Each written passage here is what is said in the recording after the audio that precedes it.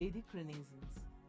Born in the sacred town of Tiruvannamalai, a yogi by birth, fearless spiritual explorer, beacon of divine power, Paramahamsa Nithyananda is today an inspiration for millions on the path.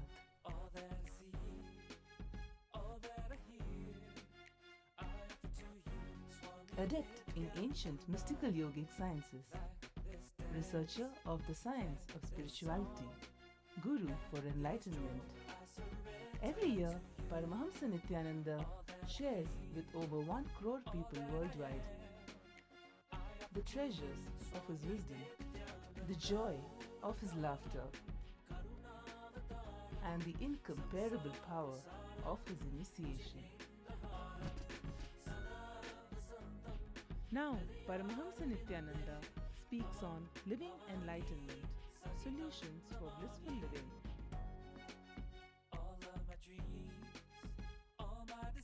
Join us for an unforgettable spiritual experience.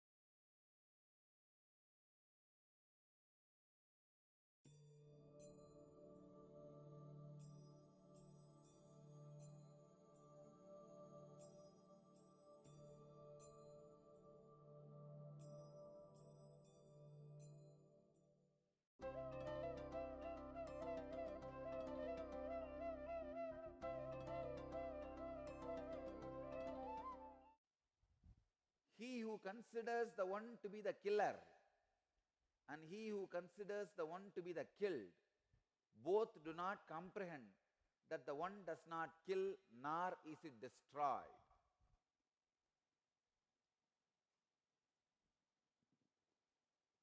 Very beautifully Ramana Maharshi says, the man who thinks I am sannyasi can never be sannyasi. The man who does not think I am sannyasi or grihastha or anything, even if he is in householder life, married life, he is beyond sannyasi. He is more than a sannyasi. The person who thinks I am sannyasi can never be a sannyasi. That word is enough to make him householder. The man who does not even feel is a sannyasi or grihastha is the real sannyasi. That's what exactly Krishna means here. I understand the very idea you are a killer or one going to be killed. Both are lies.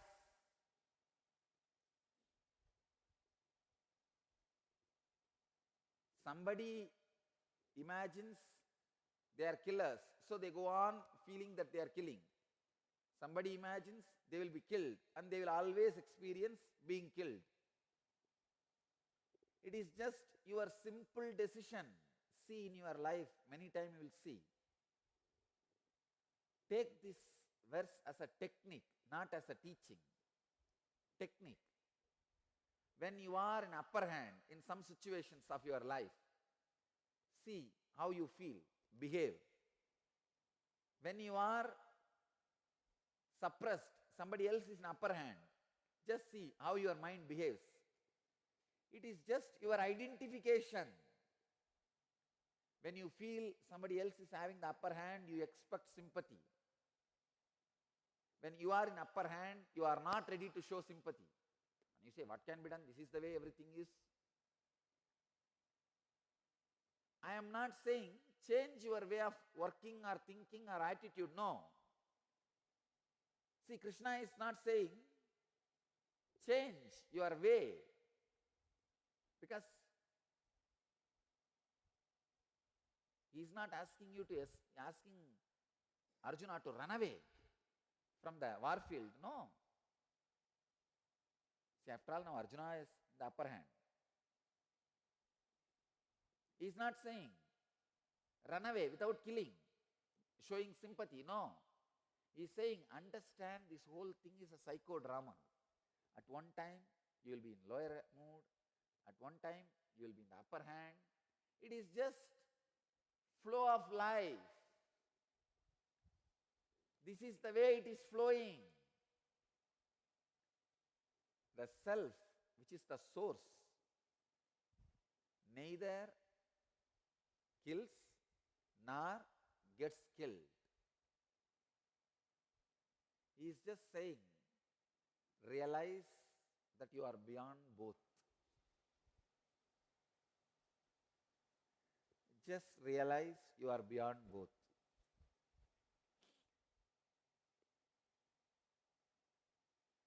Yayenam vetti hantaram yaschainam manyate hatam. Please understand. Just like the other day, I was giving you a technique to decode pleasure and pain into heat and cold. Now I am giving you a powerful process to decode ahankara mamakara. Ahankara is the one always makes you feel you are in the upper hand. Mamakara is the one always makes you feel you are suppressed. Please understand, you feeling you are in upper hand, you are in the higher position, or you are in lower position has nothing to do with outer incident. Like you feeling pain or pleasure has nothing to do with outer incident, outer happening. It is something to do with the heat or the cold you feel inside and the software with which you are functioning inside. It is just your coding. If you are asked to do yoga, you feel all kinds of pain and suffering. But if you are climbing the hill on your own, trekking, that is much more difficult than this yoga, but you feel all pleasure. Wow, what a great thing. Pleasure and pain are nothing to do with the outer happenings. It has something to do with the way you are coded and the experience of heat and the cold. Same way, feeling you are killed or you are killer, you are powerful or weak, you are going to destroy or going to be destroyed, is just something to do with your ahankara and mamakara. Please understand. You feeling you are powerful, you are the killer, or you feeling you are weak and you are killed, you will be killed. This both has nothing to do with the outer situation. It has something to do with whether you are caught with ahankara or mamakara. If you are caught with mamakara, even if you are killing everybody, you will feel you are weak and any moment you may be killed. Same way, ahankara also. Feeling that you are a killer. Your whole army is killed. Still these fellows are feeling that they will be the killer. Like Duryodhana. His whole army was killed. Even the last moment he is shouting, "I." There are some Duryodhanas. Even when they are sinking, they will say, "You are killed, you are killed, you are killed." This is just a psychodrama. Understand? Just like how pain and pleasure has nothing to do with the objects coming in contact with your senses. It has more to do with your software programming, the coding with which you are functioning. Same way, feeling you are killing, you are a killer or getting killed, both have nothing to do with the outer situation. It has something to do with your coding, the software with which you are programmed. Decode. In your life, many times, when you are crushed by your boss, you will feel you are being killed. Just code how you are feeling at that moment. Don't try to respond to the outer world situation. I am not teaching you that. I am teaching you how you are feeling. Try to decode what is exactly you are feeling. Same way, when you are in the upper hand, your subordinate has done some big mistake and you caught it exactly and he tried to hide from you and you have caught him red-handed. Now you are in upper hand. You are in the mood of a killer. Just see how you are functioning. Find the pattern of your functioning, the coding, the software, the programming with which you are functioning. Understand both the pattern. You will realize you are beyond these two patterns. That is what Krishna means in this verse. The sacred secret in this verse is you are neither the pattern of the killer nor the pattern of the killed. Both are just patterns. Step back from the patterns. Step back from the patterns. If you are trying to break or justify the killer pattern with a philosophy, it is not going to work. If you are trying to justify being killed pattern with some philosophy, it is not going to work. If you are trying to break the pattern of a killer, any logic, it won't work. If you try to break the pattern of the killed with any logic, it won't work. Just step back. Small story. An eccentric philosophy professor gave a question in final exam. The whole class was seated, ready to go. When the professor picked up his chair, plopped it on desk and wrote on the board, use everything you have learned in this semester, prove that this chair does not exist philosophically. And the argument started left and right, fingers flew, erasers erased, notebooks were filled in furious fashion. Some students wrote 50 pages in 2 hours, attempting to refute the existence of the chair in all possible way. One member of the class was up and finished in less than a minute. He just answered in just less than a minute. 1 week later, when the grades were posted, the rest of the group wondered, how did this fellow who wrote the answer in 1 minute got A grade? He had barely written anything at all. They all questioned the professor, how can you give A grade for him? The professor said, his answer was just 2 words. What? Chair? That's all.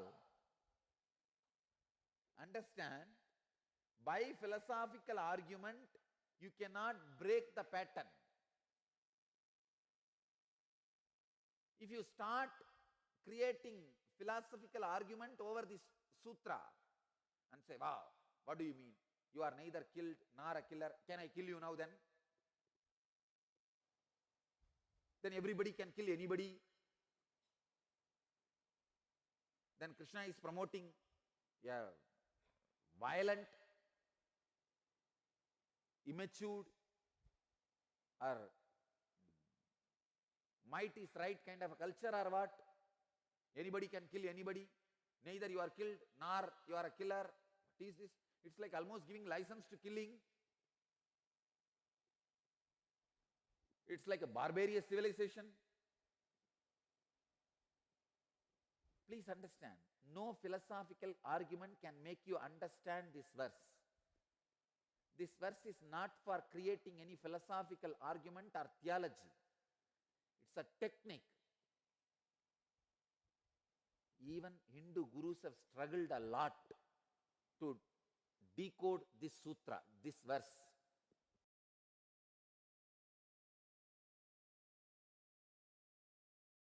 Welcome to Inner Awakening, the most powerful personal transformation retreat you could ever experience. In just 21 days, thousands are already experiencing the shortest route to constantly high energy levels, visible anti-aging, healing of chronic diseases, fulfilling relationships, and higher states of consciousness.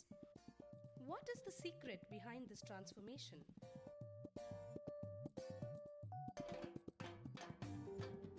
Kundalini means the inner potential energy.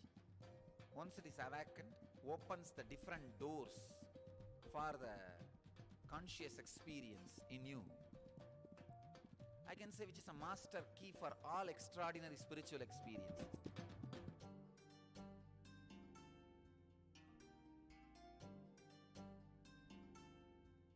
This extraordinary program is conducted personally by Paramahamsa Nithyananda in the vibrant atmosphere of Nithyananda Dhyanapitham Ashram.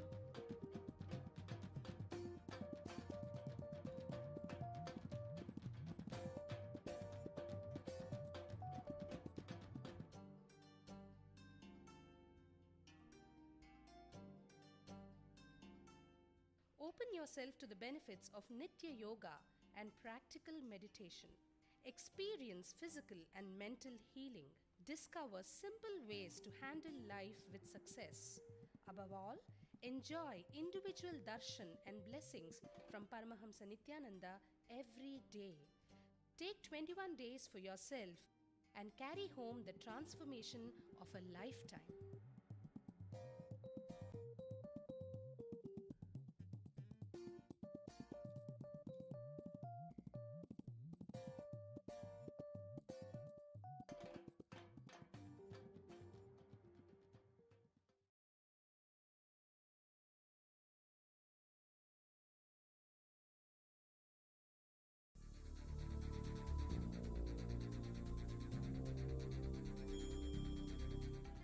Paramahamsa Nithyananda, a compelling spiritual force of our millennium, founder of an international socio-spiritual movement, pioneer of a modern Vedic renaissance.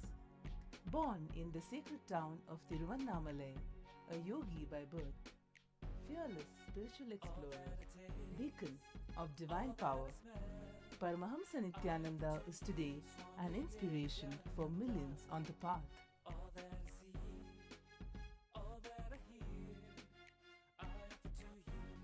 Adept in ancient mystical yogic sciences, researcher of the science of spirituality, guru for enlightenment. Every year, Paramahamsa Nithyananda shares with over 1 crore people worldwide the treasures of his wisdom, the joy of his laughter, and the incomparable power of his initiation. Now, Paramahamsa Nithyananda speaks on living enlightenment, solutions for blissful living.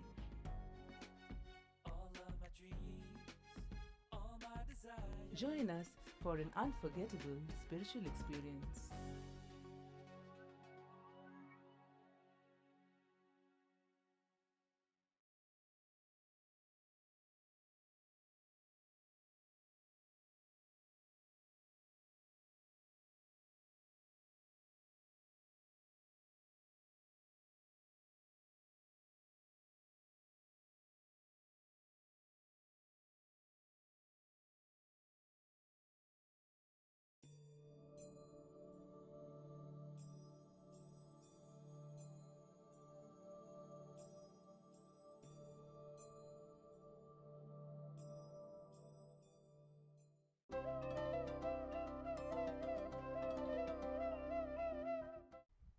Please understand, there is a part of you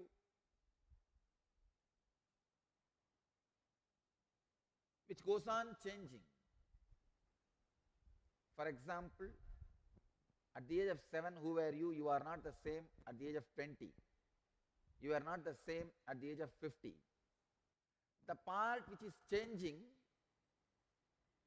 is continuously dying. You don't need to worry about that. The part which does not change will never die. It is there forever. It is going to be there forever. Please understand. The part which changes and part which does not change. You assume yourself as mixture of both. You assume yourself as mixture of both. Najayate mriyate va kadachit nayam bhutva bhavita va nabhuyaha ajo nitya shashvatoyam purano na hanyate hanyamane sharire. There is part of you which never dies, and that is real you. But you have freedom to associate yourself with the part which dies also and suffer, no problem. See, there is some utility for you, immediate utility for you. When you associate yourself with the part which changes, life looks more colorful. You can taste rasagulla. You can taste green chilli. You can have little fight. You can have little so-called love. You can play with all these games. I tell you, I am telling you exactly sacred secret from my experience. Whether a taste or a sound or smell or seeing or touching, exactly this is what I feel. It's just a joy, play. You also entered into this play only like a casual choice. It is not that you are interested in getting bound and suffering with these five senses and being tortured. No. How I am playing, that is the way you started. You just forgot it is the play you started in between the play. Nothing else. I am still remembering. I started. If it is not there, okay, go next. My association with the perishable part of me is casual, non-serious, not a committed relationship, a casual flow. In your life, it is so unfortunate. It is really, really, really unfortunate. Your relationship with your perishable parts, the perishable dimension has become serious commitment. Let me be very honest, when I had the fracture in the hand, all I did, just only one thing, if it can be perished, if it can be destroyed, it can never be useful for me. Because my mission is to be with something which can't be destroyed, to awaken that something which can't be destroyed in everybody. So for that only this whole play. So naturally, if something is going to be destroyed, that is not going to be useful for me, forget about it.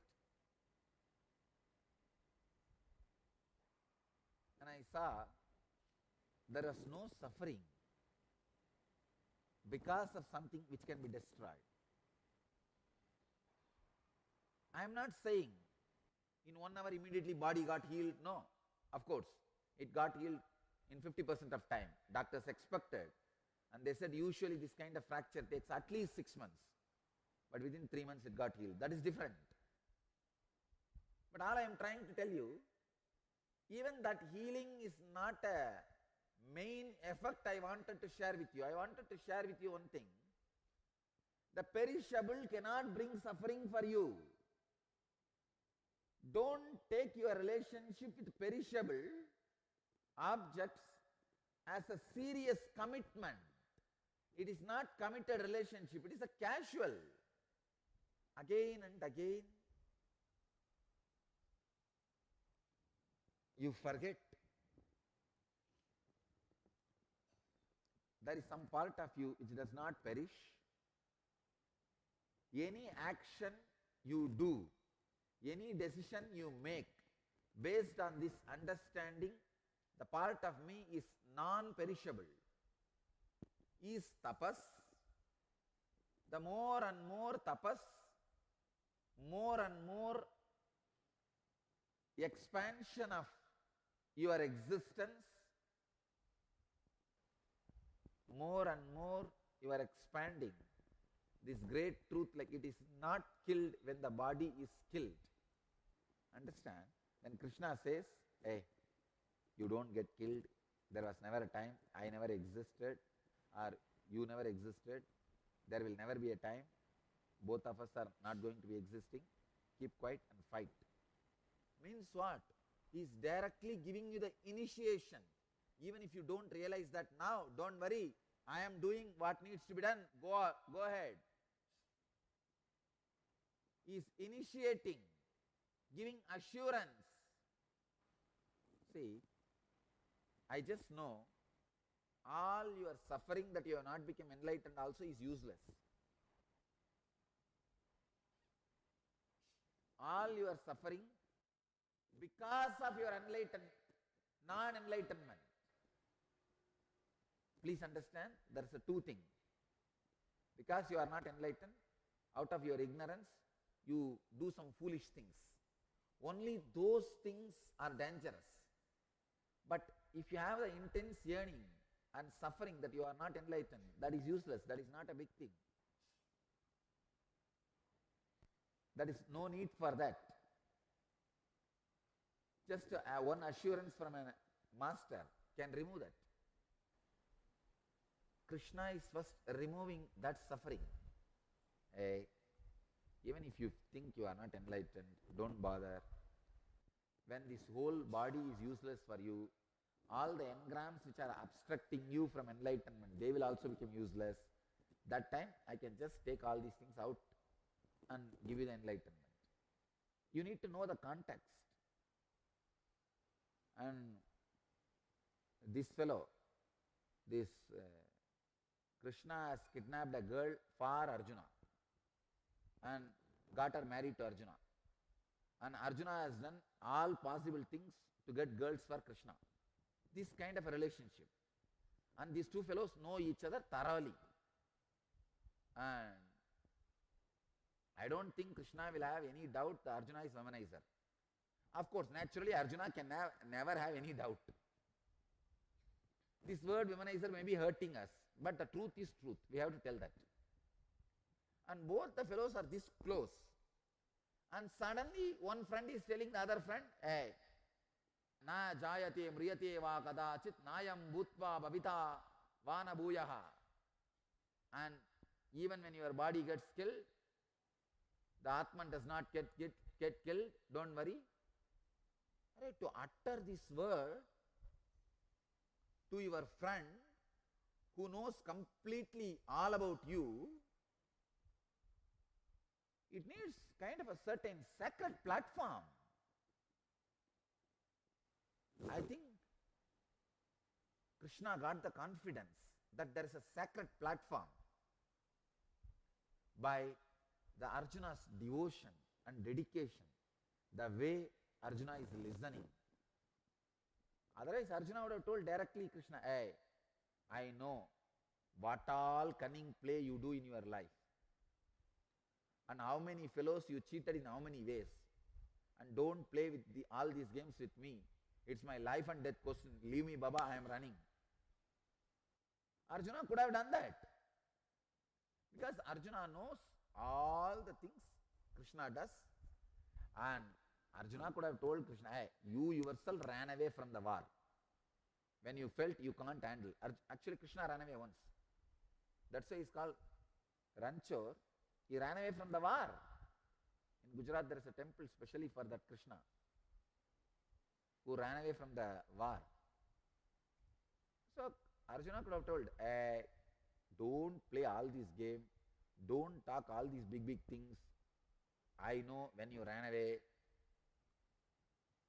He knows. But beyond all the actions of Krishna, certain click has happened for Arjuna with Krishna.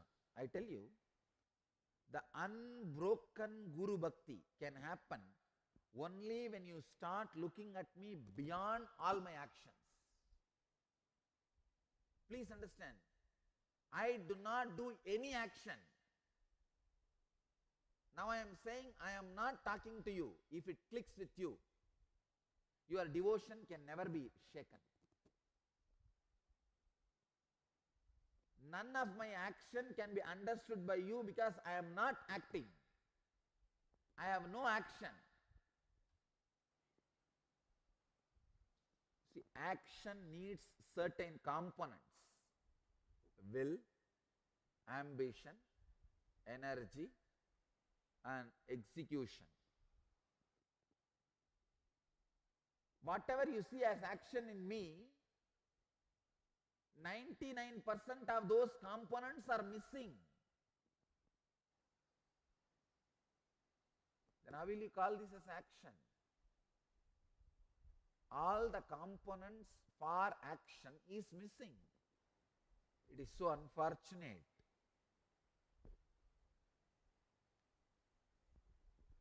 That people impose their ambition and reason and logic behind their actions to my actions, which does not have all that.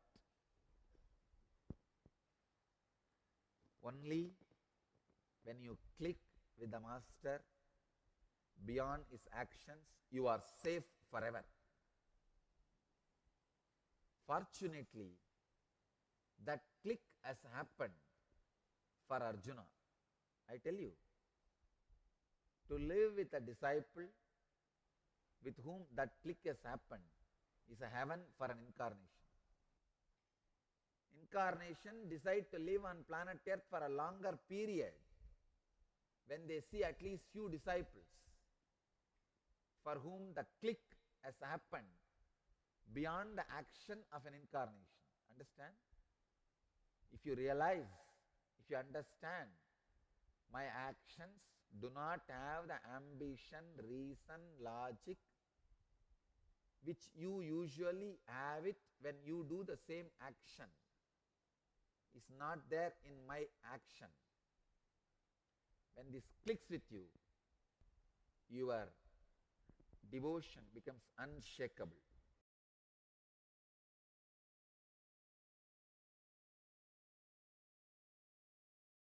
Welcome to Inner Awakening, the most powerful personal transformation retreat you could ever experience. In just 21 days, thousands are already experiencing the shortest route to constantly high energy levels, visible anti-aging, healing of chronic diseases, fulfilling relationships, and higher states of consciousness.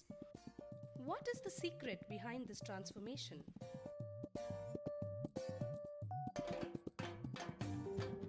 Kundalini means the inner potential energy.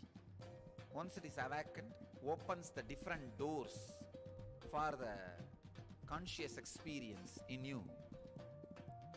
I can say which is a master key for all extraordinary spiritual experiences.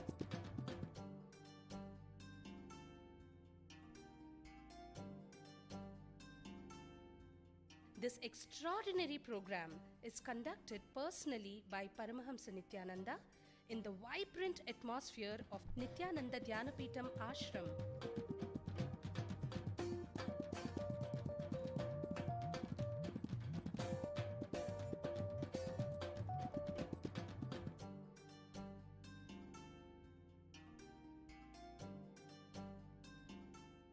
Open yourself to the benefits of Nitya Yoga and practical meditation.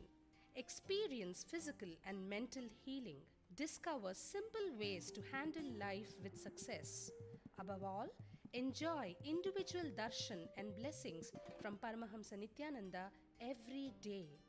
Take 21 days for yourself and carry home the transformation of a lifetime.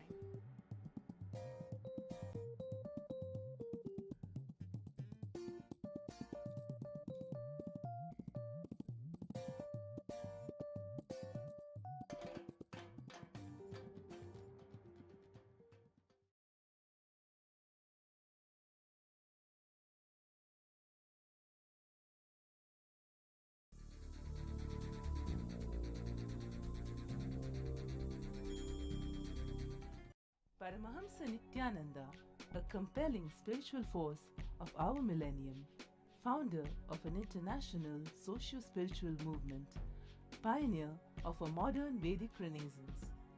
Born in the sacred town of Tiruvannamalai, a yogi by birth, fearless spiritual explorer, beacon of divine power, Paramahamsa Nithyananda is today an inspiration for millions on the path.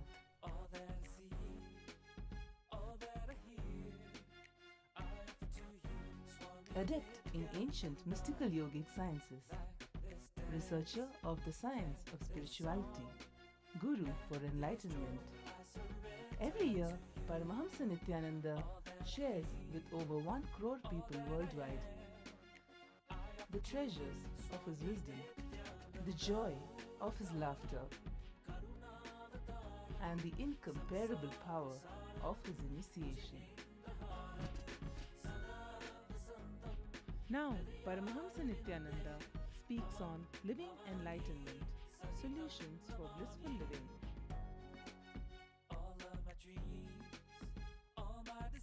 Join us for an unforgettable spiritual experience.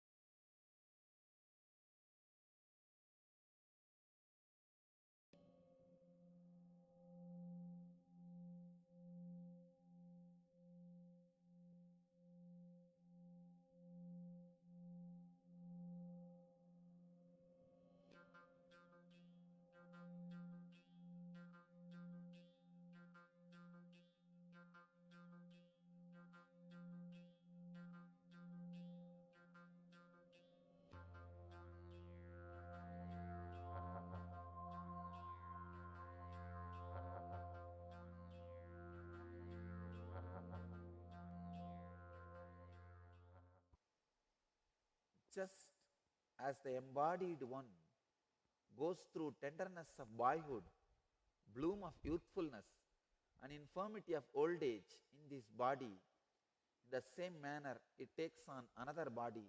The awakened one who knows this does not get perplexed by these changes. You don't worry when your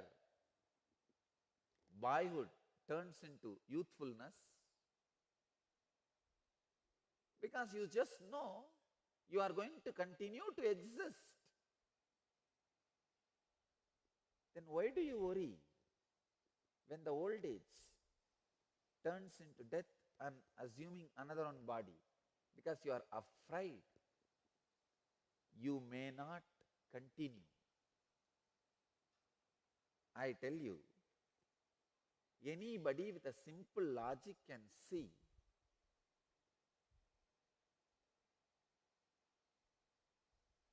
how can life end with one body? Just to do this drama of 100 years, I don't think you need so many tools and weapons and instruments like a mind, intelligence, consciousness. No. The fear of discontinuity is only for those short-sighted fools.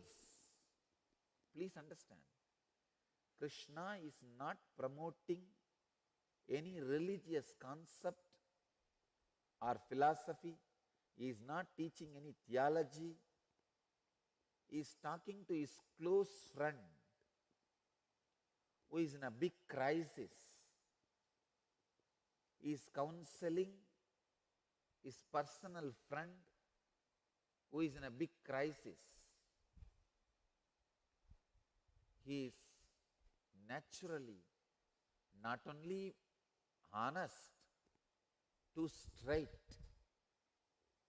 Come on, Arjuna, just as the consciousness goes through the tenderness of the boyhood and bloom of the youthfulness and infirmity of old age in this body, in the same manner it takes another body.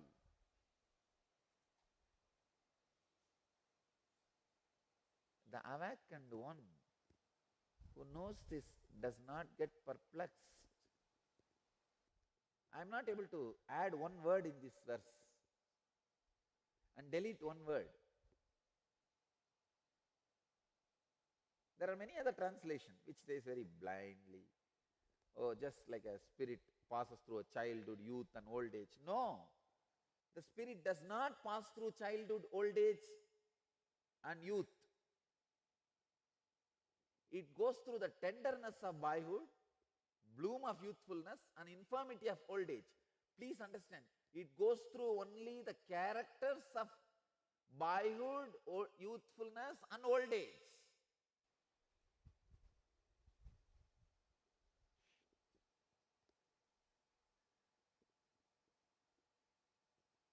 The awakened one who knows this does not get perplexed by these changes. If there is a philosophy in this verse, I can expand and create a theology.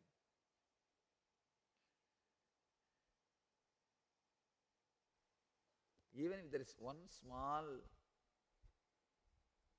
unnecessary thing stretching, I can create a hanger and hang all my coat. But here, Krishna is so straight.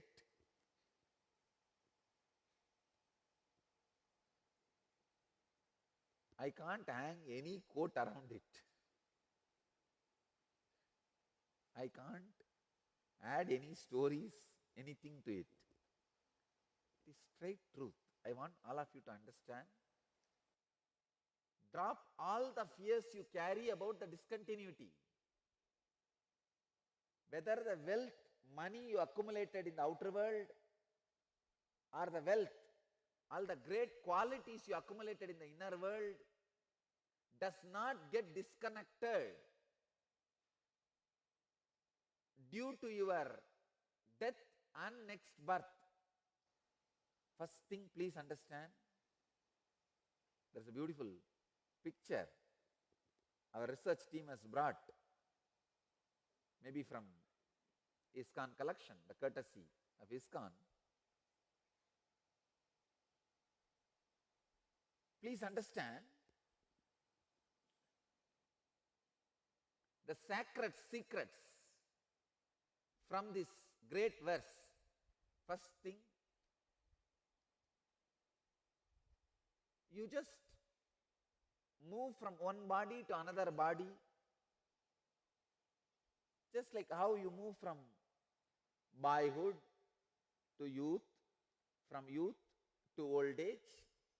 Same way you just move from old age to death and death to again birth, next womb, next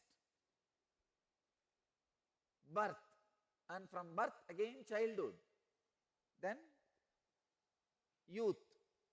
You don't lose anything. Understand?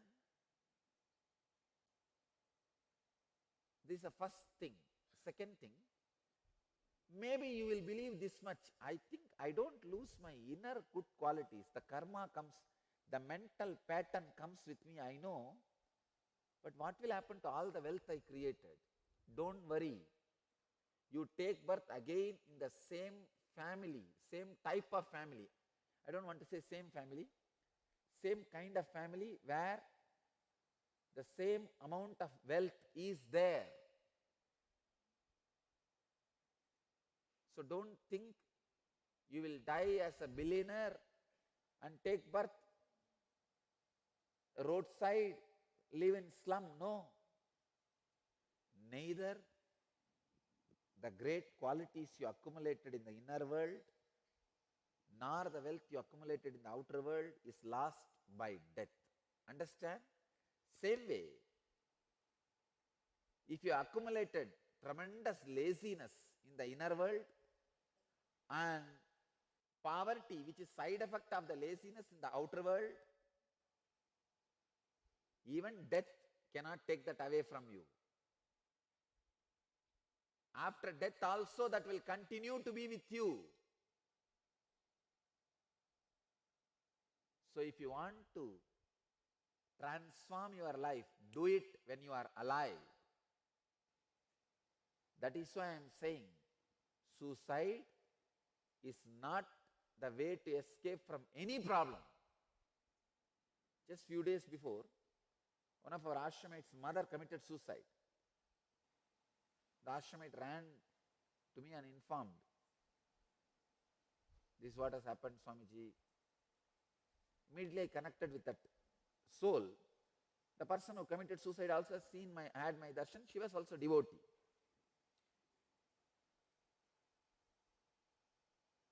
When I connected, I saw she was crying to me profusely, saying that I had a tremendous pain. I don't know what to do. I thought I'll escape from the pain and committed suicide. Now I understand the pain is 1,000 times more, 1,000-fold more. I told her, Arey, you have done NSP and how many times I have told you? Suicide is a sin. She's telling, no, in the peak of the pain I forgot everything. I jumped. Anyhow, finally, because devotee, what to do? So on my special quota, I released. Of course, each incarnation have their own special quota. They can veto. And I released and said, anyhow, you have to take another one birth, but you will not hang without having the body. The ghost period, I can discount it. But you have to have one more birth, no doubt about it. That nothing can be done. I pushed her into another one body. Anyhow, she took another one body and now she is continuing her life. And again, I saw very clearly she is born with arthritis now. I could only do that much, like a hanging over period. See, till her natural death time, she will be hanging around without a body. That will be too strong punishment. Too much. That period I reduced. She assumed a body. Already I saw she is having arthritis, means the whole body pain. Please understand, I am not telling you stories. I am revealing the sacred secrets to you. I am revealing the science of life and death to you. Gita should not be looked like a religious scripture, belongs to a sect.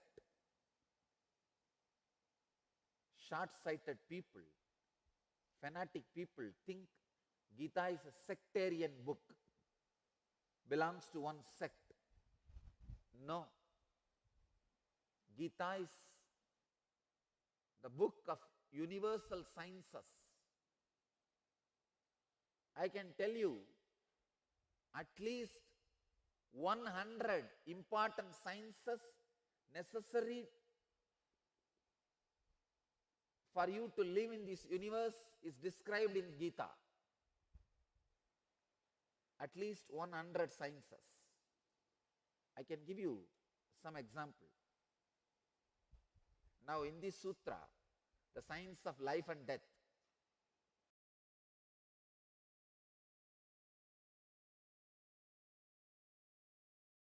Welcome to Inner Awakening, the most powerful personal transformation retreat you could ever experience. In just 21 days, thousands are already experiencing the shortest route to constantly high energy levels, visible anti-aging, healing of chronic diseases, fulfilling relationships, and higher states of consciousness. What is the secret behind this transformation?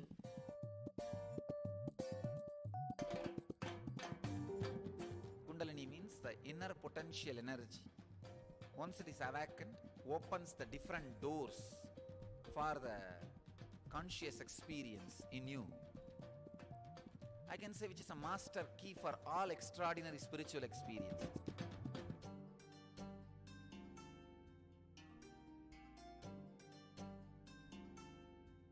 This extraordinary program is conducted personally by Paramahamsa Nithyananda in the vibrant atmosphere of Nithyananda Dhyanapitham Ashram.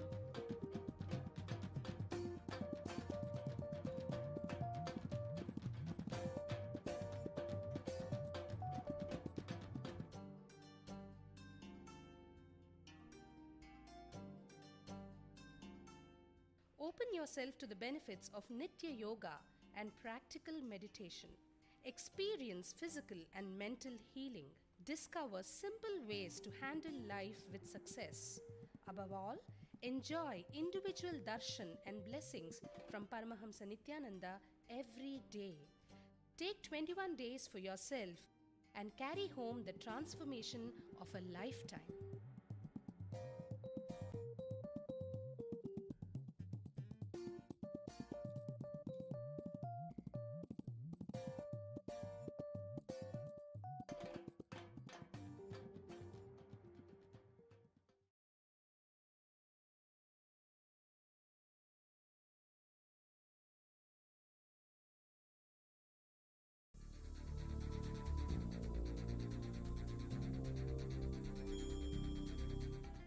Paramahamsa Nithyananda, a compelling spiritual force of our millennium, founder of an international socio-spiritual movement, pioneer of a modern Vedic renaissance.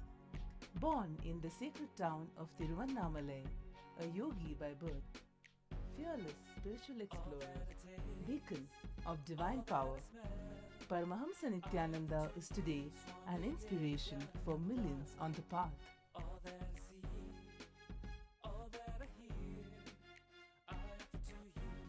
Adept in ancient mystical yogic sciences, researcher of the science of spirituality, guru for enlightenment. Every year, Paramahamsa Nithyananda shares with over 1 crore people worldwide the treasures of his wisdom, the joy of his laughter, and the incomparable power of his initiation. Now, Paramahamsa Nithyananda speaks on living enlightenment, solutions for blissful living.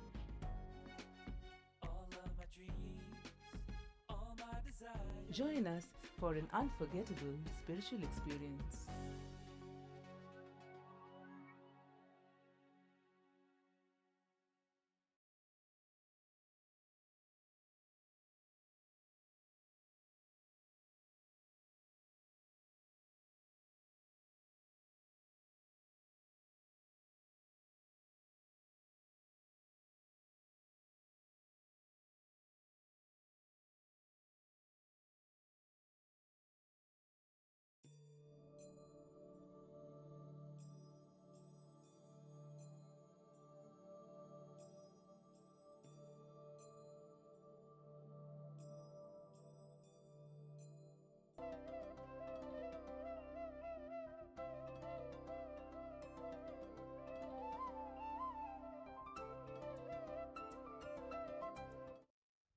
Unless there is somebody in your life who brings the eternal truth into practical instructions,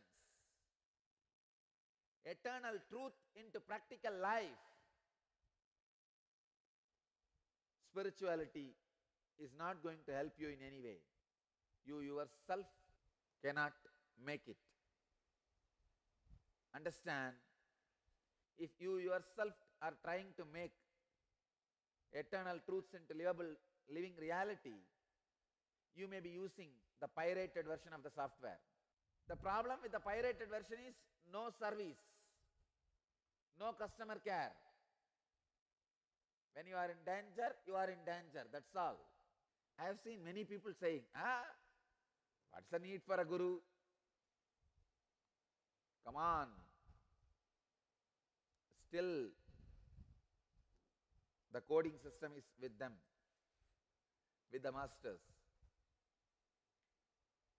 See the difference. See, Arjuna is also talking the same logic. Life is impermanent. Why should we kill them? I am retiring, becoming sadhu. But Bhagavan is completely talking something opposite. Actually, it should be like this. Arjuna should be saying, come on, I am going to fight and kill all these fellows. And Bhagavan should be saying, no, see, they are all your friends and relatives. How can you kill them? Out of your greed for the land. Come on, become a sadhu, I will initiate you. You are my first Gaudiya Sampradaya Sannyasi. Krishna Sampradaya Sannyasi. That should have happened. But completely opposite is happening. See the fun? But Bhagavan is saying, come on, that is not right. Don't try to escape. Fight. If a normal man who tries to read scriptures and try to make use of the spirituality to enrich his life by himself, what he would have thought? Naturally, any logical man will come to the conclusion, why fight, retire, be a sadhu? That is the solution you will come up with. That is why I am saying, if you have come to that decision, you are using pirated software. You are not having original version. Bhagavan is making the eternal truths into practical reality in Bhagavad Gita, in Arjuna's life. This word, Tasmad Uttishta Kaunteya Yuddhaya Kritanishchayaha. This is the Smriti for Arjuna. All of you also have a powerful Smriti. Please understand. The practical instruction you are supposed to follow will be always powerful than the eternal truths, because the practical instruction straight away works on your life. But everybody is happy with the eternal truths. That is why thousands of people go to temples and shrines of the dead masters. But very few people go to live with the living master. See, thousands go to the masters' shrines and temples where they are not physically alive. But with the living master, very few go, because the smriti, the day-to-day instruction will be too strong. See, if you need to sit and listen, life is impermanent. You change the body, just like you change the cloth. And if you need to sit and listen this, it's not a big thing. You will be happy to do this whole day. But the next word, come on, Uttishta Kaunteya Yuddhaya Kritanishchayaha. Get up, O Kaunteya, for war. Then comes the problem. The smriti, the day-to-day instruction will be more powerful, more strong than the smriti, eternal truths. That is where the problem comes. That is why nobody wants a living master who will give smriti to them, who will give a day-to-day instructions to them. Everybody wants shruti, the eternal truths, so that they can bend as they want. Everybody wants gold to make jewels as it fits with their body. But masters always make jewelry and give you the ready-made jewelry and tell you to change the shape of your body for jewelry. They say, come on, 17-inch biceps, build it now. They make jewelry and give you and then tell you, hey, for this jewelry, build your body. That is where the problem starts. Everybody likes gold, but nobody likes ready-made jewelry. Because now for this ready-made jewelry, you have to make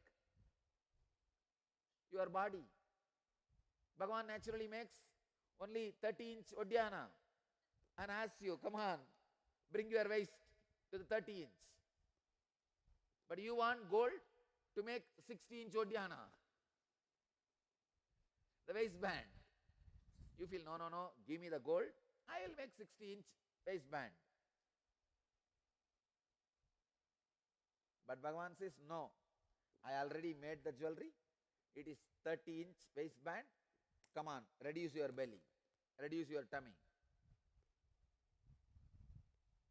This is the difference between Shruti and Smriti. The eternal truths and day-to-day lifestyle. With this verse, Bhagavan ends giving instructions. One more truth you need to understand very beautifully. Bhagavan says you will achieve heaven even if you die. What's the meaning of that word? Let me be very honest. I do not believe if you die in a war, even if it is a dharmic war, you will have a special place where all the Ramba, Menaka, Urvasi will come in front of you and dance and give you the Somarasa and all that. I do not believe. So what Bhagavan must be saying through these words? Hato va prapsyasi swargam, jitva va bhokshase mahim. If you are killed, prapsyasi swargam, you will achieve the swarga. See, if you die in expansion process, you will have such a deep satisfaction. Even while you leave your body, that deep feeling fulfilled is heaven. Life is expansion. Understand? It's eternal expansion. Understand? I'll constantly be expanding you. Your pattern or concept of feeling homely means nothing. Wow. I don't need to do anything. I can just stretch my leg in the easy chair and sip cup of coffee, and there will be a worker to wash my clothes and dry it and iron it, and even if I want, they can put it on me. The idea of feeling home for you is different. The idea of real home is different. See, constantly I will be putting you in uncertainty and making you expand. When you settle with the feeling of unsettled, when you are feeling homely with the feeling of not feeling homely, when the expansion becomes your rest, when the constant running is the space you are having vacation, you are done. Till then, I will not let you feel, I will not allow you to feel the pseudo-homely feeling, pseudo-settled feeling, that will be pseudo-moksha, which Sisubala gives to all his wives, his dasis, not what Krishna gave for his gopikas. Krishna never let Gopas and Gopikas settle down. Every day some demon will come If there is no demon, he will poke at the Indra and make Indra to fight with the Gopikas. Just because his Gopikas and Gopis loved Krishna and wanted to live around him, this fellow has made all kinds of hell with them, hell for them. Either some demon will come to kill this fellow. If there is no demon is coming, everything is going well, he will poke at the Indra and call him for a fight. Like I am poking many Indras now. And those fellows will come and shower heavy rain and create big trouble. Then this fellow will pick up the big hill and keep it on his small little finger and show his valor.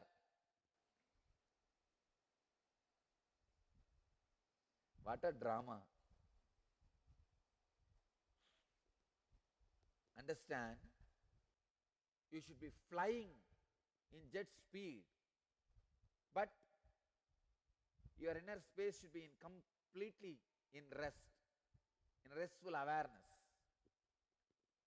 Start resting, start relaxing in restful awareness, being highly creative and productive. That is your life. In the high speed running, be in restful awareness. Be witnessing. Be a witness. Life is expansion. In the expansion process, even if you die, you will have the tremendous fulfillment. That is what Bhagavan says, Hatova prapsyasi swargam. Even if you die, you will achieve heaven. That fulfillment is heaven. Decide, even if you die, go through the proper direction, the direction of expansion, so that you will achieve the extraordinary fulfillment which is heaven. I tell you, this one word, Uttishta Kaunteya Yuttaya Kritanishchayaha, this shows Hinduism, Vedic tradition is for life. It is not anti-life. It is not against life. It is for life. I wanted all of you to carry this sacred secret as message of Hinduism, message of Vedic tradition, message of Bhagavad Gita, message of Bhagavan. We are for life. Even if death comes on the way to life, you will have the fulfillment of heaven. But life should not come on the way to death. Death should come on the way to life. Be always on the way to life. Sit with this one sacred secret. Internalize this one sacred secret. Life is for living. We are for life in every step. I bless you all. Let you all achieve, experience, express, radiate and share the eternal bliss. Nithyananda. Thank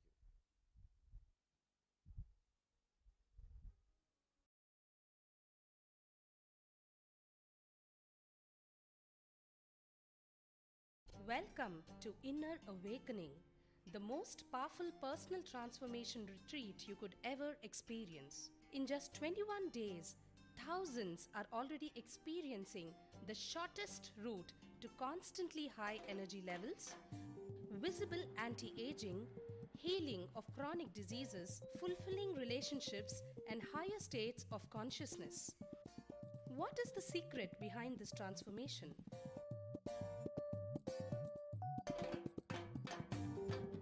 Kundalini means the inner potential energy.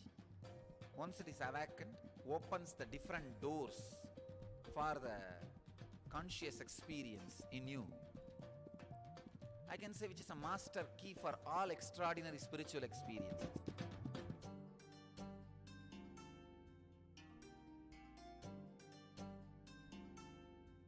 This extraordinary program is conducted personally by Paramahamsa Nithyananda in the vibrant atmosphere of Nithyananda Dhyanapitham Ashram.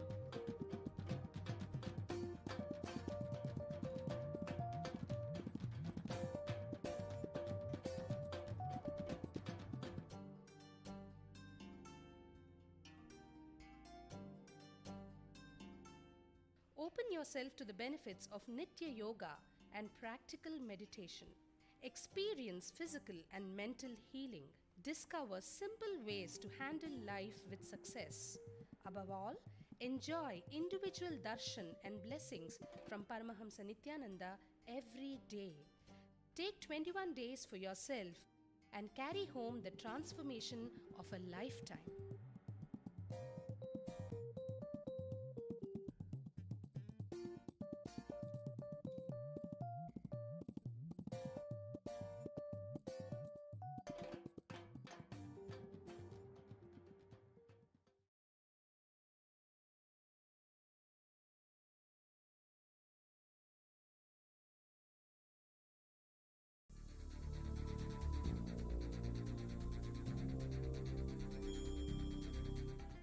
Paramahamsa Nithyananda, a compelling spiritual force of our millennium, founder of an international socio-spiritual movement, pioneer of a modern Vedic Renaissance. Born in the sacred town of Tiruvannamalai, a yogi by birth, fearless spiritual explorer, beacon of divine power, Paramahamsa Nithyananda is today an inspiration for millions on the path.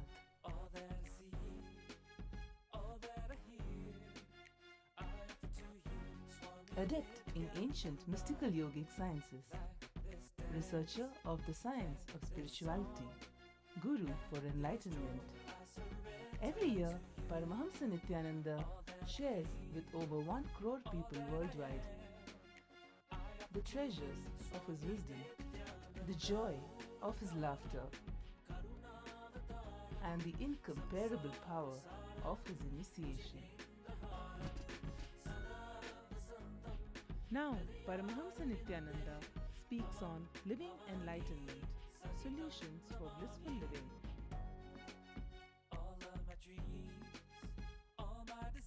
Join us for an unforgettable spiritual experience.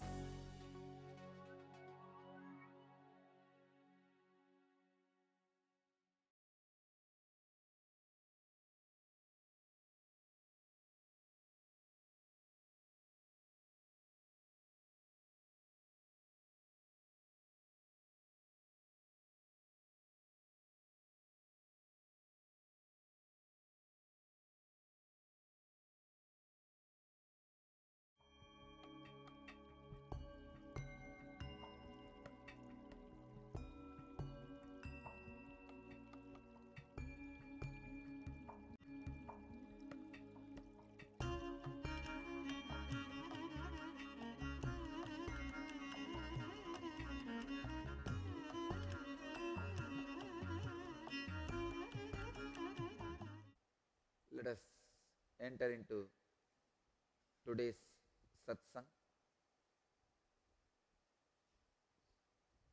I'll speak on second chapter, 22nd verse in Bhagavad Gita.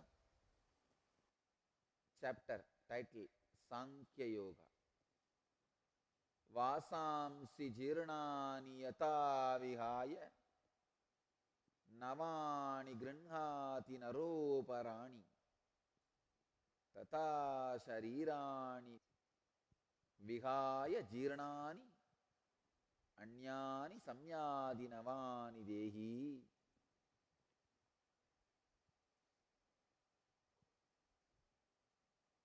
As a man discards the old dwelling place that is ruined and moves into new one, likewise the embodied one discards the old dwelling place,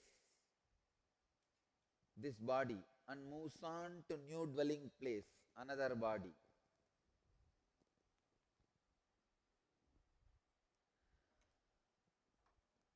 I said, Krishna is enjoying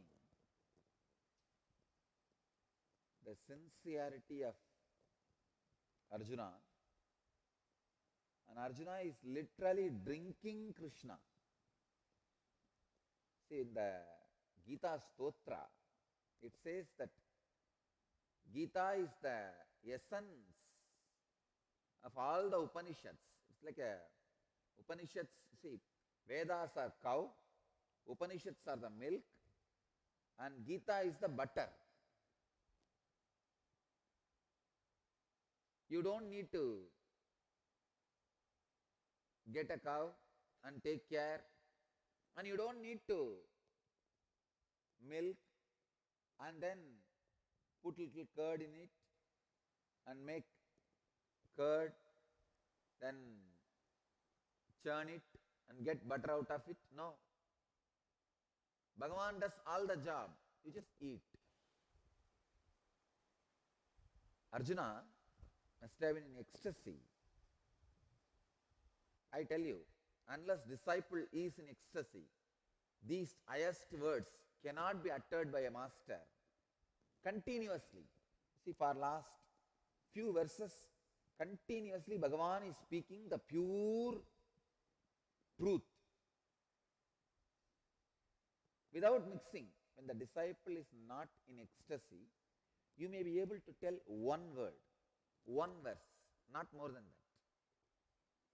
Only when a disciple is in ecstasy, receptive mood, joy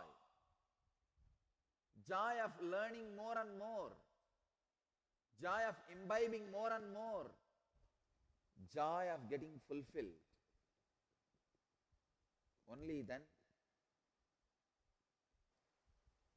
Master can go on talking these extraordinary truths, these extraordinary teachings. First time an example has been used. Understand, Krishna is using an example. Means he is in a casual mood. He is very relaxed.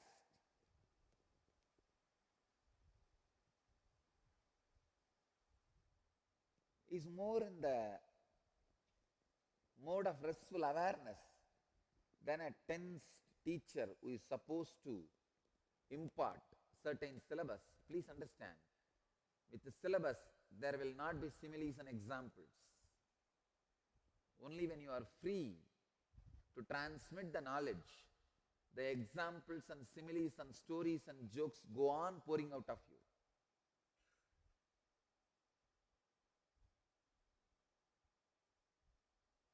Without stories, jokes, examples,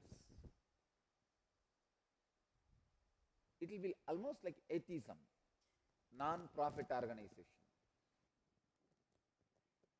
Theism is non-profit organization, atheism is non-profit organization.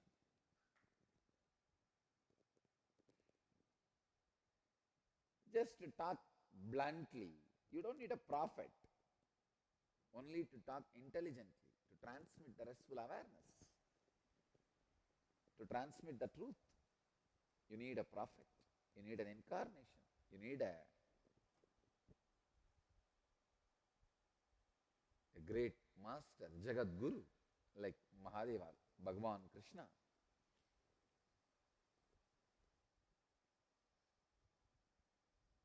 He says, as a man discards the old dwelling place,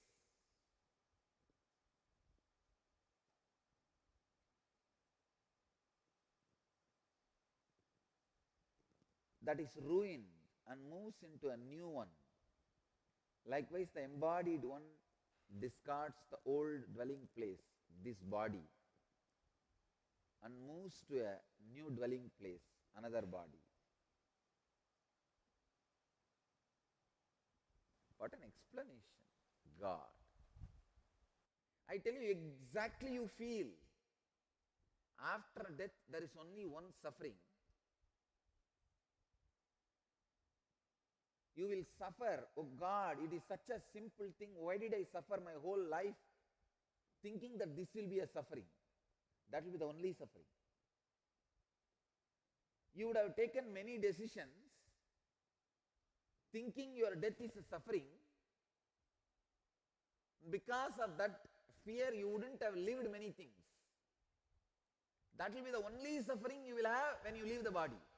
When you leave the body, oh God, such a simple thing. Chai, missed my whole life thinking that this will be a huge suffering. It's like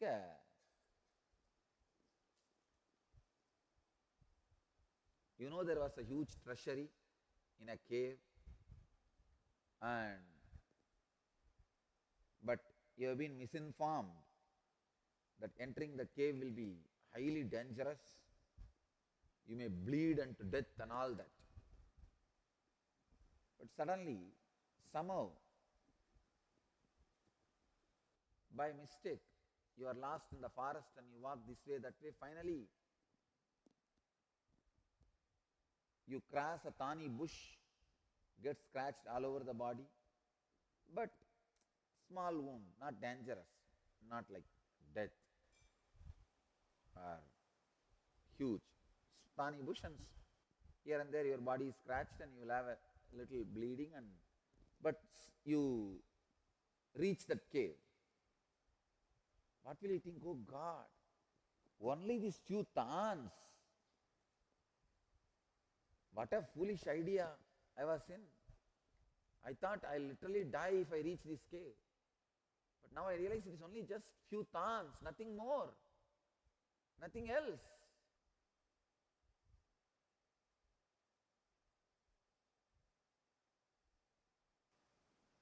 It is such a big difficulty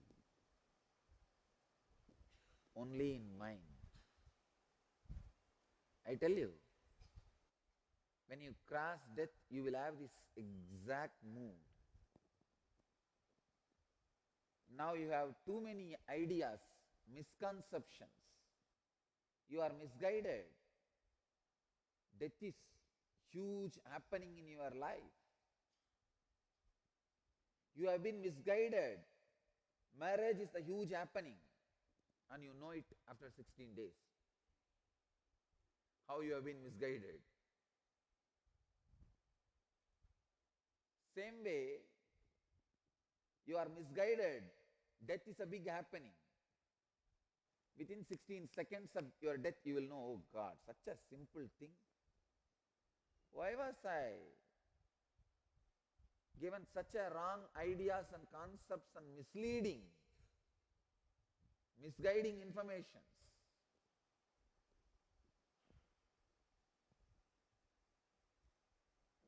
Understand? You are searching for a secret treasure. Two close friends, one who knows the secret is telling the other one, and you overhear it. How you will use it? Use exactly in that same tone, this truth. This one understanding from Bhagavan is enough to liberate you.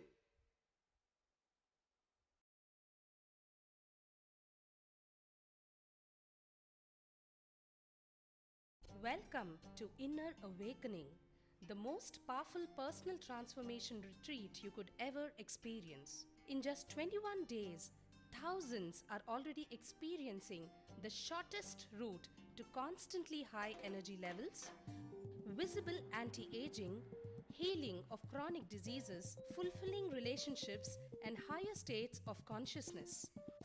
What is the secret behind this transformation?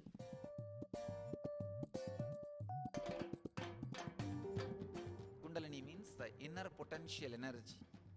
Once it is awakened, opens the different doors for the conscious experience in you. I can say which is a master key for all extraordinary spiritual experiences.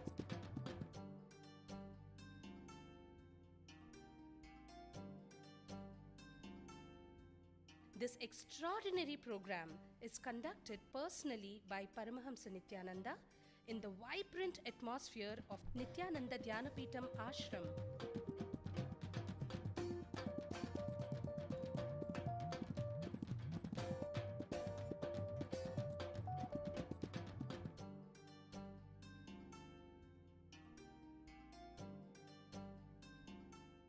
Open yourself to the benefits of Nitya Yoga and practical meditation. Experience physical and mental healing. Discover simple ways to handle life with success. Above all, enjoy individual darshan and blessings from Paramahamsa Nithyananda every day. Take 21 days for yourself and carry home the transformation of a lifetime.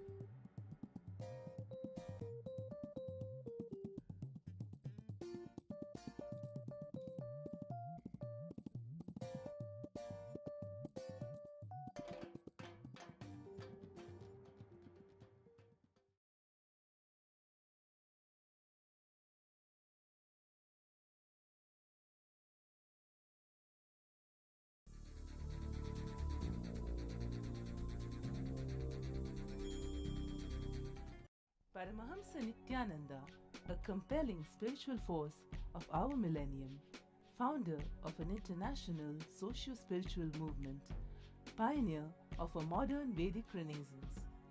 Born in the sacred town of Tiruvannamalai, a yogi by birth, fearless spiritual explorer, beacon of divine power, Paramahamsa Nithyananda is today an inspiration for millions on the path.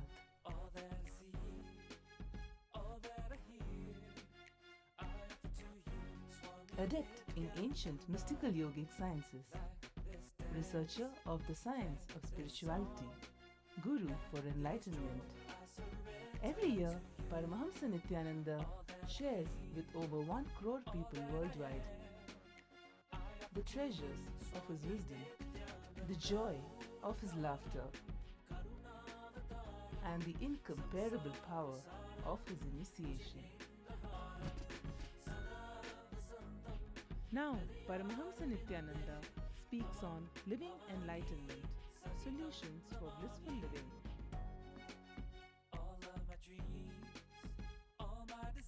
Join us for an unforgettable spiritual experience.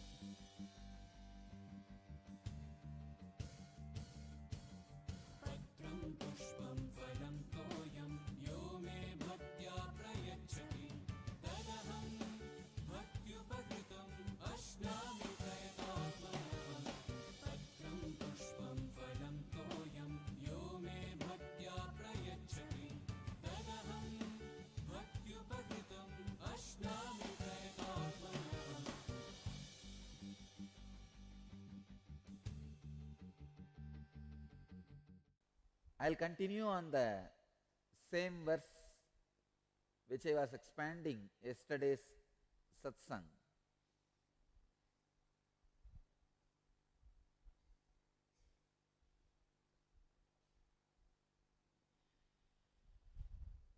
Thirteenth verse, second chapter.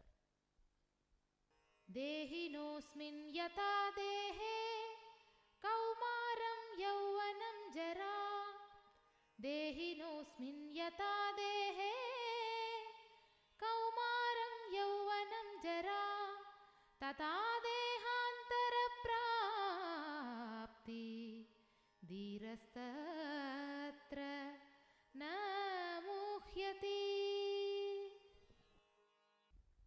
देहिनोऽस्मिन् यथा देहे कौमारं यौवनं जरा तथा देहान्तरप्राप्ति धीरः तत्र न मुह्यति.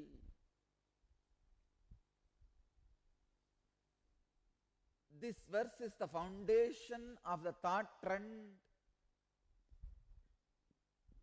evolved as Vedic tradition. please understand, maybe this Gita is uttered long after Vedic tradition evolved. But I tell you, this truth is the basis for the whole Vedic tradition. Maybe all my words are uttered after the Vedic tradition is evolved, but many of the words I am uttering forms the basis of the Vedic tradition. This statement of Bhagavan, just as the embodied one goes through tenderness of boyhood, bloom of youthfulness, and infirmity of old age in this body, in the same manner it takes on another body. The awakened one who knows this does not get perplexed. All of you, every day becoming old. Nobody wants to listen to this word. But the truth is truth. Every day you are aging. Even biology says, every day some parts of your body is disappearing and new parts are getting created. Once in 365 days, your whole body is completely replaced. Every cell is replaced.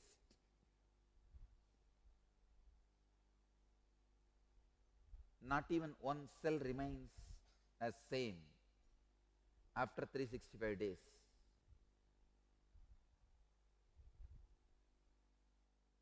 But you don't feel the suffering of discontinuity from childhood to youth and youth to old age. Understand, it is not only in the physical level, even in the psychological level. You are not the same person who you were at the age of 25. You are not the same person who you were at the age of 7. Child is not youth. Youth is not old man. Old man was not youth, and youth was not a child. But you don't feel the suffering of discontinuity.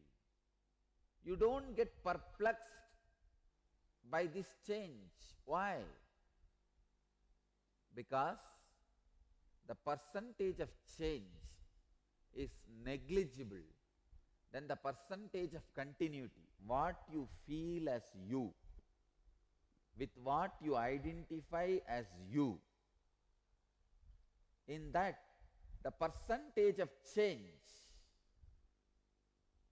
is lot less than the percentage of continuity. You feel your body and mind, so in that the percentage of continuity is more stronger. The percentage of change very negligible. As I gave you the calculation yesterday, it is only 0.0027%. If I take human life as 100 years, at least supposed to be.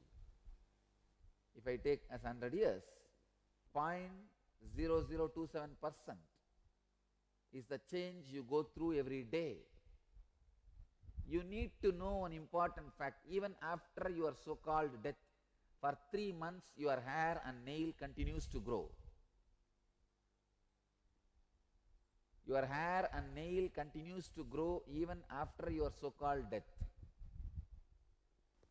That is why whenever the Jiva Samadhis are created, they have the habit for till 3 months they will open again and again and shave it and cut the nail. When the masters leave the body in Jiva Samadhi, means they just keep the body and the samadhi is built all around. They don't fill the samadhi with any other material. Just body is kept. So the samadhi is opened, and cleaning the hair and cutting the nail is done for next 3 months.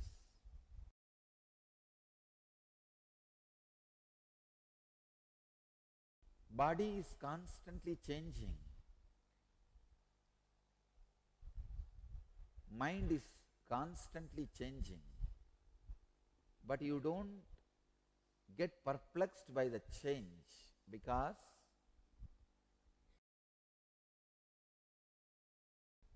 what you feel as you, in that only 0.0027% change is happening. If you feel one hand is broken or one leg is broken, you get perplexed, because the change is too much now. It can be even 3% to 4%. See, when you are having bigger changes, you do get perplexed. So now the formula, the sutra, the truth, sacred secret, you need to understand from these verses. If you awaken your inner self, means if you understand with a simple understanding, you are not just body, mind, you are body, mind and spirit also. Many translators go on translating. You are not the body, you are the soul. I tell them, no, don't do that mistake. You are body also. You are mind also. But when you realize you are consciousness also, you are Atman also, the percentage of the body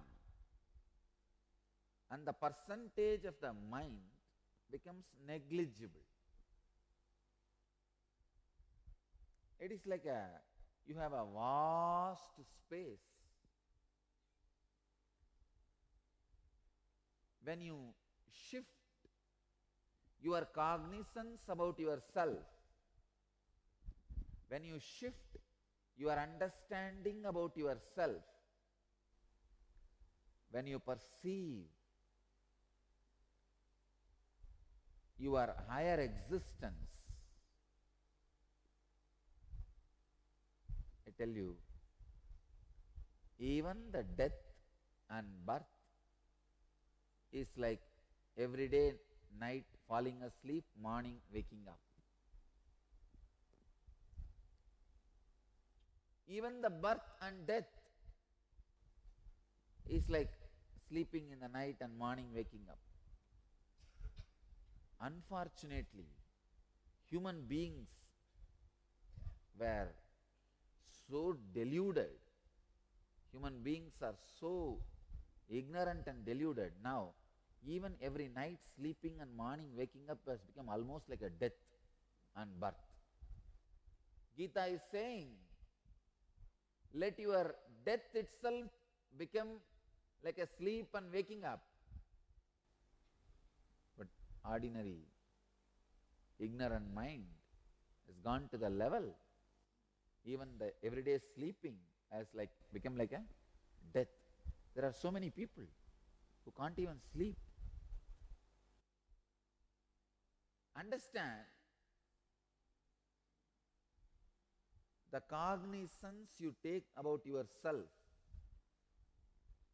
is the root cause of all the joy and suffering you go through. Understand, life is imprisonment. You are caught.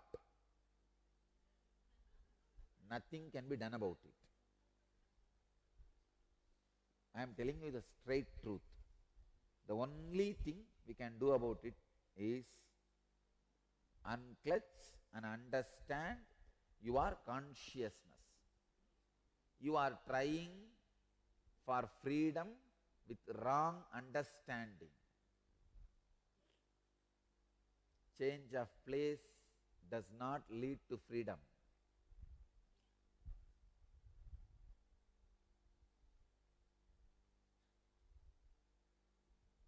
Change of inner space leads to freedom. Continuity is the law even if you die. There can be thousands of realizations. Freedom from thousands of problems. The moment you understand the truth of continuity, nothing is going to discontinue. Everything continues to exist. To the detail of your experience, if you have felt money plays a major role in your life, that will continue after your death. If you feel your spiritual struggle plays a major role in your life, that will continue after your death. If you feel your relationships are important experiences in your life, that will continue even after your death. You will be associated with the same group of people again in some way till you realize the truth, till you experience the ultimate, till you liberate yourself. Continuity happens in all planes. Only when you have inner awakening, when your Kundalini is awakened, when you realize, when you take the right cognizance about yourself. I tell you, if you the moment you take the right cognizance about yourself, that your body, mind and spirit also, immediately Kundalini awakens in you and body starts levitating. Just this understanding is enough. You can just try to remember in your inner space, I am body, mind and something more, maybe conscious or spirit or the energy which makes me function. Suddenly the rush of energy, even the understanding can give you the experience of levitation. Nothing else is required, just the understanding.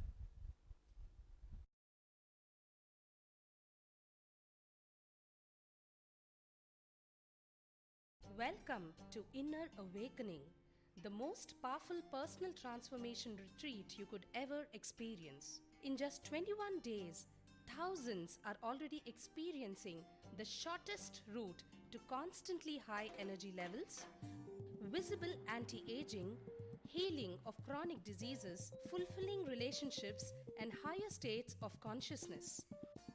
What is the secret behind this transformation?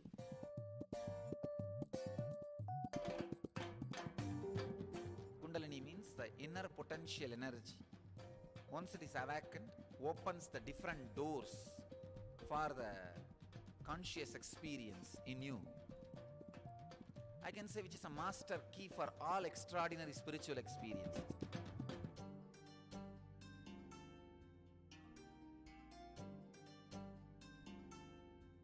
This extraordinary program is conducted personally by Paramahamsa Nithyananda in the vibrant atmosphere of Nithyananda Dhyanapitham Ashram.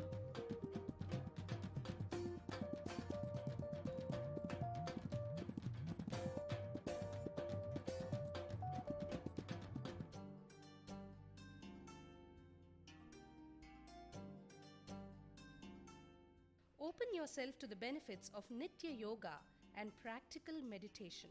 Experience physical and mental healing. Discover simple ways to handle life with success.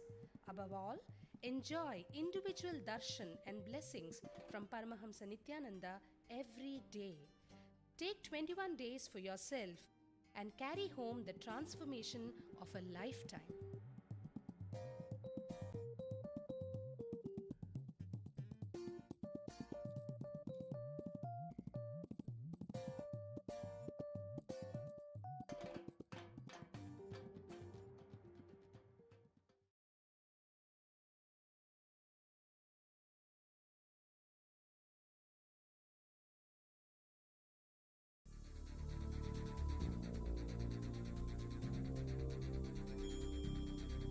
Paramahamsa Nithyananda, a compelling spiritual force of our millennium, founder of an international socio-spiritual movement, pioneer of a modern Vedic renaissance.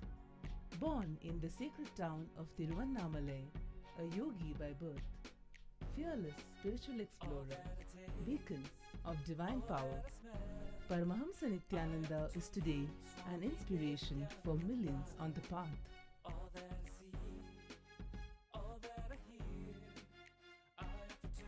Adept in ancient mystical yogic sciences, researcher of the science of spirituality, guru for enlightenment. Every year, Paramahamsa Nithyananda shares with over 1 crore people worldwide the treasures of his wisdom, the joy of his laughter, and the incomparable power of his initiation. Now, Paramahamsa Nithyananda reveals the deeper secrets of life, science of life. Join us every day for an unforgettable spiritual experience.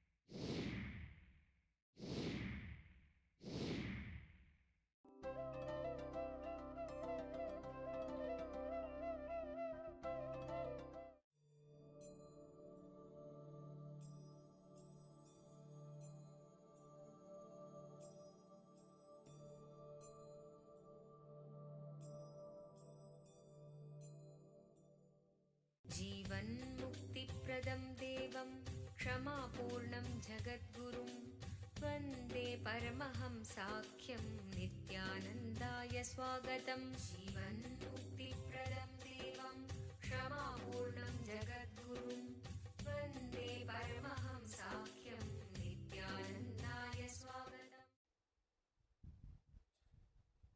Bhagavan is talking about the science of liberation from birth and death. Somebody asked me the other day, what is the need to get out of birth and death? No problem, come on, enjoy.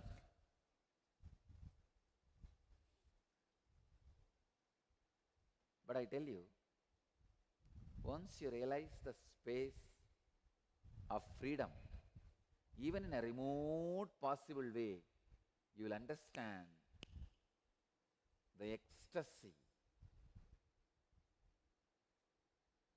See, it's like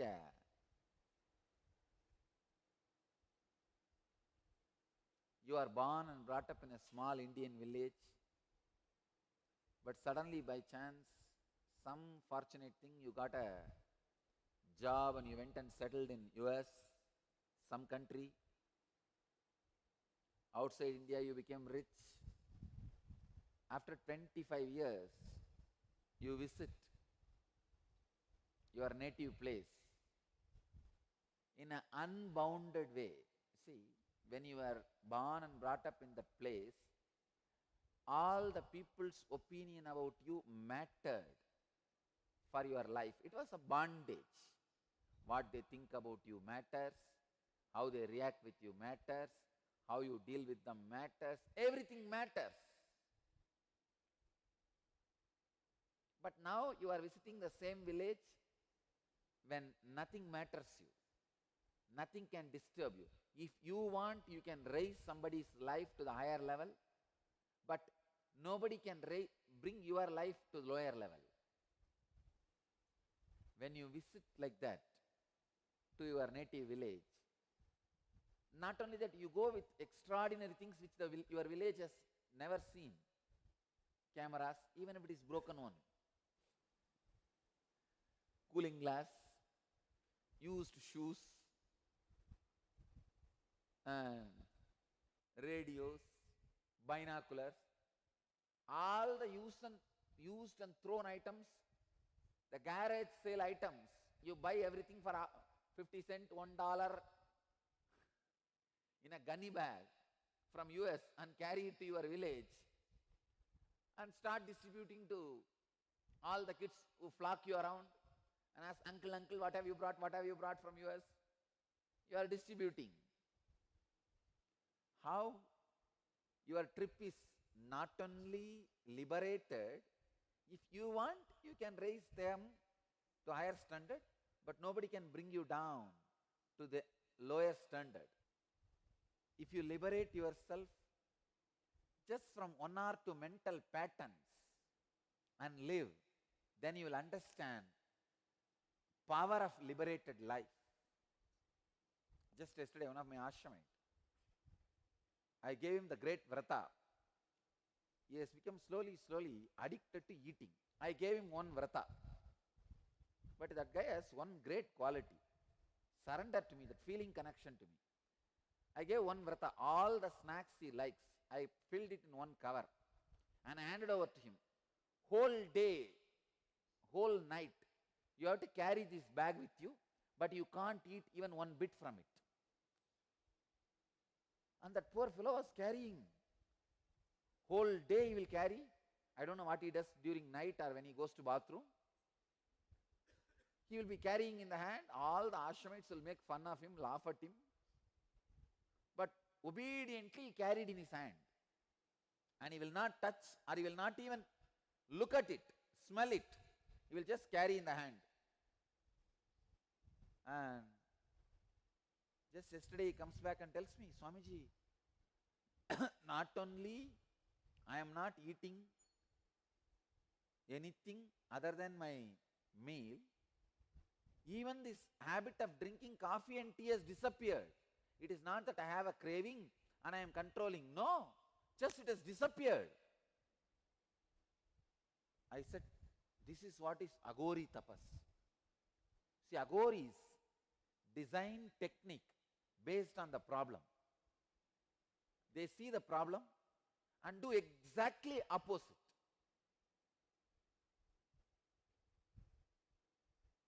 To handle and break their old mental patterns. I tell you, how many years it would have taken if he has struggled on his own to get out of this pattern. I don't know how many years it would have taken. Sometimes it even takes janmas. When you try to get out of certain pattern on your own, forget about years. Sometimes it takes janmas.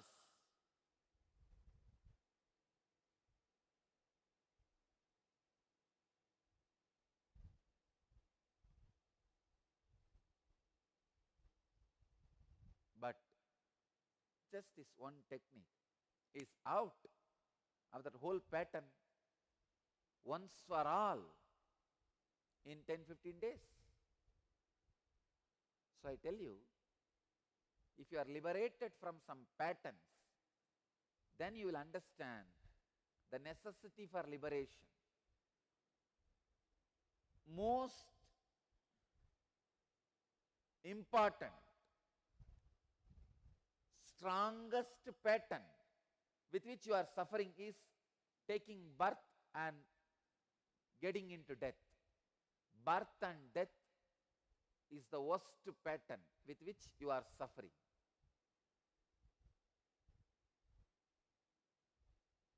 Another one person gave me a letter. I have too much of emotional suffering. Give me a way for death. You don't understand. Birth and death is the worst pattern. Then all your depression, ups and downs.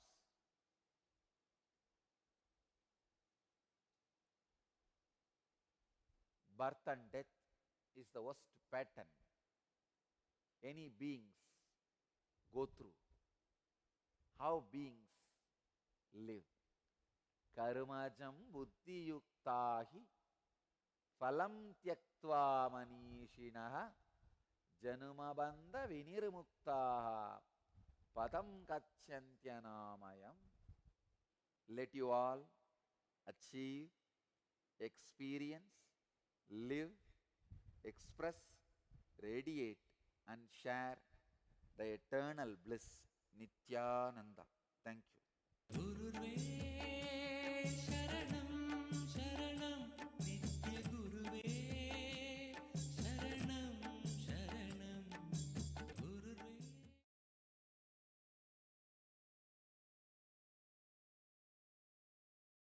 Welcome to Inner Awakening, the most powerful personal transformation retreat you could ever experience. In just 21 days, thousands are already experiencing the shortest route to constantly high energy levels, visible anti-aging, healing of chronic diseases, fulfilling relationships, and higher states of consciousness.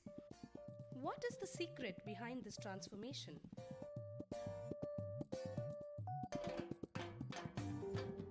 Kundalini means the inner potential energy.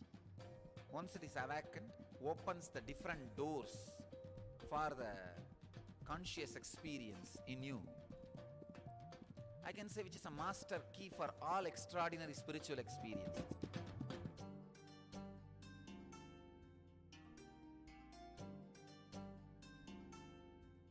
This extraordinary program is conducted personally by Paramahamsa Nithyananda in the vibrant atmosphere of Nithyananda Dhyanapītam Ashram.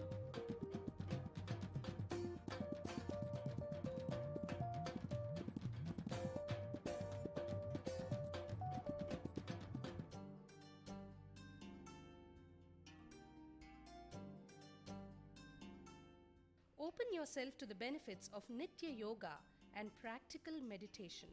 Experience physical and mental healing. Discover simple ways to handle life with success. Above all, enjoy individual darshan and blessings from Paramahamsa Nithyananda every day. Take 21 days for yourself and carry home the transformation of a lifetime.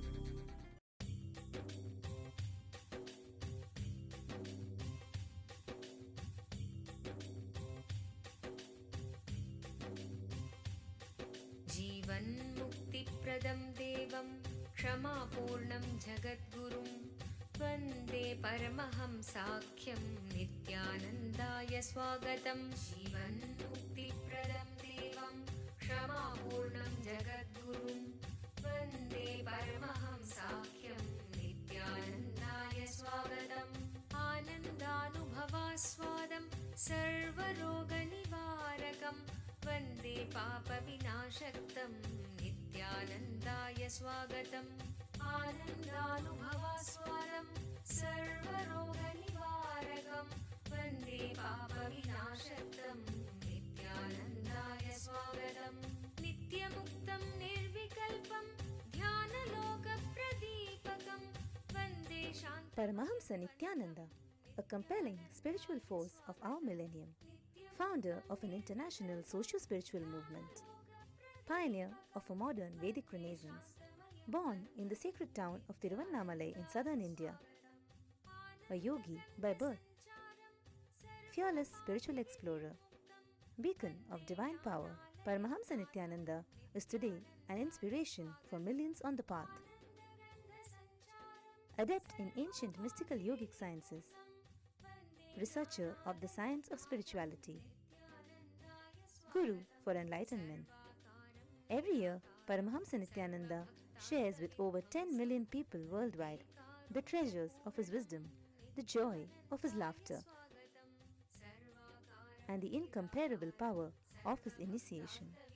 Now, Paramahamsa Nithyananda reveals the secrets of living enlightenment. Join us for an unforgettable spiritual experience. सच्चिदानन्दरूपिणं वन्दे सनातनं पुण्यं नित्यानन्दाय स्वागतं सर्वधर्मप्रणेतारं सच्चिदानन्दरूपिणं वन्दे सनातनं पुण्यं नित्यानन्दाय स्वागतं वेदवेदान्तसंवेद्यं देवदेवी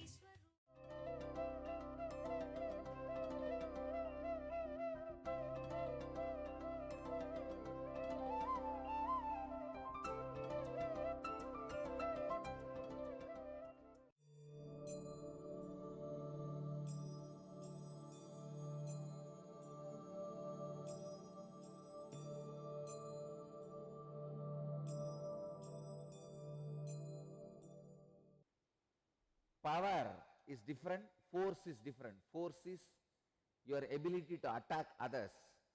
Power is the ability to center yourself. Bhagavan is saying very beautifully, one established in unclutching, wandering amidst the pleasures of the senses, with the sense organs that are devoid of passion and hostility, with the mental patterns humbled, acquires eternal bliss. The self-controlled man moving among objects with his senses, under control, free from both attraction and repulsion, attains peace.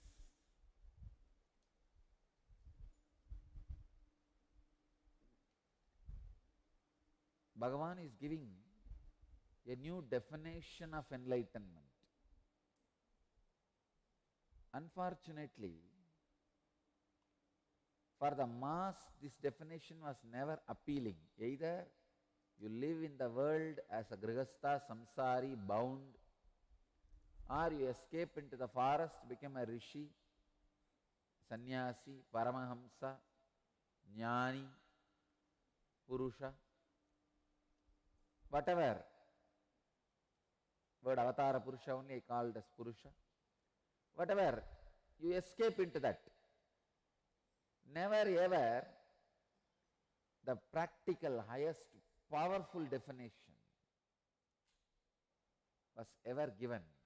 See, power in the body, power in the mind, power in the emotion.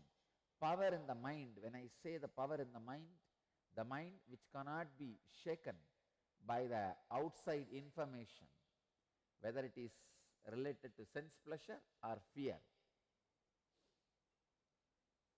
is immovable.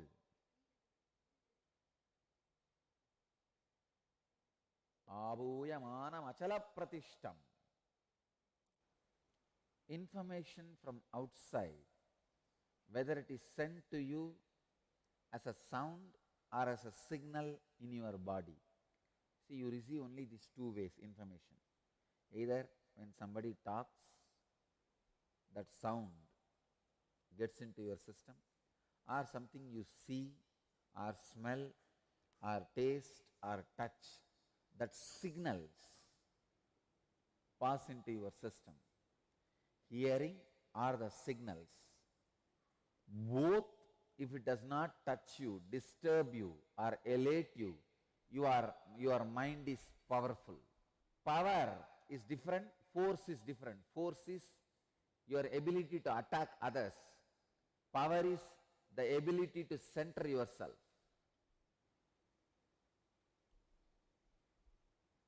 Dakshinamurti is power, Kala Bhairava is force. Shiva has both. Dakshinamurti is power, Kala Bhairava is force. Shiva has both. Understand? The ability to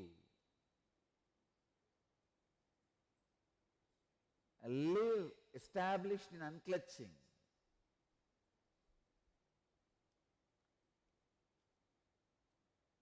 aligning your whole being. Please understand, that is where the whole thing boils down.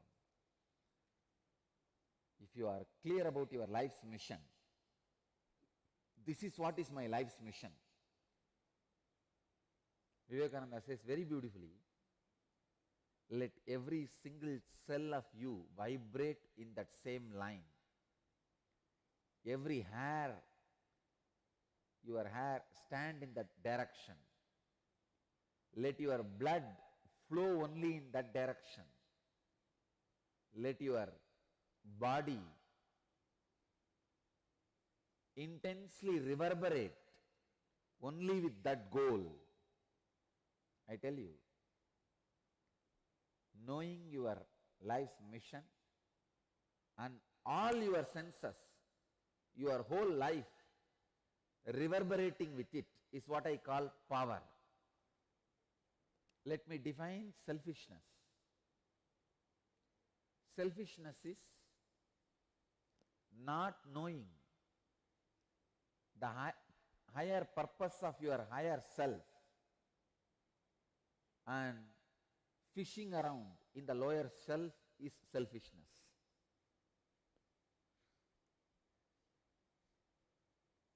Not knowing the higher purpose of your higher self, just fishing around in lower self, is selfishness.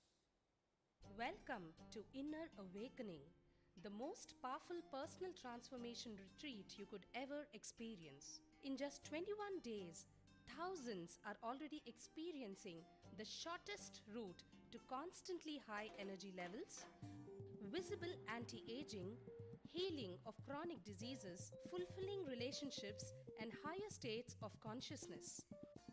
What is the secret behind this transformation?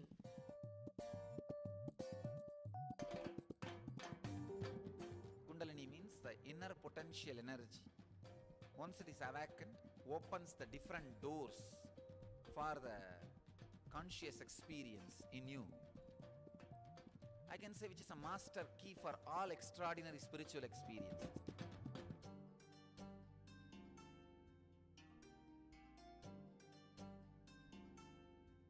This extraordinary program is conducted personally by Paramahamsa Nithyananda in the vibrant atmosphere of Nithyananda Dhyanapitham Ashram.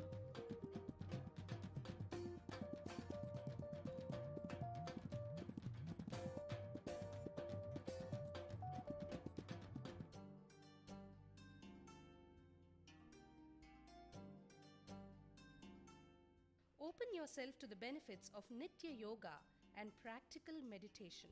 Experience physical and mental healing. Discover simple ways to handle life with success. Above all, enjoy individual darshan and blessings from Paramahamsa Nithyananda every day. Take 21 days for yourself and carry home the transformation of a lifetime.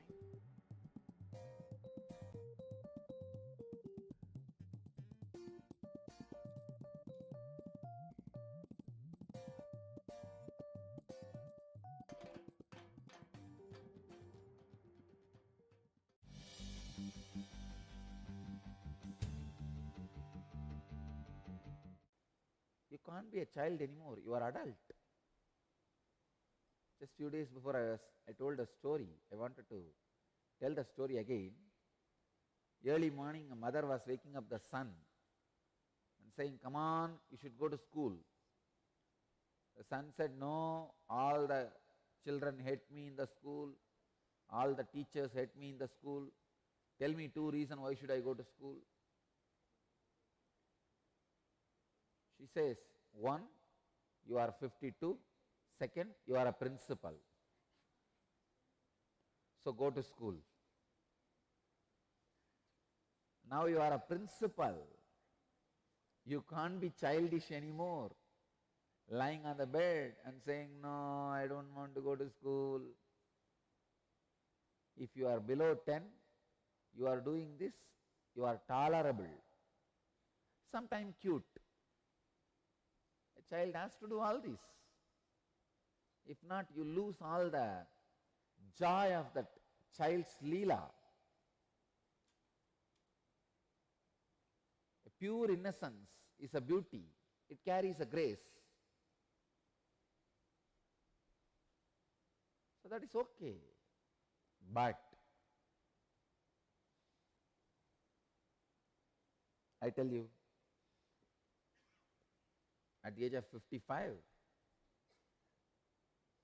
you are not a small boy. You have to live your life now. Wake up. Know the purpose of your mission. Understand? When you realize the purpose of your life very clearly and you are vibrating with it, then your success is only the question of time. Next few days or few weeks or few months, you are going to achieve success. So every day is a hope for you. Time is hope for you. If you do not know your mission, your purpose clearly and deluded, confused, then every day is a torture for you. Kala can be a hope or torture. Time can be hope or hell. Please understand. Kala can be kala, torture, yama, death or hope. For all the people who realize their mission clearly and reverberate with that, time is a hope for them. People who enjoy delusion, desire to be in delusion, for them time is torture. Rukmani from Chennai. Beloved Swamiji, today is my 50th birthday. I feel your blessings pouring on me. My question, when the art of Kriya is given in sutras and it is open to all, what exactly is the difference when we learn it from an enlightened person or an ordinary yoga teacher? Rukmani, an ordinary yoga teacher will not know which one to do first, which one to do second, which one to do third, for what disease and what purpose. That's first. And an enlightened person makes it very clearly and makes it available to you. See, everybody knows if you add sugar, rava, water, badam, cashew, all that, kesari will come. So ordinary yoga teacher will get everything in one cup and ask you to eat. An enlightened being will cook it properly and bring it to you as a kesari. Now decide. An enlightened person has his own way. He cooks nicely and arranges it beautifully and presents it to you and asks you to eat. You know the difference if you learn from both sources. Try to learn from an ordinary yoga teacher and an enlightened being. Bhaskaran Sinnadurai from Toronto Kailash Temple. Dear Swamiji, my brother is 52 years old and is alcohol addicted for few years. He is depressed now. He is now very caring and hard-working family man. He was a very caring and hard-working family man. He wants to come out of the addiction, but is unable to drop the addiction by himself. Can I bring him for IA in November? He has had the addiction for about 5 years. Would IA help him with his problems? Bhaskaran Sinnadurai, I assure you and guarantee you, I will be able to get him out of this addiction. You bring him to IA, I will bring him out of AA, alcohol addiction.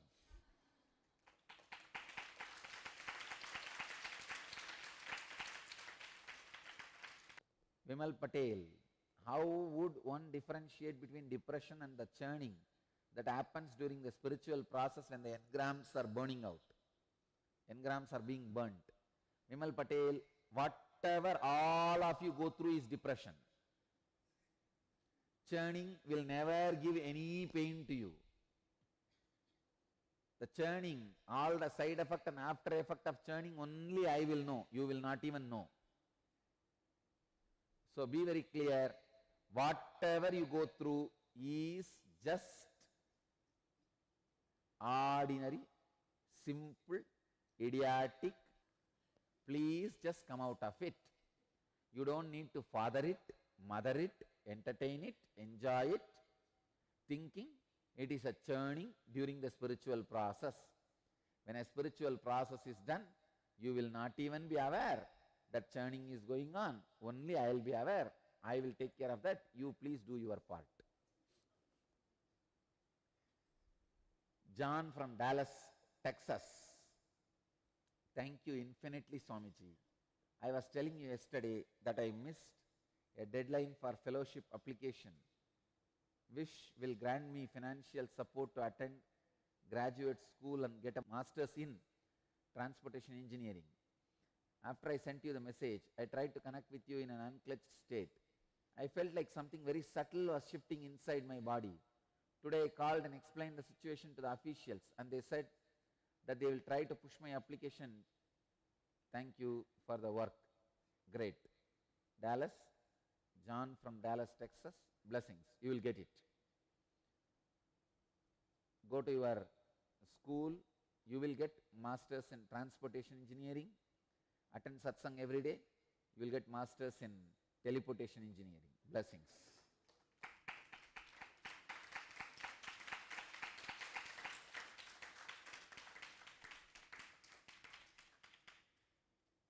Ma Nitya Sugandhi from Vancouver Satsang Center, Canada.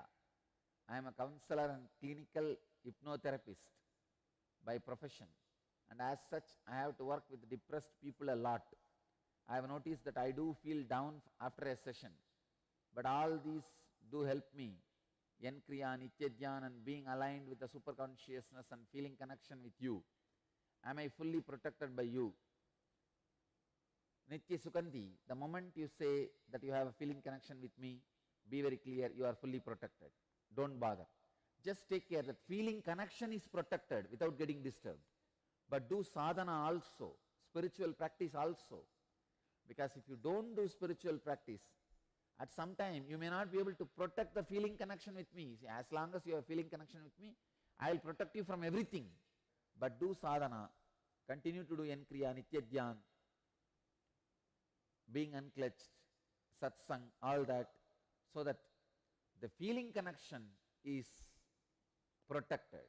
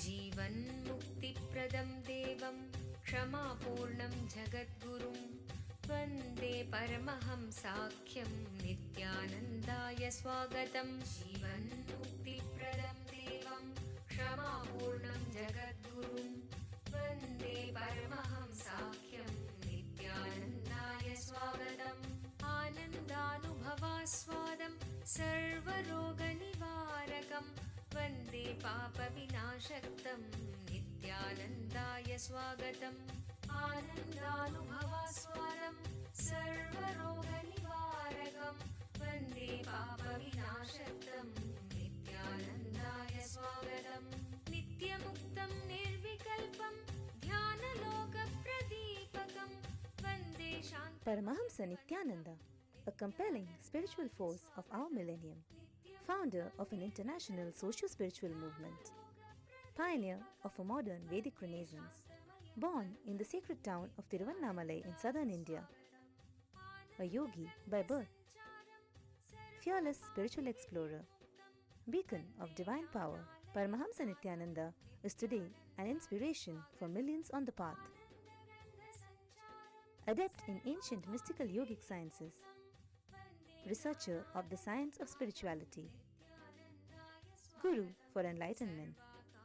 Every year, Paramahamsa Nithyananda shares with over 10 million people worldwide the treasures of his wisdom, the joy of his laughter,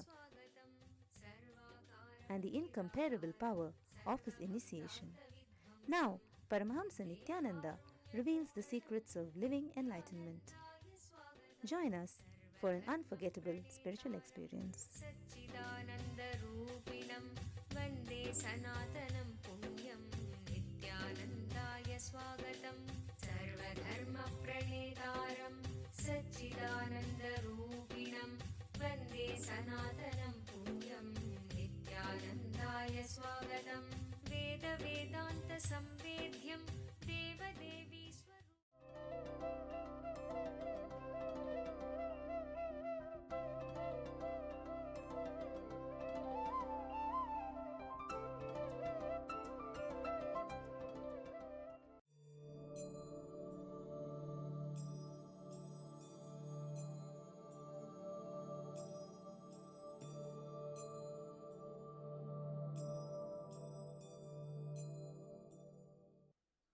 I tell you,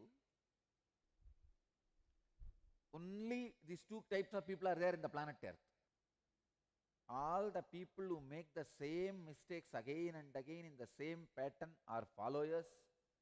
Man who makes new mistake is a leader. That's all. People are so unconscious. One guy in his office opens his lunch bag and says, "Oh God, today again same potato, brinjal, tomato rice." Anyhow, he eats. Next day again, he opens his lunch box and starts crying. Same potato, brinjal, tomato rice. All his friends are really worried. Third day, again he opens his lunch box. Oh God, same potato,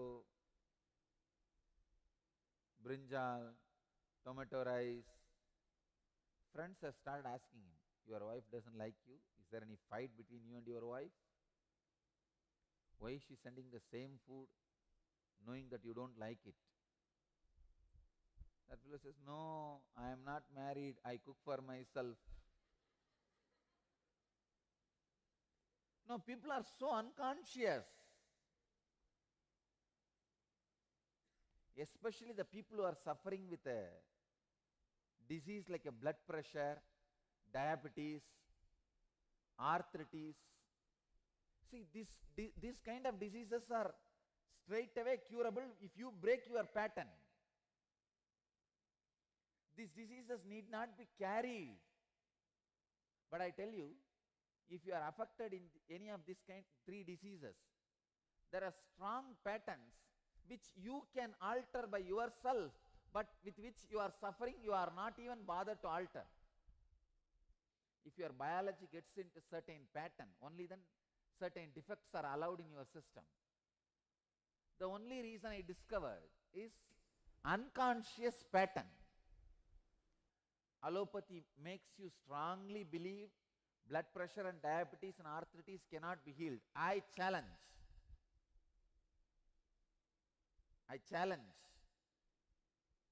It can be cured completely. Person can be without medication. Come on, if you are having blood pressure today, you just simply running or jogging or pranayama will bring your pressure down. Do it every day, at least for a month, problem is solved. But the laziness pattern is more strong than your worry about the disease. It is just a pattern, unconscious pattern, nothing else. The pattern of your laziness, pattern of your food habits, the pattern of your idea about you, nothing else. Arthritis is nothing but a wrong idea you carry about you. Diabetes is nothing but a wrong food pattern you follow. Blood pressure is nothing but the wrong laziness pattern you carry. If you just break the habit of early morning sleeping and lying down after the food, that is the time your laziness pattern gets strengthened in your body. See, early morning 4:30 to 6 and after food 1 hour, if you don't sleep, even if you sleep all other 20 hours except these 4 hours, you will not have laziness pattern settling in your system. See, there are particular time when the laziness pattern develops in your body. That pattern of laziness is responsible for disease. Laziness itself is not responsible. Understand? Laziness itself is not responsible for disease. Just if you sit every day and write all the ideas you carry about you and tick or cancel. The right idea cancel, right idea tick it, and wrong ideas cancel it. Even if you do it intellectually, this as an exercise for a month. Say for a month, when you cancel some ideas you carry about you, even intellectually arguing, I am saying I am a lazy fellow, has no stable mind, loose mental setup. Every day you just give 2-3 incidents to cancel that idea. No, I am not a lazy guy. See, today I woke up and I am sitting, so I am not lazy. Just argue mentally and cancel that idea intellectually every day. That is enough. You will start creating a new idea about you.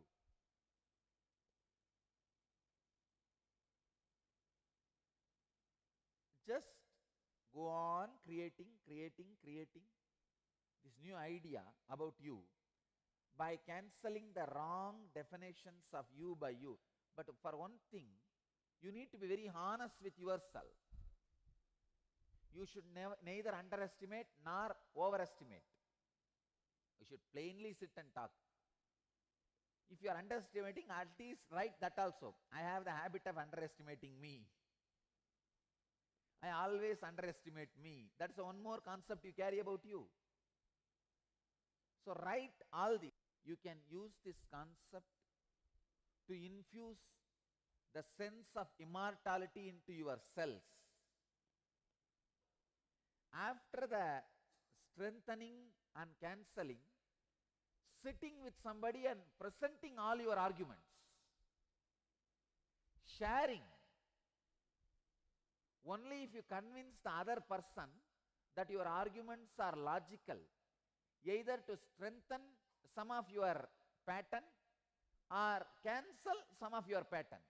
For example, If you have the pattern, I am a healthy guy, I can run, you need to strengthen that pattern. So the arguments you create for cancelling or strengthening, after writing and telling yourself, catch somebody and start telling, start sharing.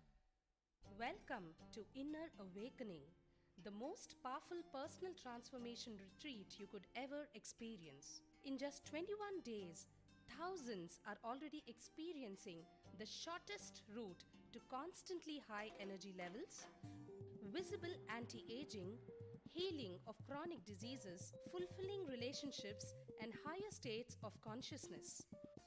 What is the secret behind this transformation?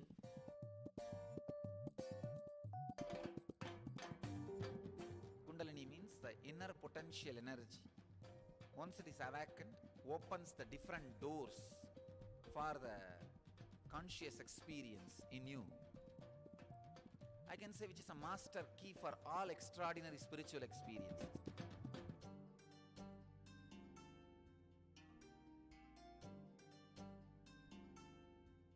This extraordinary program is conducted personally by Paramahamsa Nithyananda in the vibrant atmosphere of Nithyananda Dhyanapitham Ashram.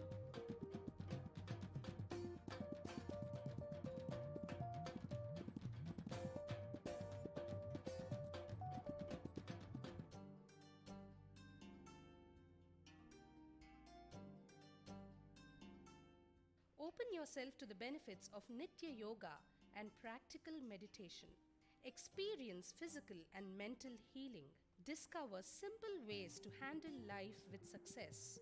Above all, enjoy individual darshan and blessings from Paramahamsa Nithyananda every day. Take 21 days for yourself and carry home the transformation of a lifetime.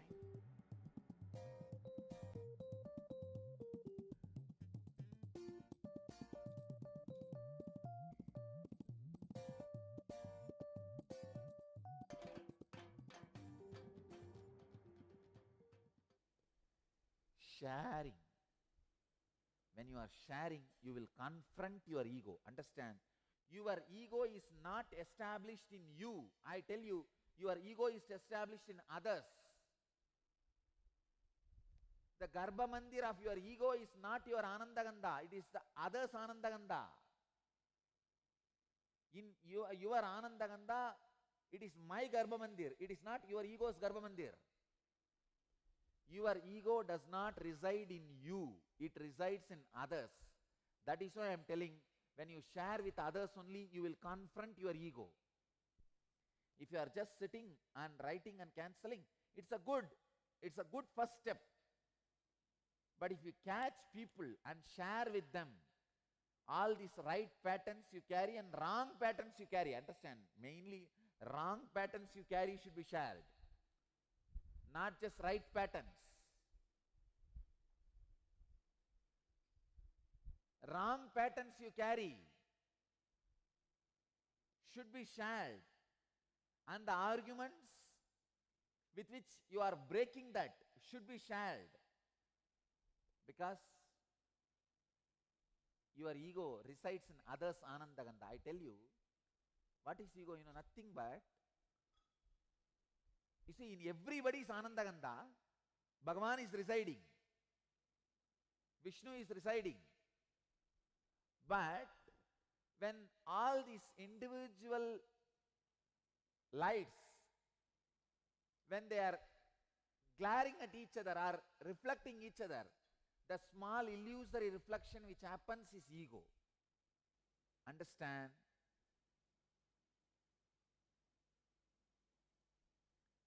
When you share with others, sometimes whatever you are thinking as a right pattern, they will laugh at you, and now you need to have more stronger argument to strengthen it. Sometimes which you think as wrong pattern, they will say no, it is right.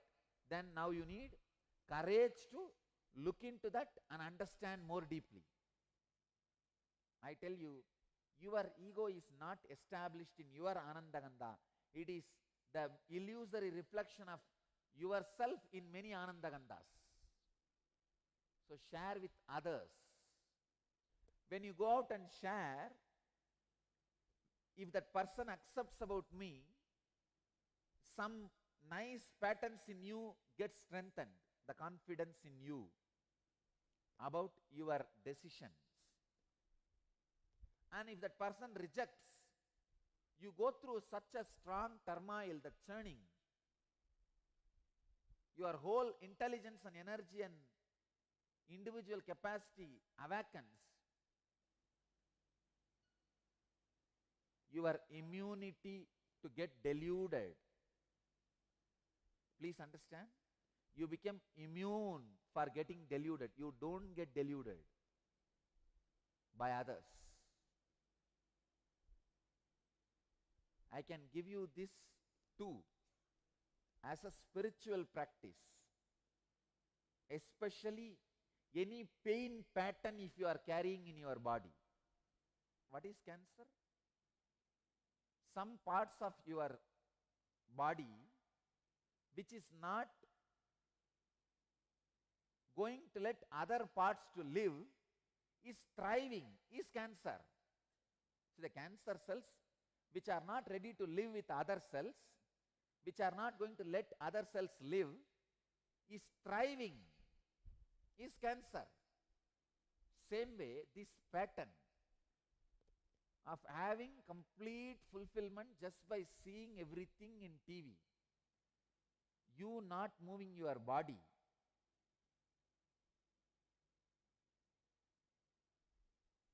increases many-fold your fantasy body's weight.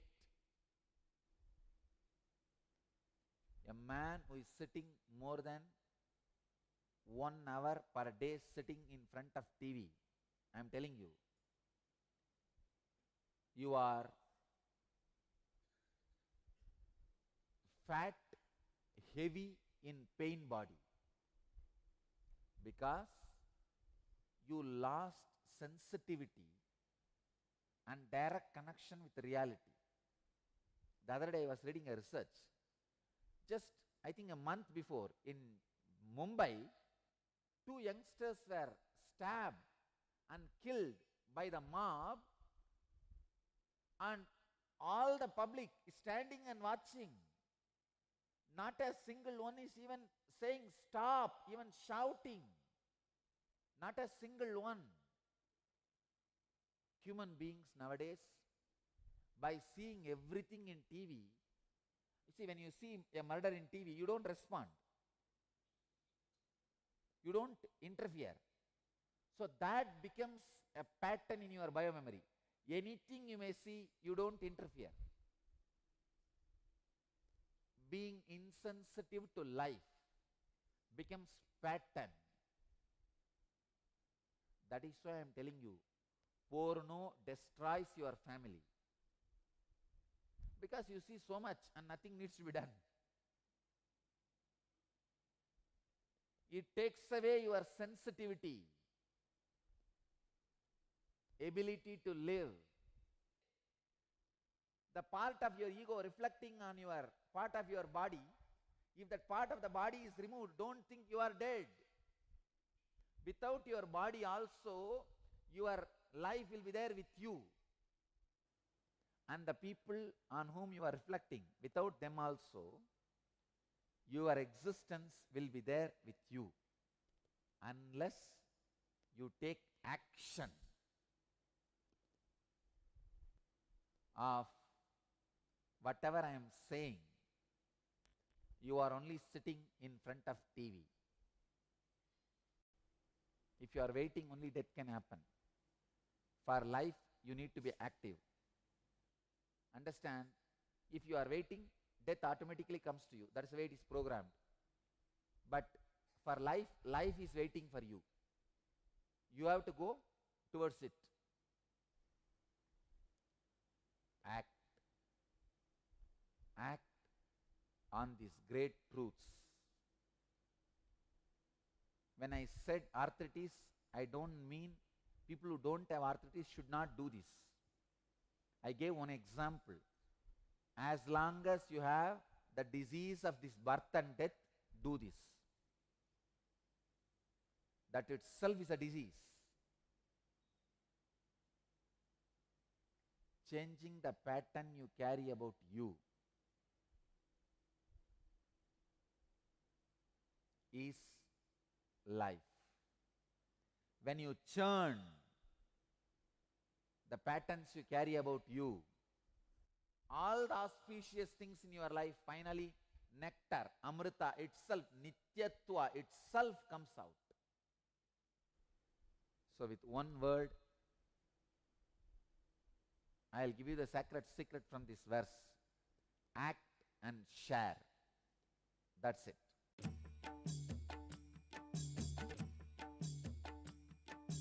गुरुर्वे शरणं शरणं नित्य गुरुवे शरणं शरणं गुरुर्वे शरणं शरणं नित्य गुरुर्वे शरणं शरणं नित्य नित्य गुरुदेवा भवभयहरणा नित्य नित्य गुरुदेवा भवभयहरणा आदि शंकरा हरिनारायणा आदि शंकरा हरिनारायणा हरि ओम नित्यानंदा नित्य नित्य शांत रूप नित्य नित्य गुरुदेवा भवभयहरणा नित्य नित्य गुरुदेवा भवभयहरणा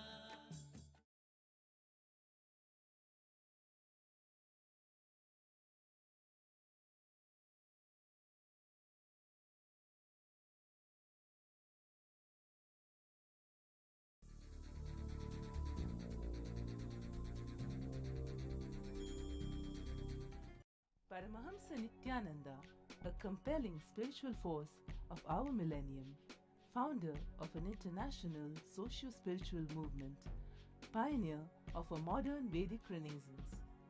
Born in the sacred town of Tiruvannamalai, a yogi by birth, fearless spiritual explorer, beacon of divine power, Paramahamsa Nithyananda is today an inspiration for millions on the path.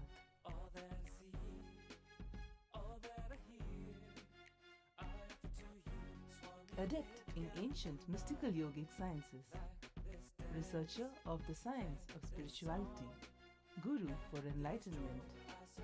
Every year, Paramahamsa Nithyananda shares with over 1 crore people worldwide the treasures of his wisdom, the joy of his laughter, and the incomparable power of his initiation. Now, Paramahamsa Nithyananda speaks on living enlightenment, solutions for blissful living.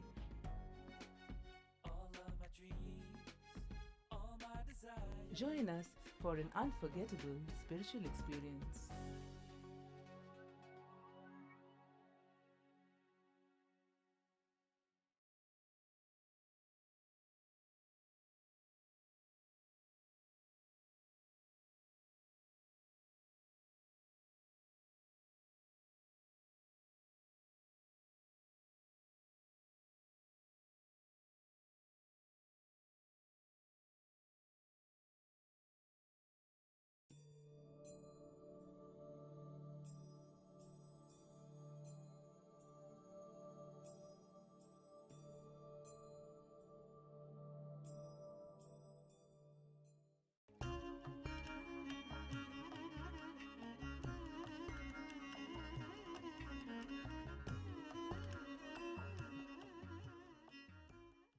The existence of that which is unreal is not known, and the non-existence of that which is existing, real, is also not known. The essential nature of these two is unknown only to the one who sees reality with the divine vision of intuition. The non-existent has no being. That which exists never ceases to exist. The truth about both is perceived by those who know the truth. See, which can be destroyed can never exist, which exists can never be destroyed. Just know the truth and relax. I have nothing to comment. See, if something can be destroyed, it doesn't exist even now. Because it's already getting destroyed, changing.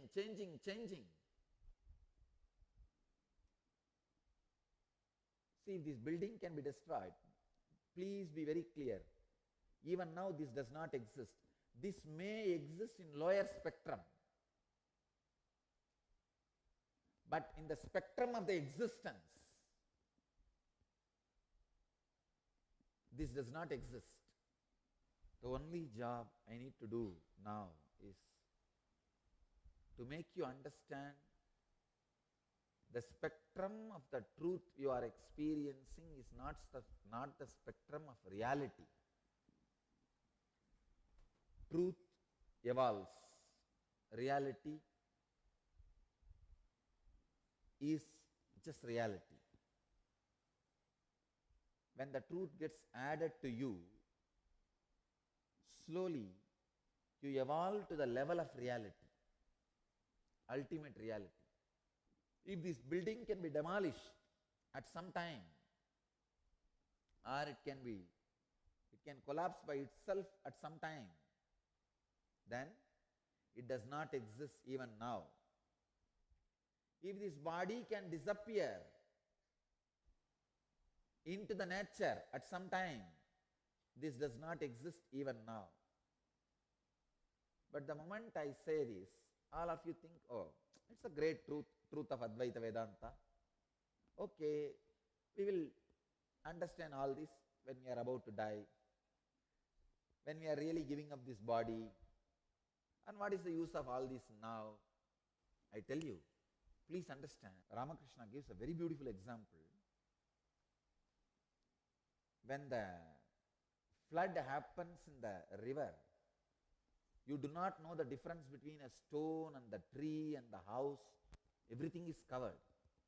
Same way, when the flood of truth, reality happens in your life, all the difference between pain, pleasure, suffering, joy, everything disappears.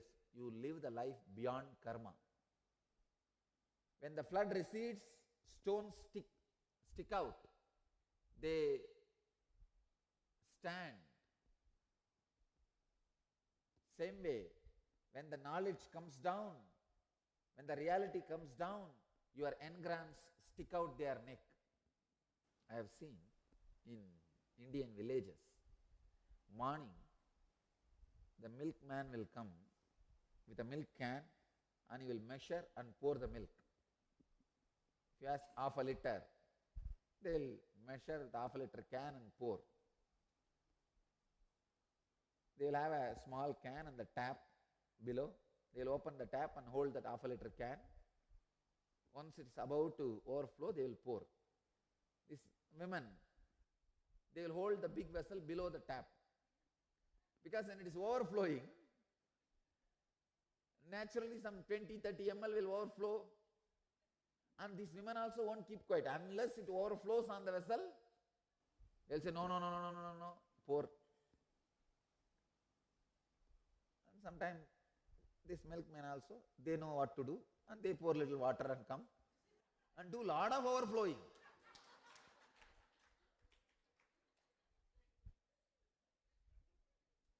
Anyhow, when it is overflowing, they will tell, seva, this is seva, this is seva. As if they are doing a big service. Anyhow, just like the milk overflowing is a seva, if the knowledge overflows in you, all your actions are seva. Understand? When you understand the truth, oh God, whatever is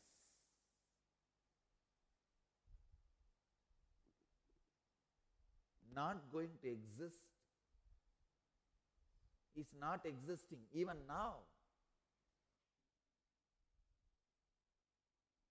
Whatever can be demolished Even now it doesn't exist. Whatever exists can never be destroyed. When you understand this truth, maybe for half an hour you will feel, oh God, how many times I unnecessarily suffered for the things which is not going to exist. How much I have tortured myself. You may feel a big relief. Based on the ability to feel connect with this truth. If you are able to click with this truth, you may feel the relief even for some 10, 20 days. If you are only able to click intellectually, at least for 2-3 days you can feel the relief. See, the ability to click with the truth and continue to experience the truth, continue to take cognizance based on the truth is what I call feeling connection. Bhakti is the ability to convert jnana into lifestyle, vairagya. Bhakti is the ability to convert jnana into vairagya.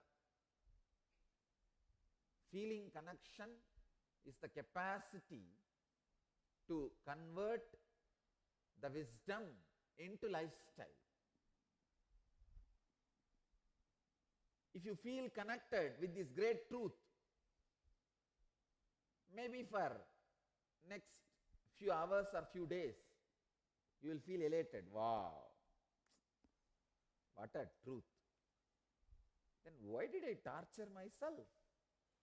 Why did I suffer for so many unnecessary things, unnecessary reason? When you are having that overflowing mood, that overflowing feeling, oh God, what a tremendous relief.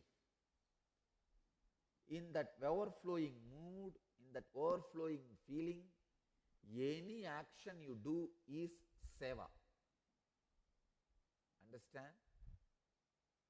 Any action done with the overflowing mood of knowledge, enlightenment is seva. In Karnataka Lingayat tradition, there is a beautiful saying, Kayakave Kailasa.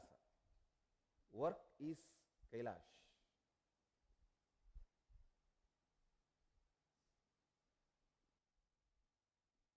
When you work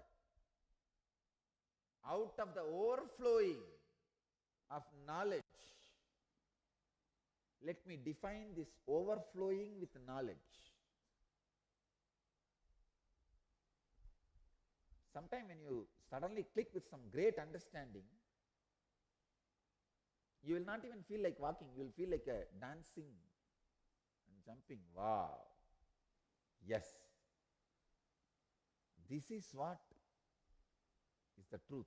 I was struggling so much just for this. I should not forget this. You may even pen down here, there, put a poster in your bedroom. After 10 days, the same line will not click so much in your heart. That is a big problem. Something which clicks with you and awakens your inspiration, makes you feel overflow, feeling of overflow.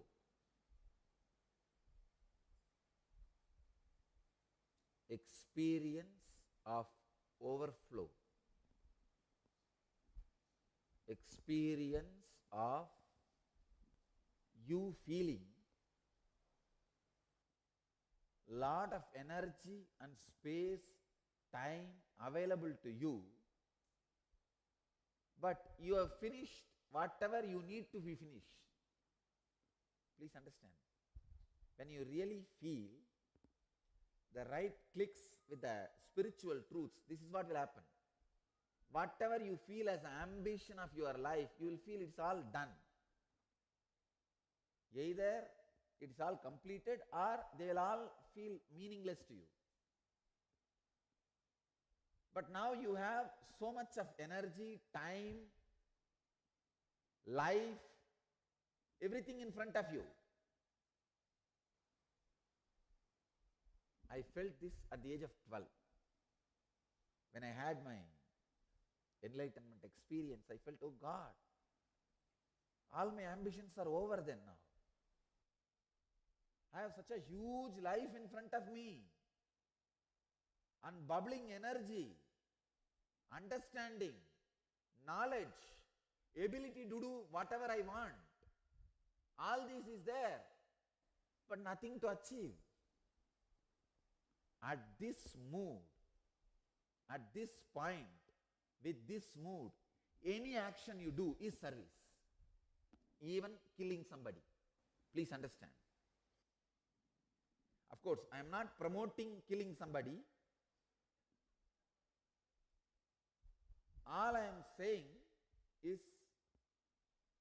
the ambitionless inner space, the understanding which has elevated you from all doing and having, the being which is elevated to the level beyond all doing and having.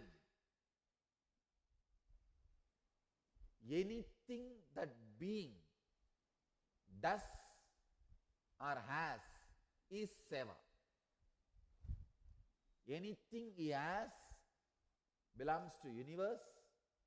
Anything he does is expression of universe. Understand? When you achieve the state of nothing to achieve, nothing more to be done, only then the real aparigraha, real asteya, non-possessive and non-stealing happens to you. Till you achieve the feeling, I have done everything, even if you don't own, psychologically you will be possessing others' property. It is stealing. It is steya. Psychologically you will be adding too many things to you. Adding things to you can be elated. You can get elated by adding things to you. It is parigraha, possessing. Real aparigraha, non-possessiveness, or asteya, non-stealing, is experienced by you only when you feel everything is done. Ambitious mind is sick. Only the mind which ambitions are broken by the knowledge, either by fulfillment or by realizing the futility. Realizing the futility or realizing fulfillment.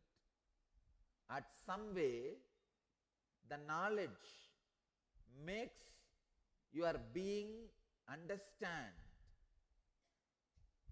the space of non-doing, space of restful awareness. Only then non-possessiveness, aparigraha, non-stealing, asteya starts in you. Till then, these two are only words.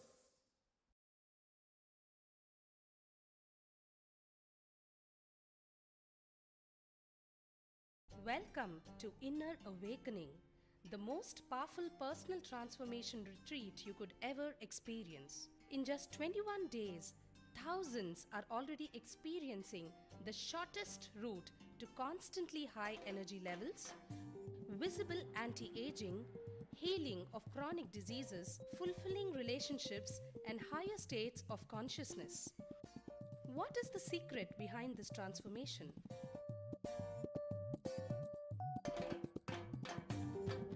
Kundalini means the inner potential energy. Once it is awakened, opens the different doors for the conscious experience in you. I can say which is a master key for all extraordinary spiritual experiences.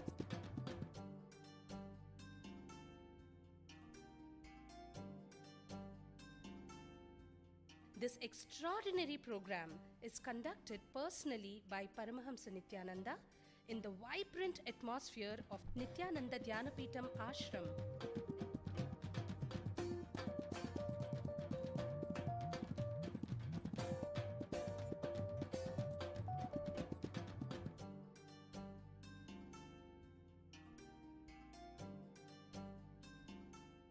Open yourself to the benefits of Nitya Yoga and practical meditation.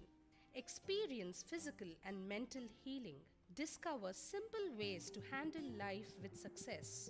Above all, enjoy individual darshan and blessings from Paramahamsa Nithyananda every day. Take 21 days for yourself and carry home the transformation of a lifetime.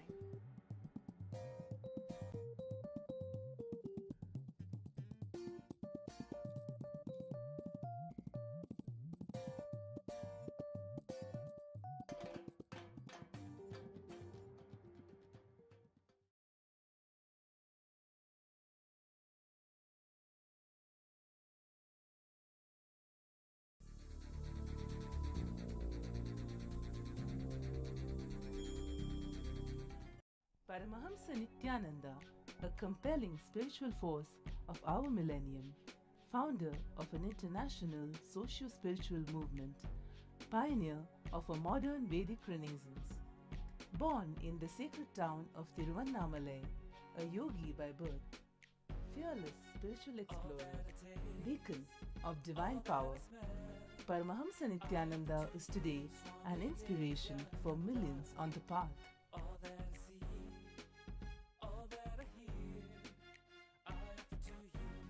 Adept in ancient mystical yogic sciences, researcher of the science of spirituality, guru for enlightenment. Every year, Paramahamsa Nithyananda shares with over 1 crore people worldwide the treasures of his wisdom, the joy of his laughter, and the incomparable power of his initiation. Now, Paramahamsa Nithyananda speaks on living enlightenment, solutions for blissful living.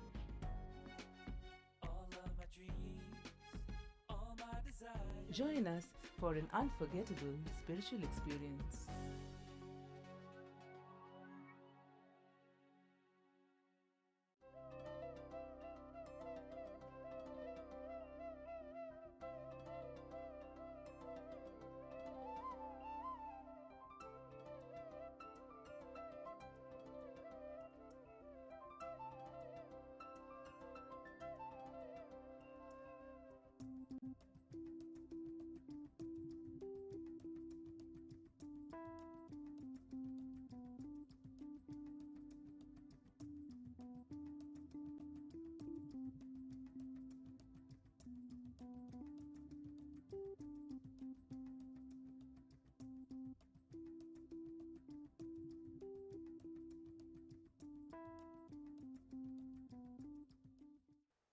There is a natural universal law.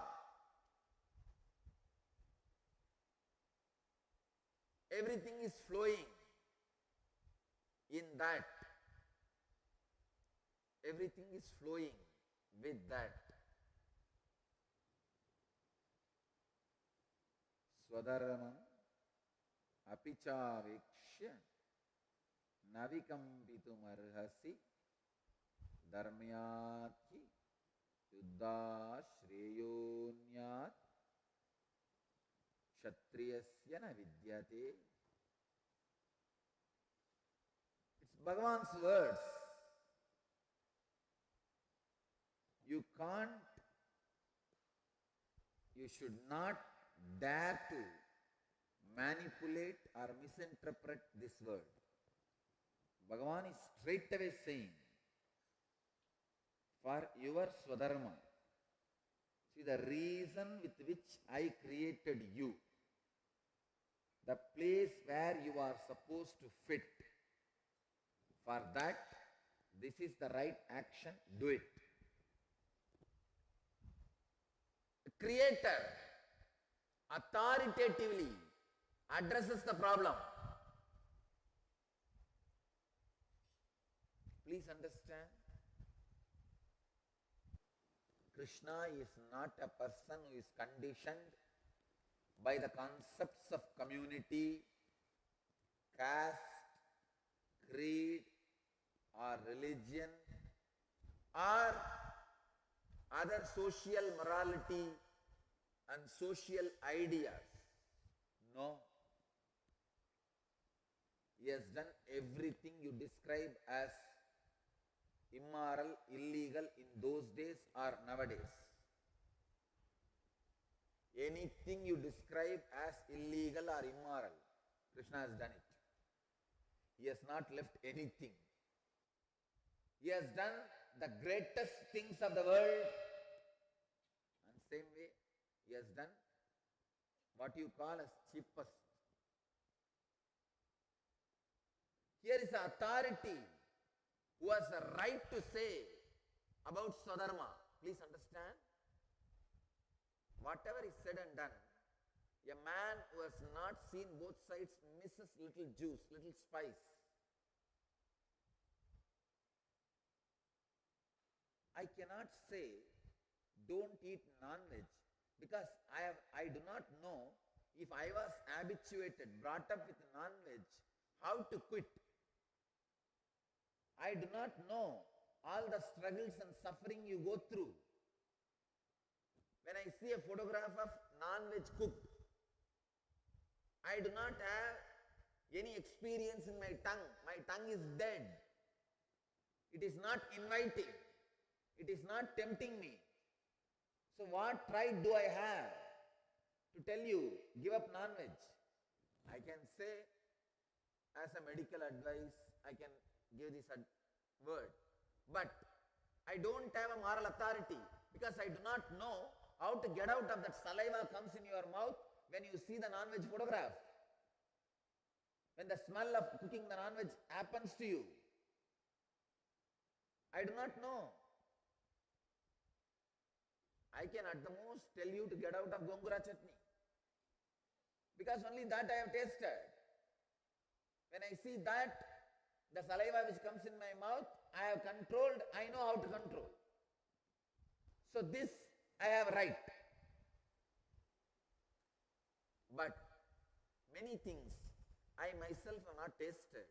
So I have no right to talk about Swadharma. Please understand, a man who has missed many things in his life naturally will be less spicy. Here is Bhagavan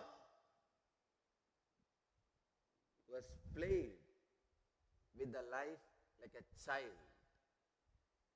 He is not the guy who enters into the lake and just takes bath and washes his body and applies the soap and takes bath and comes out. He is a guy who splashes the whole water, wills in the water, jumps, makes a big ruckus. I can tell you very clearly how Vrindavan would have been. Every day, the extreme joy and happiness and extreme insecurity. You do not know what he will do next day. Two types of insecurity. One, insecurity, what will happen to you, where will you be? Will you be near him or away from him? What will happen to your relationship with him? Second, you are so much involved with him. When you have so much love, you have a deep insecurity. Will this fellow land himself in some problem? I tell you, when you have too much of love, if you are involved too much with anybody, You will have a deep insecurity about that person. You will have fear. He is so innocent, we don't know, will he land himself into some problem? Don't worry. Even though gopis and gopikas had so much of fear, will Krishna land himself in any trouble? No. Only he landed all others into trouble. But you need to wait till the end of the Bhagavata story. During Bhagavata story, it always looks like Krishna is having trouble. But by the end of the chapter, always Krishna wins. That is why he is Krishna.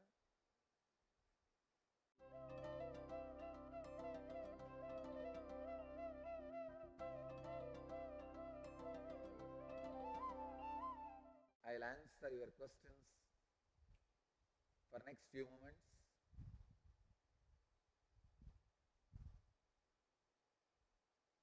Let's start with your questions. Today, I have around thousands of questions because all of you have sent your report. Why you are a mortal? I'll take up all your reason as questions, and I am reducing all those reasons. I am merging all those reasons. I am clubbing all the cases, making it almost like a class action lawsuit, reducing it to a few points and break one by one. See, you all saying you are a mortal is literally class action lawsuit on all incarnations happening on the planet Earth. Because we go on claiming we are immortal and you are also immortal. But you go on claiming you are also mortal and we are also mortal. So it is a class action lawsuit. I'll break one by one, point by point. Finally, leave the judgment to you. Because I already given judgment for me. Please understand, in this court, each one have to give judgment for themselves. Nobody can judge others. If you are told by somebody is sitting somewhere who will judge you, forget about it. Nobody has the right to judge others. If somebody is going to judge you, then who is going to judge that guy? Forget about it. Nobody is going to judge you. Here, only the arguments can be presented. It is you who is supposed to give judgment for yourself. Incarnation is only a liar. Maybe Attorney General, that's all. Government's representative, the representative of the cosmos, that's all. But he is not a judge. Judge is here accused himself. Accused is a judge. That is the beauty of this court. Accused himself argues for himself. Attorney General gives his side argument, but the final judgment is given by every individual for himself. That is the beauty of this huge universal court. That is why all of us are able to play this huge universal game. If somebody is going to judge you, and if that fellow gets angry for some reason, some mood, and he may say, come on, wind up the whole thing. What will happen? You are not sub-beings. Please understand, you are not substandard beings. You are not living substandard life. This is the essence of Advaita. You are not second to anybody. If there is a God, that is you.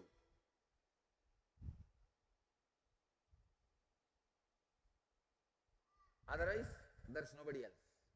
That's it, leave it. It is you who is supposed to be giving judgment now.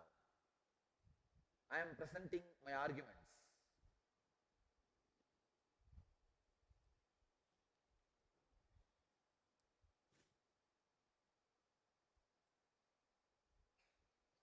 In you, there are two different components.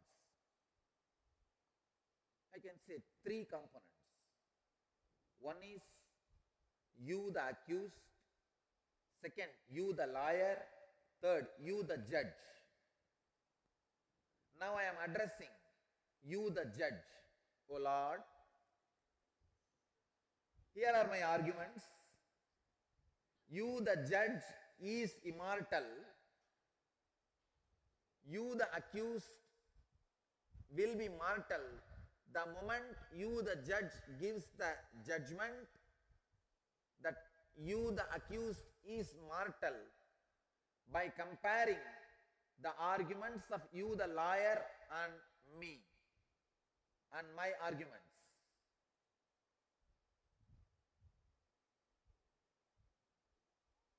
the first arguments by you the liar, I still get angry, upset, threatened, sad, and experience all other unhappy reactions. I am unable to control either my life or my death. Wow.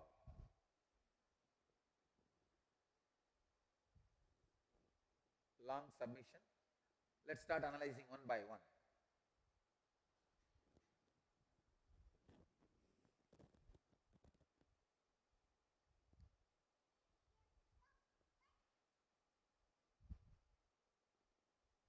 Let me do postmortem of these words. I still get angry, upset, threatened, sad, and experience all other unhappy reactions. I wanted to ask you, the moment you say you experience unhappy reactions, you already agree. You have the moments in your life where these reactions are not there. Am I right? There are moments in your life when you are not angry, when you are not upset, when you are not threatened, when you are not sad, when you are not experiencing unhappy reactions. Am I right? So why don't you start believing you are immortal only in those moments? Please understand. I am not saying you are immortal always. I am saying you may be partially immortal, part-time immortal. Why don't you allow immortality part-time with you? Whenever you are not angry, you are not sad, you are not upset, you are not threatened, those few moments, it may be only 3 minutes in your day, half an hour in your month, 1 day in your year, that is okay. Why don't you be immortal for those few minutes?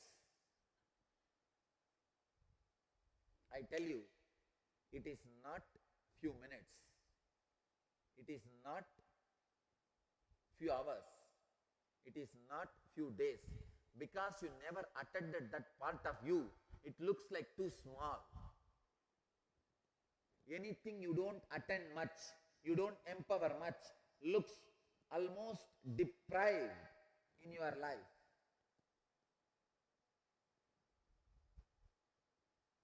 You denied the existence of your immortality in your life. I tell you, all of you are in denial mode as far as immortality is concerned.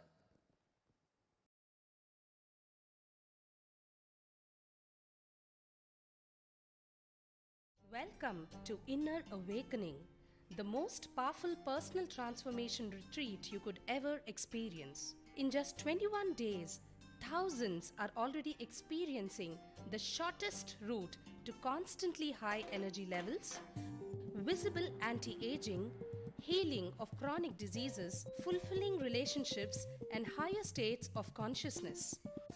What is the secret behind this transformation?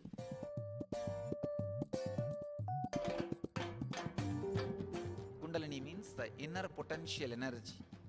Once it is awakened, opens the different doors for the conscious experience in you. I can say which is a master key for all extraordinary spiritual experience.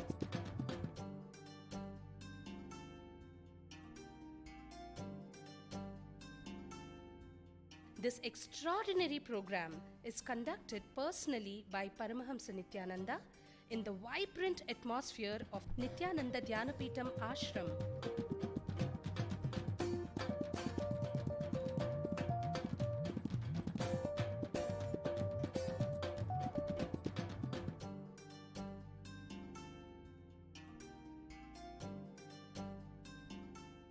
Open yourself to the benefits of Nitya Yoga and practical meditation. Experience physical and mental healing. Discover simple ways to handle life with success. Above all, enjoy individual darshan and blessings from Paramahamsa Nithyananda every day. Take 21 days for yourself and carry home the transformation of a lifetime.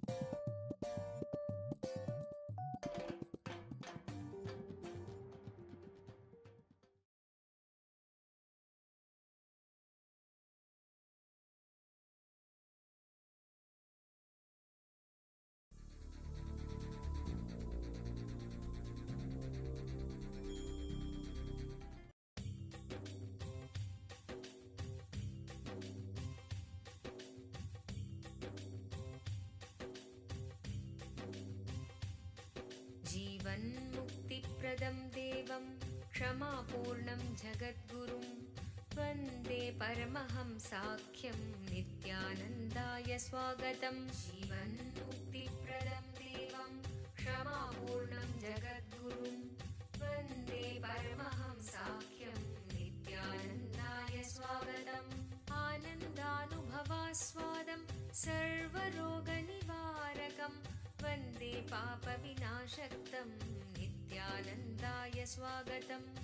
आनन्दानुभवास्वादं सर्वरोगनिवारकं वन्दे पापविनाशक्तं नित्यानन्दाय स्वागतम्।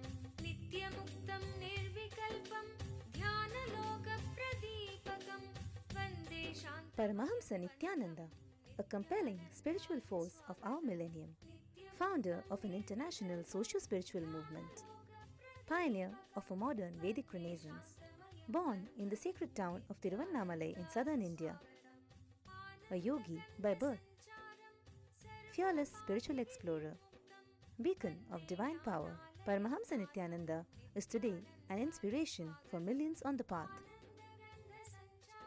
Adept in ancient mystical yogic sciences, researcher of the science of spirituality, Guru for enlightenment.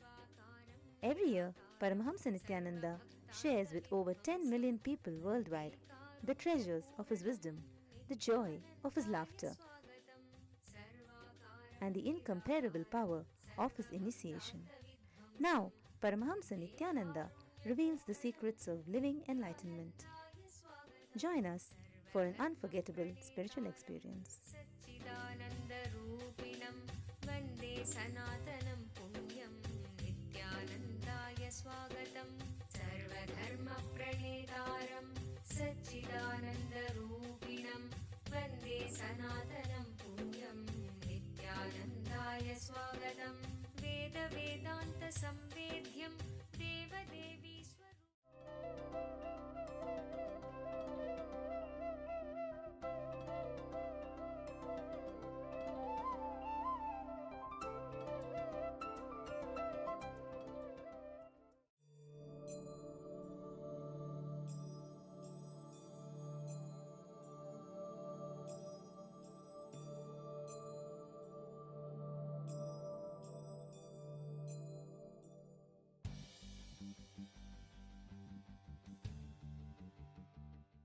Ranak Majumdar from Fremont, California is asking, Nithyanandam Swamiji, I have a question. Arjuna was in deep depression according to the first chapter of the Gita. But by second chapter his Sahasrara was completely open, as you mentioned. How did this happen so quickly without any sadhana or tapas on his part? Is there a way for us also to progress so fast? Understand? He was completely open to Krishna. His tremendous trust on Krishna. That was something extraordinary. He just got it back. That's it. Nothing else. He just got it back. For few moments, he also suffered in depression. But, see, falling is not wrong. Never raising is wrong. Never raising again is wrong. Arjuna fell, no doubt. But he got up. Immediately he got up. Stood up. And he doesn't have ego. What I said is true. No. He is ready. See, courage is nothing but ability to put yourself on right track. Power is nothing but ability to put you on right track. Putting yourself on right track, Arjuna never lost that. Arjuna is really a amazing devotee, disciple, in a way even beloved of Krishna. So he never lost that strong feeling connection. So when he got back, immediately his Sahasrara was open, available. So it's like just because you fall into depression once, the whole thing doesn't get lost. And same way, just because you have so many great qualities, it is not that you don't fall into depression. Just because Arjuna had 100 good qualities, that does not mean he never fell into depression. He fell into depression. Just because he fell into depression, it is not that all good qualities are lost. No. So it was a struggle on the journey. But whatever is said and done, Arjuna has a tremendous punya, merit. His whole life is filled with Krishna Leela. Arjuna was also completely filled with Sri Krishna. There was not much empty space. So I wanted all you guys to understand, just because you fall into depression once, it is not that all the good qualities in you goes away. Yes, you fell into depression, that does not mean all the good things have disappeared from you. No. Understand, Arjuna never lost his complete feeling connection. It was covered like a cloud. How the cloud covers the sun? It was covered. Then again it opened. Arjuna is intelligent enough to drop his ego and tell, Sishyasteham, I am your disciple. Please forgive me. I want to learn. I want to know. Arjuna is a powerful being. He is powerful enough to do this job. That is the reason. Immediately in second chapter itself, the Sahasrara happened. Next question from Virudhunagar. Arun Vijay from Virudhunagar. Swamiji, how can I overcome the fear of losing my form and my boundary during meditation? Please guide me, oh God. The only way is death meditation. You need to go and sit in your city cemetery, sit silently and watch continuously dead bodies being burnt. But of course, in Virudhunagar, I don't think you will get continuously dead bodies to watch. Better go to Varanasi and stay there for at least 11 days in Manikarnika Ghat. I tell you, I give this as a tapas for all our devotees, disciples who have death fear. Go to Varanasi, sit in Manikarnika Ghat for 10 days or 11 days, watch dead bodies being burnt. Simply your body will imbibe the intelligence. Like this only today this body is also going to be burnt. You don't need to think, no, your mind will imbibe and it may not digest. No. Sit and meditate. You will come out of this fear. Or very simple thing I can tell you. Arun Vijay, just attend NSP. That's all. I can give you both. One, going to Varanasi and staying there for a week, for 11 days, and seeing continuously dead bodies being burnt. Welcome to Inner Awakening, the most powerful personal transformation retreat you could ever experience. In just 21 days, thousands are already experiencing the shortest route to constantly high energy levels, visible anti-aging, healing of chronic diseases, fulfilling relationships, and higher states of consciousness. What is the secret behind this transformation?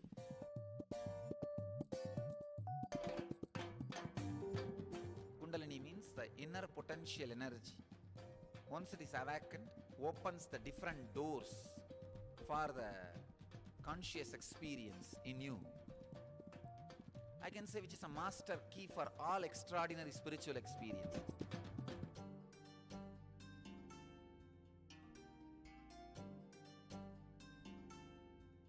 This extraordinary program is conducted personally by Paramahamsa Nithyananda in the vibrant atmosphere of Nithyananda Dhyanapitham Ashram.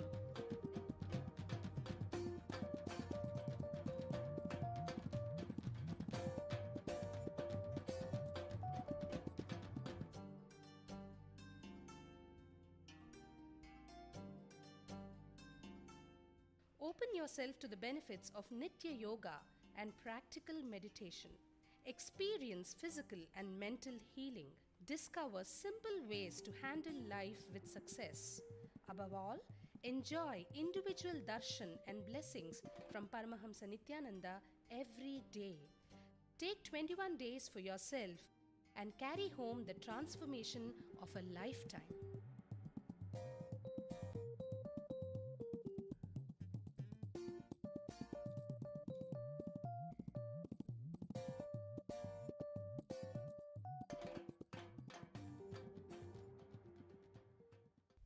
Nitya Prema Manohari from Copenhagen in Denmark. Thanks to Swamiji's grace, opportunities for financial earnings from my personal expansion are becoming available without my effort in any way. It has been nothing short of a miracle for me to get money and to attend Inner Awakening and ingenious.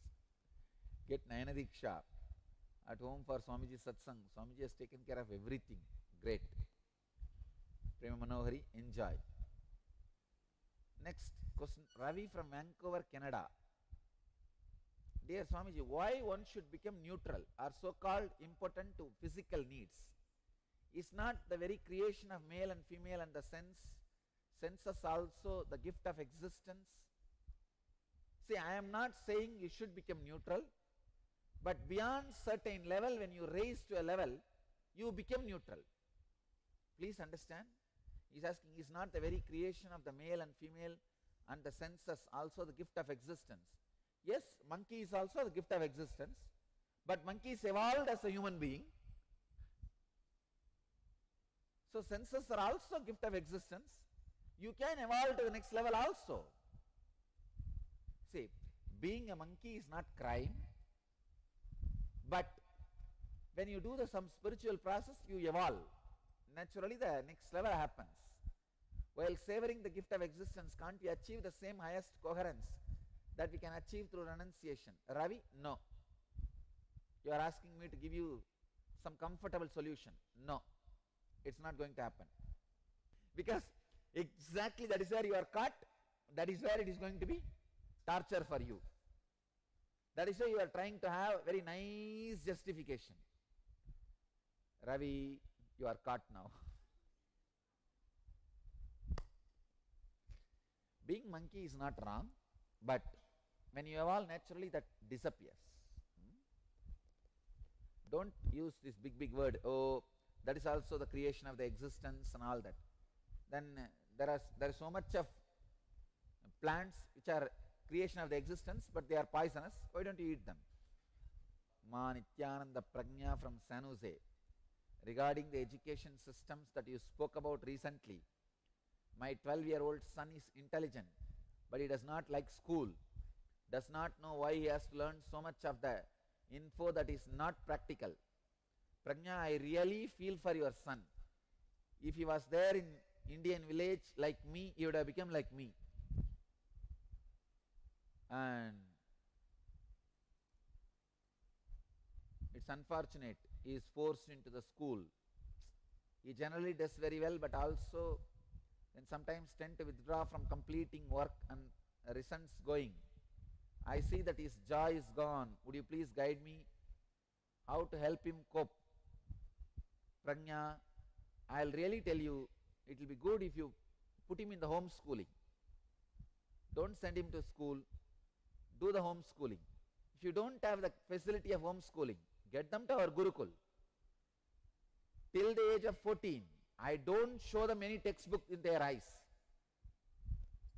Textbooks are responsible for all the suffering of the human beings. I don't show them any textbook.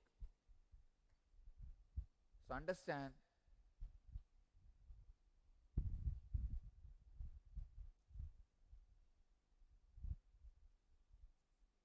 if you are fortunate enough to be in Indian village, see, in Indian villages, in our time, teacher himself will not come to the school. What about student? No, really. So, in a way, it was great and good. But I really feel you should put your son into homeschooling.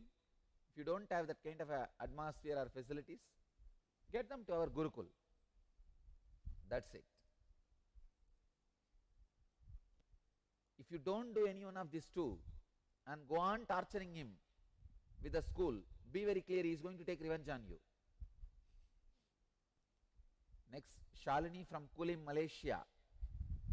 Swamiji, I have so much of crowd phobia that I will stammer if I talk in front of even a small crowd. I was taking sleeping tablets. During the 28th October satsang, I was waiting with a deep hope that just by sitting in two-way connection and doing any kriya also in front of you, I will get rid of the sleeping difficulties. Suddenly you announce that today's kriya is for insomnia care.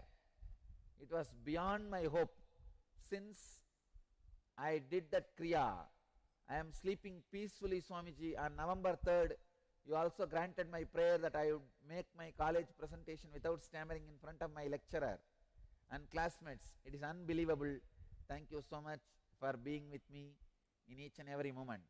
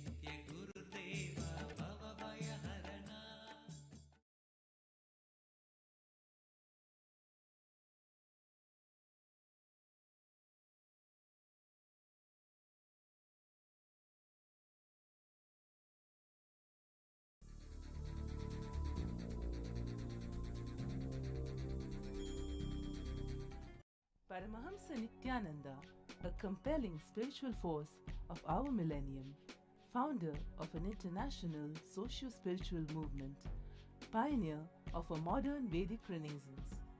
Born in the sacred town of Tiruvannamalai, a yogi by birth, fearless spiritual explorer, beacon of divine power, Paramahamsa Nithyananda is today an inspiration for millions on the path.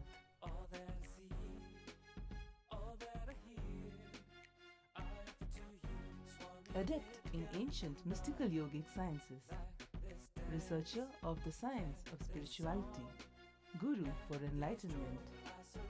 Every year, Paramahamsa Nithyananda shares with over 1 crore people worldwide the treasures of his wisdom, the joy of his laughter, and the incomparable power of his initiation. Now, Paramahamsa Nithyananda speaks on living enlightenment, solutions for blissful living.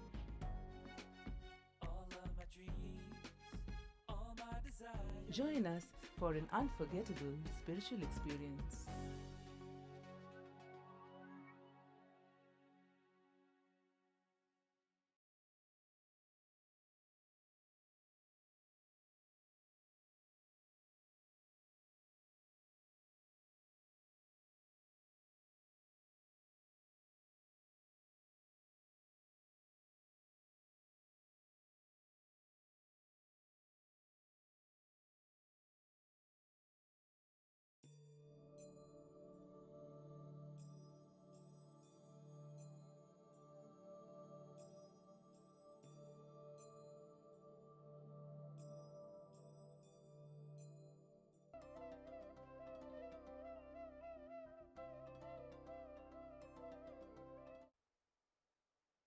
The translation. O Partha, joyful are the warrior who have obtained by chance a battle such as this, which has opened the door to heaven. Partha, happy indeed are the Kshatriyas, warriors, who are called to fight in such a battle without seeking. This opens for them the door to heaven. 2 key points. The war was not the option, choice by Arjuna. It was forced on them. They were ready to settle just for 5 houses, not even 5 village or 5 street, 5 house. But Duryodhana was not interested. First thing, war was forced on them. Second, the word, this word should be understood, which has opened the door to heaven. I wanted you to understand this word in a deeper way. Normally, traditionally, they interpret something like Veeraswarga. If somebody dies in the war and he reaches heaven, no. I do not want to attest that concept. I do not want to support it. Here I am going to give the true understanding of this line, which Bhagavan says, which has opened the door to heaven. This war has opened the door to heaven. Let me describe clearly. Let me give you word by word translation. Swargadwaram, apavritam, wide open. This is the key word I wanted to interpret. I wanted all of you to understand. Swargadwaram apavritam. Please understand. Heaven is nothing but living your biomemory, living your conscious pattern. Please understand. Patterns forced on you, imposed on you by society, parents, religion, relatives, friends is different. The pattern you love, you cherish, you enjoy, you assume is different. The pattern given from outside, always people resist. When the pattern comes from inside, you feel fulfilled. Living the conscious pattern, I can give you thousands of examples. Thousands of examples. Man who lives his pattern, conscious pattern. I wanted to use the right word.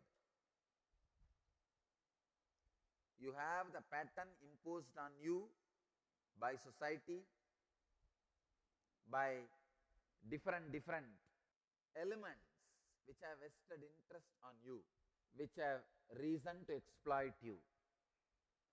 Pattern given by them are will really be creating conflicts in you. But the conscious pattern with which you are comfortable, you are living, you are flowing, I can say that creates heaven. Arjuna suddenly says, I will leave everything and become a sadhu. But his conscious pattern is not sadhu pattern. His conscious pattern which he enjoyed throughout his life is a warrior pattern. This sadhu pattern is forced on him by the society now. Because of the social situations, he wants a decent burial to his old pattern. He wants a decent burial for his problems. Please understand, there is no such thing as decent burial. Anything you try to bury always creeps up and says, hey, I am here.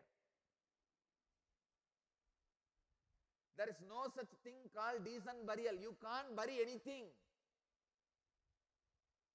How much ever you try to bury anything decently, it will be there like a peeping Tom.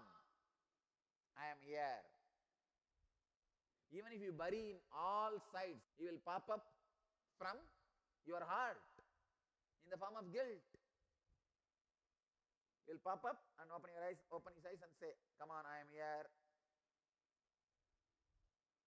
Arjuna was expecting a decent burial for his problem. He was using retirement, becoming sadhu as a technique. Vivekananda very beautifully says, wherever these fellows non-working, non-doing, using religion as a shield, gathering or jumping and dancing, take a stick and beat them. That's the extreme he is going. He goes to extreme of saying that in the north you will see many places, in villages, these fellows will not do any work, they will not plow their land, do agriculture, do nothing. They will just gather in a small gathering and sing Hare Rama, Hare Krishna, Govinda, Govinda, singing and jumping. It is not that they have devotion, so they are practicing. They just want to escape. But where will they get food? Always in the bhajan mandalis, they will get a good free food. They are there for free food. Vivekananda says, don't ever forgive them. Take a stick, round the whole group and see that not a single fellow escapes and beat them. Even I was shocked how Vivekananda is giving such a strong instruction. Beat them. But I feel these fellows, these non-doers, using the religion to give a decent burial to their lifestyle of non-doing. It's a crime. All over the world, millions do it. Millions use the religion as the shield for their non-doing. They have references in every religion. They will pick up some word from Vedas, they will pick up them, from Bible they will pick up, from Quran they will pick up, from Buddha they will pick up, from Mahavira they will pick up. They are so intelligent. They are more intelligent than any other incarnation. So any incarnation's word, they can take it and make their own interpretation. It is called Lesibam Vartika, Lesibam Bhashya. Bhashya written by the Lesibams. For any scripture, they will write a Bhashya. So each book will have its own Bhashyas. Sankara Bhashya, Ramanuja Bhashya, different Bhashyas. Like that, these fellows also have their own Bhashyas, Lesibam Bhashya. They know how to twist all the statements of all the masters and make it into a Lesibam theology. They can go on talking, justifying why they are non-doers, why they don't move their body, why they don't create. I tell you, heaven is flowing with your natural pattern and expanding. Here, Arjuna's natural pattern is warrior. Let me tell you how to find out your natural pattern, which makes you feel you are something more than what you are, adding to you. I have seen sometimes when you take up some difficult project and complete it, when you bring it, you feel, wow, I have done it. I did it. That feeling is heaven. The feeling of fulfillment which comes to you after tremendous creativity expressed through you by your natural law of expansion. Swadharma means natural law of expansion.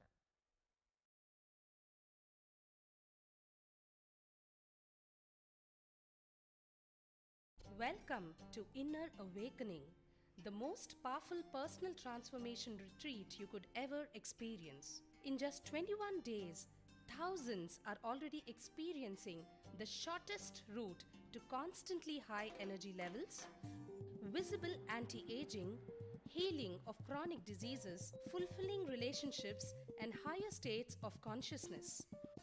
What is the secret behind this transformation?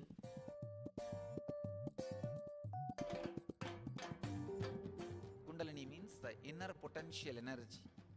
Once it is awakened, opens the different doors for the conscious experience in you. I can say which is a master key for all extraordinary spiritual experiences.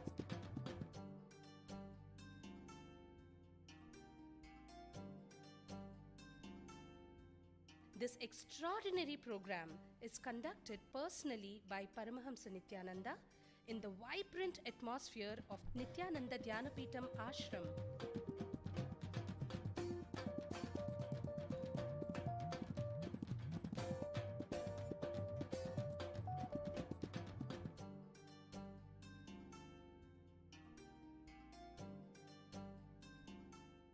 Open yourself to the benefits of Nitya Yoga and practical meditation.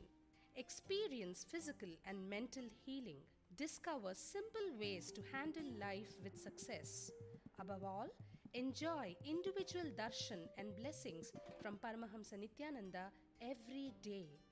Take 21 days for yourself and carry home the transformation of a lifetime.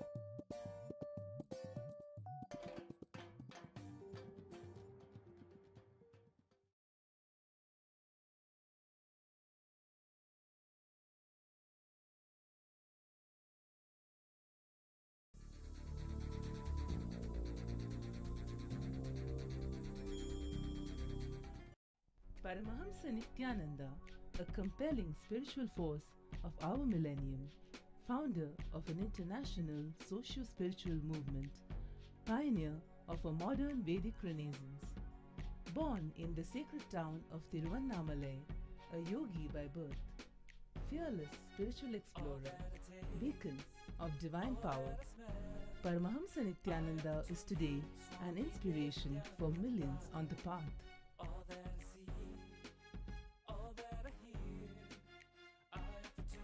Adept in ancient mystical yogic sciences, researcher of the science of spirituality, guru for enlightenment. Every year, Paramahamsa Nithyananda shares with over 1 crore people worldwide the treasures of his wisdom, the joy of his laughter, and the incomparable power of his initiation. Now, Paramahamsa Nithyananda reveals the deeper secrets of life, science of life. Join us every day for an unforgettable spiritual experience.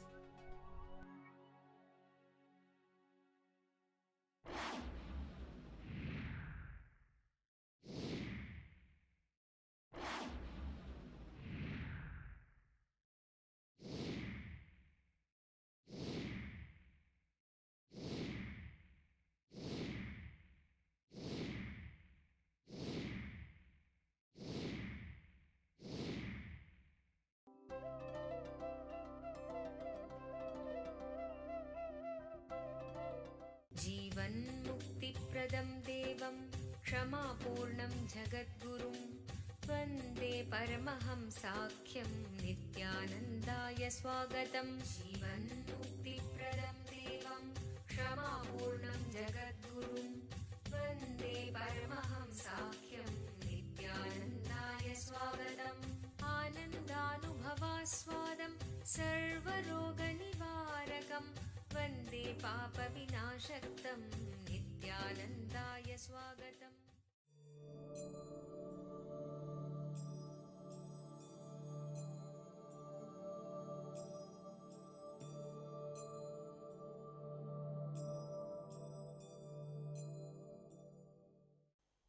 When you raise your awareness, consciousness,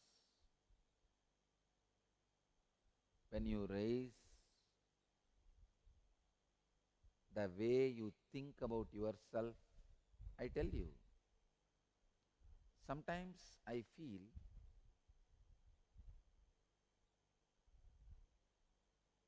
a seeker should make first little money by working in the society. Because with little money, your idea about you raises. So you know the difference between the lower identity, ideas you carry about you, or the higher ideas you carry about you. You need to know the difference. With 1 lakh in bank balance, how you think of you. With 1 crore in bank balance, how you think of you. If you know the difference between these two, how you think of you and how you behave with you, with others, if you know this, you will understand the sacred secret about the spiritual truths.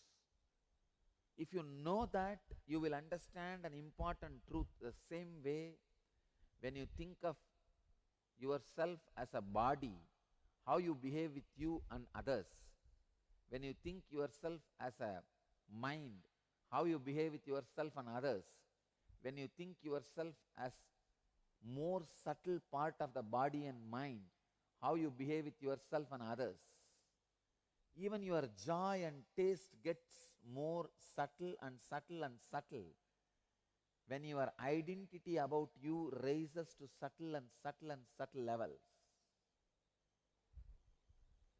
If you think you are a grass physical body, your taste will be more like eating non-veg, spicy food,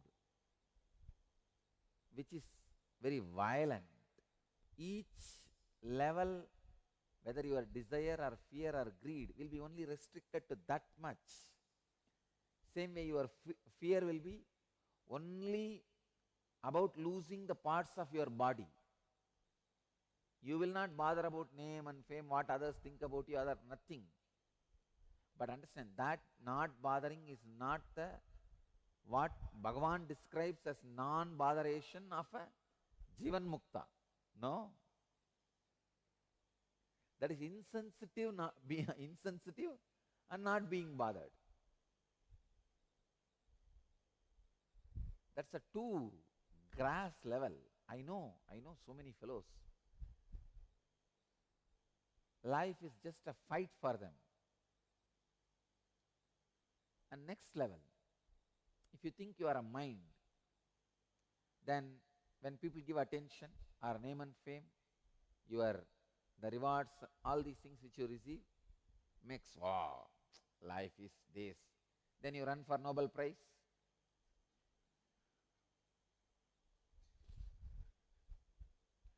Anyhow, the sacred secret is all about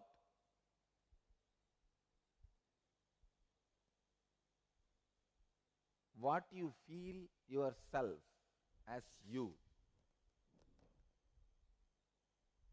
What's the idea you carry about yourself? Really, I'm telling you, if you are a lazy bum,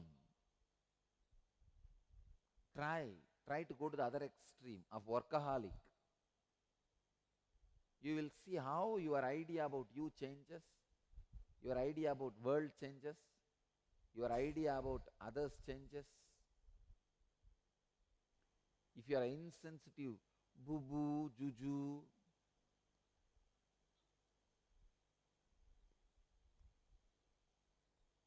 one nut loose, that kind of guy, try to become a leader, person with success, unless you see the different extremes and possibilities in the outer world life, you do not know. When you change your concept of you, how suddenly the very existence of you changes. The very form you live changes. Based on your sensitivity about yourself, your perception about the world is going to change. It's like a different frequency, that's all. See, the whole thing boils down to how you feel about you, that's all.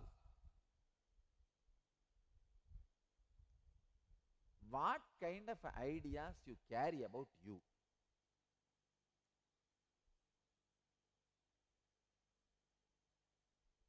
Few days before, one of my rishis who did this Agori tapas of carrying the food all the time with him, he came and told me, Swamiji, now I have so much of confidence about me that I can do something. I tell you,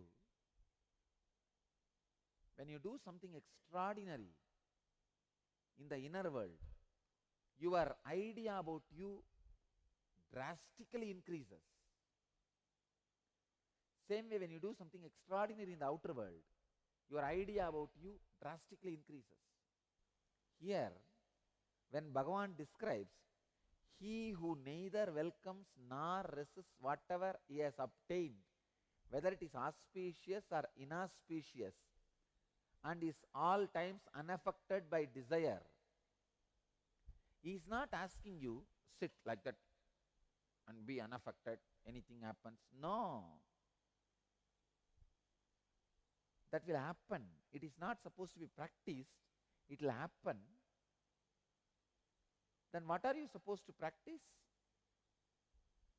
Building the right understanding and identity about you.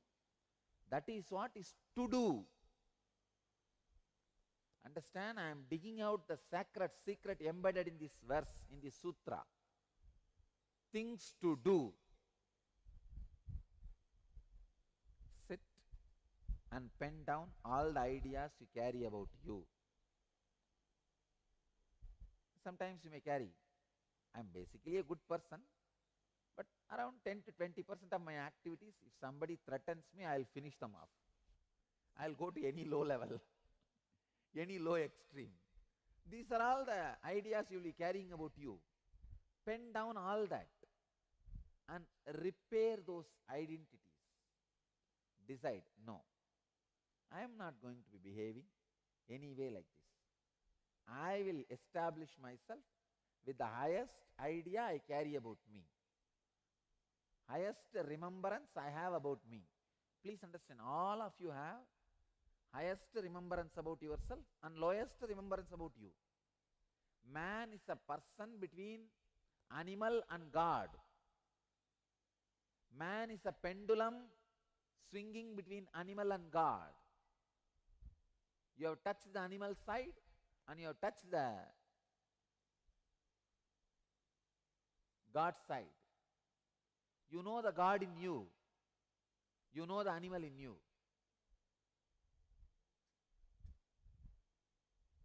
So repair.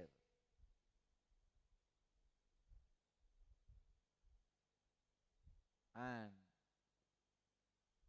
strengthen the God in you. The higher identity in you. That is what is supposed to be done. To do, what to do is this only. God in you and the animal in you, both are different extremes of your identities. Go on strengthening by your decision, by your will, by your imagination, by your visualization, by your activities, by your association, by your day-to-day routine, and by your behavior, by your verbal language, by your body language. Strengthen the God identity in you, the higher identity in you, higher self in you, higher identification in you. Go on doing it. Rowdies and demons are involving themselves into the wrong activities only based on the identity they are carrying. Understand? The identity you carry,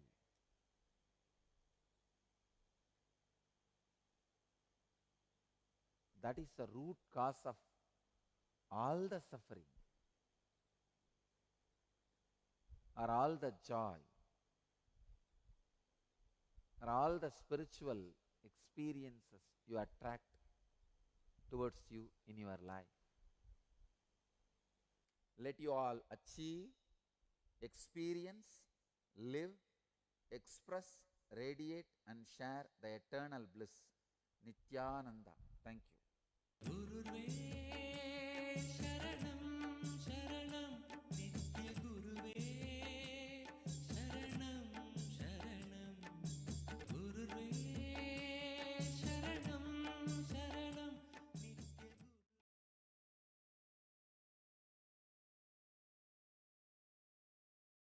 Welcome to Inner Awakening, the most powerful personal transformation retreat you could ever experience. In just 21 days, thousands are already experiencing the shortest route to constantly high energy levels, visible anti-aging, healing of chronic diseases, fulfilling relationships, and higher states of consciousness. What is the secret behind this transformation?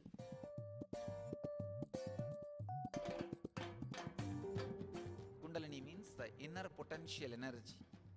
Once it is awakened, opens the different doors for the conscious experience in you. I can say which is a master key for all extraordinary spiritual experiences.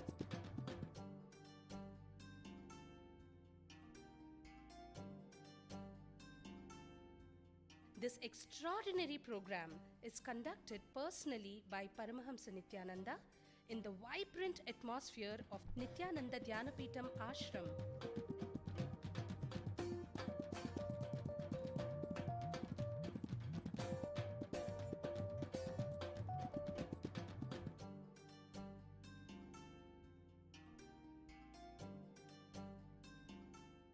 Open yourself to the benefits of Nitya Yoga and practical meditation. Experience physical and mental healing. Discover simple ways to handle life with success. Above all, Enjoy individual darshan and blessings from Paramahamsa Nithyananda every day. Take 21 days for yourself and carry home the transformation of a lifetime.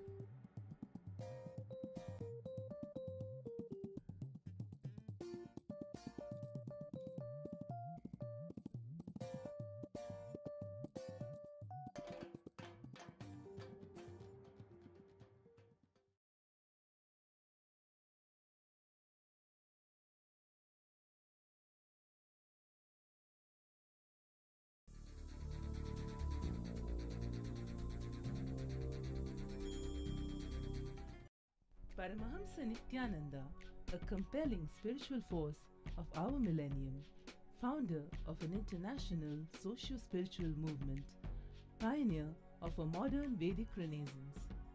Born in the sacred town of Tiruvannamalai, a yogi by birth, fearless spiritual explorer, beacon of divine power, Paramahamsa Nithyananda is today an inspiration for millions on the path.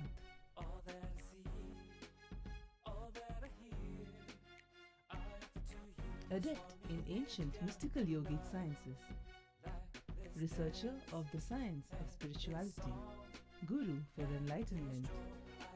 Every year, Paramahamsa Nithyananda shares with over 1 crore people worldwide the treasures of his wisdom, the joy of his laughter, and the incomparable power of his initiation. Now, Paramahamsa Nithyananda reveals the deeper secrets of life, science of life. Join us every day for an unforgettable spiritual experience.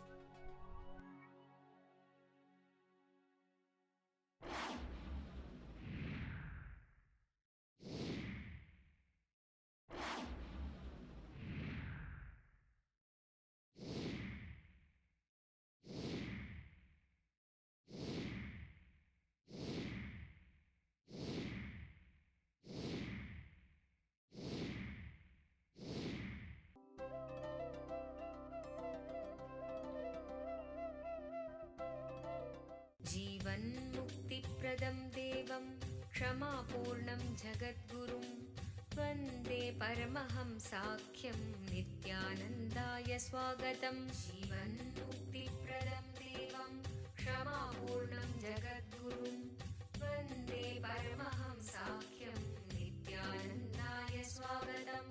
आनन्दानुभवास्वादं सर्वरोगनिवारकं वन्दे पापविनाशक्तं नित्यानन्दाय स्वागतम्। When a person completely withdraws his sense organs from the object of the senses, like a tortoise withdrawing its limbs on all sides, then he is said to be established in intense unclutching. Actually, when I saw the tortoise first time I saw tortoise in my life, near Tiruvannamalai, on Satanur Dam. There is a dam near Tiruvannamalai where they have this crocodile park and they have few tortoise also. Huge one. Must be at least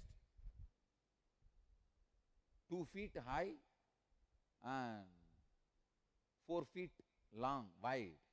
Huge one. I have never seen that size after that.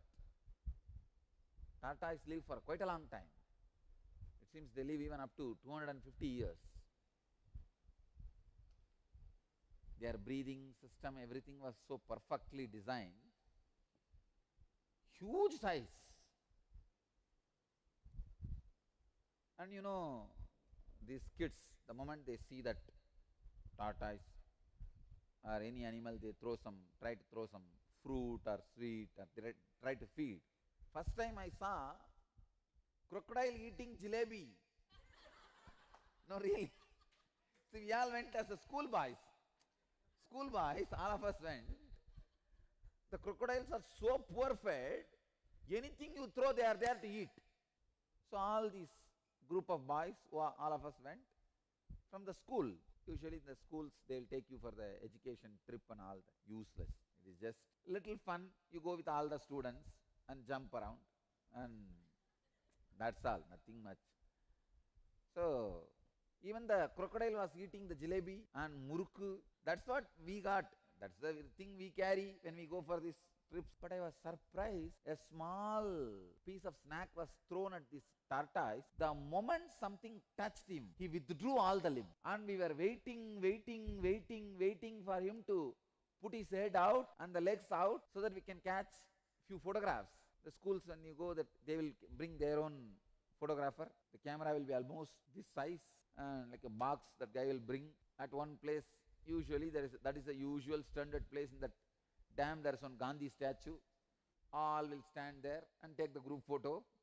It's like a typical ritual. You stand here and walk in line and hold each other's shirt behind. Really, so that you don't get lost in the crowd. And roll number 1, 2, 3, 4, 5, 6. Based on the roll number, they will stand. Still, I remember my roll number. The polytechnic, it was 731, and the school, I think 34. So all have to stand in the queue and hold the shirt behind and walk. The teacher who is in charge, that fellow had an affair with another lady teacher. So he will go away with her. There will be the class head, class leader. You have to hang around with that fellow. What that fellow knows? He is also of my age. Maybe a little tall. Usually the tall, well-built guy is put as a class teacher.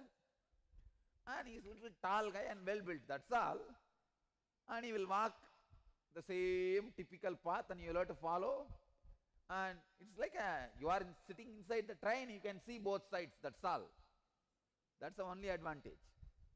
And dang, go and finally stop in one. There will be regular canteen. Already pre-ordered food will be there. Eat that and take little snacks, whatever you brought in your hand, and leave your bags and baggage, and then dang, walk and go. There will be some monkeys too. You can throw a little for them. Anyhow, it's a typical trip. So, all of us wanted to have a photograph with the tortoise. We waited almost for 2 hours. But that guy is not ready to come, not ready to put his head and limbs out. I have heard this example, this tortoise example, earlier itself from Kuppamal. It was such a sharp click for me. Wow.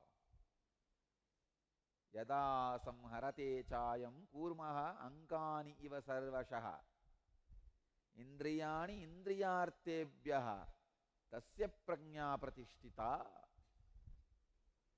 I thought this fellow is now in samadhi and he is not going to take his limbs out. He is not going to be again caught in any senses. He is in his senses. Just like tortoise withdraws its limbs from all sides, when a person withdraws his senses from the sense objects, his wisdom becomes steady. When a person completely withdraws his sense organs from the object of the senses, like a tortoise withdrawing its limbs on all sides, then he is said to be established in intense unclutching. Keyword: Yada samharate chayam kurmangani iva sarvashaha indriyani indriyartebhyaha. The key word is indriyani indriyartebhyaha, withdrawing sense organs from the object of the senses, like a tortoise withdrawing its limbs. Nothing much to expand, because Bhagavan is giving a very clear instruction. Withdraw your sense organs from the objects of senses. Basically, the pleasure is from inside. What excitement the sense organs are feeling is from inside. It is not from the objects of the senses. When you eat a sweet, the excitement or the joy you feel is from your own source, not from the sweet. If it is from the sweet, then why the 10th or 11th sweet is not sweety? Why you don't feel the same taste, excitement by 11th or 12th sweet? As per the law, it is supposed to be expanding. 1 sweet, 2 sweet, then more excitement, 3 sweet, more excitement. But here, by 10th sweet, the excitement not only reduced, it's lost. गुरुर्वे शरणं शरणं नित्यगुरुवे शरणं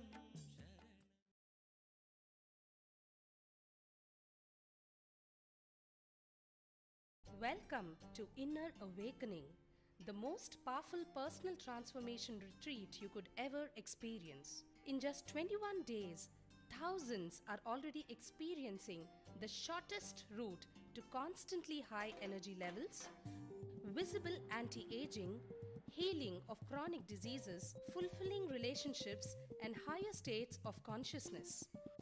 What is the secret behind this transformation?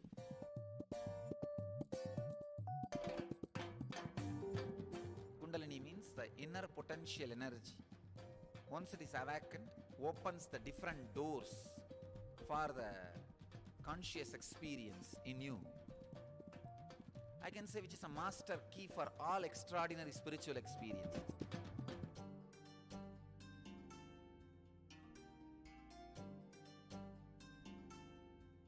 This extraordinary program is conducted personally by Paramahamsa Nithyananda in the vibrant atmosphere of Nithyananda Dhyanapeetham Ashram.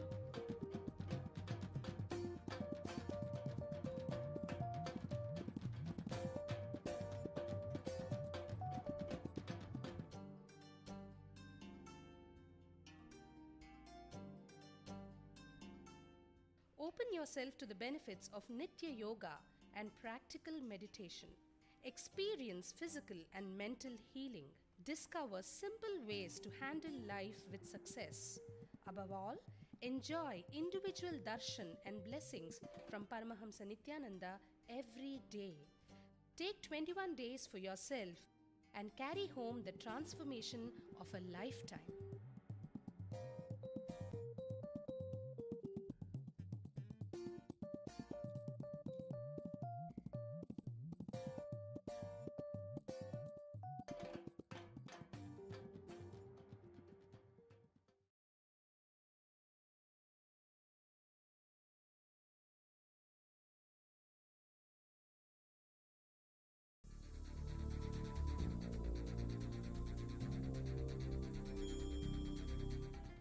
Paramahamsa Nithyananda, a compelling spiritual force of our millennium, founder of an international socio-spiritual movement, pioneer of a modern Vedic Renaissance. Born in the sacred town of Tiruvannamalai, a yogi by birth, fearless spiritual explorer, beacon of divine power, Paramahamsa Nithyananda is today an inspiration for millions on the path.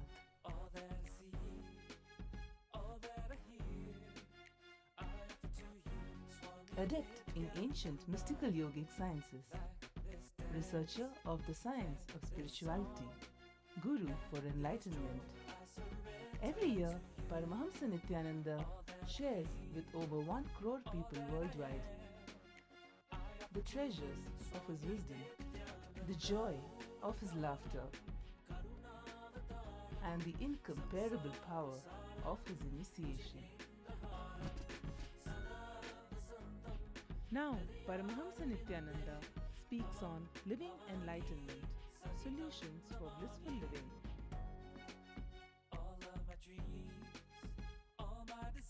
Join us for an unforgettable spiritual experience.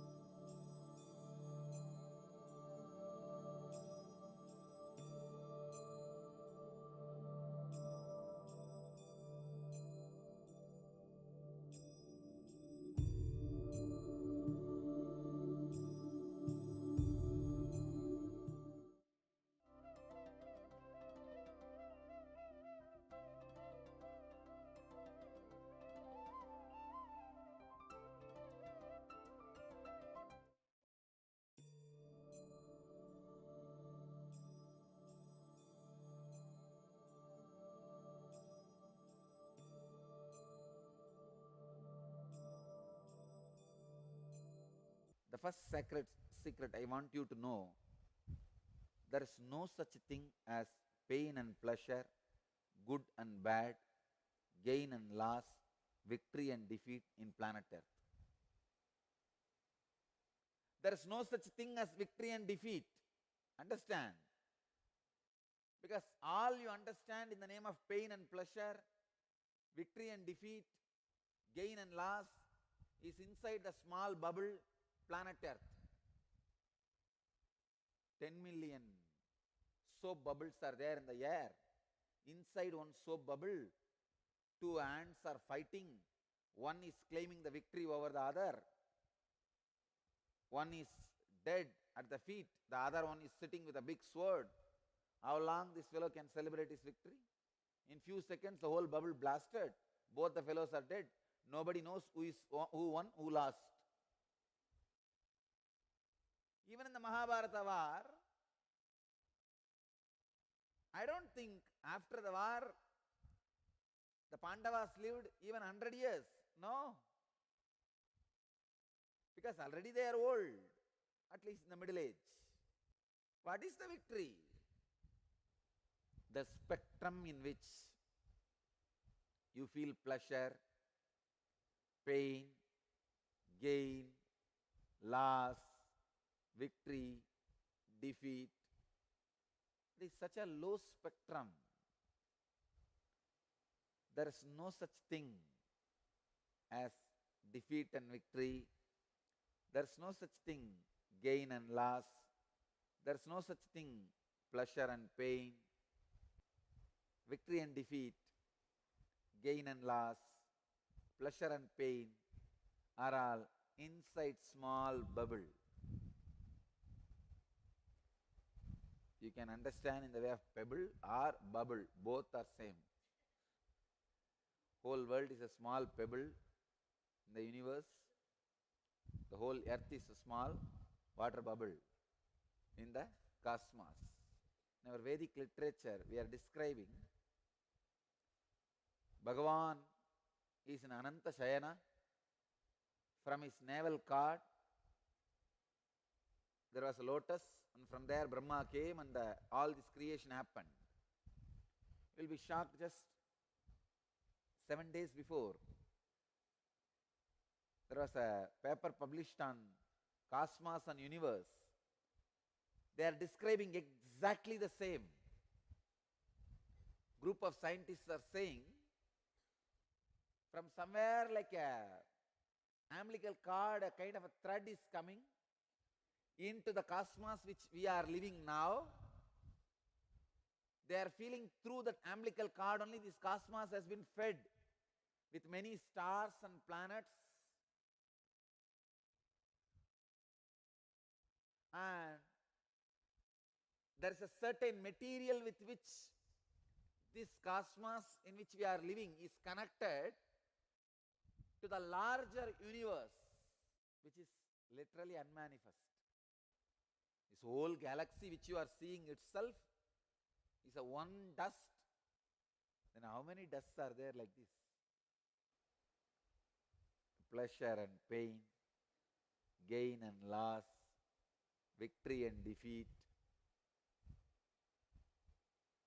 are all in too low spectrum. I tell you, whether you live this truth or not, that is secondary. Every day at least spend few minutes in remembering this sacred truth. This whole thing is so small. Remember, life is too big, at least for 10 minutes a day. That remembrance can bring so much of healing in your system. I tell you, just this moment, when I am talking about it, I can see how much of auspicious feeling to exist, feeling to live, feeling to love, feeling to radiate is happening in my system. I am not even, see, the moment I remember this feeling of huge, and all our worry, victory, defeat, pain, gain, loss, pleasure, all too small. Sukha dukkhe same kritva labha labho jaya jayav.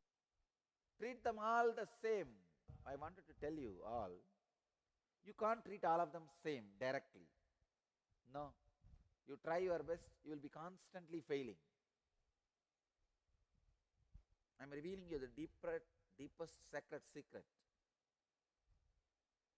Every day, at least few minutes before going to bed or after coming out of sleep, sit and remember how tiny you are. This whole planet Earth itself is too small in the cosmos. The whole cosmos itself is too small in the universe. It's all too negligible. If you want to try to see some video or photograph from the YouTube or something, just to understand about the hugeness of the cosmos. Let your mind absorb. Let your mind understand. God, everything is too big. See, one part of your mind will tell, no, it's okay, everything is too big, that is true, but practically I have to get up and do my duty, do my job. Come on, let me find solution for this. Relax. Relax for a few moments and look at the whole. Oh God, it is too big. My problems are too small. Even if you have the problem that you want to become a president of America and you are not able to, that is too small. Before going to bed, every day, at least for 10 minutes, allow this idea to sink inside. God, everything is too big. I am just a small dust. What am I? All my problems, all my pleasure, all my pain, all my gain, all my loss, all my victory, all my defeat. When this smallness settles with you, suddenly you will see the pleasure and pain becomes same for you. Gain and loss will be same for you. Victory and defeat will be same for you. The next line, a powerful line. With this line, Bhagavan brings the science of enlightenment to planet Earth. Do battle for the sake of battle, and you shall incur no sin. Your consciousness lands on the planet Earth as a pure, shining light. But all your pleasure and pain and loss and gain, victory and defeat, these attachments makes it corrupt, dull. It's like you bring a pure, shiny mirror. Here they throw all the dust, pleasure, pain, gain, all the dust, and that mirror loses its quality to reflect, radiate shining. Everybody will naturally ask, what is the way to keep the mirror pure, shining? The only way is, do not allow pleasure and pain, gain and loss, victory and defeat. Do battle for the sake of battle, and you shall incur no sin.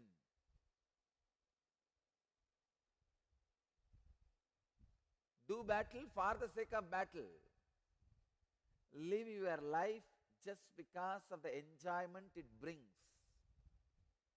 I tell you, every time the feeling for life, when it happens in me like a wave, I just feel, oh God, I am living, I want to live, so I'm going to live forever. This is what I call energy. Feeling that life is good. When this wave hits you, energy fills your system. Not because of any loss or defeat, any victory or gain, any pleasure or pain, just for no reason. Life is too big.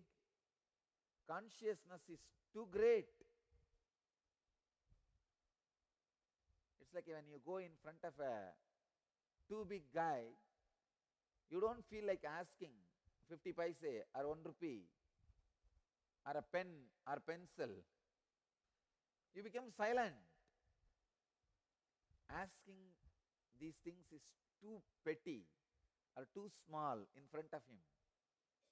I tell you, that's what exactly I feel in front of my consciousness, to ask for anything. Again and again my disciples push me. Swamiji, ask for this. If you think it will all be done immediately. The moment I turn inside, the life is too big to have a desire. Understand? Life is too big to have any desire. When you have a desire and look inside, turn inside with that desire, you look too petty, too cheap, too small. Life is too big. Consciousness is too big to have any desire. When I understand consciousness is too big, the wave raises.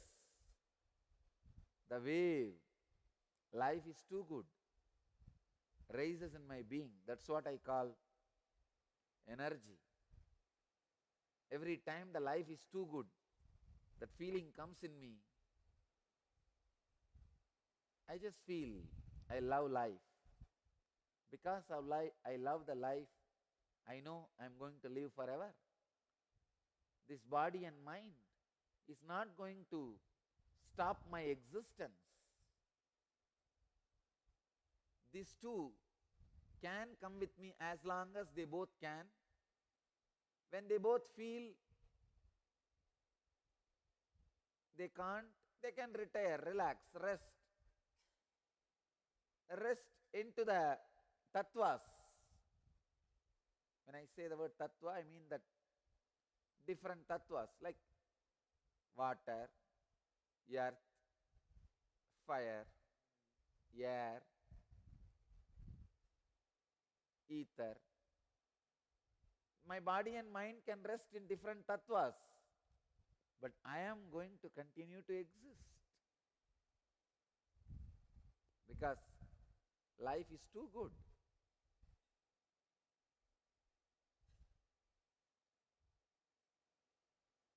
I have so much of love for the pure life. So body and mind can come with me as long as they can. After that, I will continue to live. They can relax into my tattvas. Understand? Love for life should cross your love for your body and your love for your mind. Unfortunately, your love for life is too small than your love for your body and your love for your mind. You are directing your love in wrong direction. That is why suffering. You love people who constantly torture you. I have seen sometime in city slums, this husband will be a drunkard, womanizer, does everything which should not be done.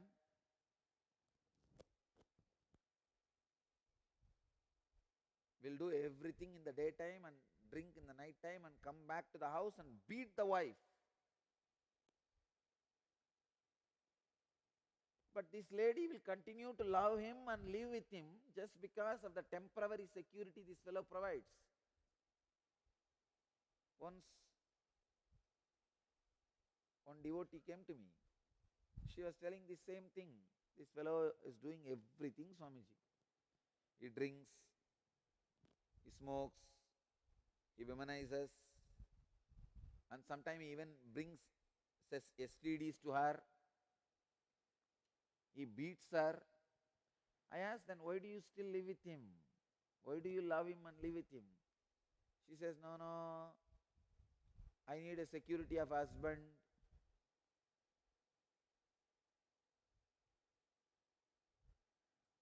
At least nobody else comes and disturbs me because he is there as a husband. Sometimes these temporary securities they provide, you direct your love towards them same way. Your body and mind. Your mind goes round. Your mind is like this husband. This fellow goes round.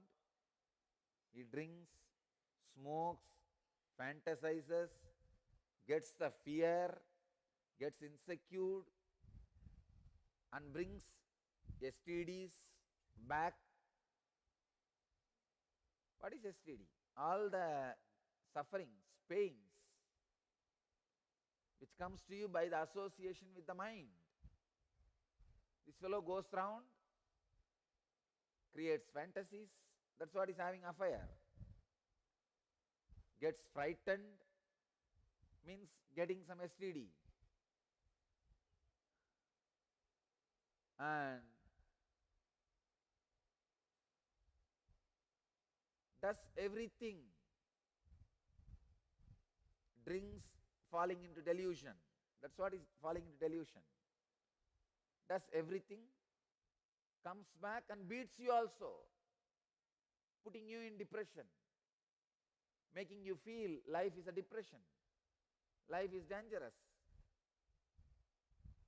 Look at your life. But still, every morning you say, oh, my body, my mind.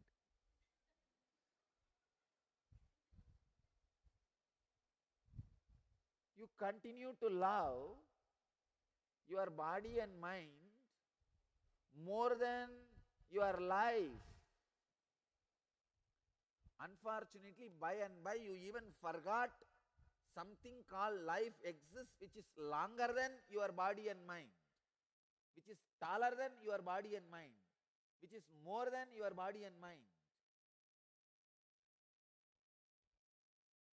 The first understanding a child should be given in our Gurukul is life is more than body and mind. So love the life more than you love your body and mind.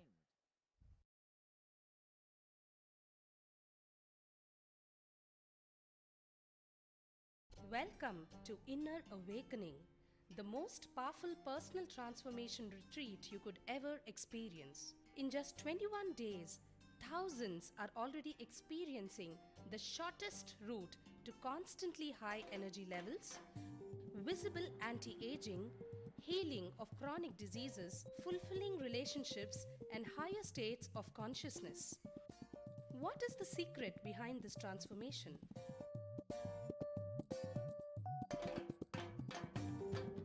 Kundalini means the inner potential energy.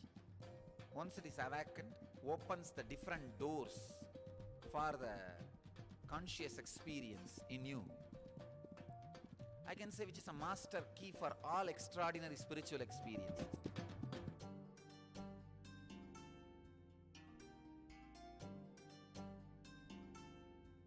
This extraordinary program is conducted personally by Paramahamsa Nithyananda in the vibrant atmosphere of Nithyananda Dhyanapitham Ashram.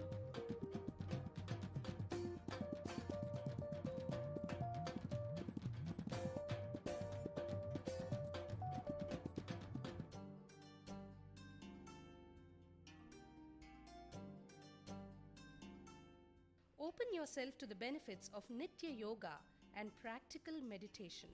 Experience physical and mental healing. Discover simple ways to handle life with success. Above all, enjoy individual darshan and blessings from Paramahamsa Nithyananda every day. Take 21 days for yourself and carry home the transformation of a lifetime.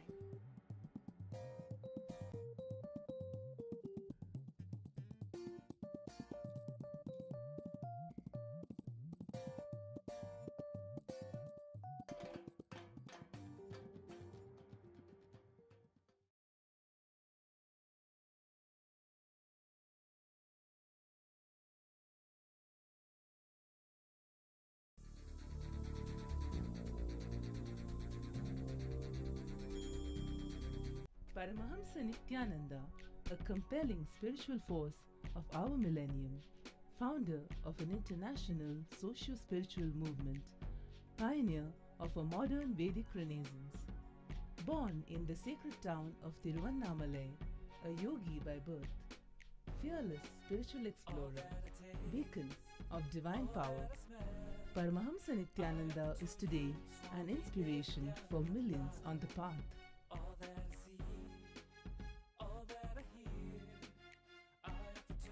Adept in ancient mystical yogic sciences, researcher of the science of spirituality, guru for enlightenment. Every year, Paramahamsa Nithyananda shares with over 1 crore people worldwide the treasures of his wisdom, the joy of his laughter, and the incomparable power of his initiation. Now, Paramahamsa Nithyananda reveals the deeper secrets of life, science of life. Join us every day for an unforgettable spiritual experience.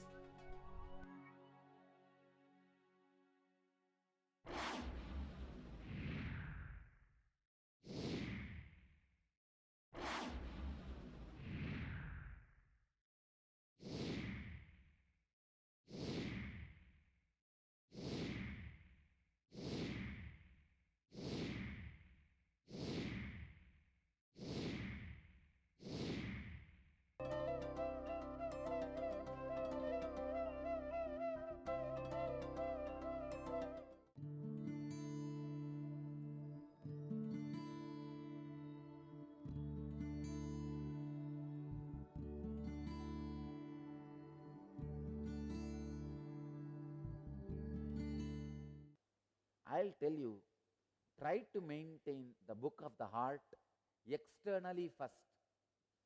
Maybe you can maintain in a notebook by writing, or you can maintain in your computer or laptop or in your cell phone or BlackBerry by typing. But maintain book of the heart outside. Whatever clicks with you, what you hear from the external master and what you heard from external master, when it gets churned inside, what you click with internal master.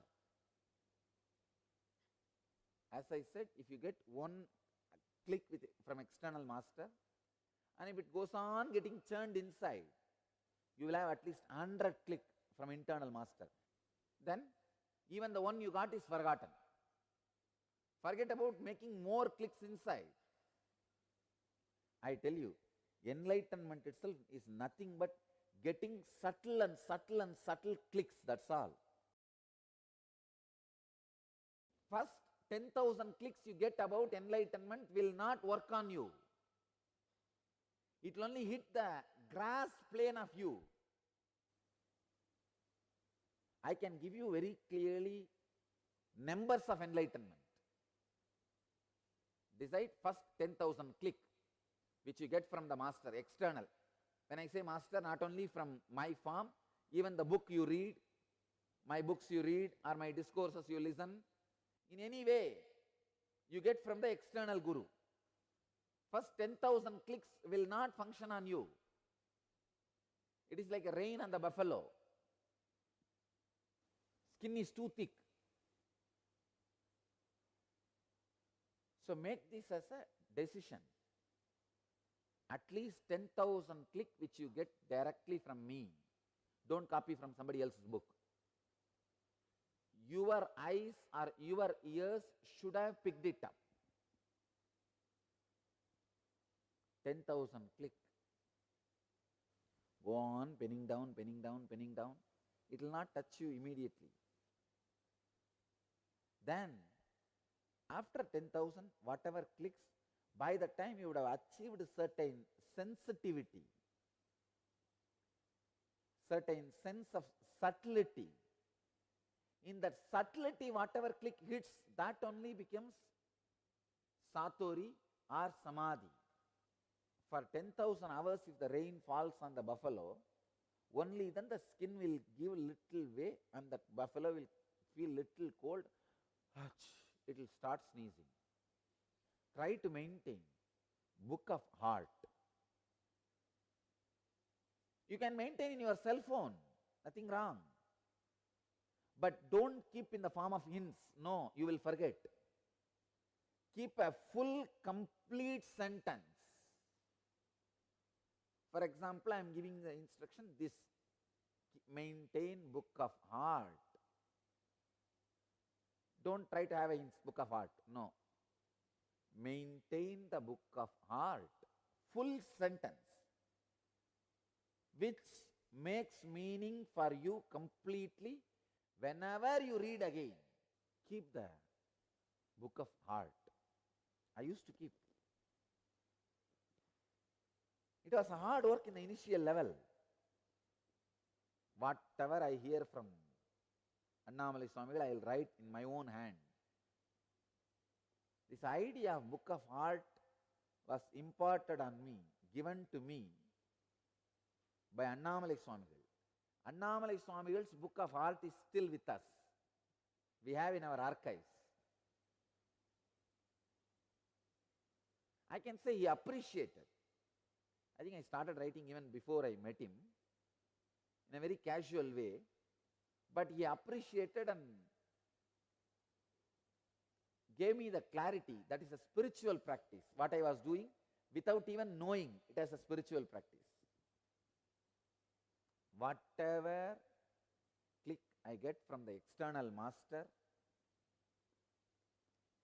so I had many teachers. Ram Surat Kumar. Ram Surat Kumar will rarely speak, but I have heard many words when he spoke to other disciples. When people come to him, he will say few words. Those words will be very sharp. Sharp click. Raghupati Yogi, Kuppammal, Annamalai Swamigal himself, so many people. Whatever I used to hear, everything I will come back and sit and pen down. I am feeling so bad that 11, 12 books I got lost because every day whatever Arunagiri Yogeshwara spoke, I have written. I am praying that we should get that books back because that books will be a solid evidence. I had Arunagiri Yogeshwara's darshan and my whole relationship with Arunagiri Yogeshwara is beautifully described in that. How I felt with him. So the words which he gives, based on that itself, when I come back and write, from that itself you can see the relationship getting matured. We have one of my diary we have retrieved. In that we have a description of my relationship with one Siddha. One Siddha who lived in Tiruvannamala, who did not move out of this small 3 feet by 3 feet. He always sat only in that place. It's called Adimudi Chittar. He had the darshan of Arunachaleshwara. Still his samadhi is there next to our ashram. My relationship with him, that is very clearly, very nicely described. My experiences with him is described. The diary which we got, one diary, some 3-4 days of recording. Anyhow, whatever I heard from Arunagiri Yogeshwara, I will pen down. And and whatever I read clicked with me, I'll pen down. When I am writing every day, thinking, writing all these ideas, so many will click with me internally, that internal guru's teachings. I'll pen down that also. In the initial level, you should be doing this, keeping the book of heart. For the external success, accounts is very important. For the internal success, enlightenment, book of the heart is very, very important. I am not saying you should read it every day, no. Just maintain it. You will see how your concepts about you, society, God, world, everything is getting matured.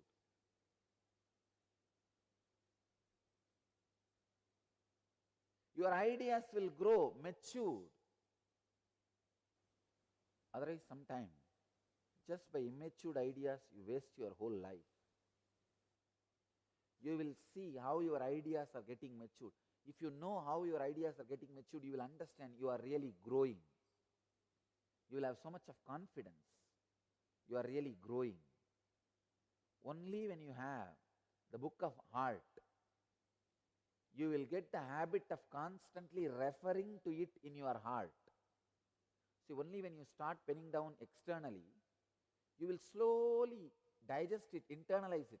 That will become part of you. You will pen down in the paper externally, or type it. Then simply it will become part of you.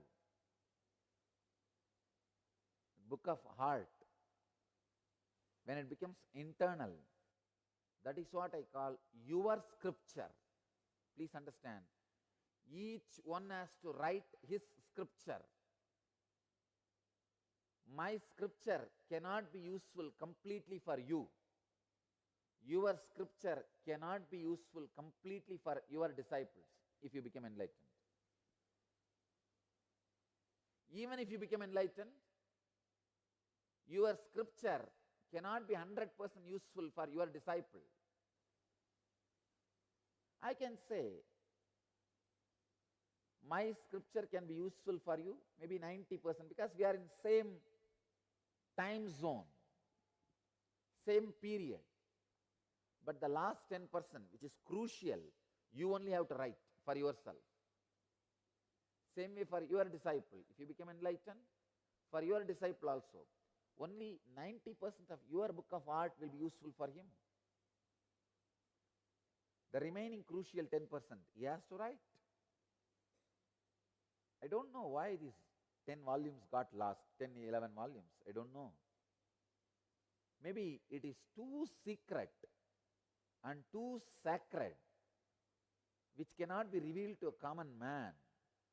It got lost. My personal, intimate experiences with Arunagiri Yogeshwara, everything I have penned down. How I felt with him, how he reciprocated. I still remember. I went and read out whatever I wrote to him. He picked up that book and read. There were some spelling mistakes. He himself corrected it. His handwriting is there. What to do? It's unfortunate. Somewhere we lost it. And knowing this, next time onwards I started making more spelling mistakes. Purposely, so that he will correct it with his own handwriting. And there's a signature of him in that book. We'll get it. I'm just consoling myself. Because that would have been such a great asset for all you guys. You see, I don't need that book now. Already that book has become my internal part, internal scripture. It has become book of heart for me. But it can be a very big use for all of you.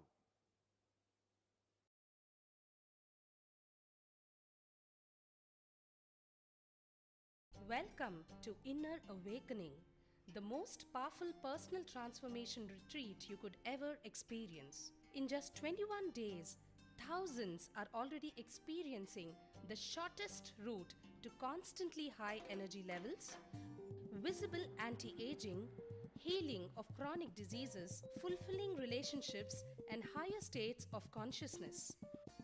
What is the secret behind this transformation?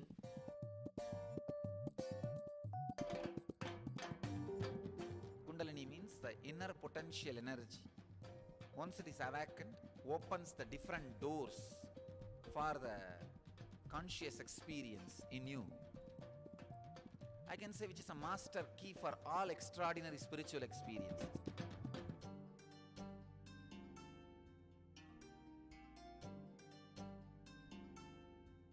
This extraordinary program is conducted personally by Paramahamsa Nithyananda in the vibrant atmosphere of Nithyananda Dhyanapitham Ashram.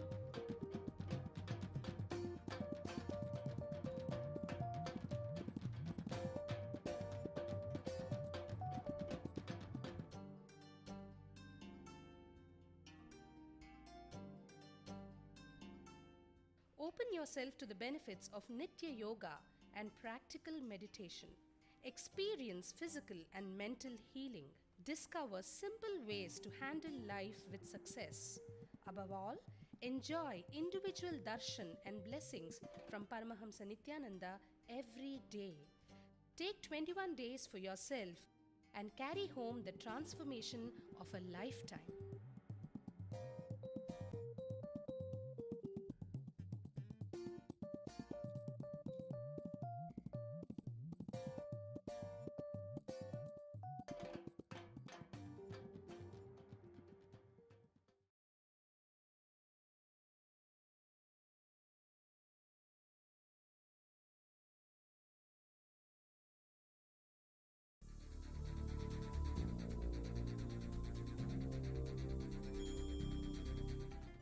Paramahamsa Nithyananda, a compelling spiritual force of our millennium, founder of an international socio-spiritual movement, pioneer of a modern Vedic renaissance.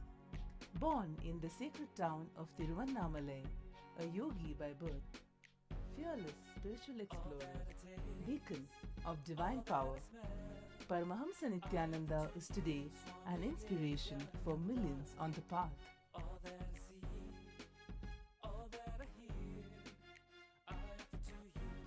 Adept in ancient mystical yogic sciences, researcher of the science of spirituality, guru for enlightenment. Every year, Paramahamsa Nithyananda shares with over 1 crore people worldwide the treasures of his wisdom, the joy of his laughter, and the incomparable power of his initiation. Now, Paramahamsa Nithyananda speaks on living enlightenment, solutions for blissful living.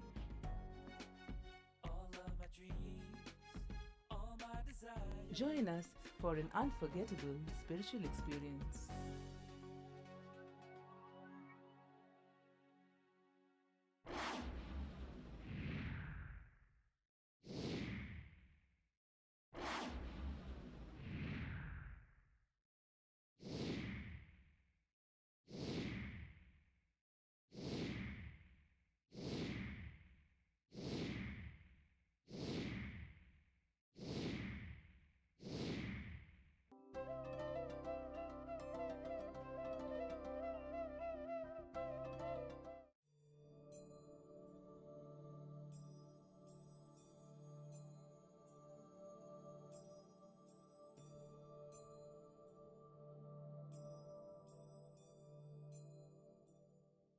कर्मण्येवाधिकारस्ते मा फलेषु कदाचन मा कर्मफलहेतुर्भू मा ते सङ्गोऽस्त्वकर्मणि.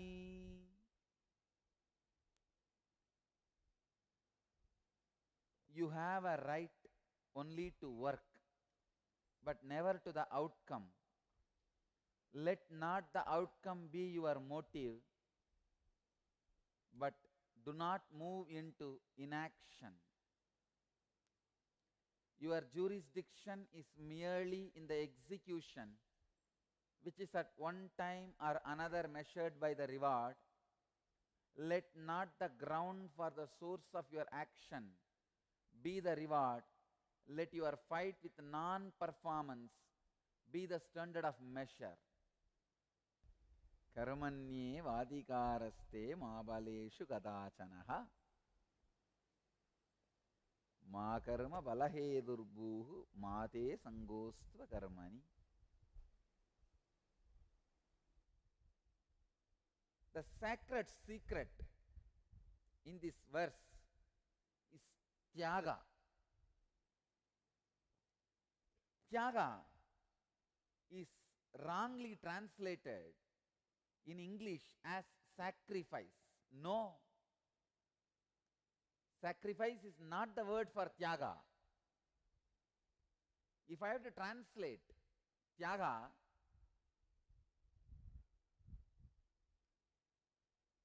non-existence of constantly changing identity. Please understand.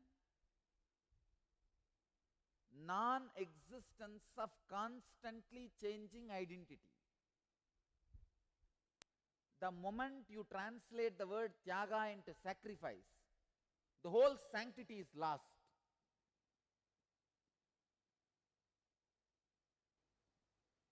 Just a bull is reduced to ox. The whole truth is lost. The word sacrifice is a too poor word for tyaga. See, the moment you use the word sacrifice, sacrifice is too easy, too cheap. See, if the whole world is going to praise you, you can give up anything. It is not a big thing. I have seen in my own experience. I went to Kumbh Mela once, not after the mission was started, before that. One sadhu was standing on one leg for 12 years. He never sat. The moment I heard about him, I felt, wow, he is the greatest tyagi. Even this time when I went to Kumbh Mela, I heard one sadhu. I don't know whether the same person. One sadhu is standing. I did not go and see. Before the mission started, I went to Kumbh Mela once. I heard one sadhu is standing on one leg. I went and saw him. I had the darshan. But somehow, his eyes are so dry. I did not feel any pull, strength, confidence. 12 years this guy is standing on one leg. The other leg has almost become like an elephant leg, because the whole weight has to be borne by that one leg.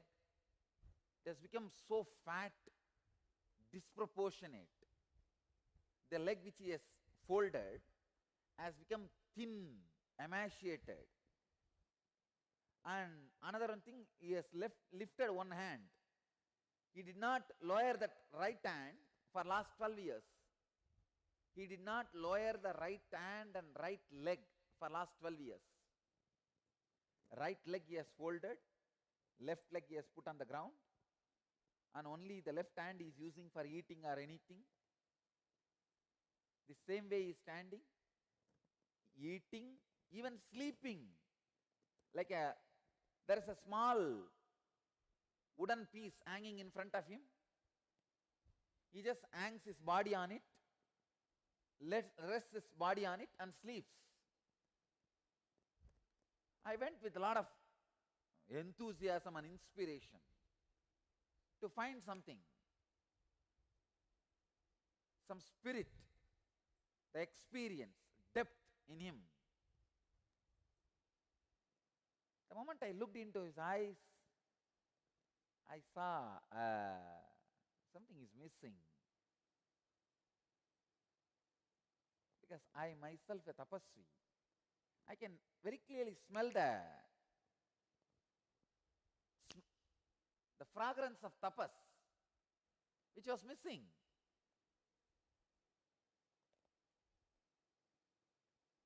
Anyhow, I sat near him. I always spend little time, have patience before coming to conclusion. Spent till the evening, did not get any glimpse.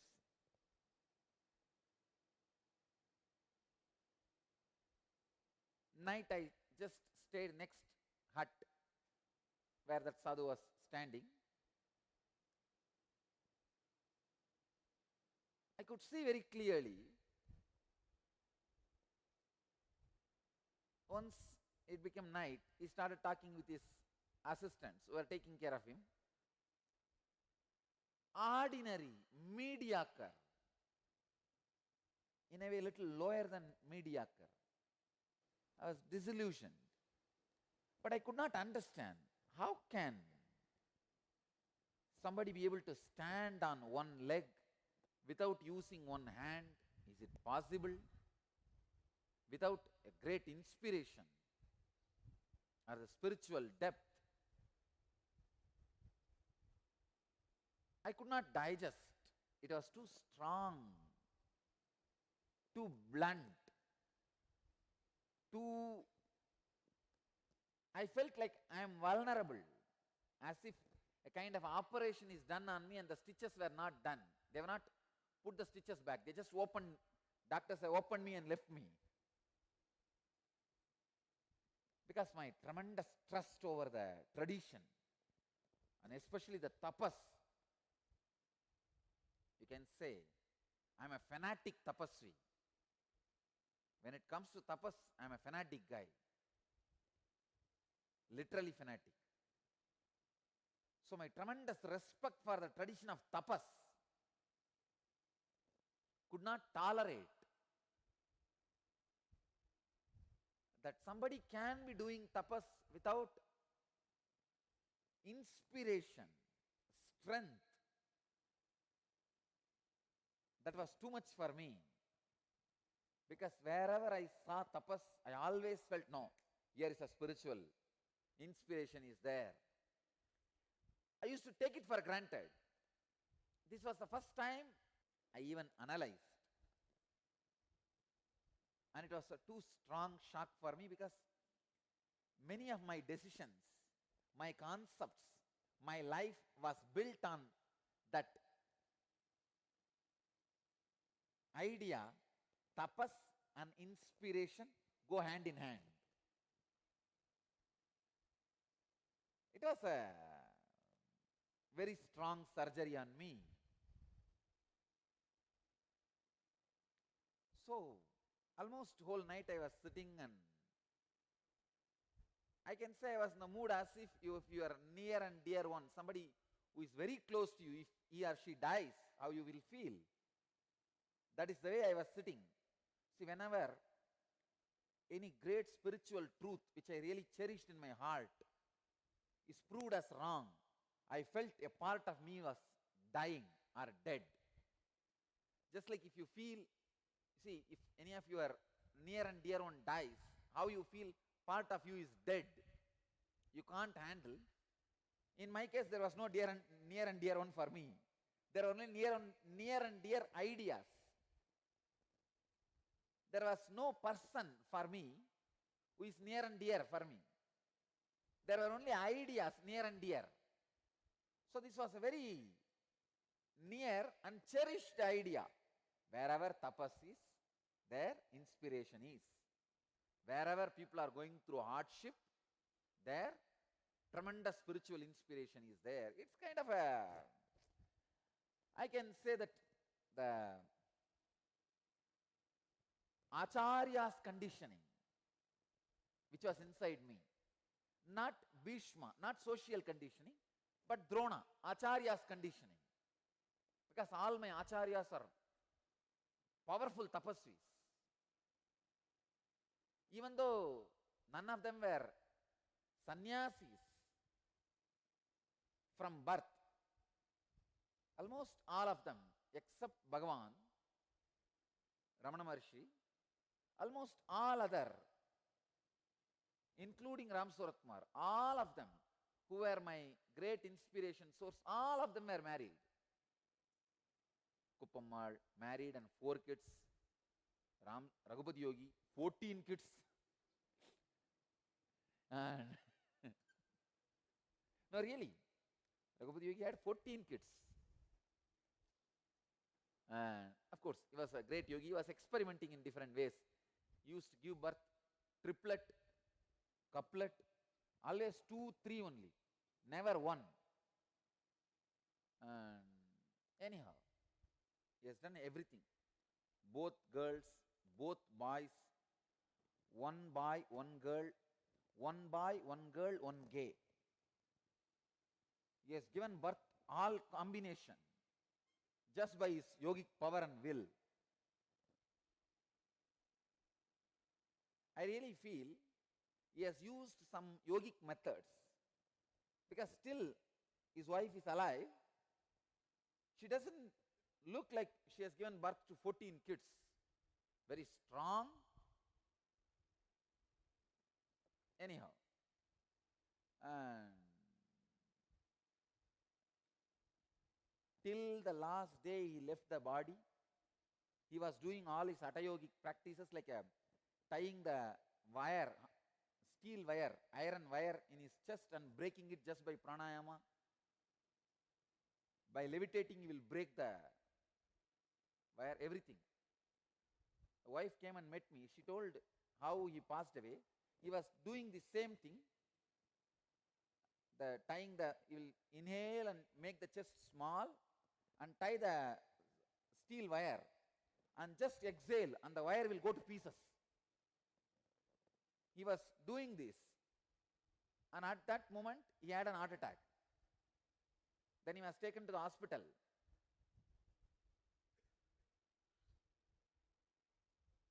The hospital record says he had 42 heart attacks in next 24 hours. 42 times. And he was not dying. The doctors have said, please take him home, he won't die. But next day on the right time, proper time, he woke up and opened his eyes and called all the people and told, I am leaving, and left the body. A great yogi anyhow. All of them are very fanatic tapasvis. Because of that drona conditioning, tapas and inspiration, hardship and inspiration always goes hand in hand. Was the concept I was fanatically believing and very dear to my heart, and I was not ready to let go that concept. Even forcibly the existence is opening my eyes, I did not want to believe that concept. No. It's too dear to me. Too dear. If I have to give up this one concept, too many decisions I made in my life, in the young age, I have to revisit, rethink. All of them may be wrong. It's too much of vested interest. I have vested too much on this belief that tapas and spiritual inspiration go hand in hand. Now suddenly that is being shaken. Then whole night I was almost sitting like somebody who is near, very near and dear to you, is very close to you, is your moral support. If that kind of a person dies, how you will feel empty. That same thing I was feeling. Somebody who was giving me moral support for all the hardships I went through, suddenly I am realizing that person is no more there with me. See, every spiritual concept about which I was convinced acted like a one Bhairava or Rudra traveling with me and protecting me. The stories you may read, whenever an incarnation lands, all the Ekadasha Rudras, 11 Rudras will be constantly around him protecting. I can say these were the Rudras staying in me, my strong trust on those concepts. They were the Rudras staying in me and protecting me. I am feeling one Rudra is missing now. Whole night I was sitting. Early morning, a very strong hit on my head. Not physically, inside. A powerful cognitive shift means the new base from which I am supposed to take all my cognizance. It's like you just pull one pillar of the building and put it next. Like that, cognition, the new cognition, the cognitive shift, the new space from which I have to take cognizance of everything. That was happening in me. I realized sacrificing anything external is not tyaga. That is very easy, especially when you see your pseudo identity can be charged, can be made to feel good, can experience the kick of praising. I tell you, name and fame is not even million or billion, trillion times worst addictive than any opium or marijuana.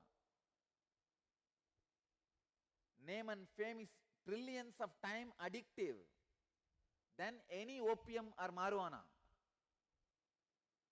How a tamasic person, inert person, can sacrifice anything for marijuana, abin, or other narcotics.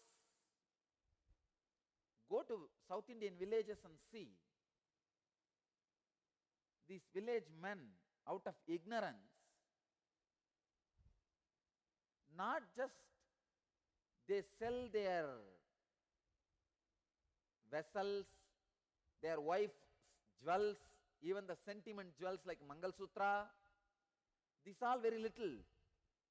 They put their daughters in prostitution just for alcohol, just for them to drink or have marijuana. They will put their daughters in prostitution. Addiction, the power of addiction can make that guy do anything. I tell you, same way, the addiction to name and fame is trillion times worse. It can make you do trillion times worse act than putting your own daughter's, sister's, wife into prostitution. It is such powerful addiction. You can sacrifice anything. This man, whom I was telling, the sadhu was standing with one leg and using one hand. He is addicted to the name and fame. For the sake of his addiction to name and fame, he has put one hand and one leg into prostitution. He has put one of his hand and one of his leg to something which should not be doing, which is not natural, because he is addicted to the name and fame. That is why I tell you, tyaga, which Bhagavan is expressing in this verse, renouncing the constantly changing identity.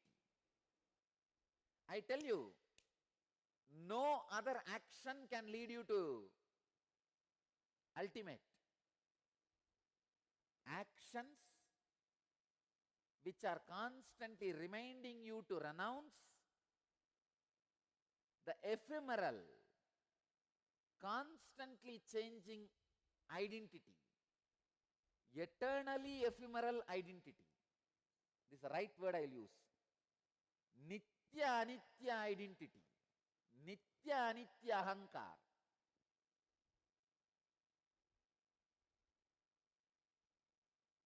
It is Anitya, always Nitya. It is Nitya Anitya, eternally ephemeral identity.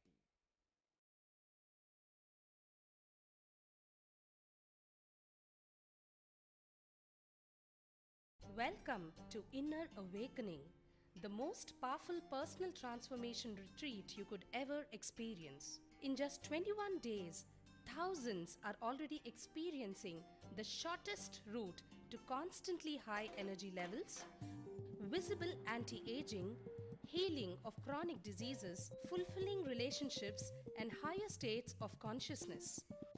What is the secret behind this transformation?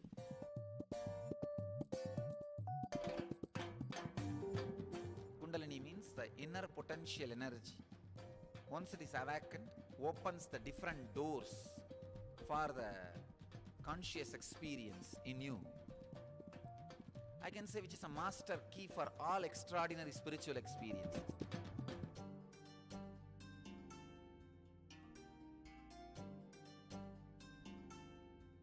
This extraordinary program is conducted personally by Paramahamsa Nithyananda in the vibrant atmosphere of Nithyananda Dhyanapitham Ashram.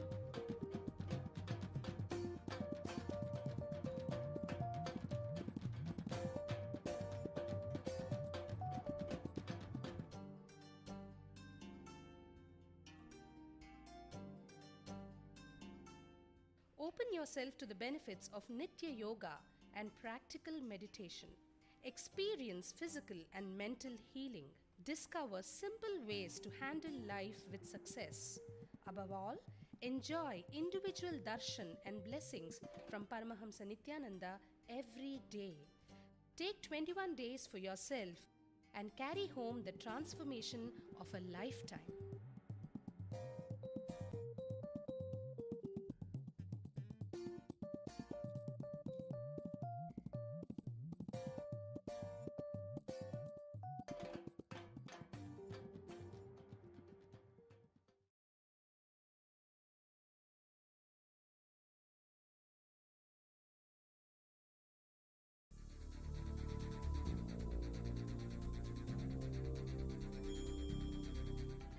Paramahamsa Nithyananda, a compelling spiritual force of our millennium, founder of an international socio-spiritual movement, pioneer of a modern Vedic renaissance. Born in the sacred town of Tiruvannamalai, a yogi by birth, fearless spiritual explorer, beacon of divine power, Paramahamsa Nithyananda is today an inspiration for millions on the path.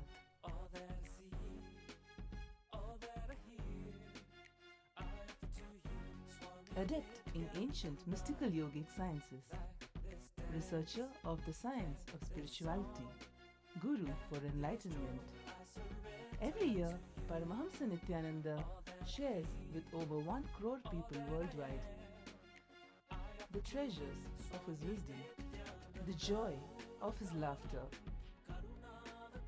and the incomparable power of his initiation.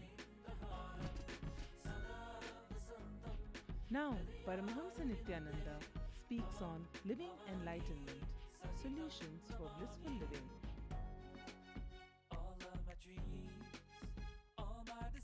Join us for an unforgettable spiritual experience.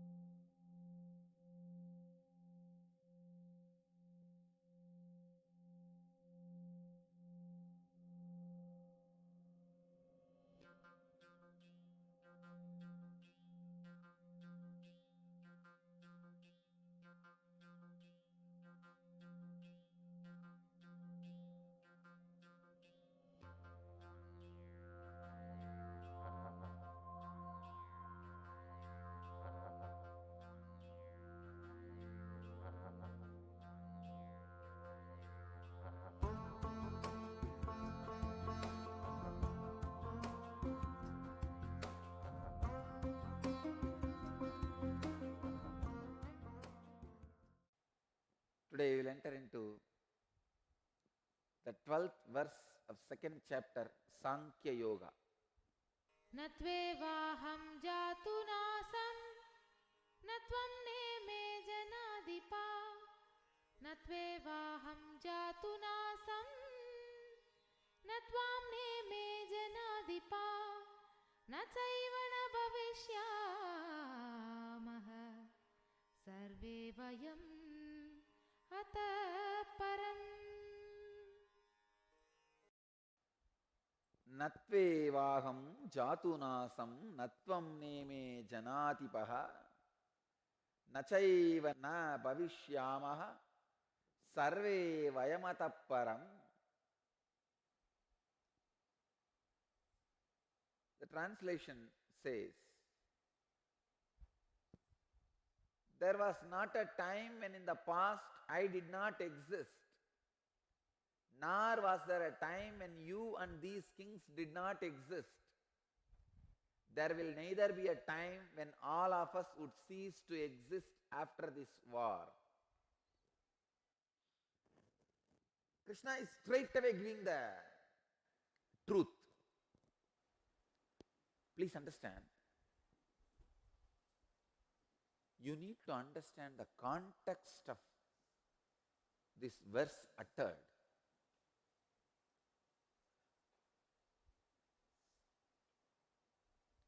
Blessed are those who listen to the great words intimately. Please understand. This is not an intellectual statement. Here, the close friend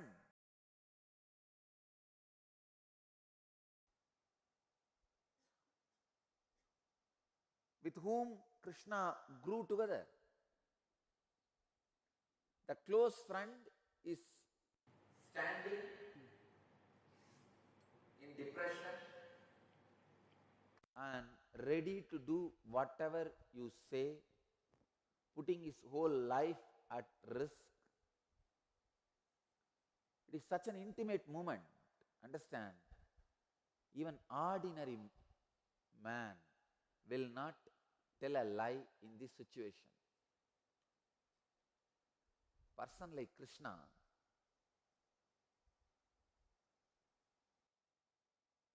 this is not a statement uttered by somebody sitting in a stage and to somebody who may not listen.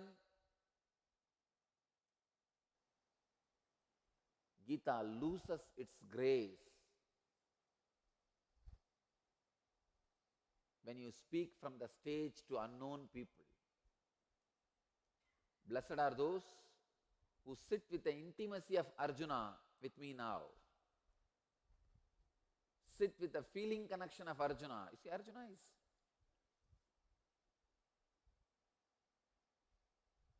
is practically grew up together. Both of them have grew up together. Both of them are from the same Gurukul, Santipani.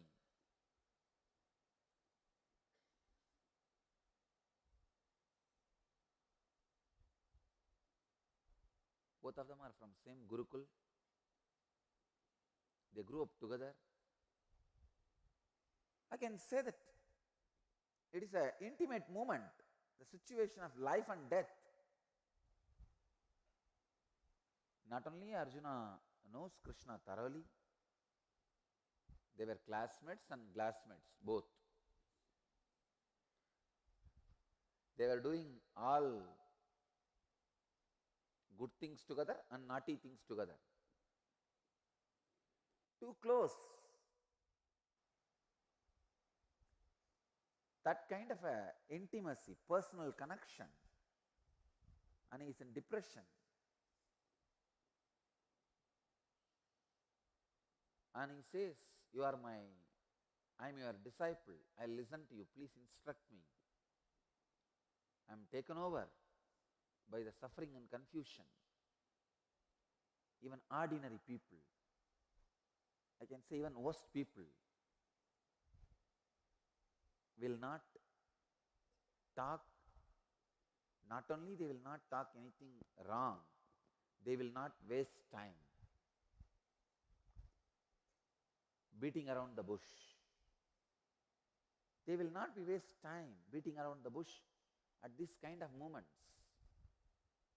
I tell you, unless I make you understand the context, the power of these words, you won't understand. It's like somebody who lives with me for 50 years and takes care of me from morning till night, giving me food and taking care of my clothes and serving me. He knows my whole life.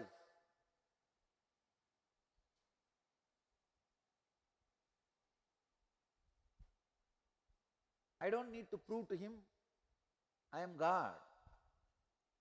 Naturally, he also won't serve me if he is not convinced. That kind of person is so close. You see, unless you feel a strong feeling connection, unless that person also reciprocates that strong feeling connection, you can't live with somebody for 50 years and all. After all, it's not a marriage. It's a guru-disciple relationship. There is no compulsion to live. But somebody who lived like that with me, at the moment of death, he holds my hand and asks, when he is about to leave the body, he is asking me, Swamiji, give me one word which I can hold on and reach your feet when I leave the body. Will I have time to talk all nuisansical philosophy there? Will I have time to talk all nonsensical words there? It is such an intimate situation where I need to tell the truth exactly as it is. When a truth gets marketed, it becomes religion. When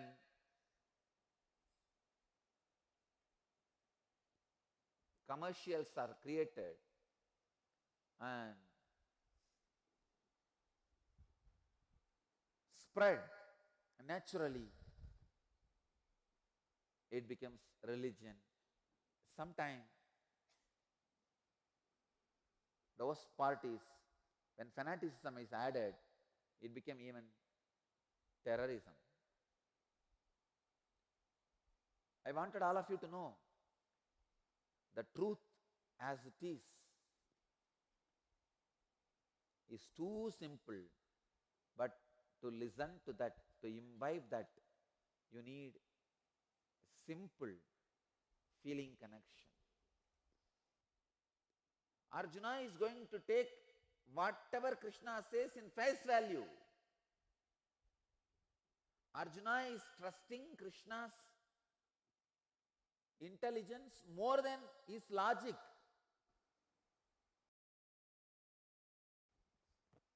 He just is desperate. He just wants the truth. Here, Arjuna does not even want a logical support of all the statements Krishna is making. He just wants straight guidance, instruction. That is why Krishna beautifully opens up and says, I tell you, this statement can never be logically proved.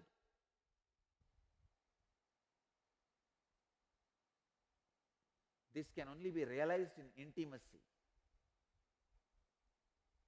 This can never become realization in any of you by logical conviction. No. It can only become realization in all of you by the personal, intimate feeling connection. Feeling connection is the ground where the seed becomes the tree.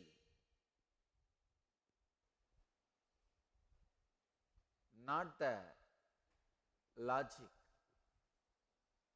Feeling connection is the ground where if the seeds are sown, seeds of the truth, it becomes the reality of experience, the tree of experience. Here, Arjuna is having the tremendous feeling connection. There were two enlightened masters in a small village. One achieved enlightenment through Advaita, the monistic philosophy, non-dualistic philosophy. Other one achieved enlightenment through the bhakti. So both of them were staying in the same village.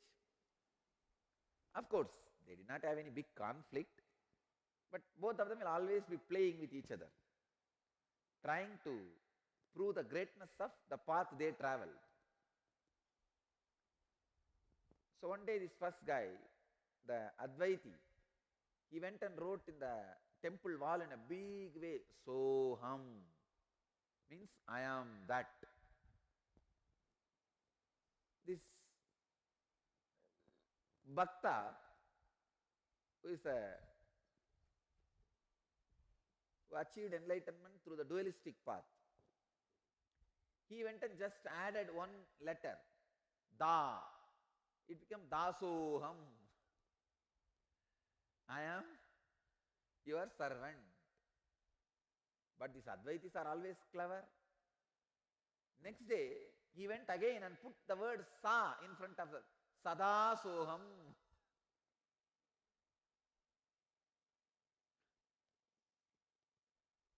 Always I am that. Dvaitis may not be clever, but they will always have that fanatic perseverance. They will not give up. They will have the tremendous passions. Again this fellow went and put one more, Dasa Dasoham. He put the letter Da. Then it became Dasa Dasoham. But naturally, Advaiti is not going to keep quiet. He went and put one more Sa, Sada Sadasoham. It goes on and on and on. But I tell you, as knower of both joys, please understand, I am not the knower of the both joys only in the ultimate space. See, in the ultimate space, both are one and the same. That is different. I am knower of both the joys from the A to Z. Understand? When you start as an Advaiti and travel as an Advaiti, end as an Advaiti, all the joys and sufferings you face, when you start as a Dvaiti, Bhakta, devotee, travel as a devotee and achieve the ultimate, in that journey also, all the joys and pains you face, I have seen both completely from A to Z. Understand? From my experience, I tell you, nothing like the taste of Dasoham. The receptive, being a receiver, nothing compared to the taste of that. See, ultimately it is one. But when you are traveling, the journey is so sweet with the mood of receiver. In the tremendous feeling connection Krishna is uttering, there was not a time when in the past I did not exist.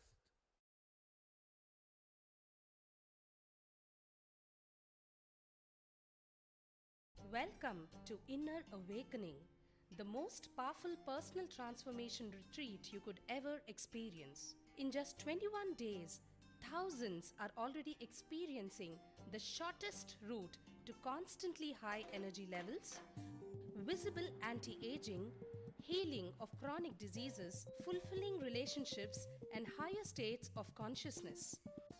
What is the secret behind this transformation?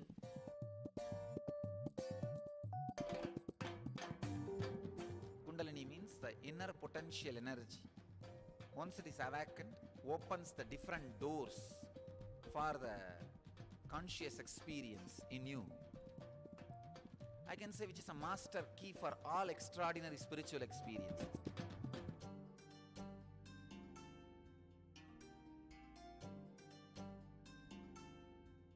This extraordinary program is conducted personally by Paramahamsa Nithyananda in the vibrant atmosphere of Nithyananda Dhyanapitham Ashram.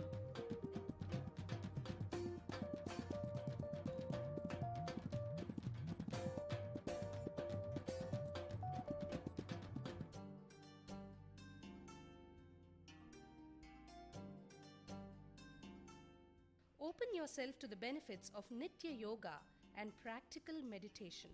Experience physical and mental healing. Discover simple ways to handle life with success.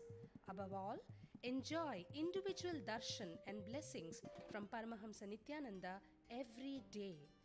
Take 21 days for yourself and carry home the transformation of a lifetime.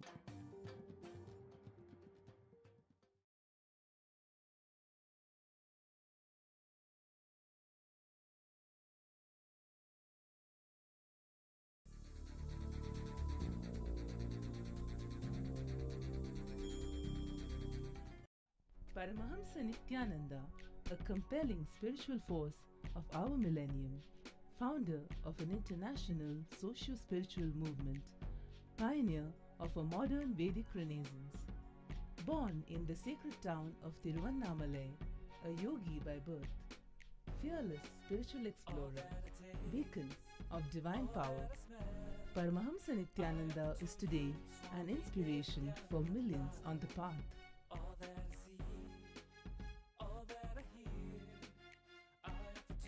Adept in ancient mystical yogic sciences, researcher of the science of spirituality, guru for enlightenment. Every year, Paramahamsa Nithyananda shares with over 1 crore people worldwide the treasures of his wisdom, the joy of his laughter, and the incomparable power of his initiation. Now, Paramahamsa Nithyananda reveals the deeper secrets of life, science of life. Join us every day for an unforgettable spiritual experience.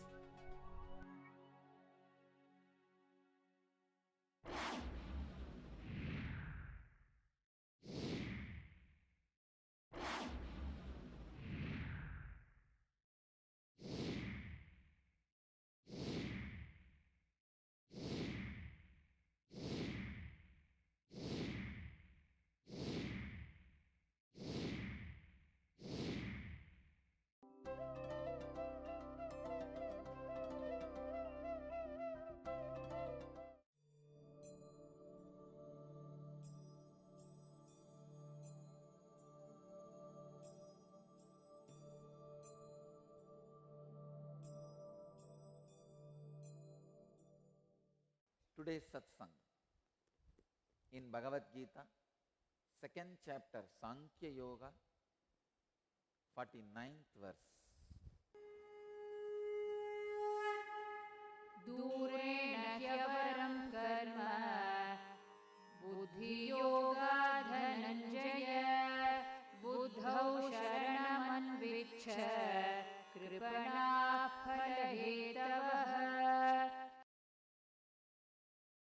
Durena Hyavaram Karma Buddhi Yoga Dhananjaya Buddhau Sharanamanvicha Kripana Palahetavaha. Translation: O Dhananjaya, beyond the yoga of wisdom is action. Wretched are those whose motive is the outcome. Surrender yourself to the wisdom. My own new translation: mere action is far inferior to the application of knowledge. O Dhananjaya, resort to inquiring. Pitiable indeed are those whose actions are motivated by the rewards.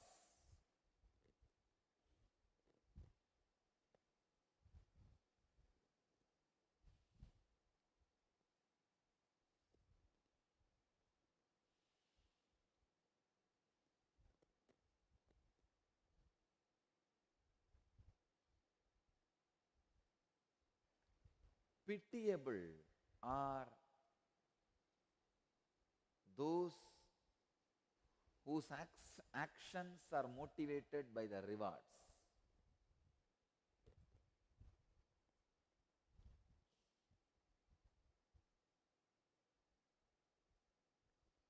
Buddhau Sharanamanvicha Kripana Palahetavaha. The key, sacred secret from this verse is resort to wisdom. Buddhau Sharana. Surrender yourself to the wisdom. Pitiable indeed are those whose actions are motivated by the rewards. Please understand, it's like if a reason for your action is just fear and greed, then you are an engine running in crude oil. Engine running in crude oil will not run for long. Naturally, you will collapse. Only engine running in refined diesel or petrol will run for a long time. If you are running by a refined petrol, you may not even be running, you may be flying. The fuel which runs your engine says a lot about the engine and the life of the engine, quality of the engine.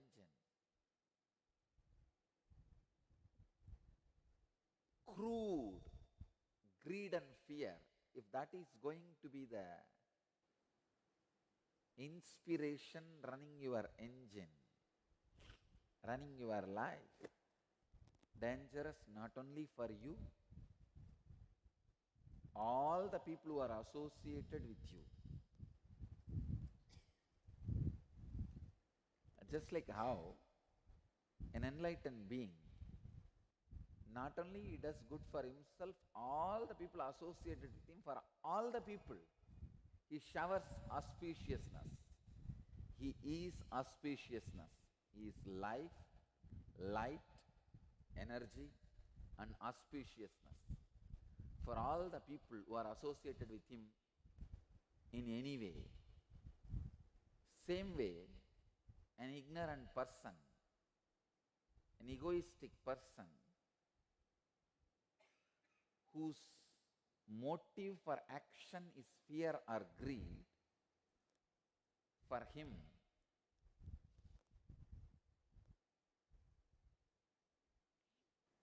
not only he tortures himself, whoever is associated with him, for everybody he is a danger.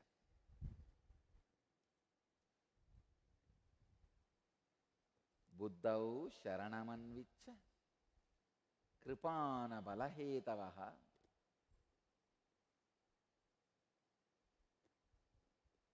See, humanity as different groups of people living together is humanity. Human society is different kinds of groups existing.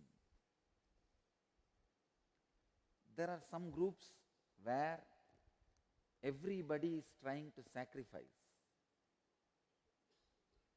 for others.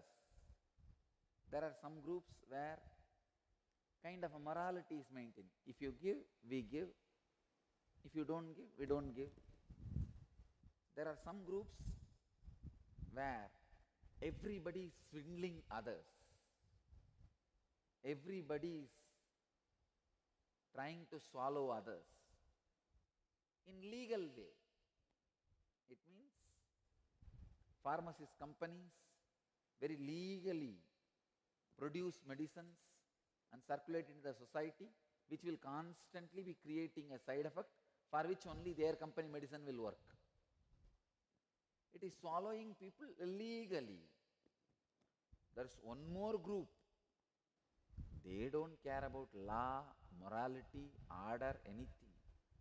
Just swallow rakshasas, demons. Anything you see, come on, grab, swallow. Different level of human beings living together is human society. When you change your attitude, way of life, when you become more sensitive to the higher level of existence, higher form of existence, you automatically enter into that kind of society and live. That is why I tell you, every individual who transforms himself automatically attracts that kind of group in his life, or he will be attracted to that kind of group in his life. He will become part of that kind of group, that kind of evolution. And I tell you, even if few people, handful of people, evolve to the level of sacrifice, enlightened society is possible.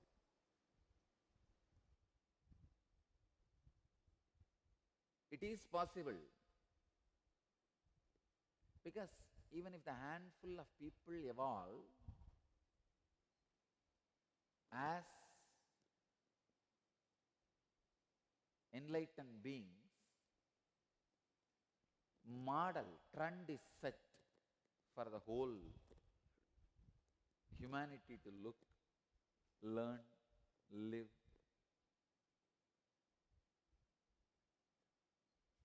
Here, as Bhagavan says, pitiable indeed are those whose actions are motivated by the rewards. It's the lowest way of existing. If your actions are motivated by the fear and greed, that's the lowest form of existing. But unfortunately, because you know only that in the initial level, you never evolved yourself to the next level. You always live in hell, literally hell. In nowhere in Bhagavad Gita, Bhagavan says, pitiable indeed.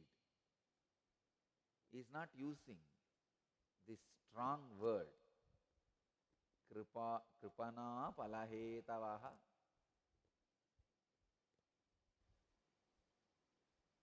There is one more translation for this word. Wretched are those whose motive is the outcome. Nowhere Bhagavan is using such a strong word. Here he is using, I think he is sick and tired of this mental setup. Constantly, which runs only based on fear and greed. The society where sacrifice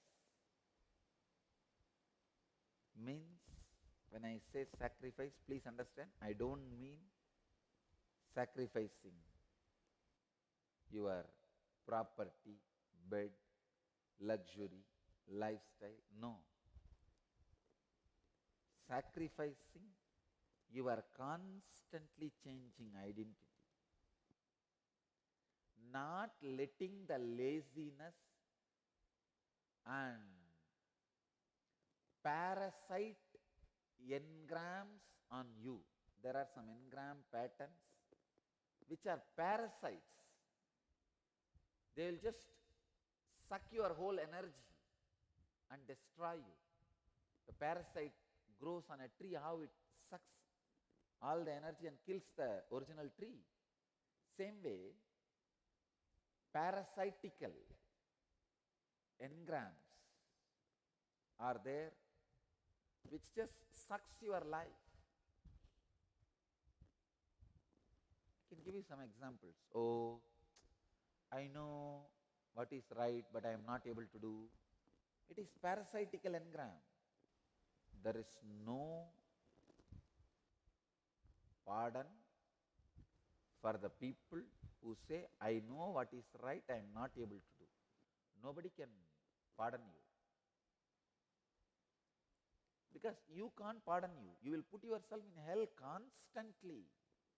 That is the worst disrespect you will do for you and for others. What kind of a person you are, that kind of a persons only you attract in your life. That kind of talks only are very comfortable for you.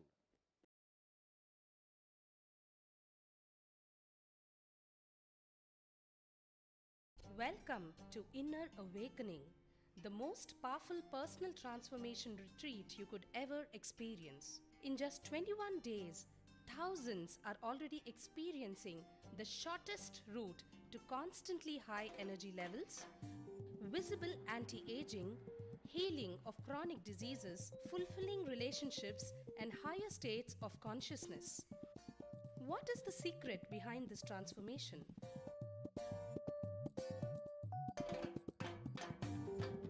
Kundalini means the inner potential energy. Once it is awakened, opens the different doors for the conscious experience in you. I can say which is a master key for all extraordinary spiritual experiences.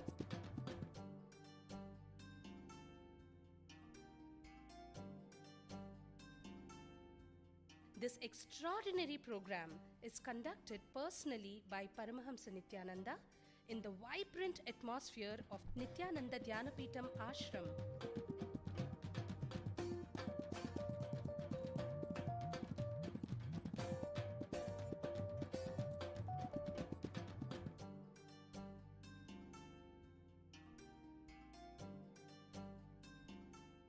Open yourself to the benefits of Nitya Yoga and practical meditation. Experience physical and mental healing. Discover simple ways to handle life with success. Above all, enjoy individual darshan and blessings from Paramahamsa Nithyananda every day. Take 21 days for yourself and carry home the transformation of a lifetime.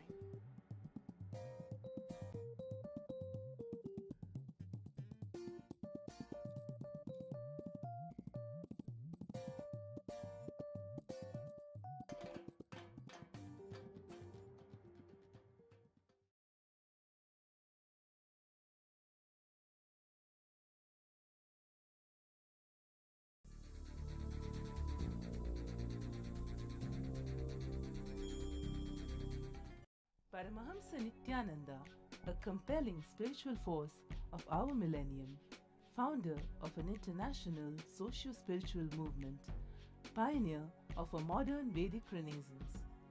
Born in the sacred town of Tiruvannamalai, a yogi by birth, fearless spiritual explorer, beacon of divine power, Paramahamsa Nithyananda is today an inspiration for millions on the path.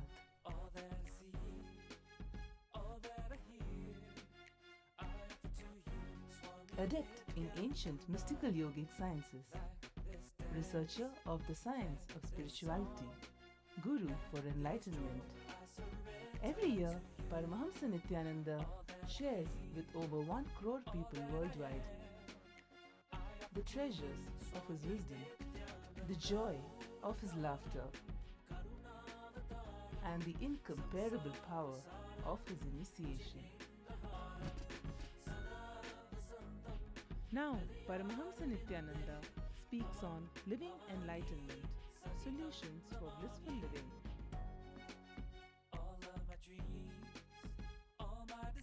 Join us for an unforgettable spiritual experience.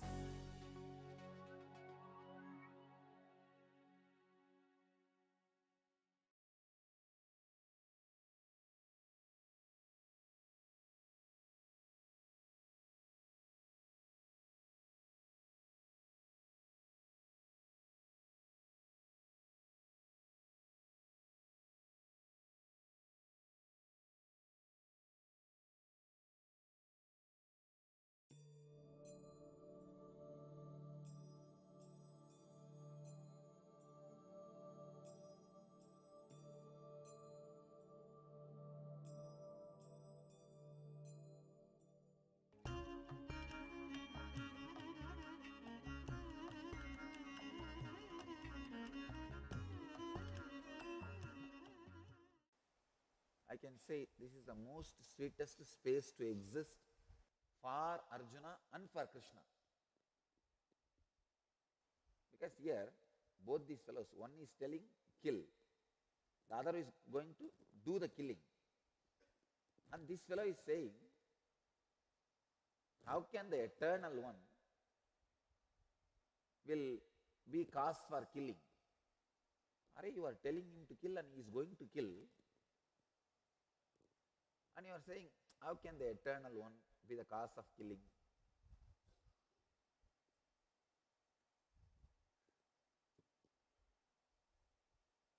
I can say very clearly, the highest spectrum of the existence, Atma, soul, is touching the lowest spectrum of the practicality, physical action. Please understand.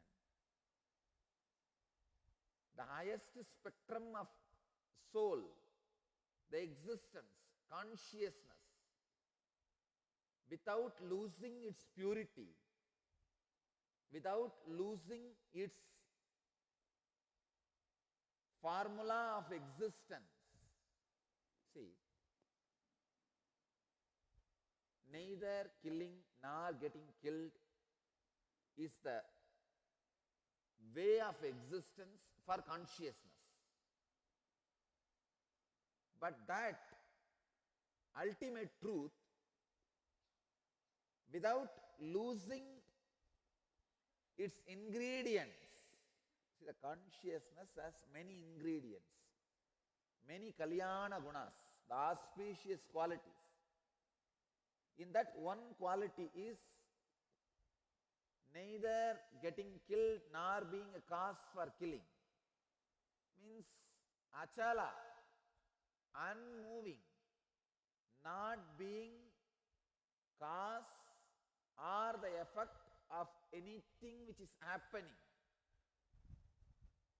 So that pure spectrum of existence, that pure presence landing in human action without losing its grace and the formula of existence. Let me try to give you some example. Like a man who is really, really rich, the richest man, without removing any of his suit, costly dress and the diamond rings and watches, with a full makeup, fully dressed, coming down to the sewage and cleaning it without losing his grace, but cleaning the sewage. Understand?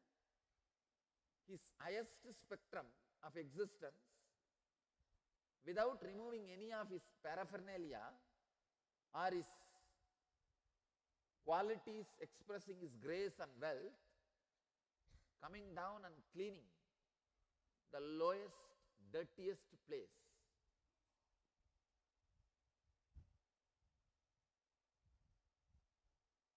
Krishna, without losing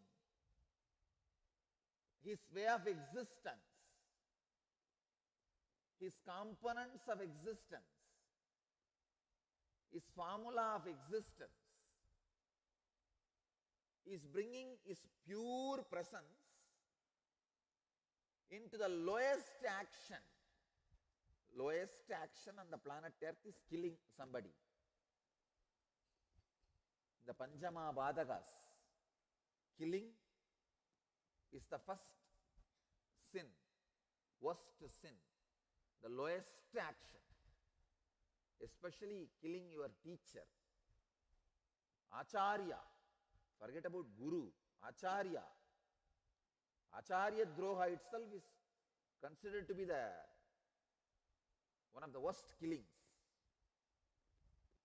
He is bringing the purest form of existence to the lowest level of action.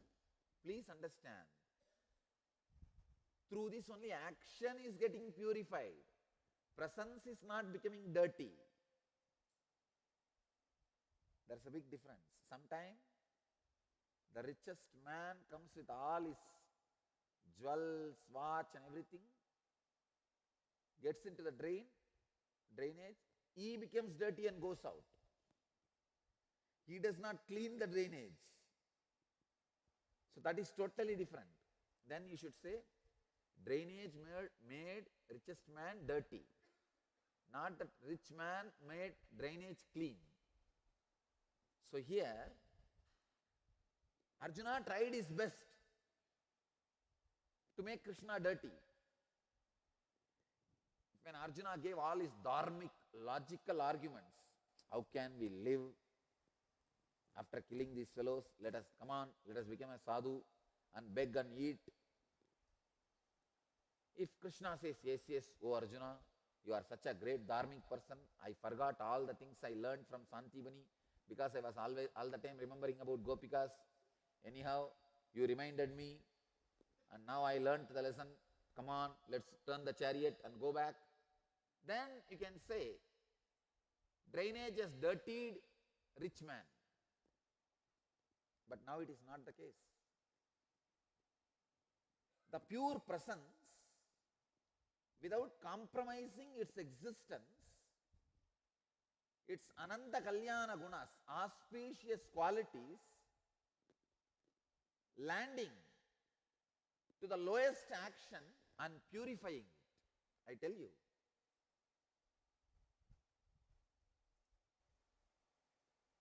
Beautiful incident from Ramakrishna's life. One guy who is addicted to alcohol, extremely addicted, can't live without it. His body will start shivering if he doesn't drink. One drunkard who can't stand without drinking. He goes to Ramakrishna and says, Bhagavan, one great thing, Ramakrishna was respected as an incarnation even while he was in the body. Very rarely few people I know who have been respected, at least by their disciples as an incarnation. Swaminarayan, Ramakrishna, Ramana Maharshi. Not the whole society accepted. Whole society can never accept. Whole world can never accept. If that happens, then Satyayuga will come and what will happen to Kali Yuga? Anyhow,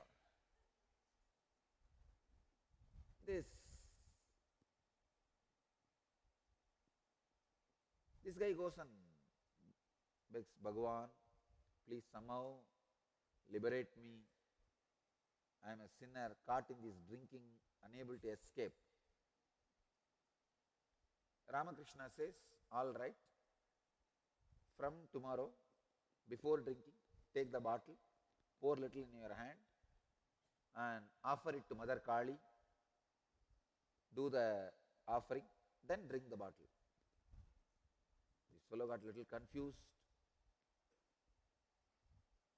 And he says, what do you mean? You mean to say I'll stop drinking? I'll not be able to drink just by this act?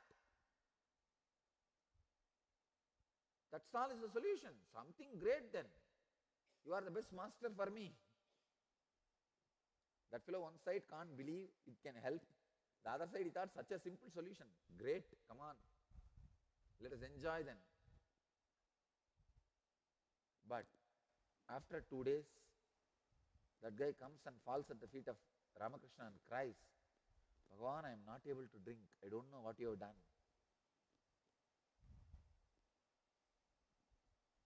One of the main things human beings do not know is power of initiation. When a master puts certain words into you, when those words start working in you, you do not know what all is going to happen in you. I can say the one-liner for initiation is expect the unexpected. Expect the most unexpected is the one-line introduction for initiation.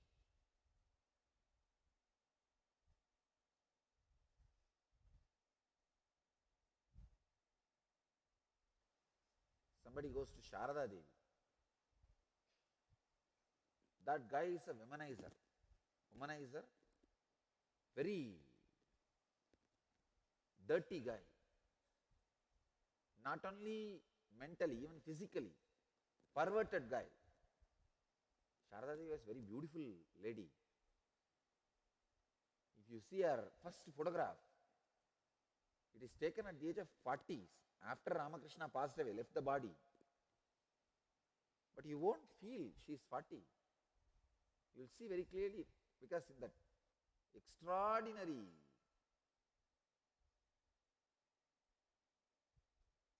sensitivity and grace, she just puts her head down in shyness, in shy feeling. She looked less than 25. We look just like Rajeshwari Devi.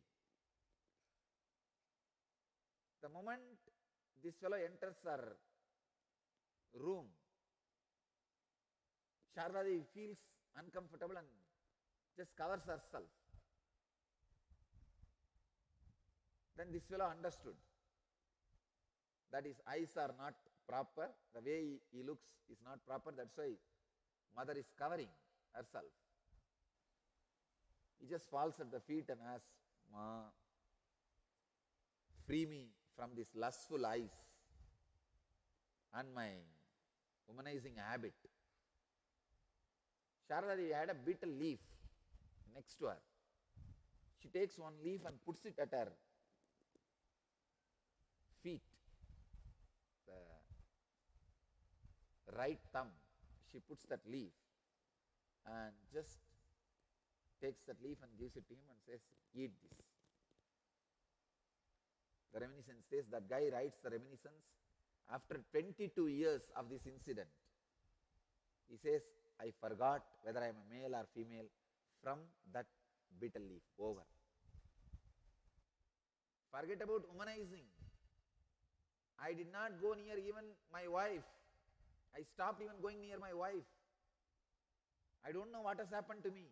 He writes, after 22 years, now when I am writing the incident only, I even remember 22 long years passed without having women in my life. He says 2 nights is the maximum gap. But now 22 years, just one betel leaf. Understand the power of initiation. Whenever you receive certain words, don't come to conclusion without living these words, practicing these words. If that guy thought, ordinary betel leaf, that also she put her feet on it, dirty betel leaf, how can that clean the dirt in my mind? Then you can be sitting for your whole life. And at least this is a betel leaf. Ramakrishna's solution, just a word. Pour it in your hand, offer it to Kali, and again pour it and pour inside, over. Oh Ma Kali, oh Ma Kali, oh Ma Kali, and drink, over. What is this? What kind of solution? But power of initiation.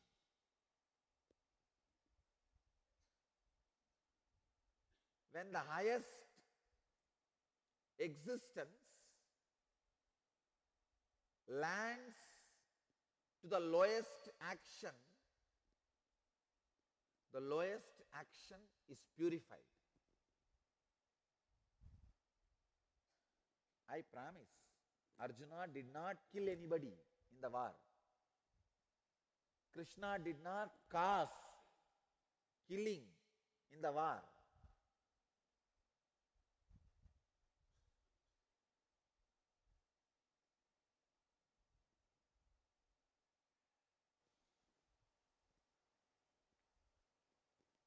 Because such pure presence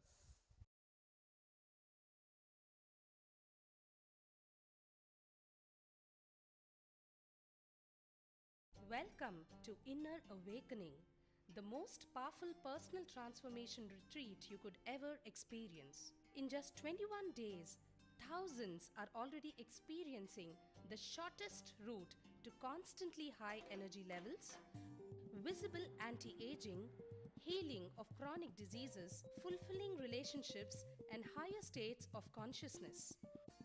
What is the secret behind this transformation?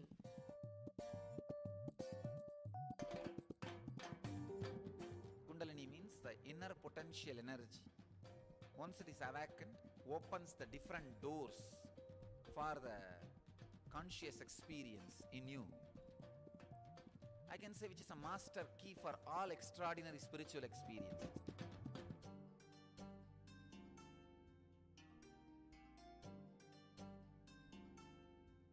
This extraordinary program is conducted personally by Paramahamsa Nithyananda in the vibrant atmosphere of Nithyananda Dhyanapeetham Ashram.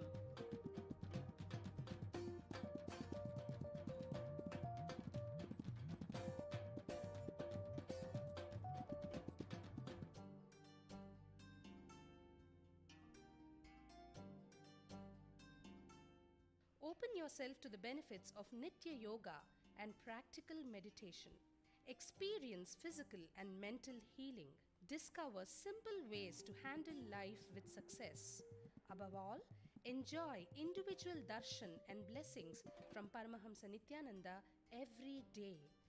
Take 21 days for yourself and carry home the transformation of a lifetime.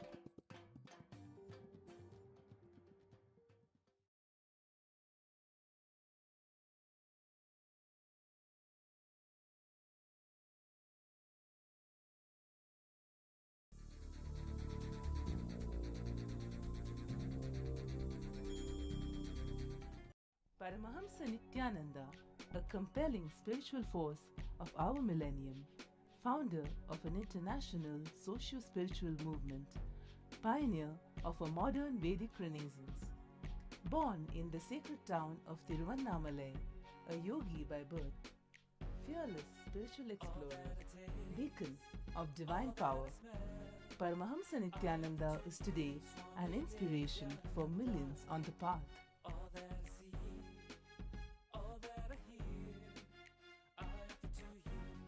Adept in ancient mystical yogic sciences, researcher of the science of spirituality, guru for enlightenment. Every year, Paramahamsa Nithyananda shares with over 1 crore people worldwide the treasures of his wisdom, the joy of his laughter, and the incomparable power of his initiation. Now, Paramahamsa Nithyananda speaks on living enlightenment, solutions for blissful living.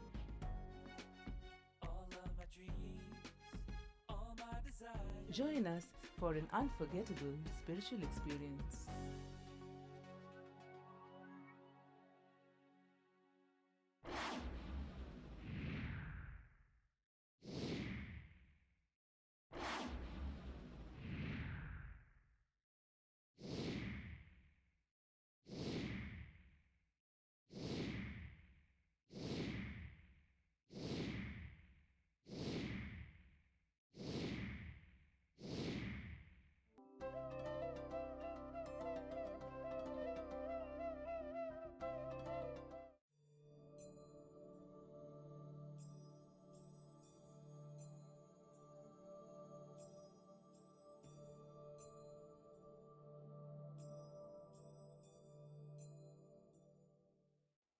One of the worst foolish engram humanity is got caught is the engram of acquiring and preserving. See, it's like there are 100 ants. They just go around and collect heaps of sugar. Suddenly they die. What is the use of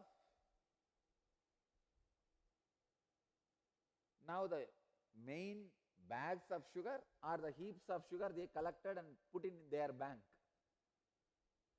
There is a huge bag of sugar, gunny bag sugar. All these ants go and pick up one by one and they bring it to their house, their bank balance. They may be having their own locker also, and put all of them, lock it. In this very process itself, the poor fellow dies. Some of them may not have even eaten enough. No, I have to preserve for rainy days. By not eating and preserving for rainy days, finally this fellow himself may not be there for a rainy day. By the time it rains, he is gone.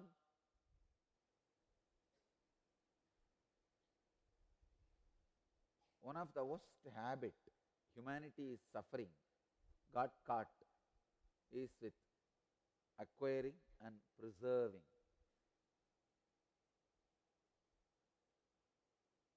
Anyhow, this Throbhava means the covering the knowledge of people, that after death all the memory is lost,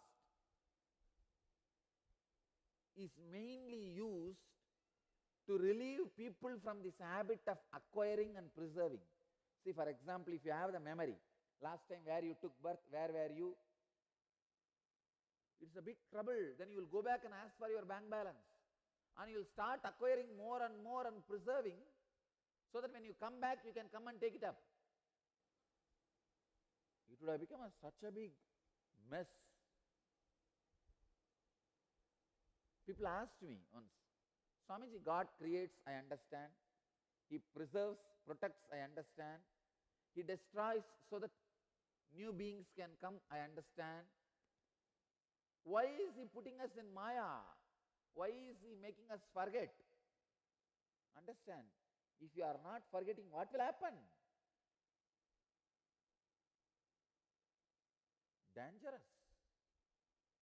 If you are not forgetting, it is dangerous, because you forget about your last Janma in this Janma, about this Janma in the next Janma. You accumulate and preserve less. Otherwise, these 4, 5 terrorist fellows would have caught the whole world, acquired the whole world and preserved it in their name. Only they will come back and sit on it. Now at least because of the forgetting, after death, the wealth is going to different hands. It is moving around, it is circulating, it is currency. Otherwise you can't understand. Nir-yoga kshemaha atmavan.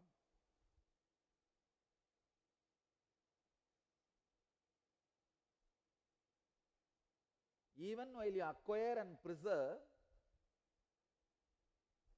be liberated with this one truth. Acquiring and preserving is the most foolish act humanity is doing. Acquire and preserve it in your bank balance, and be very clear, one day suddenly you will die like that ant. Just see, there is a huge gunny bag of rice or sugar, eternal supply. All these ants having their own small house and collecting and keeping all in their house. They may even do trading among themselves. You give 2 pieces sugar, I'll give 2 pieces rice. Your whole Wall Street is nothing but this 2 pieces sugar and 2 pieces rice. Suddenly, some rain or shine, all the ants disappear, die, over. Or you just walk on it, all of them disappear, die, their bank collapses, their Wall Street collapses. They may be visualizing that some of you walking with the shoes on their city and creating big, big movies. How we create movies?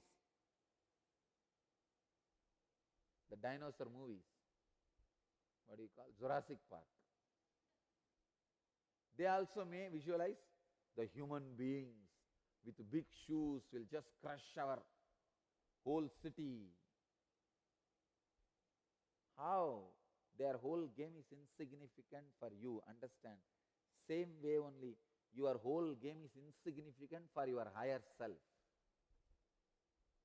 But one thing, ants themselves cannot look higher than what they are doing. But human beings have a capacity to look higher than what they are doing. Ants themselves can't realize their whole Wall Street game is a foolish game. But human beings are hardwired to realize your whole Wall Street game is a foolish game. That is the one speciality human beings have. That is why I am saying, while you are having human body, don't miss this knowledge.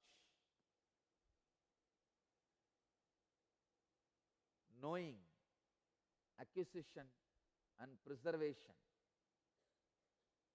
acquiring and preserving is the ultimate foolishness.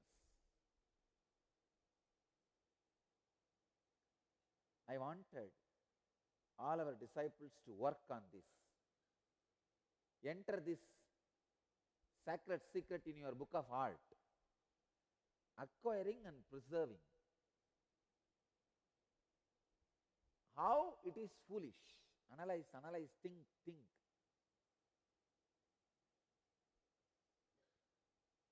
See how the society is trying its best to make acquiring and preserving as meaningful by not giving the medical care to all.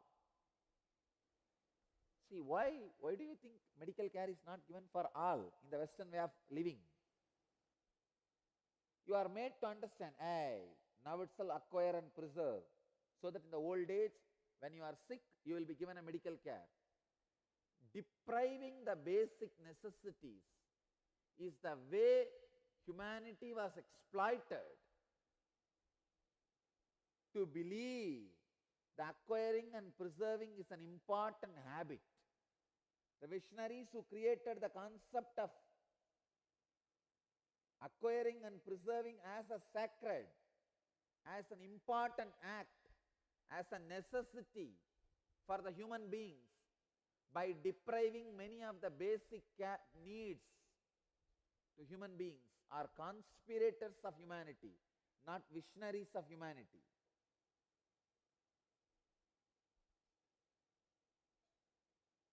In Indian medicinal system, whether you are sick or not, the village doctor is always paid. He gets his share the moment harvesting is done. If you are sick, your harvesting will be less, he will get paid less. So he will ensure the whole village is healthy. By the right preventive methods, diet, lifestyle, and giving the right medicine which will not bring side effect in the beginning of the disease itself.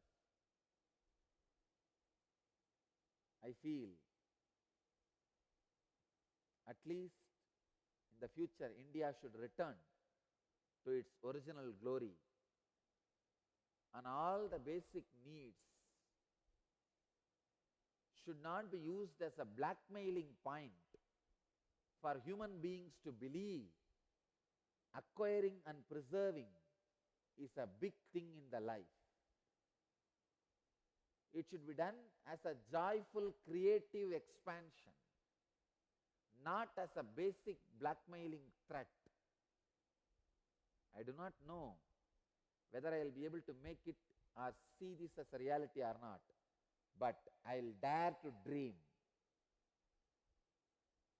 I will dare to dream that one day society will have a system where acquiring and preserving is not forced upon you, and you are not blackmailed to believe That is a basic important thing necessary for life. It is one of the great illusion. If it is done as an expression of joy and creativity, I am not against it. But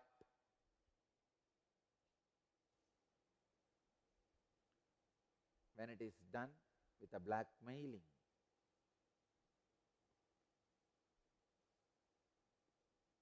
unless you do it, you will not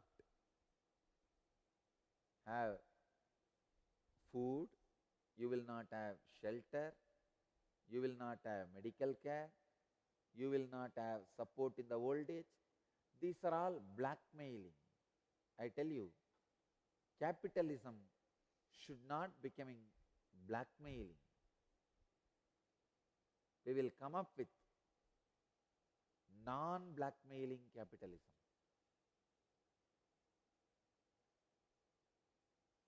I dare dream non-blackmailing capitalism as a future India, future Bharat. Sit with this one sacred secret.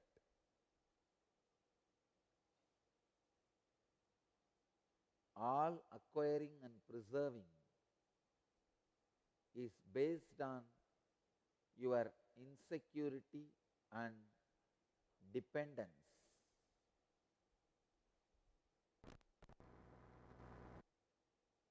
Understand, it is a collective foolishness with which you are suffering. These are all collective mental epidemics with which humanity is suffering.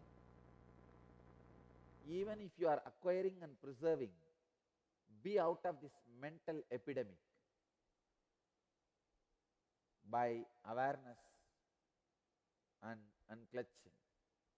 Sit straight, contemplate on this one truth. Acquiring and preserving is one of the most foolish thing. Collective unconscious epidemic, collective mental disorder. Even if you are forced to acquire and preserve in your life because of society, let you be at least consciously be unclutched from it.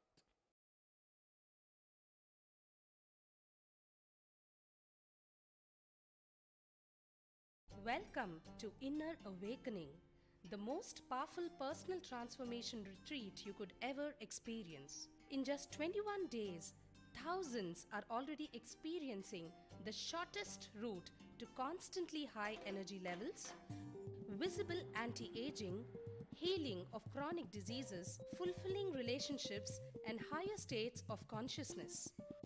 What is the secret behind this transformation?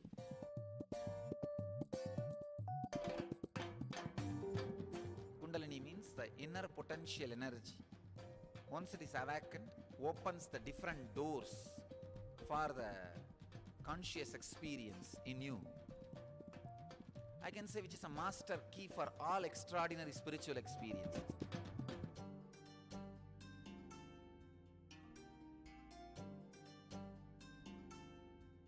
This extraordinary program is conducted personally by Paramahamsa Nithyananda in the vibrant atmosphere of Nithyananda Dhyanapitham Ashram.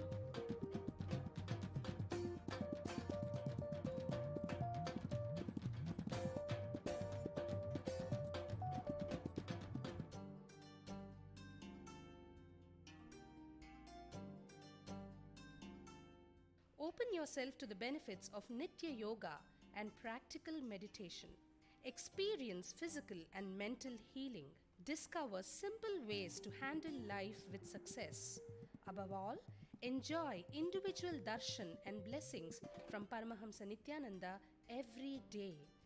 Take 21 days for yourself and carry home the transformation of a lifetime.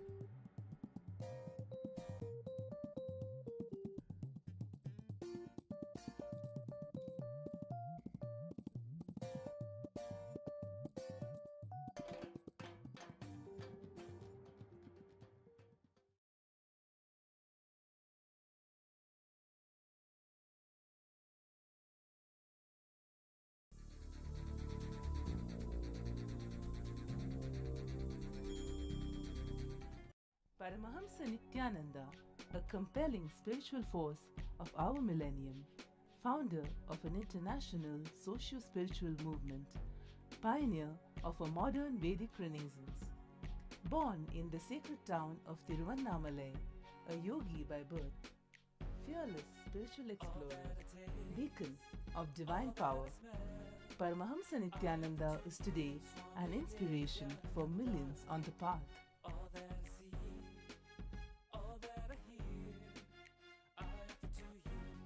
Adept in ancient mystical yogic sciences, researcher of the science of spirituality, guru for enlightenment. Every year, Paramahamsa Nithyananda shares with over 1 crore people worldwide the treasures of his wisdom, the joy of his laughter, and the incomparable power of his initiation. Now, Paramahamsa Nithyananda speaks on living enlightenment, solutions for blissful living.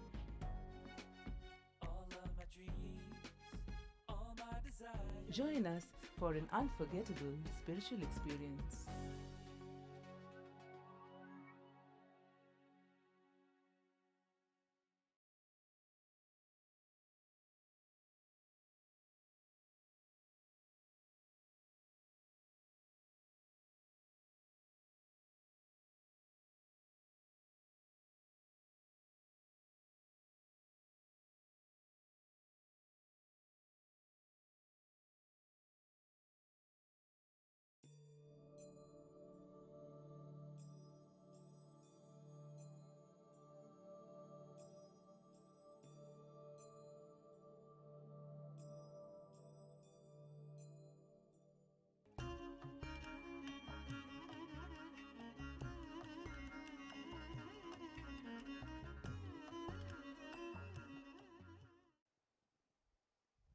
Nainam chindanti shastrani, nainam dahati pavakaha, nachainam kledayantyapaha, nasoshayati maruta.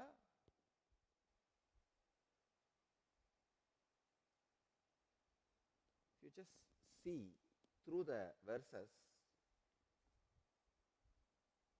see, we are divided of 5 layers. Annamaya, Manomaya, Annamaya, Pranamaya, Manomaya, Vijnanamaya, Anandamaya. Let me describe in English. Annamaya means the physical layer. Pranamaya is the air movement in you. Prana movement. The life air, life energy, life breath movement in you. That is Pranamaya. Manomaya, words, thoughts in you. Vijnanamaya, the emotion, the intelligence, the buddhi, which makes decision. That is Vijnanamaya. Anandamaya is a pure bliss, joy. All teachings need to happen to Manomaya, Vijnanamaya, Anandamaya, then automatically they will heal, express themselves through Pranamaya and Annamaya. Please understand. All teachings have to be given to your mind, and the higher frequency mind, that is what I will call as Vijnanamaya. Even the word emotion is a small word. What you believe as you, that is Vijnanamaya. Kind of a mixture of pure consciousness and mixture of some of the ideas you have about your lower self. These two put together only you will have certain idea about you. The idea you carry about you can be considered as Vijnanamaya. Anandamaya is the pure you.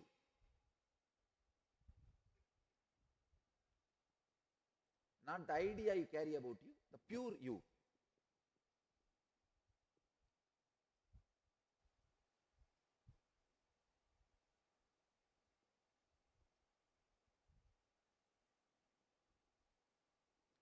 All teachings has to be given to your mind, and it has to penetrate to the level of what you think as you, and finally reach what is you. That what is you, that area, the bliss layer, that is where the explosion happens. Once the explosion happens there, the pure consciousness fills all the five layers. Any philosophy will be successful philosophy only when it can penetrate all the three: your mind, your concept about you, and finally you. And only if it can explode in the space you, Anandamaya, bliss layer, that can become a successful, established philosophia, guiding humanity towards the higher existence, higher self, higher realizations.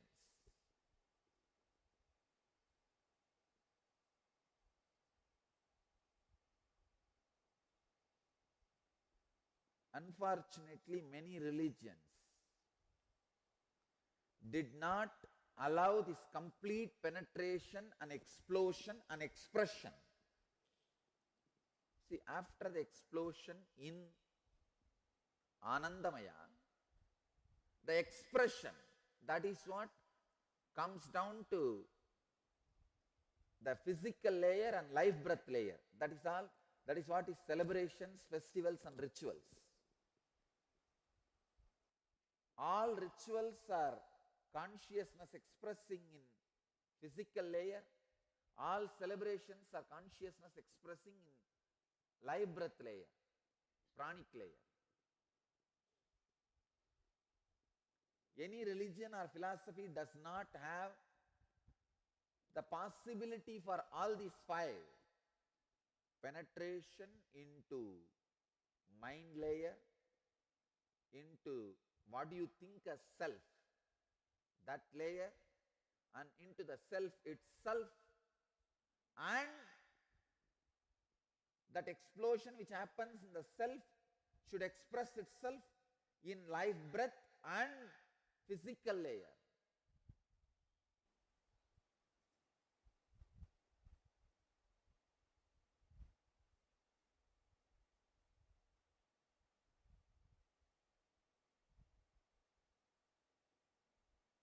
All religions, all philosophies, all successful ideologies, all successful theologies, all successful spiritual concepts should be able to do this penetration of five layers.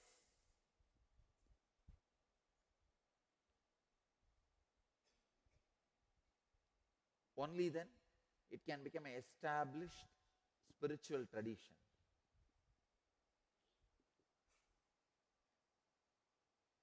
Fortunately, the Vedic tradition allowed this five-layer penetration again and again and again.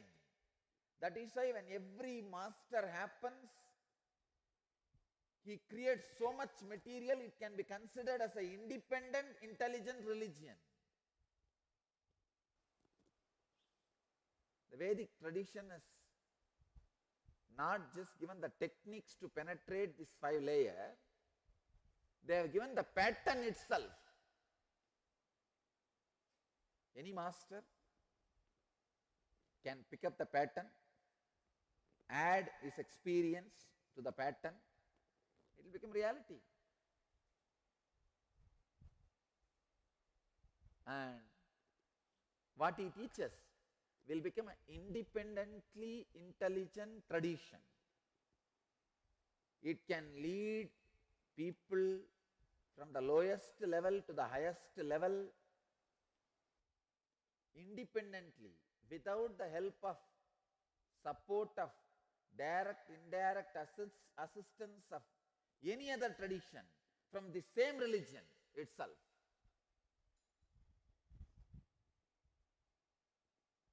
First, he started using concepts to break Arjuna's mental layer, mind.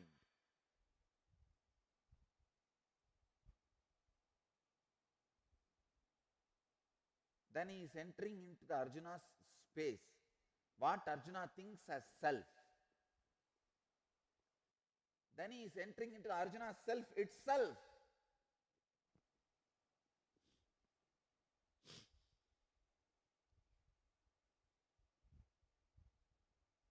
Filling Arjuna.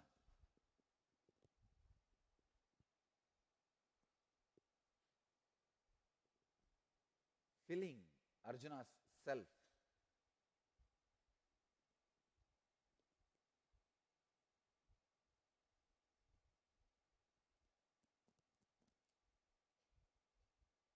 Awakening, enriching, enlightening, inspiring, ultimately exploding in Arjuna's self. What Arjuna experiences as himself. See, when something goes to that level, then naturally it explodes and expresses throughout all the 5 layers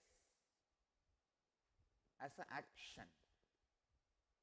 Whatever expresses as a overflowing from the self will always be worship. When Arjuna takes a bow and puts the arrow and kills Bhishma, he is worshipping. When Arjuna kills Drona, he is paying Guru Dakshina. Please understand, the action happening out of explosion of enlightened energy cannot be judged, looked upon, understood, interpreted, commented by an ordinary mind. If an ordinary mind tries to do anything with enlightened action, it will miss it and mess it.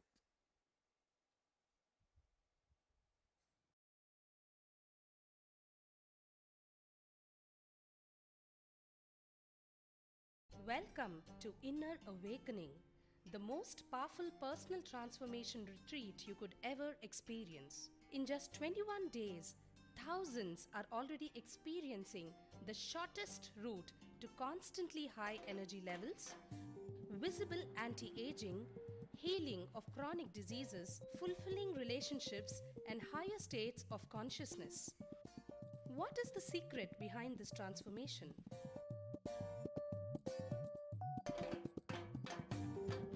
Kundalini means the inner potential energy. Once it is awakened, opens the different doors for the conscious experience in you. I can say which is a master key for all extraordinary spiritual experiences.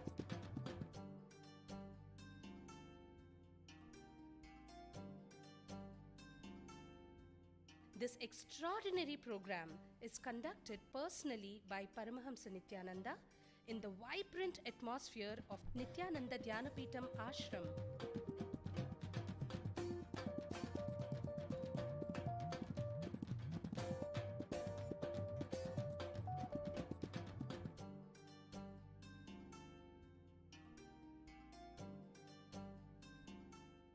open yourself to the benefits of Nitya Yoga and practical meditation. Experience physical and mental healing. Discover simple ways to handle life with success. Above all, enjoy individual darshan and blessings from Paramahamsa Nithyananda every day. Take 21 days for yourself and carry home the transformation of a lifetime.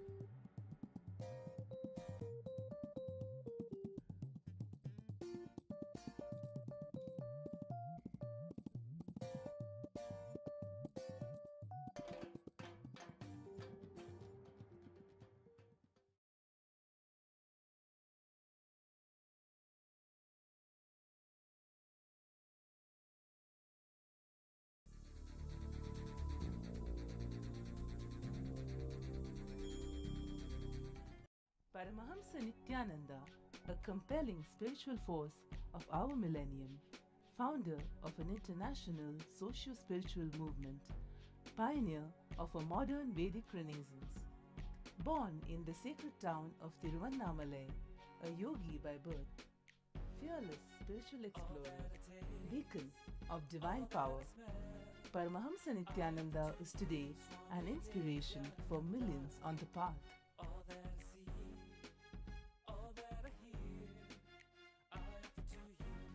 Adept in ancient mystical yogic sciences, researcher of the science of spirituality, guru for enlightenment. Every year, Paramahamsa Nithyananda shares with over 1 crore people worldwide the treasures of his wisdom, the joy of his laughter, and the incomparable power of his initiation. Now, Paramahamsa Nithyananda speaks on living enlightenment, solutions for blissful living.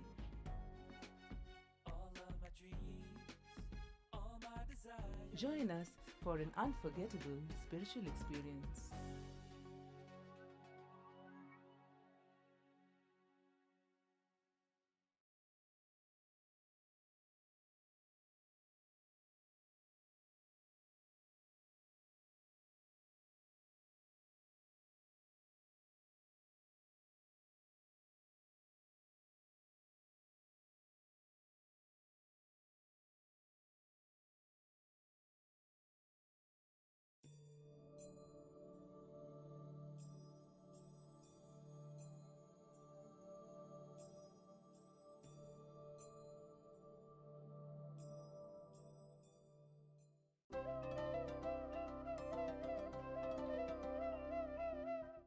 Krishna enters into the next spectrum.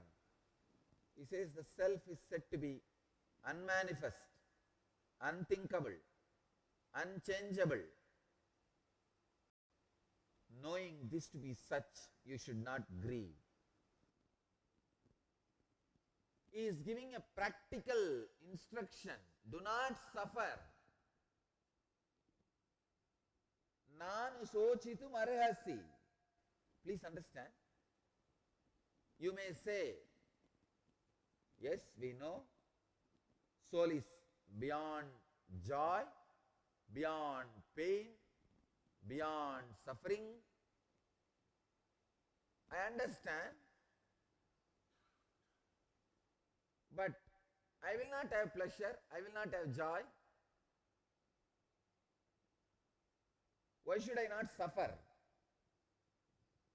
Please understand, always all the highest philosophies can be connected completely the opposite way it should be connected. I can say this should be the statement for all of you. Take this as a direct message from Bhagavan. Don't grieve for anything. I tell you, you don't need to do anything else in your life. You don't need yoga, you don't need meditation, you don't need pranayama, you don't need kriya, you don't need devotion, you don't need anything. Just take this one vow. I will not suffer, that's all. Do not allow any suffering in you. physical, mental, psychological, emotional. Don't allow any suffering. Whenever a suffering is forced on you, for example, physical pain, look into it. And don't allow that idea of pain settling in you. Please understand. All your ambition, action, everything starts when you accept life is pain, which is not the truth. I tell you, nothing else is required in your life, not only to achieve enlightenment. You see, you don't need to do anything in your life if you want enlightenment, health, $1 billion, not million, billion, $1 billion, and beautiful relationships, everything, all the auspicious things you aspire, all the auspicious things you think you need in your life, I give you.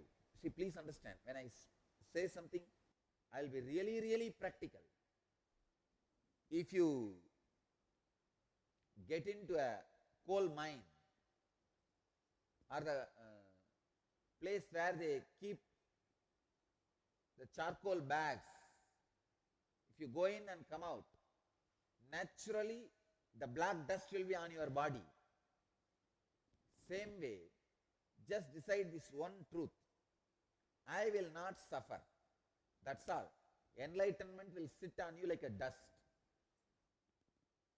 I tell you, enlightenment is nothing more than a small dust. For a person who has decided, Nanu shochitum arhasi. Don't grieve,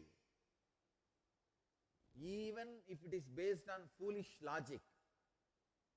See, sometimes people don't grieve just because of the foolish logic.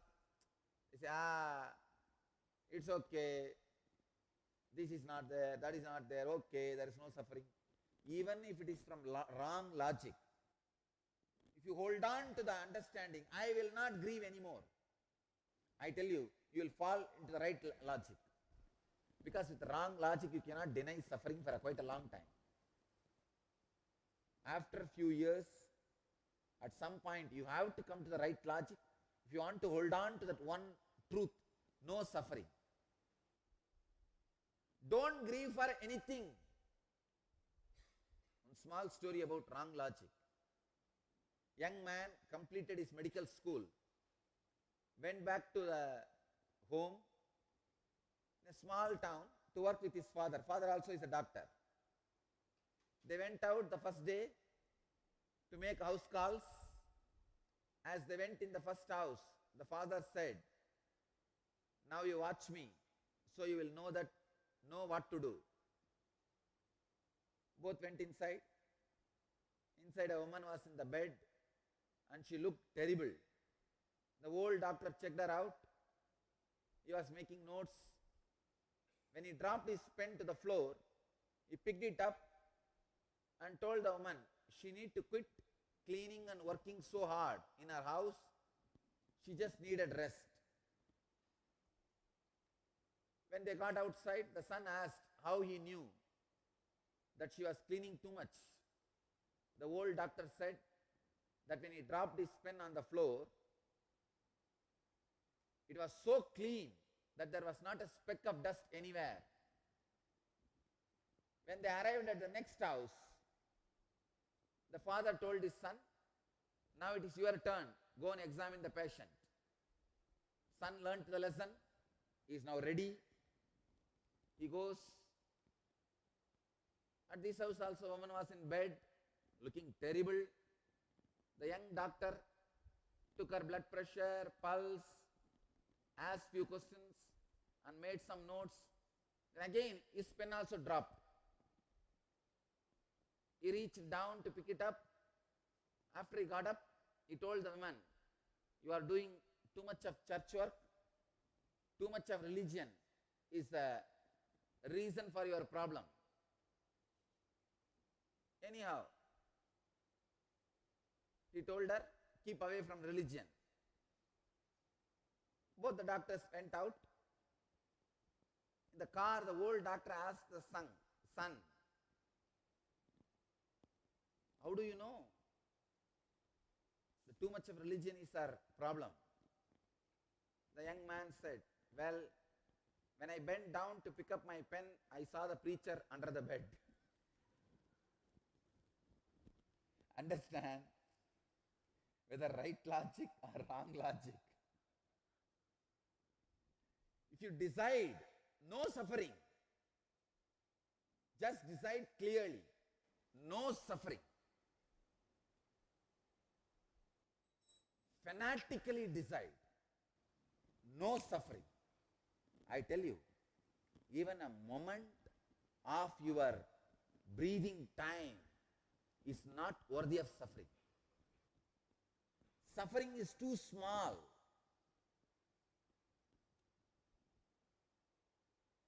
Every moment you experience you are alive is too costly to be spent on ordinary suffering. Basically, Sat, the truth, the existence is Chit, consciousness, and Ananda. Sat and Chit and Ananda does not get separated. Please understand. Existence, consciousness, bliss, all three of them never get separated. If you are suffering, those moments of your suffering, you do not exist. Your life is blackout. The time is the time you go through the blackout. People ask me sometimes, how can I stop suffering, Swamiji? I am not able to logically understand I should be joyful. Are, with the wrong logic, when you can suffer so much, why can't you enjoy with wrong logic? Many times your suffering has no support,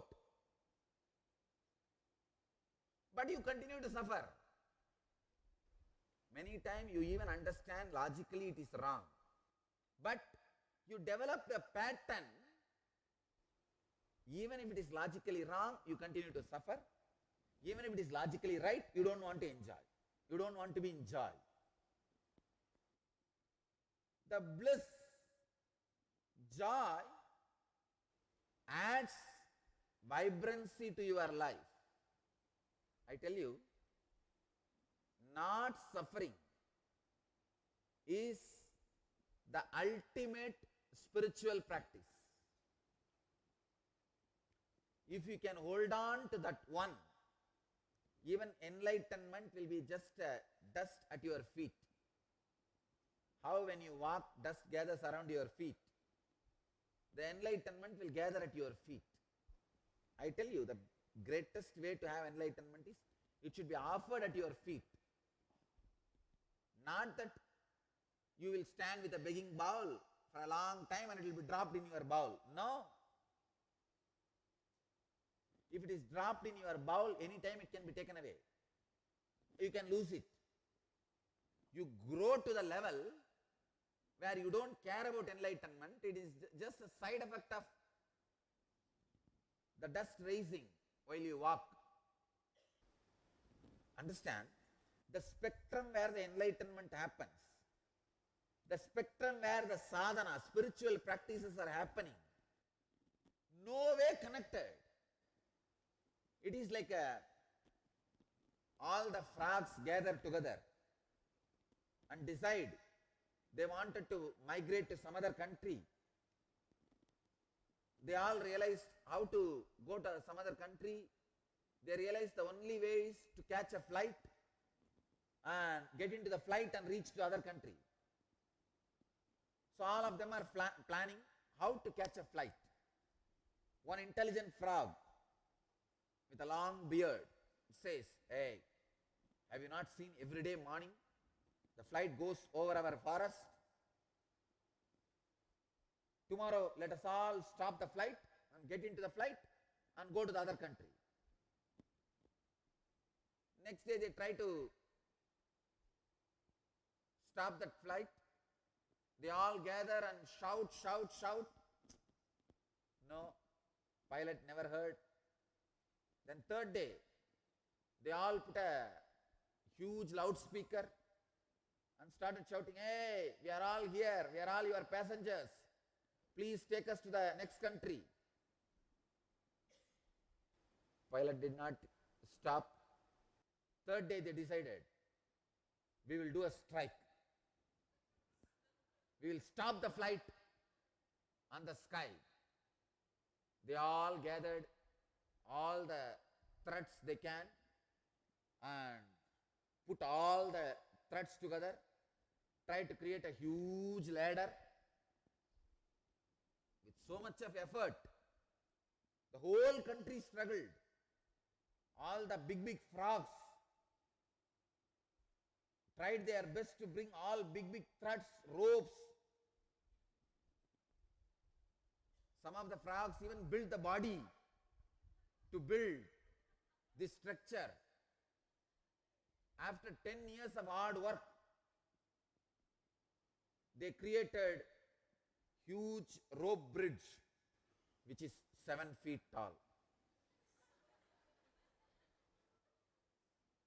And aircraft is going in 70,000 feet height. That's all.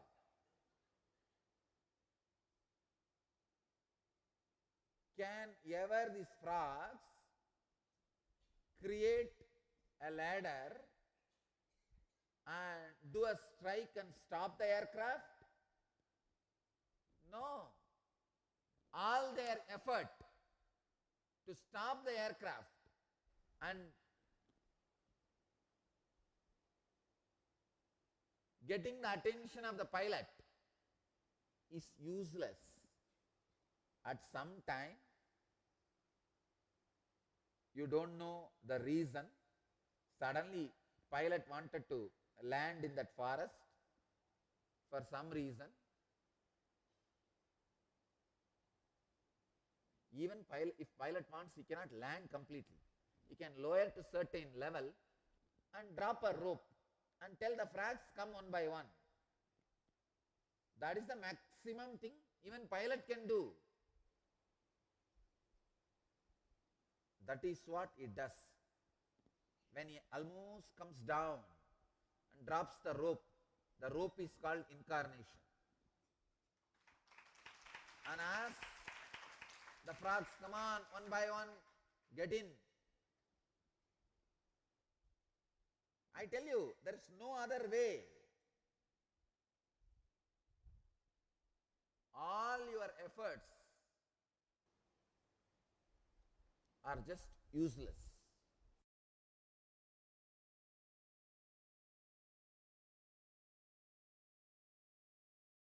Welcome to Inner Awakening, the most powerful personal transformation retreat you could ever experience. In just 21 days, thousands are already experiencing the shortest route to constantly high energy levels, visible anti-aging, healing of chronic diseases, fulfilling relationships, and higher states of consciousness. What is the secret behind this transformation?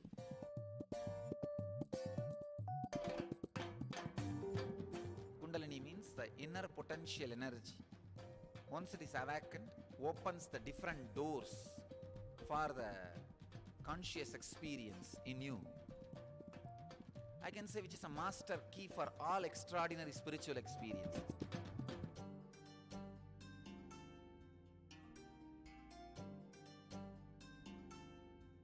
This extraordinary program is conducted personally by Paramahamsa Nithyananda in the vibrant atmosphere of Nithyananda Dhyanapitham Ashram.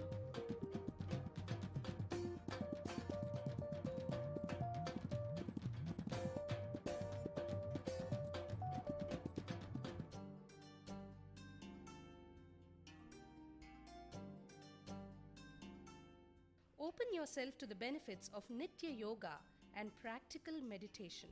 Experience physical and mental healing. Discover simple ways to handle life with success. Above all, enjoy individual darshan and blessings from Paramahamsa Nithyananda every day. Take 21 days for yourself and carry home the transformation of a lifetime.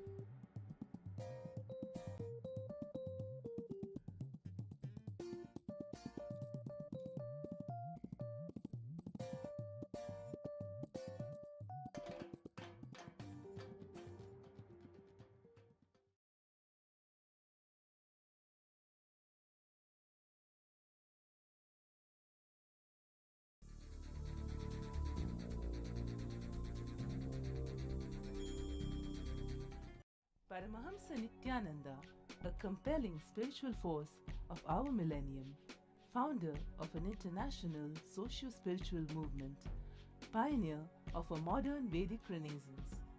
Born in the sacred town of Tiruvannamalai, a yogi by birth, fearless spiritual explorer, beacon of divine power, Paramahamsa Nithyananda is today an inspiration for millions on the path.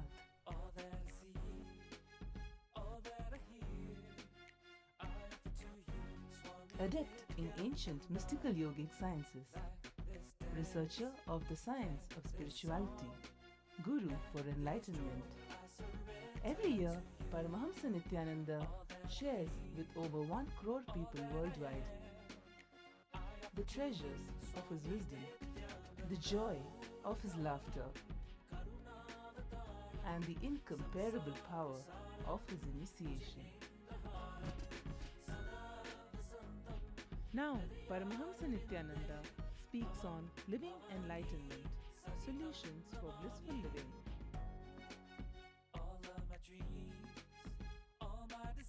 Join us for an unforgettable spiritual experience.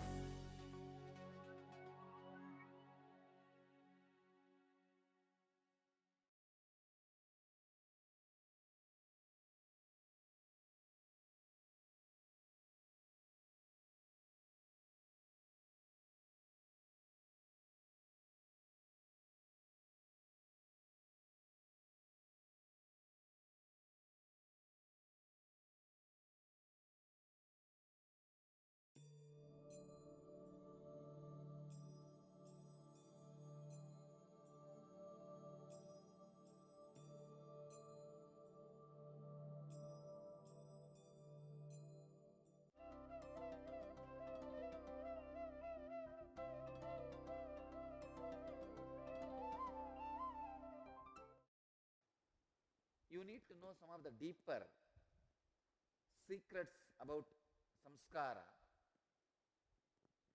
A samskara can be suspended temporarily if the people related are not anymore part of your life.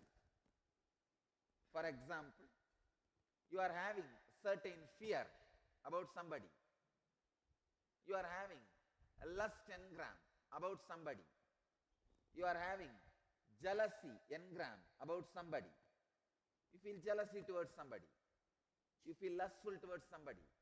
You feel angry towards somebody. If those persons are not seen by you, they are not anymore part of your life. There is no communication.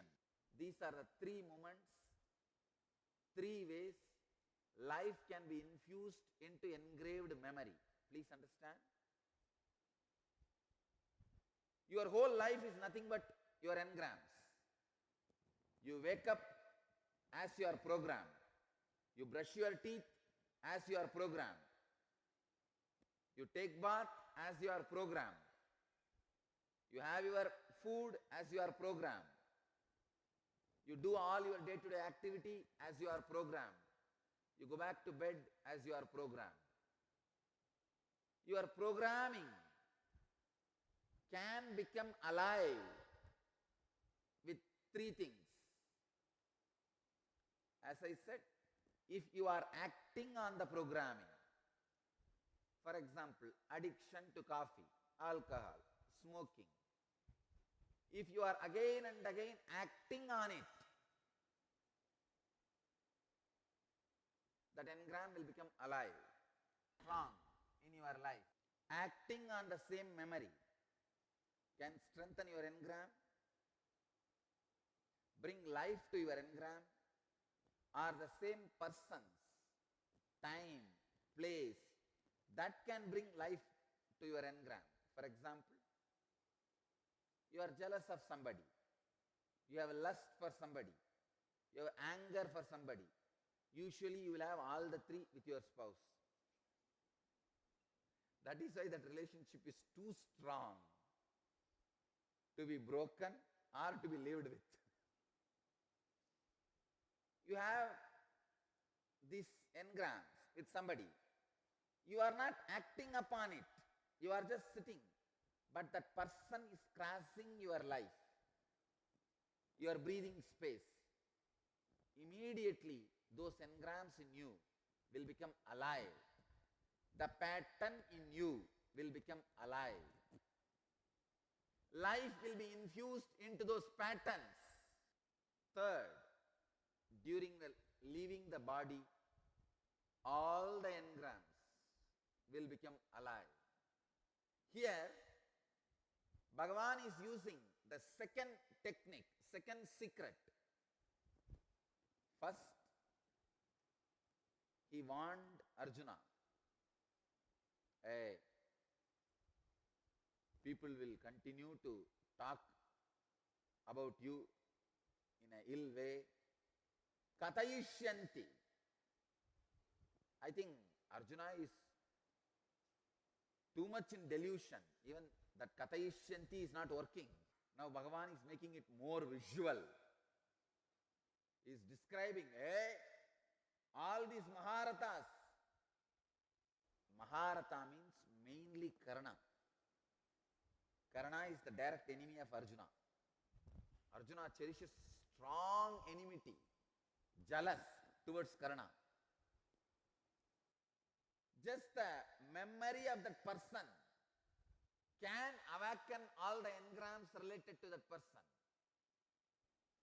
Bhagavan is trying to bring Karna to the memory of Arjuna, saying, all these days you were always winning Karna.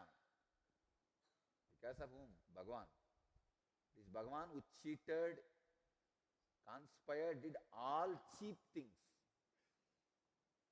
to make Arjuna win, just because this fellow is a devotee. What to do? Bhagavan has done everything possible. He has done the highest act of giving enlightenment to the lowest act of cheating people for the sake of his devotees. Devotion is almost like emotional blackmail to Bhagavan. If you just have that, you can get anything you want. That feeling connection is so powerful, I tell you. I can tell you from my experience, I will do anything for the people who have feeling connection for me. Who have feeling connection with me, I will do anything. Bhagavan has gone to any, I can say, the lowest possible levels. As I was describing the other day, to kill the Jayatratha, he covers the sun. To kill Bhishma, he brings a Sikandi in the front. To kill Drona, he tells a lie. He creates a beautiful conspiracy and he lies literally.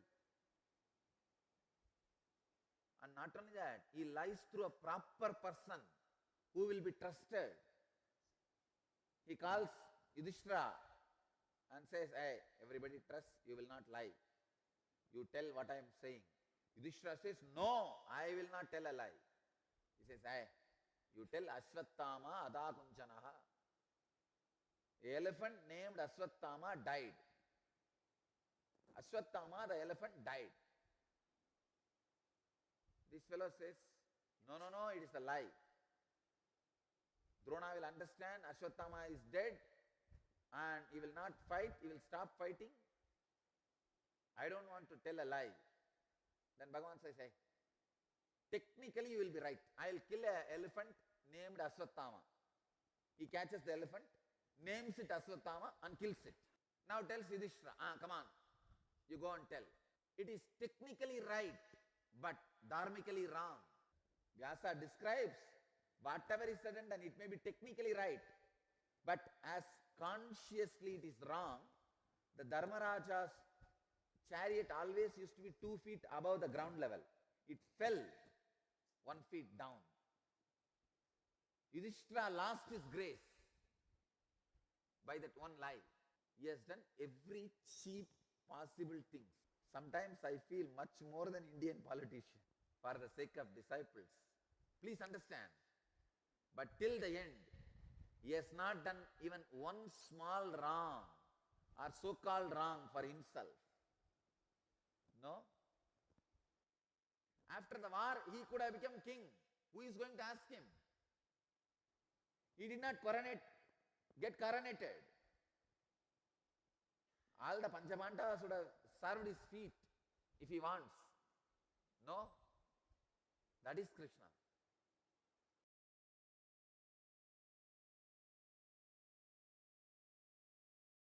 Welcome to Inner Awakening, the most powerful personal transformation retreat you could ever experience. In just 21 days, thousands are already experiencing the shortest route to constantly high energy levels, visible anti-aging, healing of chronic diseases, fulfilling relationships, and higher states of consciousness. What is the secret behind this transformation?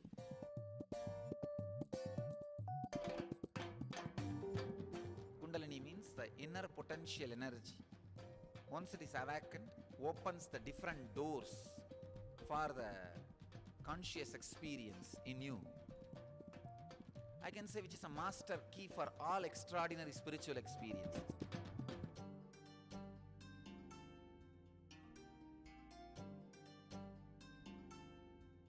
This extraordinary program is conducted personally by Paramahamsa Nithyananda in the vibrant atmosphere of Nithyananda Dhyanapitham Ashram.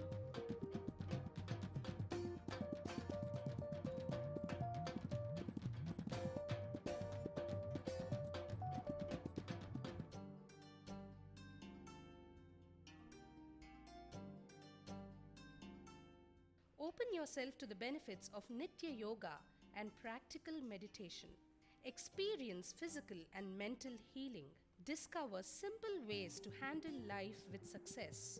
Above all, enjoy individual darshan and blessings from Paramahamsa Nithyananda every day.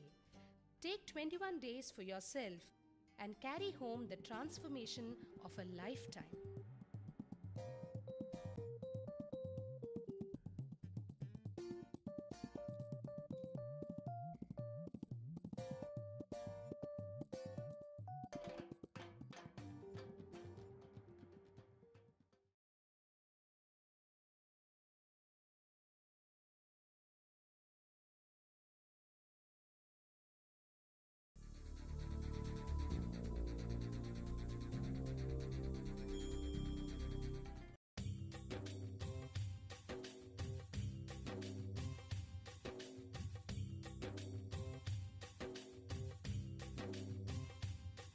जीवन्मुक्तिप्रदं देवं क्षमापूर्णं जगद्गुरुं वन्दे परमहंसाख्यं नित्यानन्दाय स्वागतं। जीवन्मुक्तिप्रदं देवं क्षमापूर्णं जगद्गुरुं वन्दे परमहंसाख्यं नित्यानन्दाय स्वागतम्। आनन्दानुभवास्वादं सर्वरोगनिवारकं वन्दे पापविनाशक्तं नित्यानन्दाय स्वागतम्। आनन्दानुभवास्वादं सर्वरोगनिवारकं वन्दे पापविनाशक्तं नित्यानन्दाय स्वागतम्। नित्यमुक्तं निर्विकल्पं ध्यानलोकप्रदीपकं वन्दे शान्ति। Paramahamsa Nithyananda, a compelling spiritual force of our millennium, founder of an international socio-spiritual movement, pioneer of a modern Vedic Renaissance, born in the sacred town of Tiruvannamalai in southern India, a yogi by birth, fearless spiritual explorer, beacon of divine power. Paramahamsa Nithyananda is today an inspiration for millions on the path. Adept in ancient mystical yogic sciences, researcher of the science of spirituality, Guru for enlightenment. Every year, Paramahamsa Nithyananda shares with over 10 million people worldwide the treasures of his wisdom, the joy of his laughter, and the incomparable power of his initiation. Now, Paramahamsa Nithyananda reveals the secrets of living enlightenment. Join us for an unforgettable spiritual experience. सच्चिदानन्दरूपिणं वन्दे सनातनं पुण्यं नित्यानन्दाय स्वागतं सर्वधर्मप्रणेतारं सच्चिदानन्दरूपिणं वन्दे सनातनं पुण्यं नित्यानन्दाय स्वागतं वेदवेदान्तसंवेद्यं देवदेवी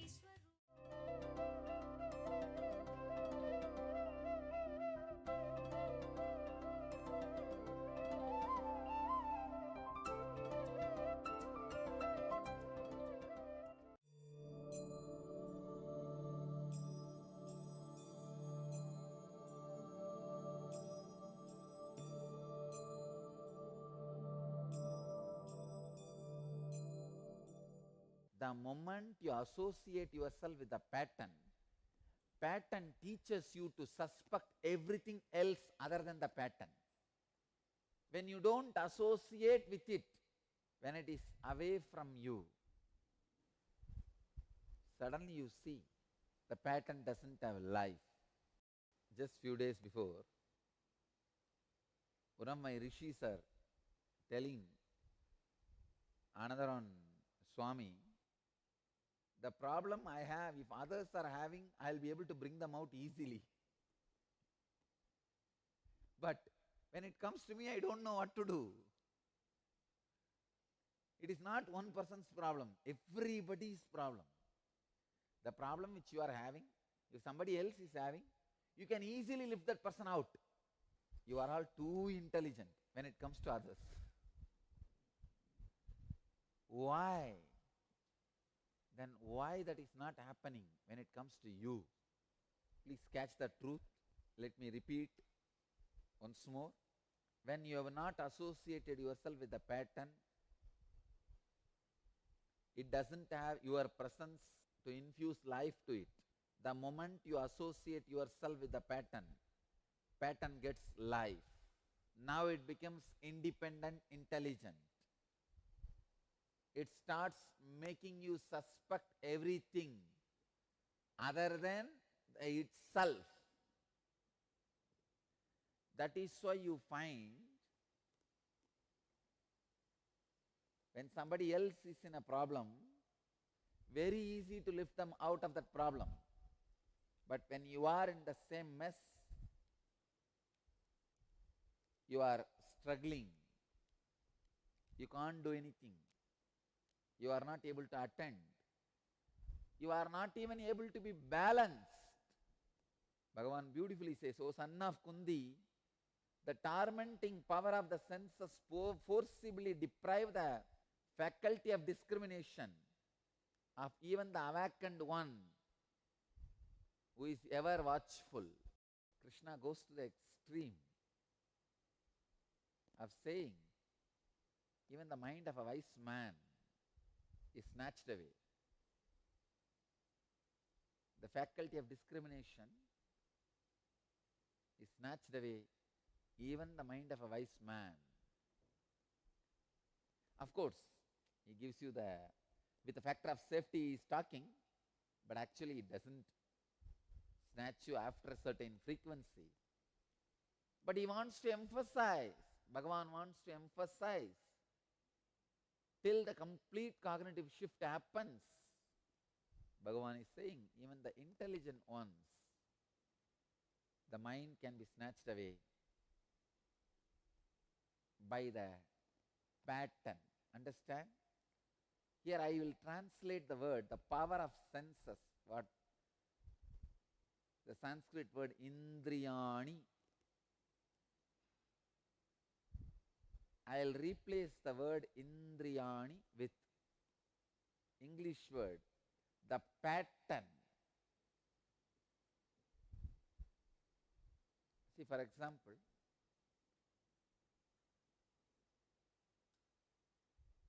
you will always have certain pattern when you deal with people. First, you will have the friendliness when you are introduced, and you will fall all over, head over the heels, roll. In 2-3 days, you will realize your expectations are different, the person is different, then distance, then utter few words behind the back.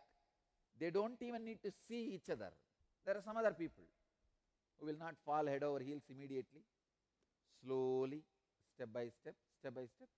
But once they build a relationship, they feel, they respect. Relationships are extension of their very self. I tell you, build wealth properly based on your ability to create and maintain.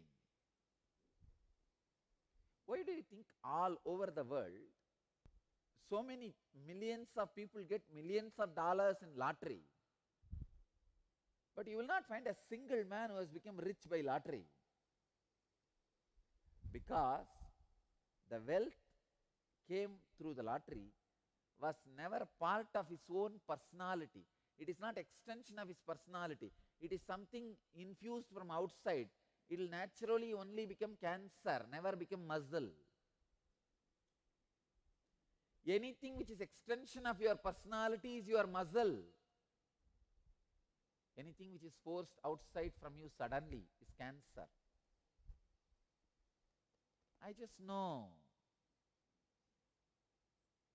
the power of Lakshmi when you are able to create and maintain, when you have respect for her, when you have respect for the wealth, nobody can snatch it away from you. It is extension of your personality. Same way, relationships. All relationships are extension of your personality. If you respect them as extension of your personality, they will never be snatched away from you. You will never lose them. You will never ever lose them. Anything which is not extension of your personality, anything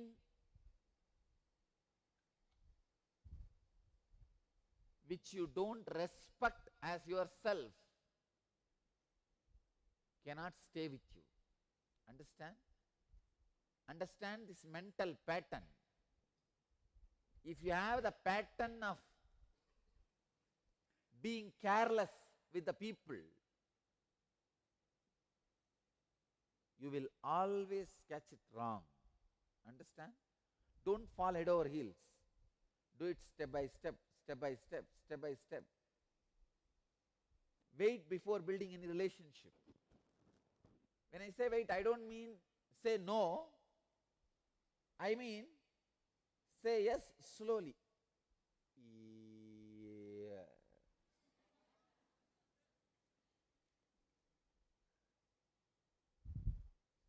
Say yes with a lot of respect for the person, because after your yes, the person is extension of you. The person is part of you. Not able to maintain health, not able to maintain wealth, not able to maintain relationships, all are because of wrong mental patterns. If you break free from all your bondages consciously, it is a eternal, nitya. You can again never be bound. Over, that's all. There can never be again bondage for you.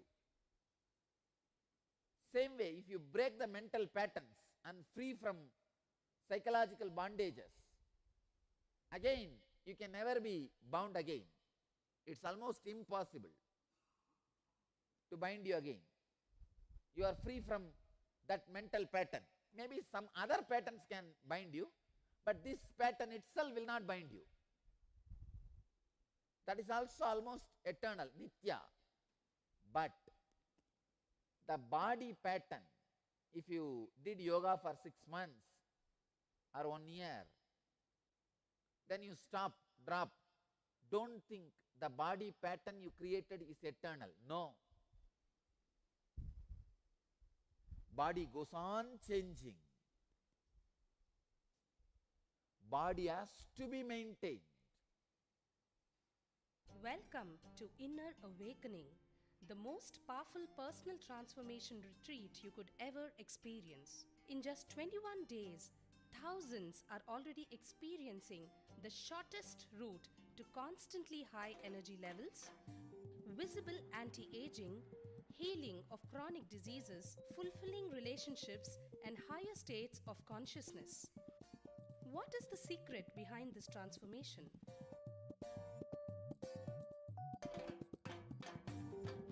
Kundalini means the inner potential energy. Once it is awakened, opens the different doors for the conscious experience in you.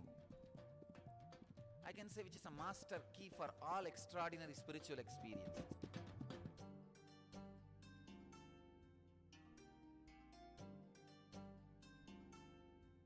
This extraordinary program is conducted personally by Paramahamsa Nithyananda in the vibrant atmosphere of Nithyananda Dhyanapitham Ashram.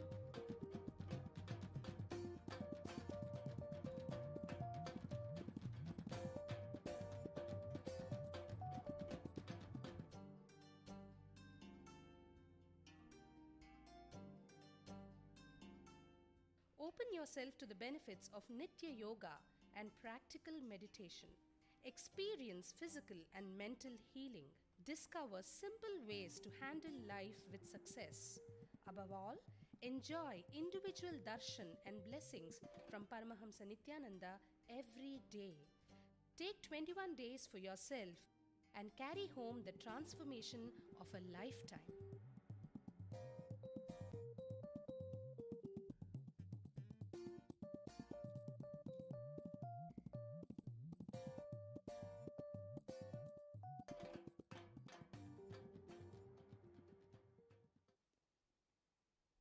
When you don't maintain, health cannot be retained. Health, wealth, and relationships, all three are dependent on your pattern. If you have a wrong pattern, I have seen people, 2 months they will work out heavily, then suddenly 2 days for some reason they will give break, and after that they will never start again. I tell you, if you do not break that wrong pattern, bring the right pattern to your body, health is not possible. Health will not be part of your life. Same way wealth. Have clear idea. Your capacity to create, your capacity to hold, means maintain. Your capacity to spend. Only when you have a right understanding and pattern. See, shopping is a disorder, is a pattern. I have seen people, when they go to the shops, they will forget they have anything else in their life. Especially women, when they go for shopping, they forget that something else exists in their life. Everything is blown away. It's a pattern. You don't think you need little money for the next month, next year. You may fall sick. You need at least few rupees for the medicine. No. Wealth is also lost because of wrong pattern. I know people have this shopping like a disease. Dama, go and see whatever is in the eyes, buy it. Bring it and dump in the garage. Become so tired, never even open the items you bought. And next week again run. You may have even billions of dollars. If you have this mental pattern, I tell you, it will not take much time for you to be a bankrupt. Lakshmi is not all about the bank balance. It is all about the mental pattern. If you lose money in wrong investments, it is not sin. I tell you, you will have the money back. You will have the wealth back. But if you lose money because of the wrong pattern, nothing can be done. Not only you will not get it back, even if it is forced on you, you will not live with it. People come and ask me, I never did anything wrong to anybody. Why did I lose my wealth? Arey, you did so much of wrong to money, to Lakshmi. Wrong pattern. Same way relationships. Before building, have a little patience, intelligence. Maintain that patience before saying yes. Otherwise, you will get into the pattern of creating enemies. Beware of patterns. Beware of mental patterns. Depression is a pattern, understand. First 2 days, if you decide to lie down in your couch saying, oh, I have depression, I don't want to do anything, then third, fourth day, it will become a pattern. Break the patterns. Be free from the patterns. That is living enlightenment.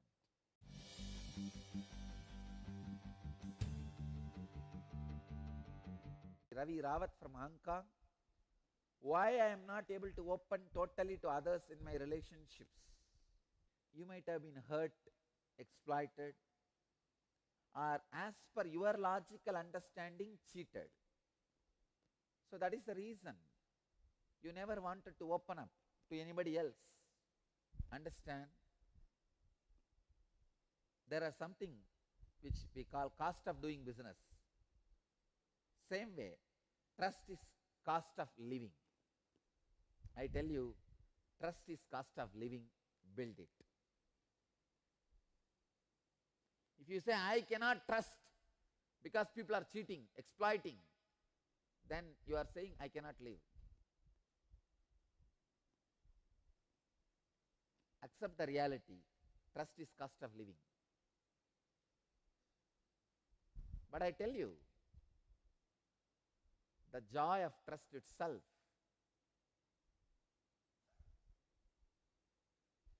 is something extraordinary. The joy you enjoy as long as the trust is there between you and the person you are relating is juice of living. That is why I tell you, build relationships with a lot of patience and discrimination so that the trust, the bridge which you build, the trust bridge is not broken. I tell you, the worst thing can happen in your life is losing relationships. Especially a relationship with a guru. I always tell people, commit slowly with guru. In every level.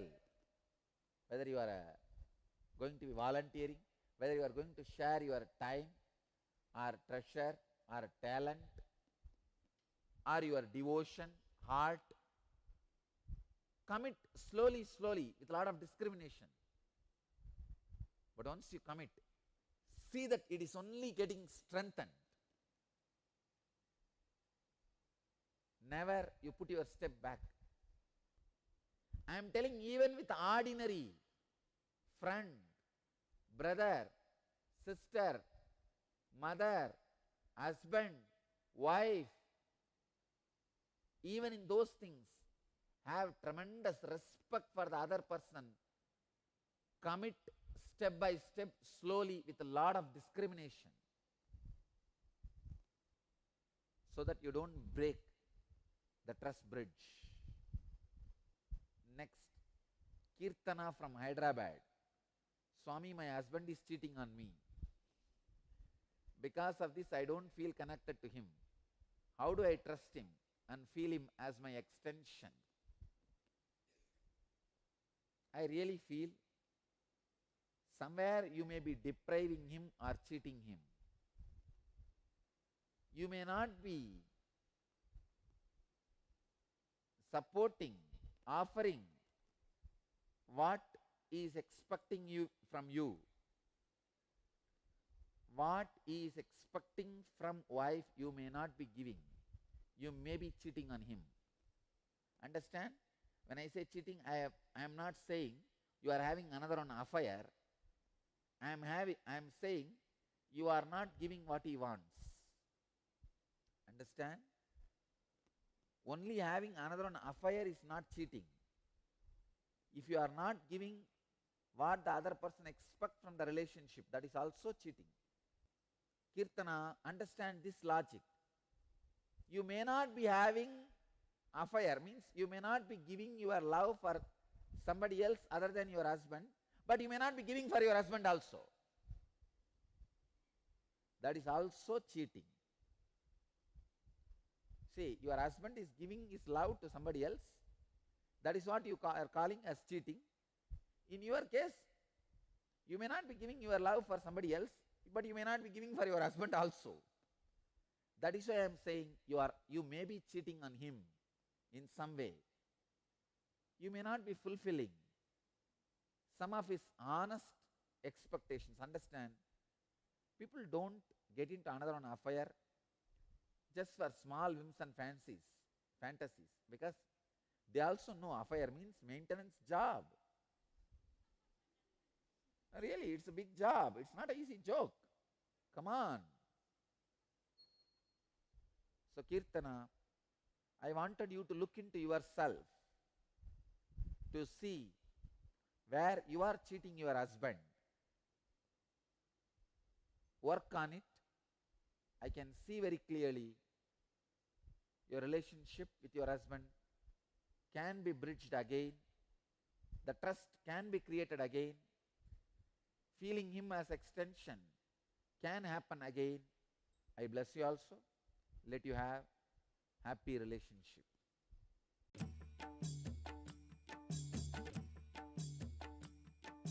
गुरुर्वे शरणं शरणं नित्य गुरुवे शरणं शरणं गुरुर्वे शरणं शरणं नित्य गुरुवे शरणं शरणं नित्य नित्य गुरुदेवा भवभयहरणा नित्य नित्य गुरुदेवा भवभयहरणा आदि शंकरा हरिनारायणा आदि शंकरा हरिनारायणा हरि ओम नित्यानंदा नित्य नित्य शांत रूप नित्य नित्य गुरुदेवा भवभयहरणा नित्य नित्य गुरुदेवा भवभयहरणा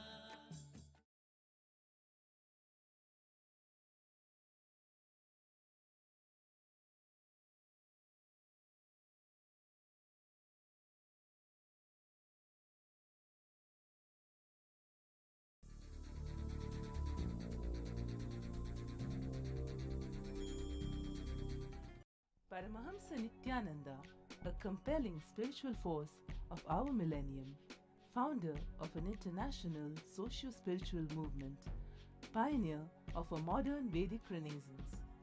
Born in the sacred town of Tiruvannamalai, a yogi by birth, fearless spiritual explorer, beacon of divine power, Paramahamsa Nithyananda is today an inspiration for millions on the path.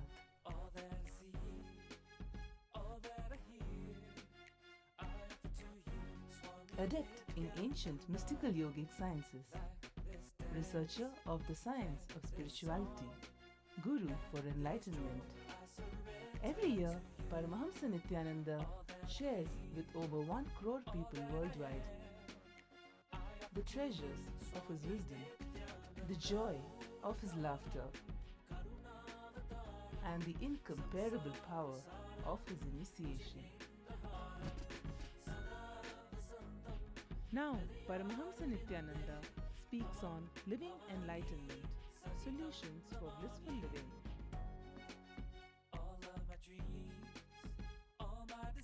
Join us for an unforgettable spiritual experience.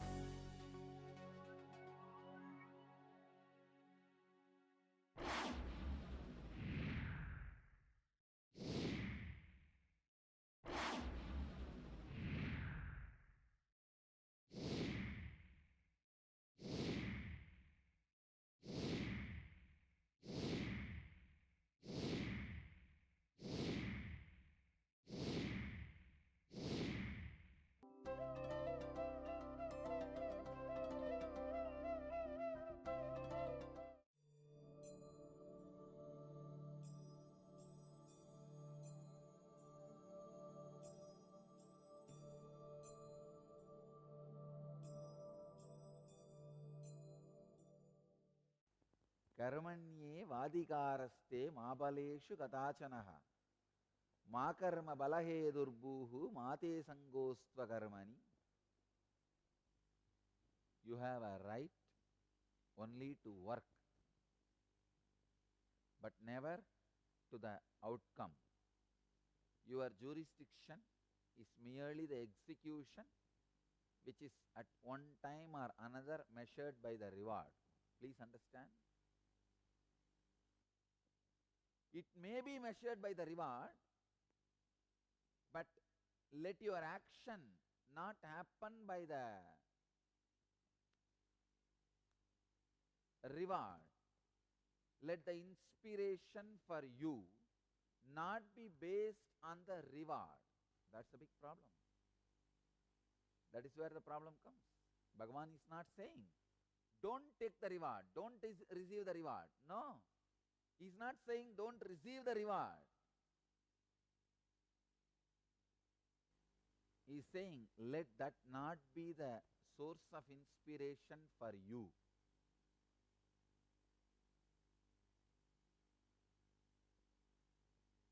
Karamanye vadikaraste mabaleshu katachanaha. Your jurisdiction is merely in the execution, which is an one time or another measured by the reward. Let the ground for the source of your action, let not the ground for the source of your action be the reward. Let the ground for the source of your action be you are fighting with non-performance. Nobody before, nobody during, nobody after Krishna can put the essence of the whole life in one verse.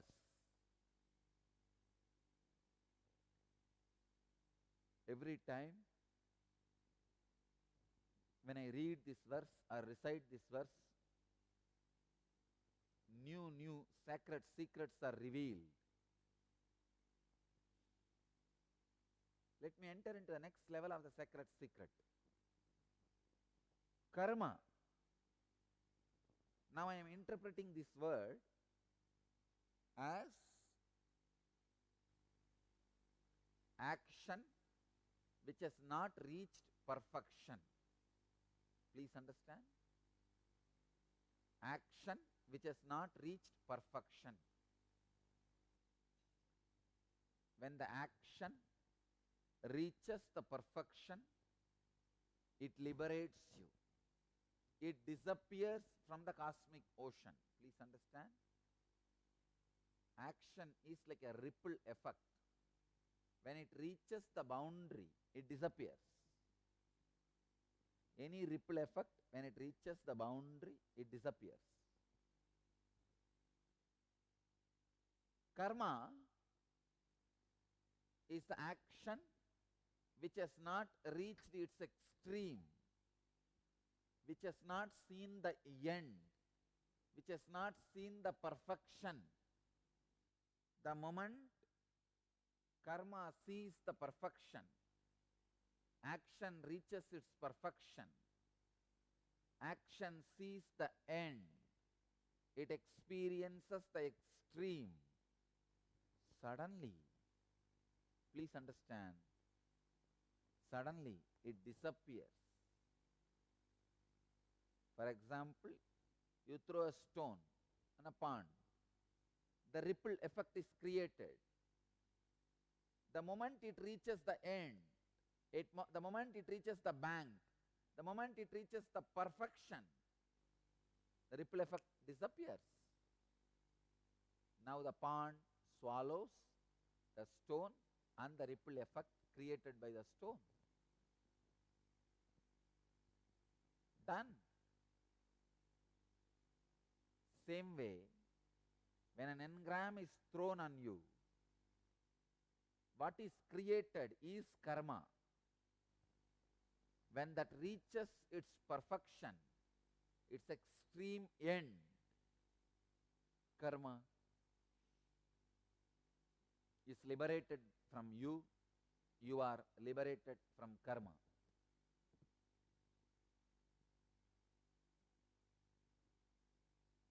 That is why in all our programs I emphasize so much on completion.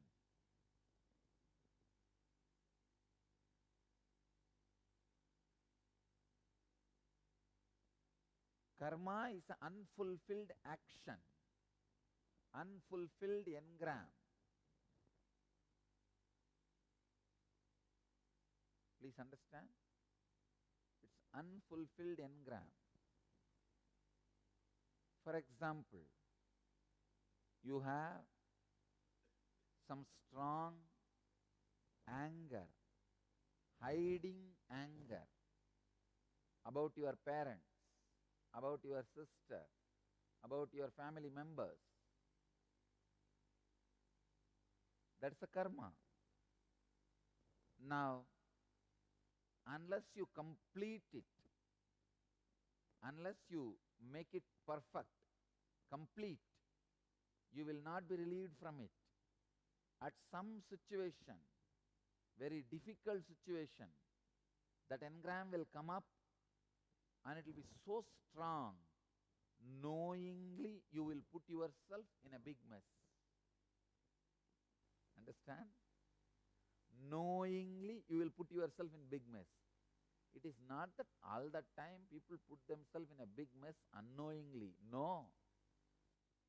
Knowingly you put yourself in a big mess.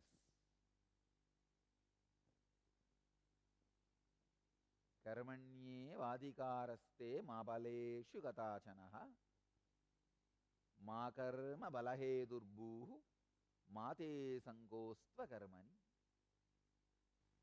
Uncompleted, incomplete karmas, when they are sitting in you, they will be so wild, so strong. They will find some justification. Usually they find the justification of comparison. Why? Why should I alone be non-violent? He is also violent. Let me be also violent. Only then I can protect myself. Understand? By all your justification, you may try to be violent. That is not going to protect you. He will also be in a soup. You will also be in a soup. That's all. Both of you can swim in the same soup. That is not going to solve your problem. He will also be in a chaos because he is violent. You will also be in a chaos because you are violent. Understand? Minus, plus, minus, plus, minus is not plus in the cosmic law. Only in mathematics, minus plus minus is plus. No. In the cosmic law, it does not apply. Minus into minus is not plus. In cosmic law, minus, minus minus. Understand? Just because he does bad karma, your bad karma is not justified. Then you come up with something, practicality. What is practicality? No. In this plane, this is only possible. Then suffer that plane's sufferings. I have seen many people, no, what you are talking is great, Swamiji, but it's a spiritual plane. People are in normal plane, so I have to work in the normal plane. Then you have to have the sufferings of the normal plane also. Then you have to go through all the problems and sufferings of the normal plane. When the disease, problems, sufferings of the normal plane comes, then you suddenly say, oh, my whole life I listened to your teachings, I lived you as you showed, and I prayed to you. What is this, Swamiji? Where am I? Oh God. All that time, you had one big weapon called being practical, or this plane as a protection from my teachings. That's the right word I'll use. Now there's a new paint, commercials are going. If you paint it on the wall, no water will penetrate the wall. They show it, they take a small hand mesh and put that paint all around and pour water, and water does not seep. Water does not go through the mesh, and the fish can stay in that. Same way, you have put a special paint coat on you so that my teachings cannot enter into you. See, with this great verses, the only trouble is when you are supposed to live it, apply it, you say, for practical purposes, I think I can bend this much. It's okay. If you are bending for practical purpose, means what? This plane of existence. Then suffer all the sufferings of this plane of existence. Be very clear. Karma is actions which have not yet become perfect in you. When you complete them, you are also liberated from that samskara engram. The engrams are also liberated from you. Understand? All bondages are always for both. All liberations are always for both. If it is a bondage, it is for both. If it's a liberation, it's for both. If karma, if you are bound by the karma, karma is also bound by you. If you are liberated from karma, karma is also liberated from you. That is why I am saying every action, completion of the action is really directly helpful for you, will directly liberate you, will directly lead you to the higher existence. Karmanye vadikaraste mapaleshu katachanaha. I feel like every letter of this verse should be engraved in gold.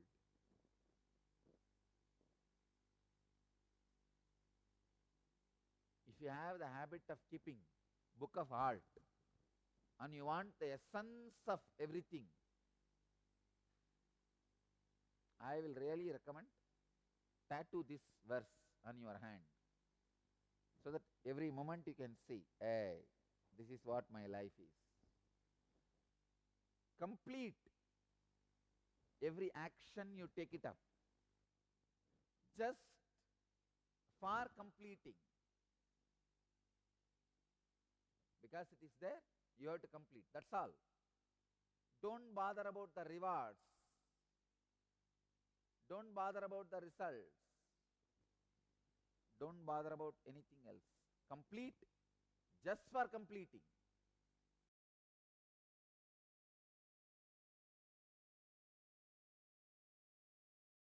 Welcome to Inner Awakening, the most powerful personal transformation retreat you could ever experience. In just 21 days, thousands are already experiencing the shortest route to constantly high energy levels, visible anti-aging, healing of chronic diseases, fulfilling relationships, and higher states of consciousness. What is the secret behind this transformation?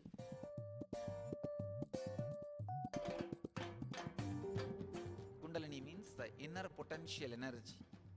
Once it is awakened, opens the different doors for the conscious experience in you. I can say which is a master key for all extraordinary spiritual experiences.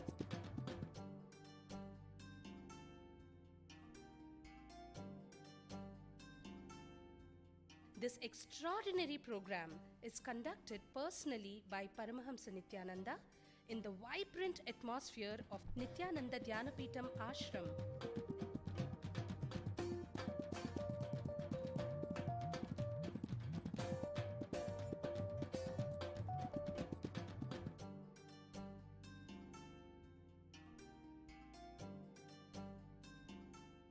Open yourself to the benefits of Nitya Yoga and practical meditation. Experience physical and mental healing. Discover simple ways to handle life with success.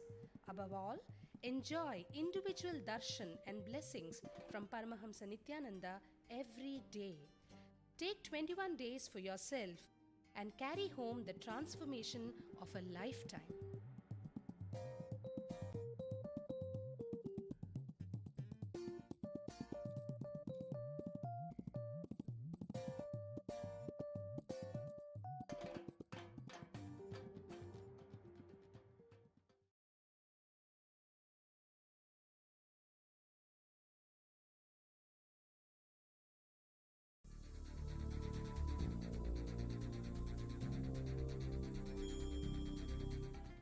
Paramahamsa Nithyananda, a compelling spiritual force of our millennium, founder of an international socio-spiritual movement, pioneer of a modern Vedic Renaissance. Born in the sacred town of Tiruvannamalai, a yogi by birth, fearless spiritual explorer, beacon of divine power, Paramahamsa Nithyananda is today an inspiration for millions on the path.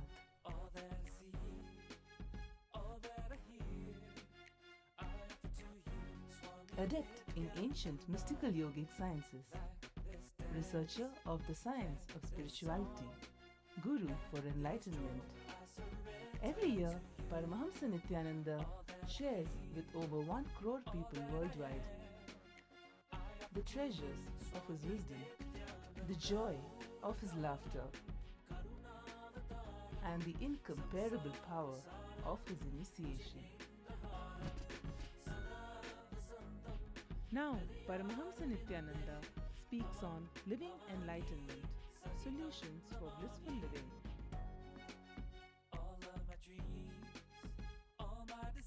Join us for an unforgettable spiritual experience.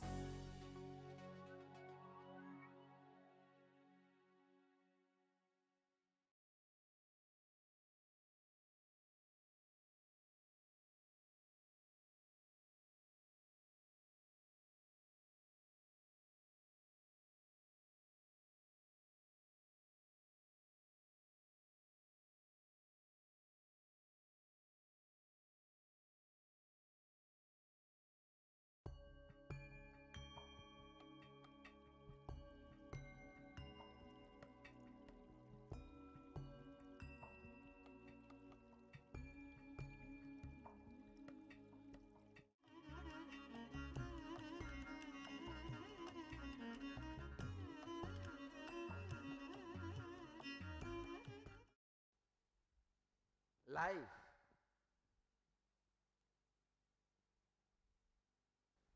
is for internalizing the newer and newer and greater truths.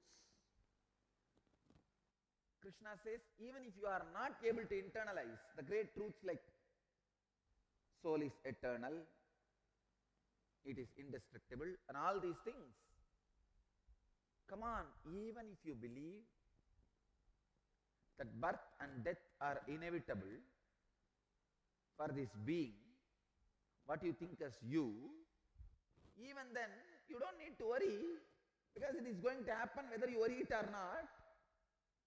You don't worry for day and night. You don't sit and cry, oh, now it is going to become night, what will I do? You don't sit and cry, oh, it is going to become daytime, what will I do? No. Once you know something is inevitable and moves like a cycle and eternal, you just learn to live with it. Learn to handle it. Same way, when you know life and death are inevitable, O Arjuna, foremost among men, is using the beautiful word for Arjuna, Mahabahu, the mighty armed one.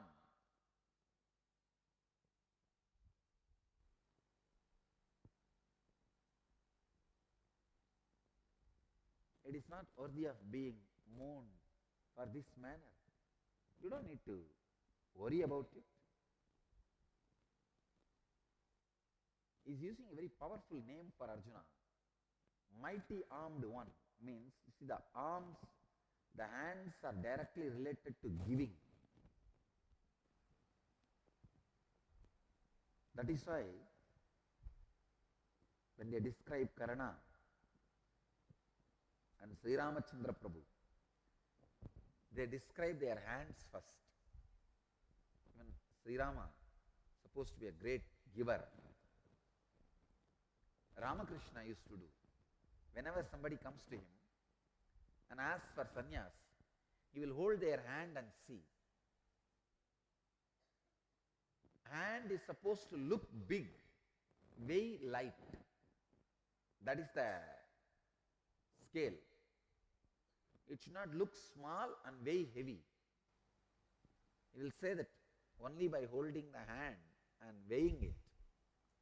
If it looks big and weighs light, then this guy will become sadhu. Means he has lens engram and he has capacity to give away everything. Here, Krishna is describing Arjuna as Mahabahu, means mighty arm. Surely, Arjuna must have had the quality. Big hand, but light weight. Means the capacity to give everything. Capacity to give away. He is reminding Arjuna, hey, you are capable of giving away your body, giving away everything. So don't worry. You are a great giver. I tell you, the joy of giving, the habit of giving will bring its result in you when you leave the body. When you leave the body, person who is always giving, who is habituated to depart from something which he feels as part of his life. If you are habituated for that, then leaving the body will be very easy. For example, you are having a house. For 10 years you lived in it, you felt it's almost your life. Suddenly one day morning you give it away. Now you are habituated to give away things which you feel as your life. Same way money. Sometimes you hold money as your life. Suddenly one day you give away. Same way. Sometimes you hold your comforts, luxury, pleasures as part of your life. Suddenly one day you give it away. Now you are habituated. You are trained for giving away what you feel as your life. So when you leave the body also, because of that habit, you will not have suffering. You are already habituated to give away. You can easily give away life also, body also. I tell you, the highest capacity you need to develop in the human life is capacity to give away. Capacity to go on giving. Giving your energy, giving your time, giving your love, giving your money, giving your whatever you call it as yours, talent, capacity to give away.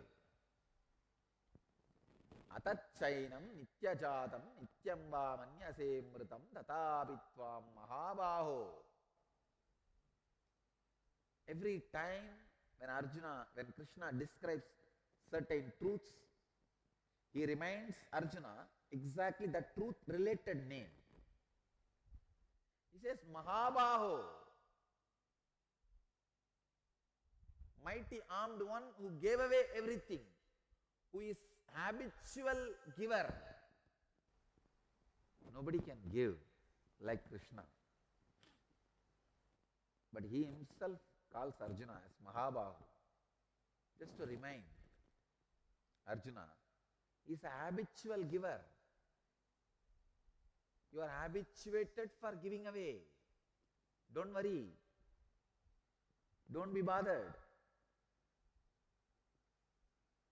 Be a giver.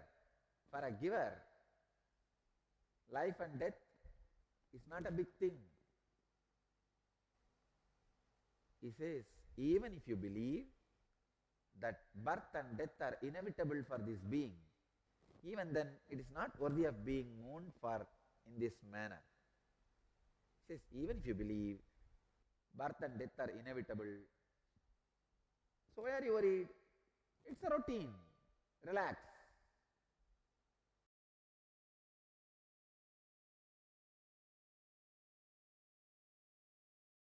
Welcome to Inner Awakening, the most powerful personal transformation retreat you could ever experience. In just 21 days, thousands are already experiencing the shortest route to constantly high energy levels, visible anti-aging, healing of chronic diseases, fulfilling relationships, and higher states of consciousness.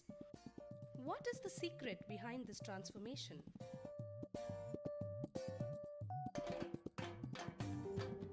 Kundalini means the inner potential energy. Once it is awakened, opens the different doors for the conscious experience in you. I can say which is a master key for all extraordinary spiritual experiences.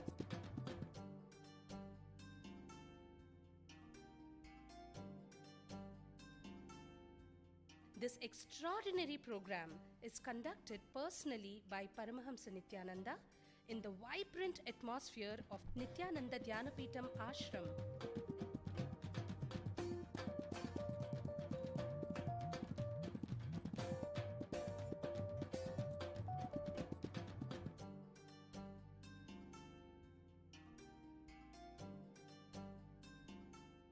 Open yourself to the benefits of Nitya Yoga and practical meditation. Experience physical and mental healing. Discover simple ways to handle life with success. Above all, enjoy individual darshan and blessings from Paramahamsa Nithyananda every day. Take 21 days for yourself and carry home the transformation of a lifetime.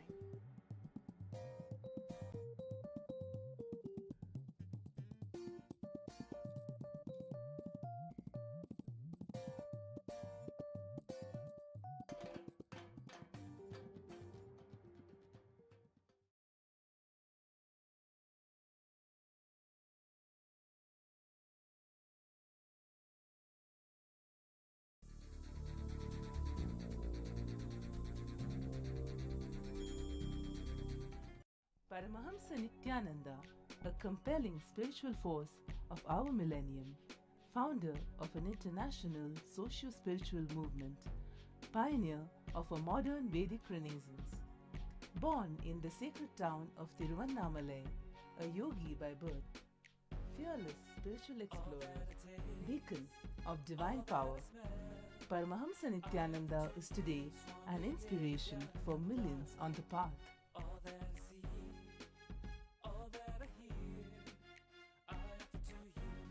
Adept in ancient mystical yogic sciences, researcher of the science of spirituality, guru for enlightenment.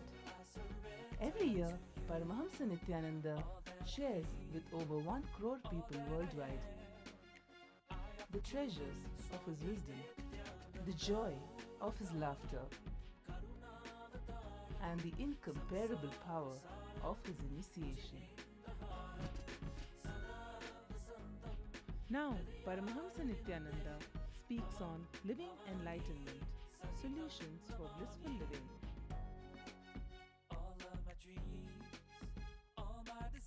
Join us for an unforgettable spiritual experience.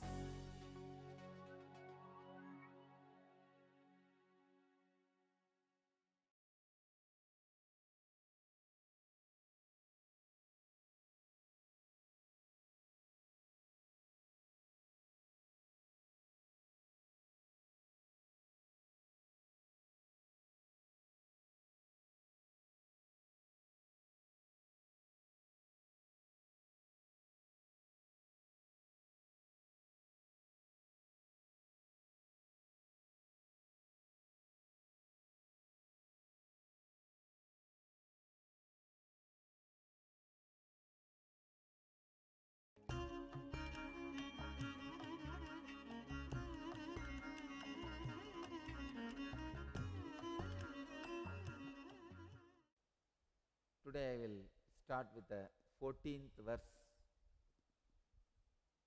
second chapter of Bhagavad Gita. मात्रा स्पर्शास्तु कौन्तेय शीतोष्णसुखदुःखदाः मात्रा स्पर्शास्तु कौन्तेय शीतोष्णसुखदुःखदाः आगमापायिनो नित्याः तान् स्थितिक्षस्व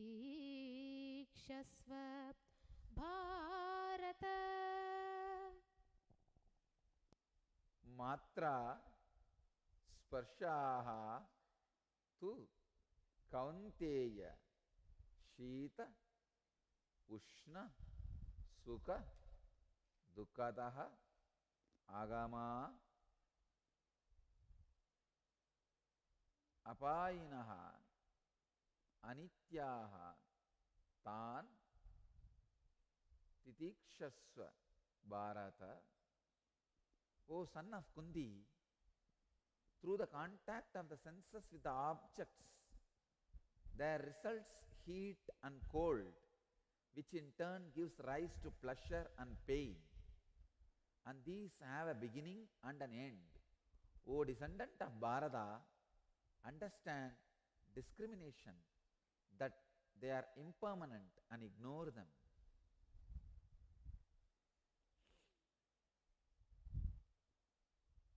And an end. O descendant of Bharata, understand with the discrimination that they are impermanent and ignore them.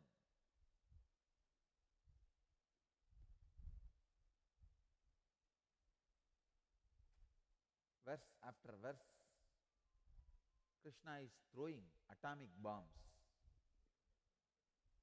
The inner atomic bombs, if the samskaras are to be destroyed, the engrams have to be destroyed. These verses are the best inner atomic bombs. See, it is not a moral teaching, understand, that is the main thing. And a person like a Krishna does not believe in morality, understand that. He does not believe in the so-called social moralities. And he has done everything anti-social and illegal. I am telling you, everything which is anti-social when he existed, illegal when he existed. When he was in the body, whatever was anti-social and illegal, he has done everything. The girl asks, a small story, girl asks a man, Will you love me after marriage also? The boy says, that depends on your husband if he allows me. You are laughing. This is what Krishna has done. Radha is married. Do you know? Radha is married to somebody else. She was already married when these two fellows were having affair. Whatever is considered as immoral, antisocial, illegal, he has done everything. Man like him, if he speaks, understand, it's a straight truth, not tainted or painted or coated or mixed with any of the social norms and rules and regulations. Please understand, just like immorality, morality also equally contaminates spirituality. The mystery of the cosmos is equally contaminated by morality also, just like immorality. Don't think only an immoral person does not understand the mysteries of the universe. Only he does not understand the truth of the cosmos. I tell you, many times the habitual morality also makes you miss the mysteries of the cosmos. The habitual morality. Just 2 days before I was explaining this habitual sacrifice. Habitual sacrifice is not sacrifice. Even though society praises it, enshrines it, it may be enshrined, but never gets enshrined. All the things enshrined are not enshrined.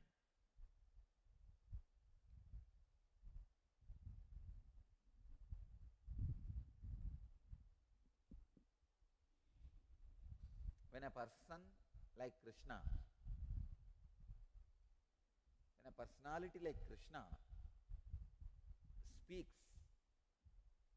he doesn't care about any of the conditionings you imbibe in the being in the name of morality in your young age.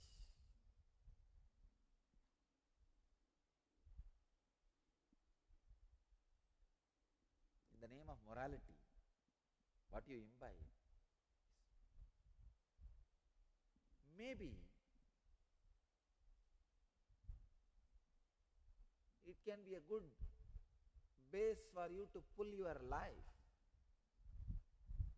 till you are in the body. But that does not make you understand the mysteries of the cosmos,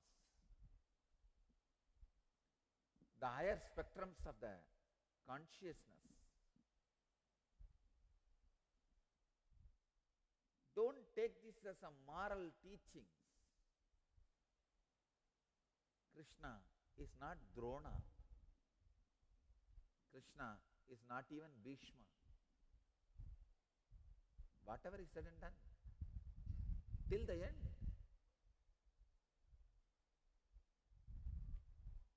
Bhishma never became enlightened,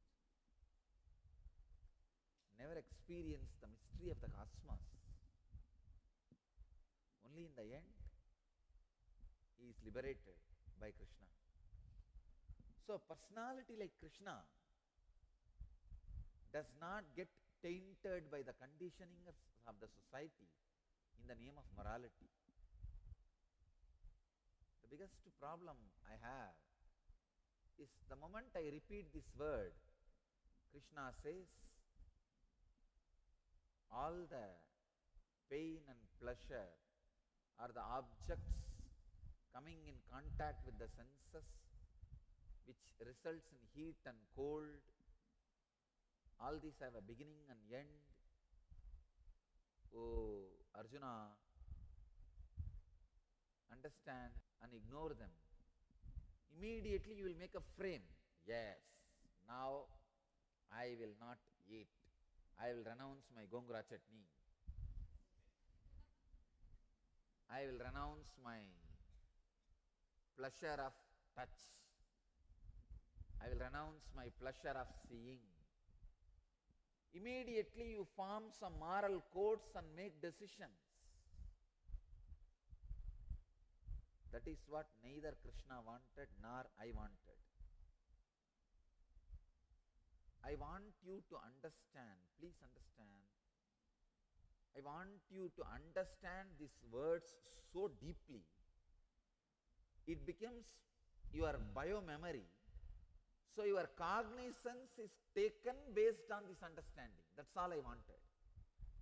I am not asking you, please stop your gongura chutney, or stop your ice cream, or drop your physical enjoyments, or drop your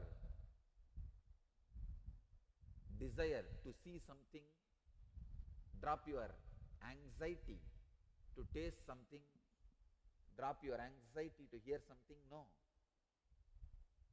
I want you to understand the science of senses, science of getting embodied and disbodied.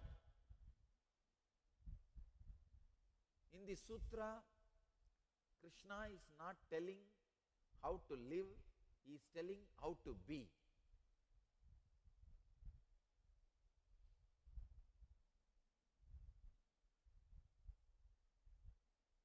See, when some surgery need to be done for you, first your body is put on the operation table, and wherever you need to go through surgery, that part is opened.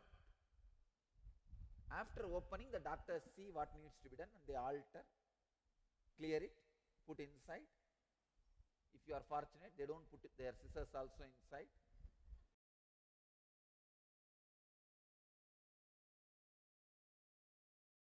And finally stitching is done. Same way, in the meditation process, just sit and open yourself completely. See, this whole NSP is just for you sitting and opening yourself. Come on, let me see. Where all I have pus, where all I have blackage, what do I really feel about me? Where am I heading? Is my understanding about me and the life is growing? Or is this go on shrinking? If there is so much of corruption is going on in the accounts, what naturally a CEO will do? He will stop all the transactions, get everything, open, tear them to pieces, and evolve the system, process. Same way, stop all the transaction for 2-3 days. Stop all the process inside you and relax and look in. Something seriously wrong. Where am I heading? How am I going to survive? Do not tolerate even 1 inch suffering, I tell you. Life is not for it. Have the attitude of constantly doing open heart surgery for yourself. Every manana session you go through is open heart surgery for you. Every time when you sit with some great truth, analyze, work out, it is open heart surgery for you.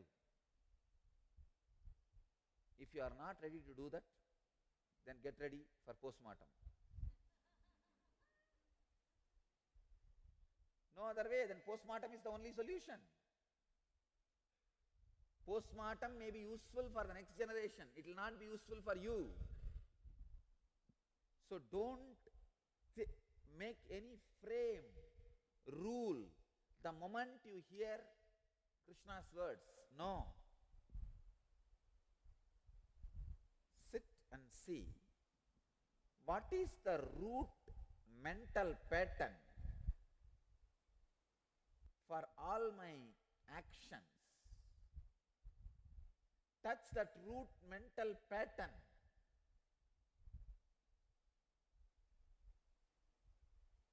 You may be having the mental pattern whenever certain pleasure arises, that is going to be eternal, or whenever certain pain arises, suffering comes, depression comes, you feel it is going to be there forever.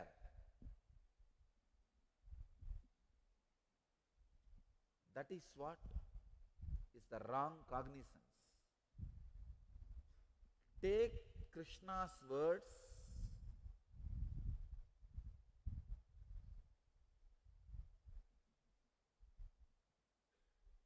as a writ petition. Analyze, take the right cognizance,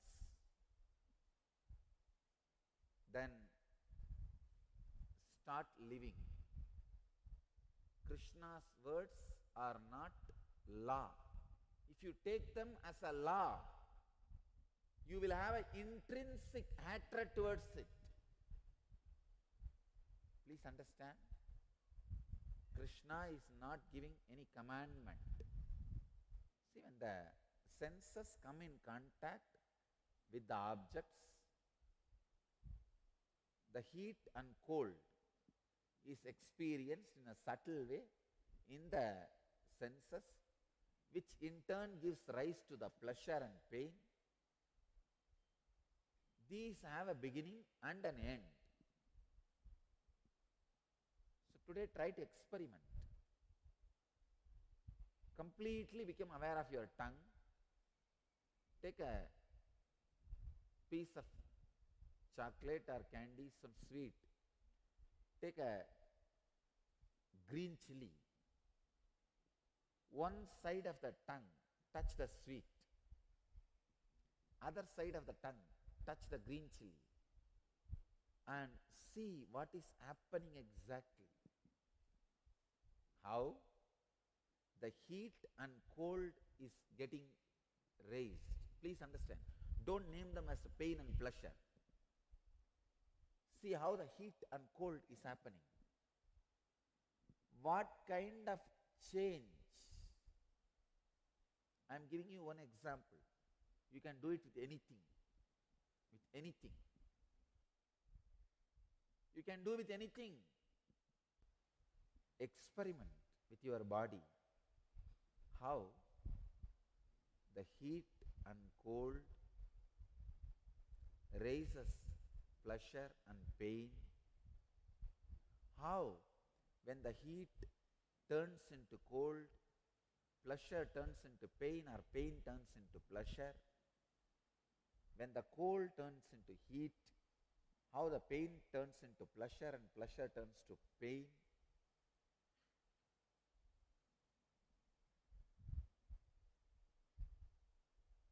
Understand, unless you experiment on you, unless you experiment on you,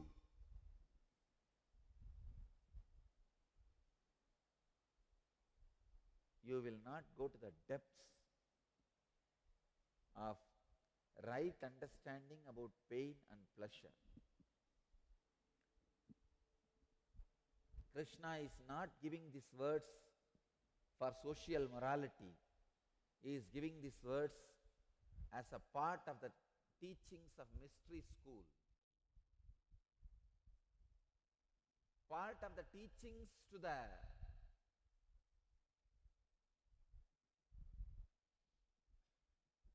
spiritual research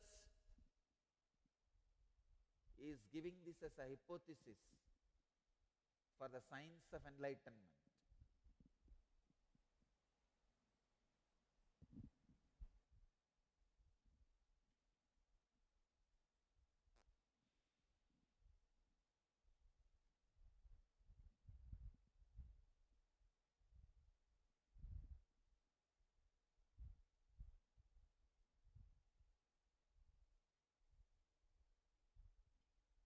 life,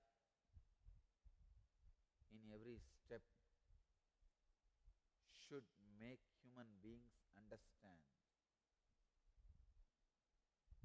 the mysteries of the cosmos. Please understand, your education should guide you to explore the mysteries of the universe, not just the universe which you are seeing with your eyes, the source of the universe which you can only perceive by your sixth sense called intelligence. Your society, entertainment, law, education, everything should guide your life to explore and experience the universe and the consciousness.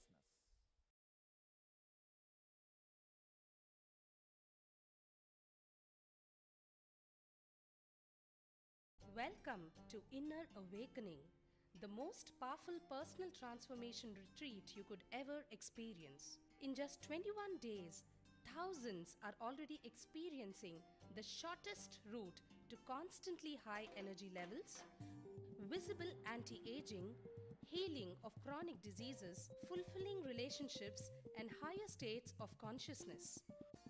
What is the secret behind this transformation?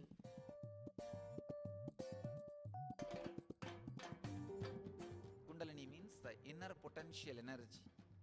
Once it is awakened, opens the different doors for the conscious experience in you. I can say which is a master key for all extraordinary spiritual experiences.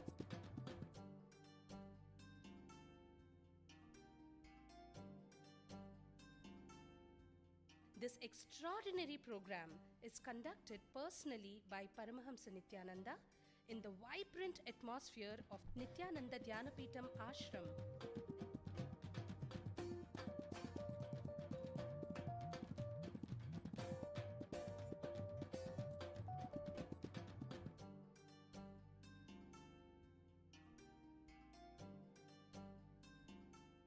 Open yourself to the benefits of Nitya Yoga and practical meditation. Experience physical and mental healing. Discover simple ways to handle life with success. Above all, enjoy individual darshan and blessings from Paramahamsa Nithyananda every day. Take 21 days for yourself and carry home the transformation of a lifetime.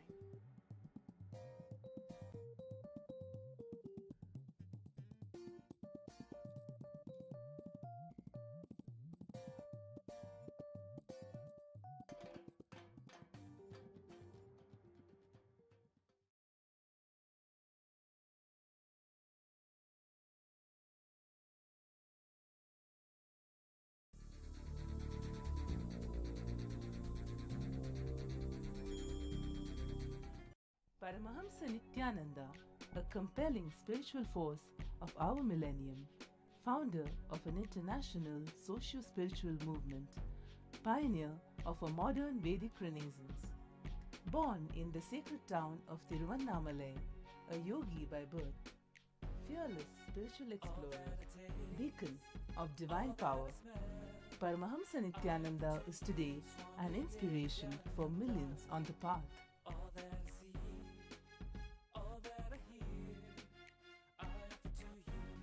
Adept in ancient mystical yogic sciences, researcher of the science of spirituality, guru for enlightenment. Every year, Paramahamsa Nithyananda shares with over 1 crore people worldwide the treasures of his wisdom, the joy of his laughter, and the incomparable power of his initiation. Now, Paramahamsa Nithyananda speaks on living enlightenment, solutions for blissful living.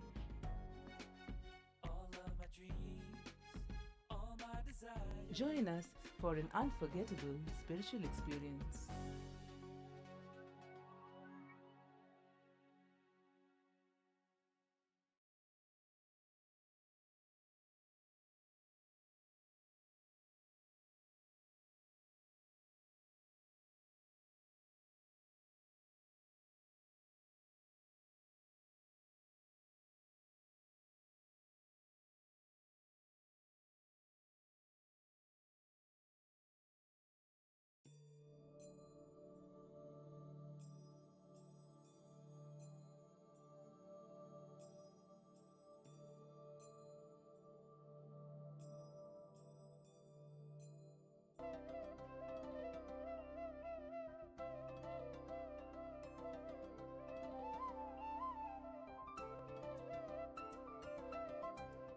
small story. A woman was letting her husband have it with just a touch of more venom than usual. She was shouting, "You are an idiot. You have always been an idiot. You will always be an idiot. If they had an idiot contest, you would come in second." The guy was shocked. He's asking, "Why would I come in second?" Asked the husband. Wife replies, "Because you are an idiot." Do not bother about what people talk. People who go on passing opinion cannot achieve anything, cannot do anything. People who have capacity to do does not waste their time in passing opinion. Akirtin chapi bhutani katayishyanti te vyayam sambhavitasya cha kirtihi maranat adrichyate. Katayishyanti, that is a keyword. Bhagavan says, people will talk. If you are afraid of others' words, that is much worse than this fear. I tell you, greatest liberation in the life is liberation from others' words. Our scripture says, Yogasya pratamam dwaram vangnirotaha. The first step for yoga is controlling the words. Always people have interpreted this, controlling your words. I give you the right understanding, the sacred secret in the sutra. The first step for yoga is not just controlling your words, controlling that others' words don't affect you. The uttered words does not penetrate you and disturb you. You not uttering word, you reducing your words, and others' words not affecting you. Both put together is Yogasya pratamam dwaram vangnirotaha. Standing with your integrity, standing with your clarity is life.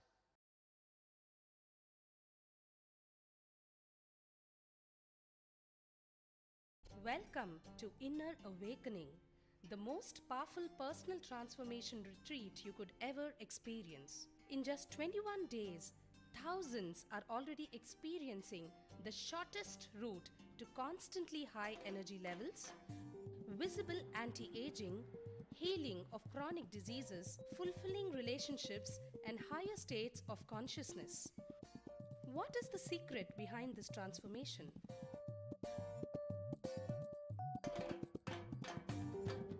Kundalini means the inner potential energy.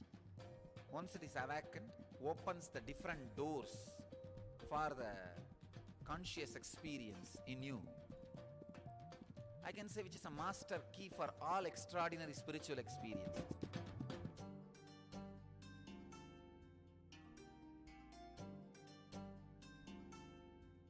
This extraordinary program is conducted personally by Paramahamsa Nithyananda in the vibrant atmosphere of Nithyananda Dhyanapitham Ashram.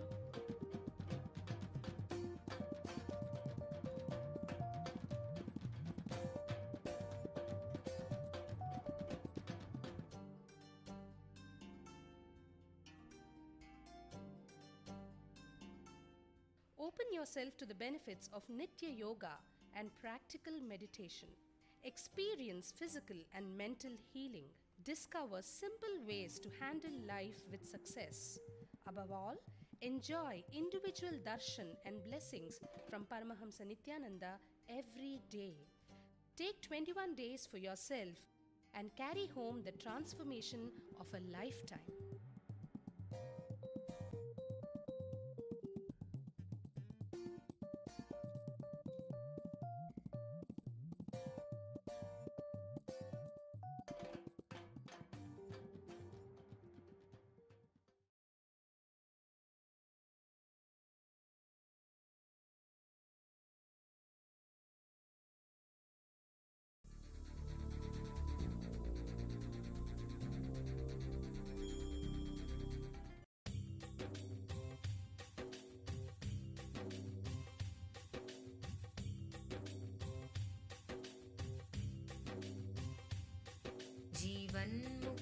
मुक्तिप्रदं देवं क्षमापूर्णं जगद्गुरुं वन्दे परमहंसाख्यं नित्यानन्दाय स्वागतं जीवन्मुक्तिप्रदं देवं क्षमापूर्णं जगद्गुरुं वन्दे परमहंसाख्यं नित्यानन्दाय स्वागतम् आनन्दानुभवास्वादं सर्वरोगनिवारकं वन्दे पापविनाशक्तं नित्यानन्दाय स्वागतम् आनन्दानुभवास्वादं सर्वरोगनिवारकं वन्दे पापविनाशक्तं नित्यानन्दाय स्वागतम् नित्यमुक्तं निर्विकल्पं ध्यानलोकप्रदीपकं वन्दे शान्ति Paramahamsa Nithyananda, a compelling spiritual force of our millennium, founder of an international socio-spiritual movement, pioneer of a modern Vedic Renaissance, born in the sacred town of Tiruvannamalai in southern India, a yogi by birth, fearless spiritual explorer, beacon of divine power, Paramahamsa Nithyananda is today an inspiration for millions on the path. Adept in ancient mystical yogic sciences, researcher of the science of spirituality, Guru for enlightenment. Every year, Paramahamsa Nithyananda shares with over 10 million people worldwide the treasures of his wisdom, the joy of his laughter, and the incomparable power of his initiation. Now, Paramahamsa Nithyananda reveals the secrets of living enlightenment.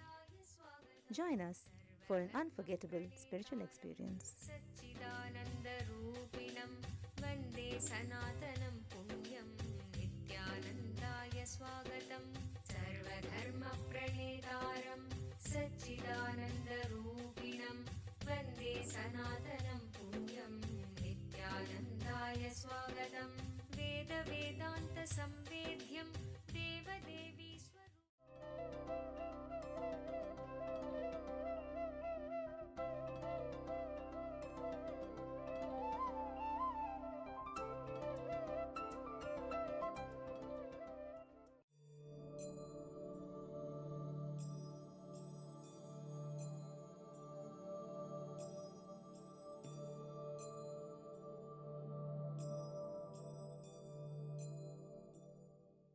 When man ponders over the pleasures of the senses, there arises an association with it. Means you start associating yourself with it.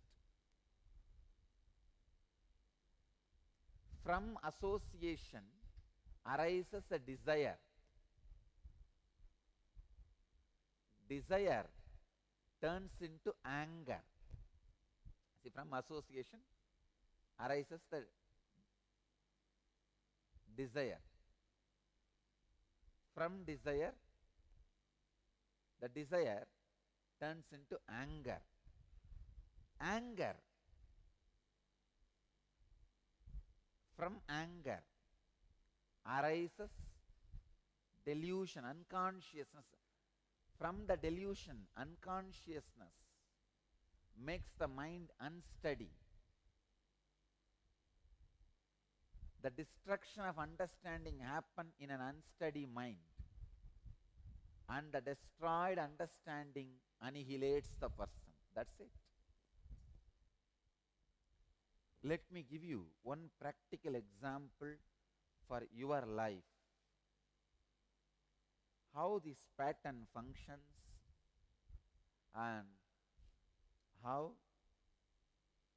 you can escape from this pranashyadi, destruction.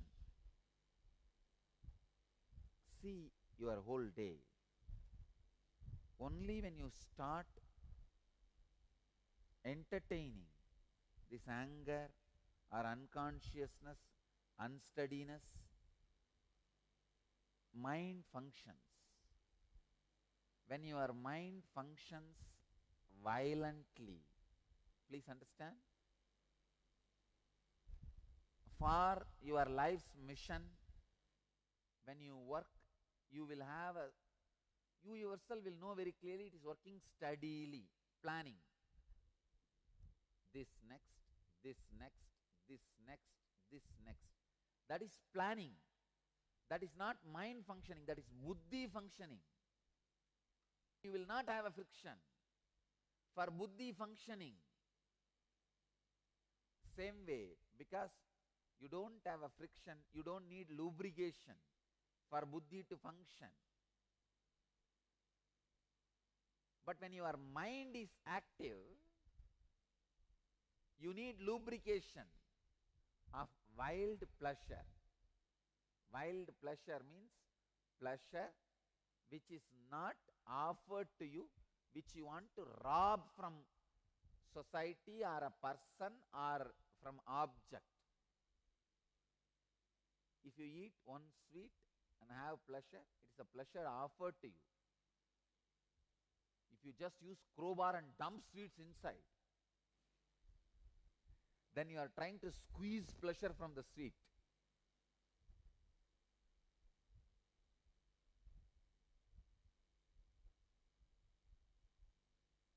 From person, from place, from object, from time, when you try to squeeze pleasure,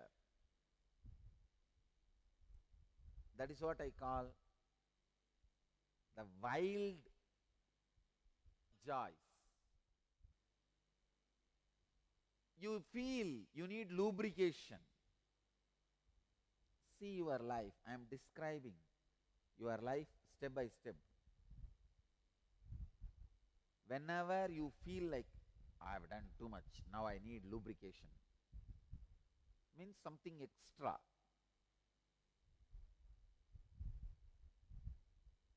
I tell you, all these tastes, the perverted pleasures, are all the lubrication you expect. You try to pamper yourself.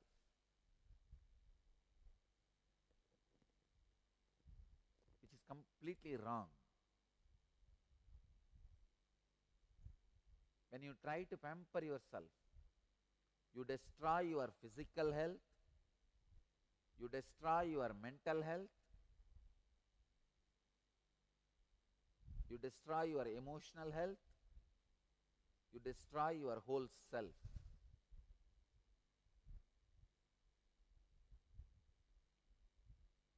When you have that agitated pattern, mind being aggressive, even while you eat, you won't digest properly. You will just swallow and you won't digest properly. See, 3 moments of your every day: eating, taking bath, and getting ready to fall asleep. These 3 moments, your unconscious will be active without your cooperation or your ability to control. See, like how check your blood pressure. Usually doctors will check after you clean your bowels in the morning. That's the time the maximum blood pressure will be there, because you will use your whole body, all the muscles to clean your bowels. The maximum blood pressure will be there. Same way, the maximum degree of your unconscious enrage or agitation will be there while you take bath, while you eat, while you get ready to fall asleep. These 3 moments, the maximum mind pressure will be there, like blood pressure. I can coin a new word, mind pressure. See, while you are eating, if the mind pressure is there, you just swallow. That reduces the strength of your body. Same way, while you are getting ready to sleep, if the mind pressure is more, it completely disturbs the quality of your sleep. And I tell you, when you don't have buddhi alive, means sitting and planning, I will do this today, this today, this today, this today, next, next, next. A clear, intelligent planning. If that is not happening, your mind is a devil's workshop. It will have only the mind pressure.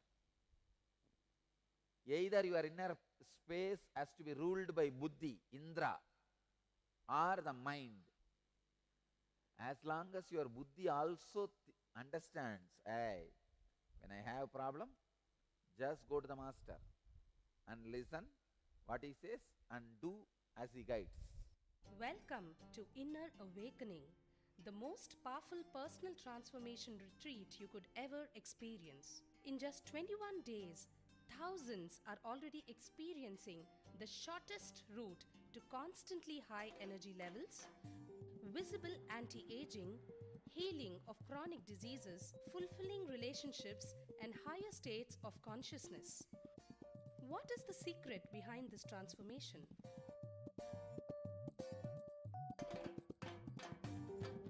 Kundalini means the inner potential energy.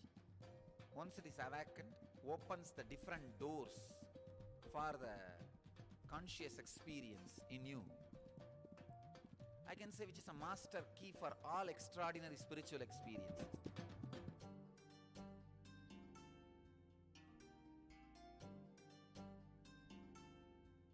This extraordinary program is conducted personally by Paramahamsa Nithyananda in the vibrant atmosphere of Nithyananda Dhyanapitham Ashram.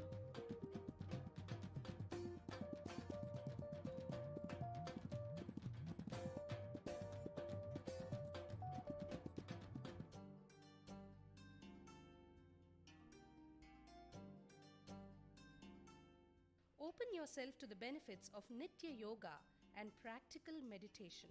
Experience physical and mental healing. Discover simple ways to handle life with success. Above all, enjoy individual darshan and blessings from Paramahamsa Nithyananda every day. Take 21 days for yourself and carry home the transformation of a lifetime.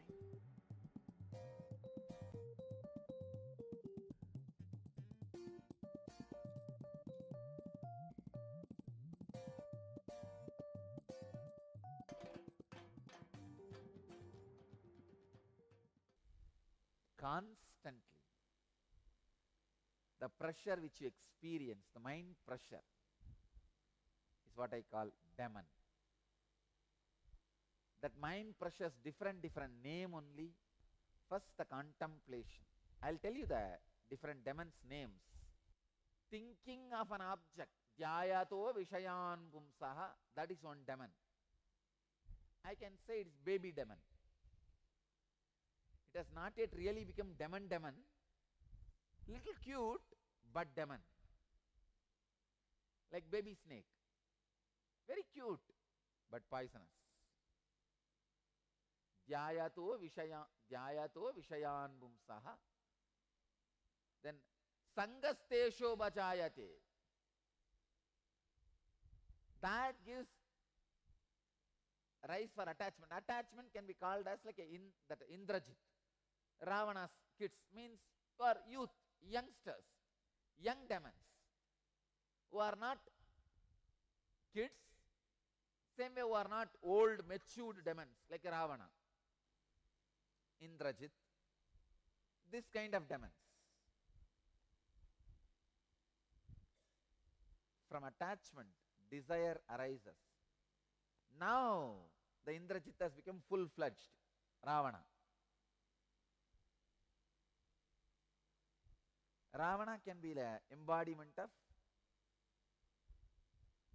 desire. Kamaha. So this kamaha can be some 6-7 variety. Just the kama of the wealth is Duryodhana. Kama of pleasure from certain person, Ravana.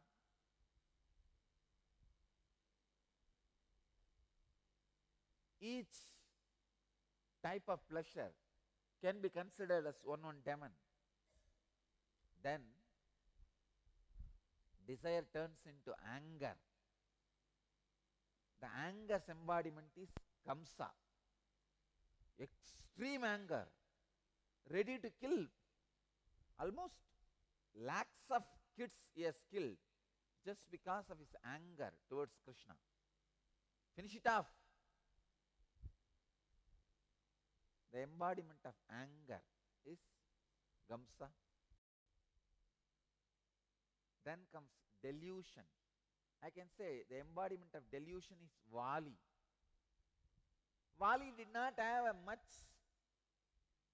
reason for pleasure. See, it is not that from Sugriva's wife he was receiving pleasure. He had enough of queens around him, and he is not a guy with so much of lust also. Just delusion, pride. If I steal Sugriva's wife, then Sugriva is lower than me. Just want to send a message to Sugriva. Hey, you are lower than me. Your wife is my servant. Delusion. Then comes loss of memory. This loss of memory, embodiment of this is Kumbhakarna. Doesn't have anything. Neither knows right nor knows wrong. Just lying down, sleeping. The embodiment of memory loss is Kumbhakarna.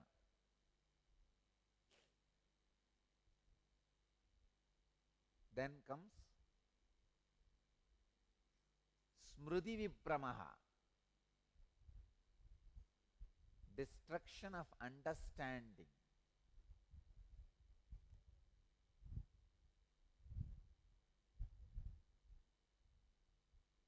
Ravana gets into this space actually. He also goes through the destruction of understanding. I can say almost all demons go through this destruction of understanding. How, when you heal the pain, the personality feels, the personality itself is getting killed. See, it's not that knowingly they do, but they are by the nature, the pain, because you cherished it and you associated yourself with it, it leaves a suicide note. Take revenge on this fellow. And you also go with that suicide note. That's a problem. If you look deep in your life also this pattern will be there. Wherever you faced destruction, then unsteady mind,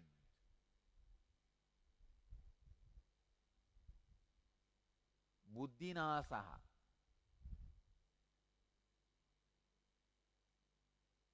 then buddhinasat pranashyati, finally destruction, perishing or annihilation of the person happens. From the destruction of understanding, annihilation happens. Buddhinashat pranashyati. Understand, don't allow even the small demon, even though he looks cute, is demon. That baby demon is contemplating on the ordinary pleasures. From there starts association, then all the different demons.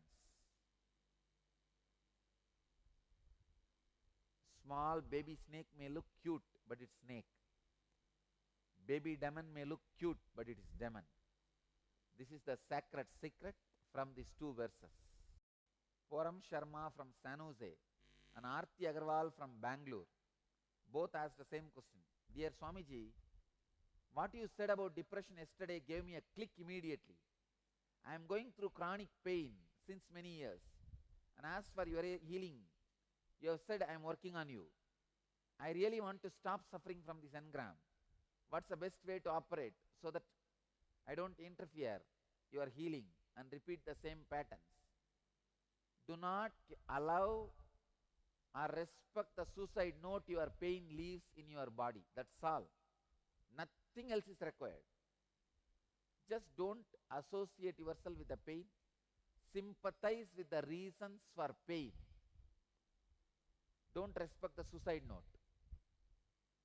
Support me. Let both of us gather, join hands together and destroy the pain. It's like a joint action against terrorism. Pain is a terrorism in your body, but some part of your body feels connected to the terrorists. No, no, no, they belong to my religion, they belong to my place. Some way, like Pakistan feeling connected to the terrorist organizations. Based on the religious base, they feel connected to the terrorist organization. But finally what happens? The terrorism is hurting the Pakistan also. Same way, your body is like Pakistan, pain is a terrorist, your mind sometimes feels connected to the terrorist. That way you can never get rid of it. So allow Bharat, Guru, associate yourself with Guru, Bharat, and comb out, remove all the terrorists. That's the only way you can save yourself and save the world. Sometimes the terrorists with whom you are feeling connection, they are attacking your Guru itself, Bharat. That is not going to work for you. Neither you can destroy the Bharat, nor you will be in peace. Anyhow, just do not entertain, support the pain engrams.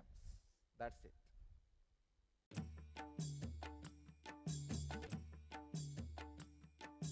गुरुर्वे शरणं शरणं नित्य गुरुवे शरणं शरणं गुरुर्वे शरणं शरणं नित्य गुरुर्वे शरणं शरणं नित्य नित्य गुरुदेवा भवभयहरणा नित्य नित्य गुरुदेवा भवभयहरणा आदिशंकरा हरिनारायणा आदिशंकरा हरिनारायणा हरि ओम नित्यानंदा नित्य नित्य शांतरूप नित्य नित्य गुरुदेवा भवभयहरणा नित्य नित्य गुरुदेवा भवभयहरणा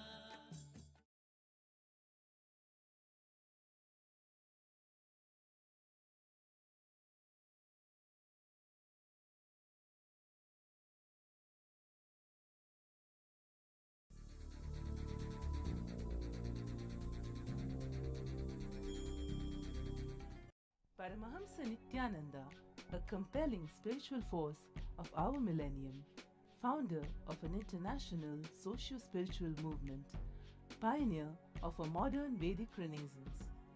Born in the sacred town of Tiruvannamalai, a yogi by birth, fearless spiritual explorer, beacon of divine power, Paramahamsa Nithyananda is today an inspiration for millions on the path.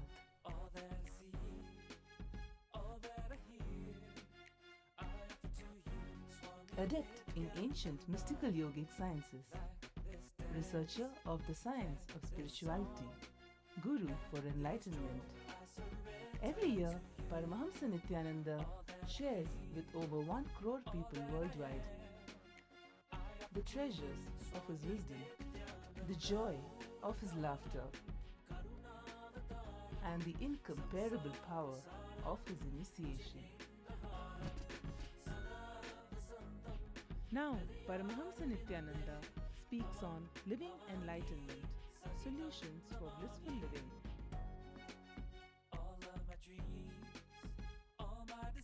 Join us for an unforgettable spiritual experience.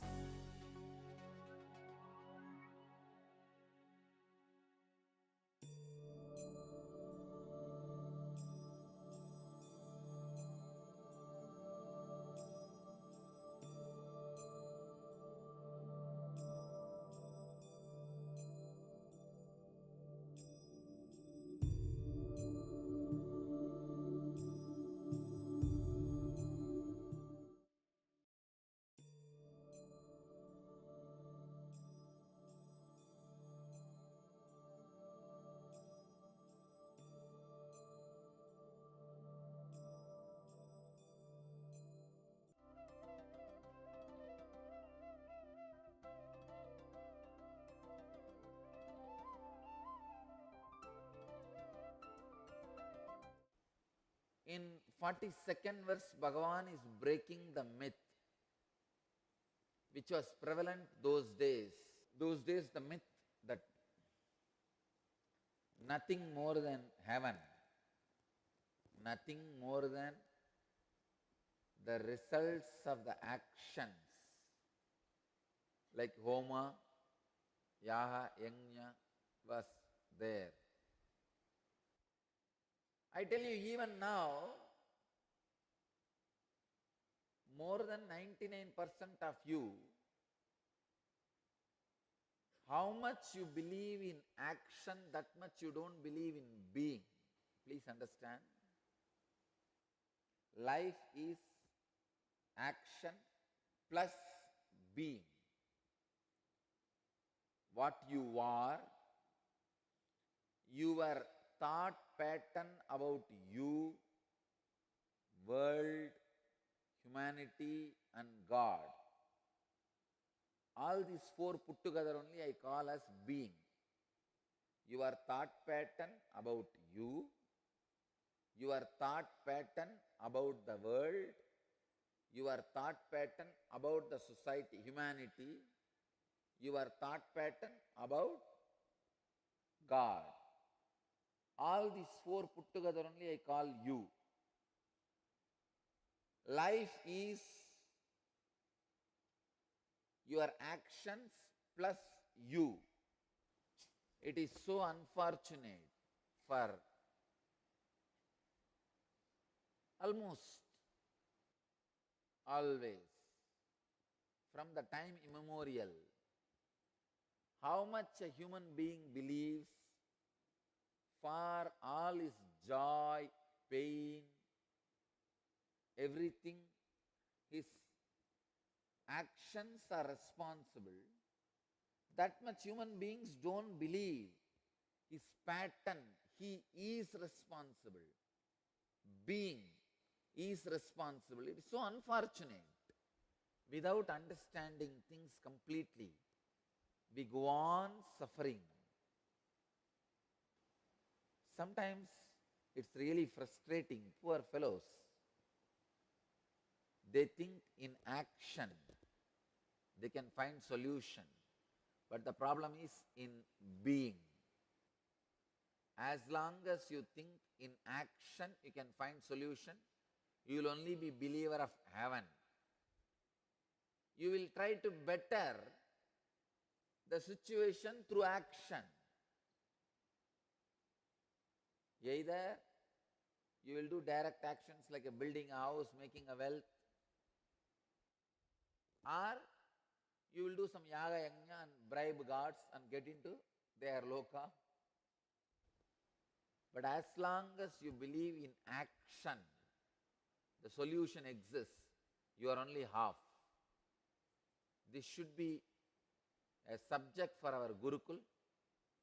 Kids should learn. Always, all the good or bad you go through, the life you go through is your action plus your being. When I say the word being, let me very clearly describe what I mean.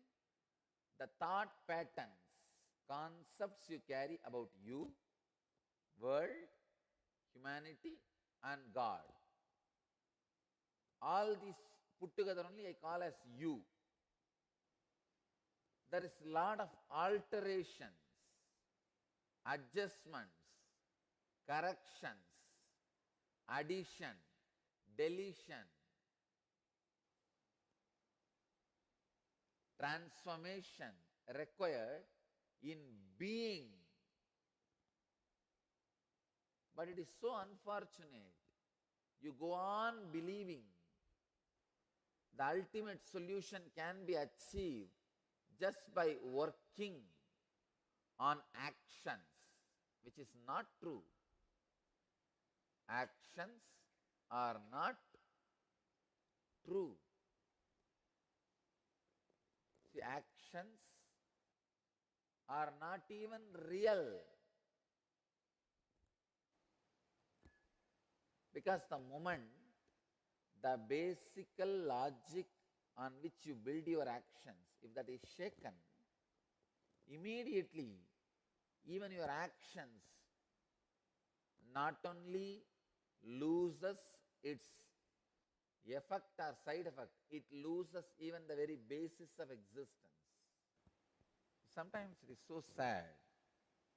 People suffer with such a simple problems, but they try to find a huge solutions. Until the end, it does not work. I tell you, many times you believe action alone can solve the issue. It cannot. It cannot.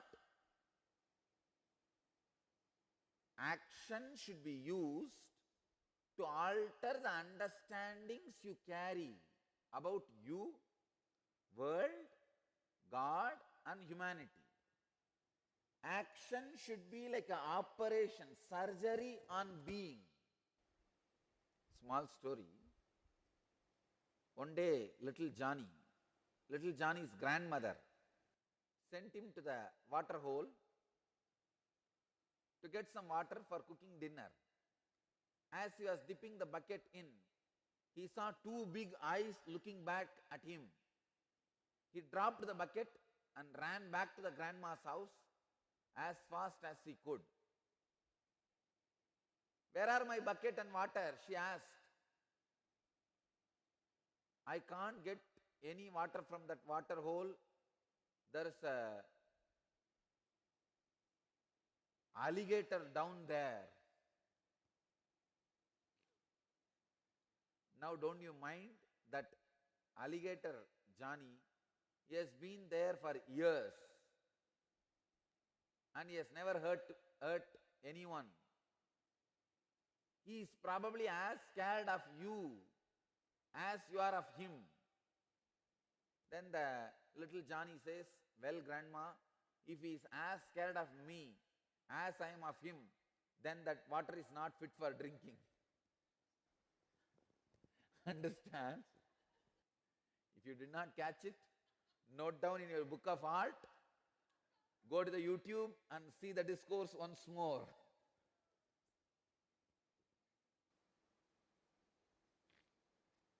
One more story, small story.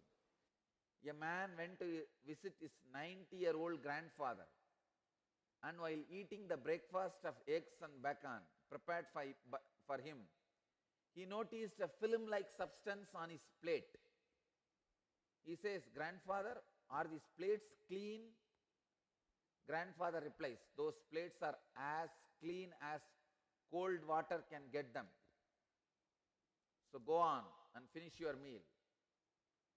That afternoon, while eating the lunch, hamburgers, he noticed many little black specks around the edge of his plate.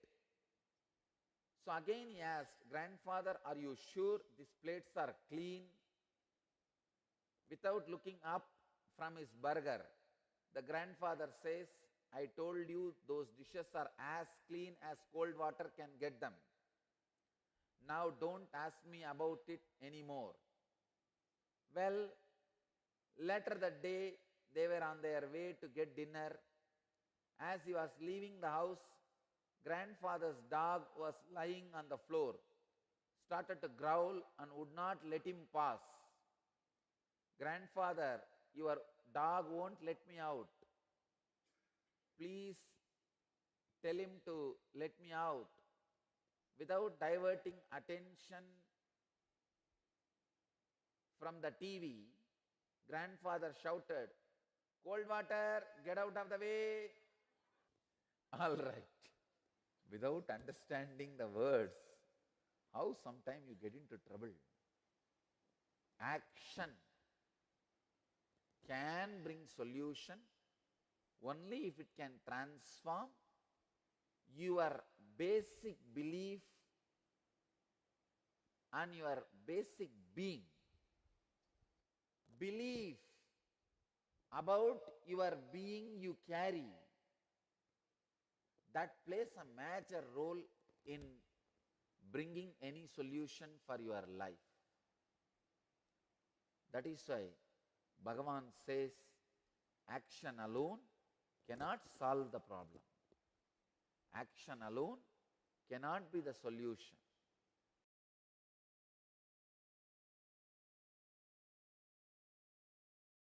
Welcome to Inner Awakening, the most powerful personal transformation retreat you could ever experience. In just 21 days, thousands are already experiencing the shortest route to constantly high energy levels, visible anti aging, healing of chronic diseases, fulfilling relationships, and higher states of consciousness. What is the secret behind this transformation?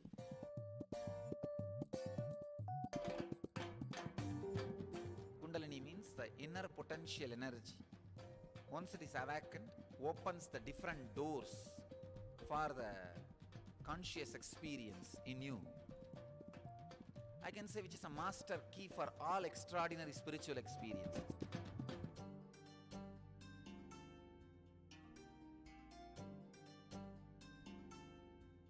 This extraordinary program is conducted personally by Paramahamsa Nithyananda in the vibrant atmosphere of Nithyananda Dhyanapitham Ashram.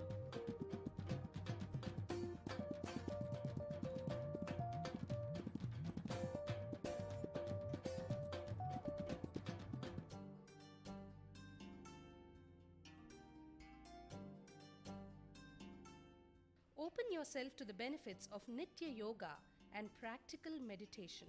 Experience physical and mental healing. Discover simple ways to handle life with success. Above all, enjoy individual darshan and blessings from Paramahamsa Nithyananda every day. Take 21 days for yourself and carry home the transformation of a lifetime.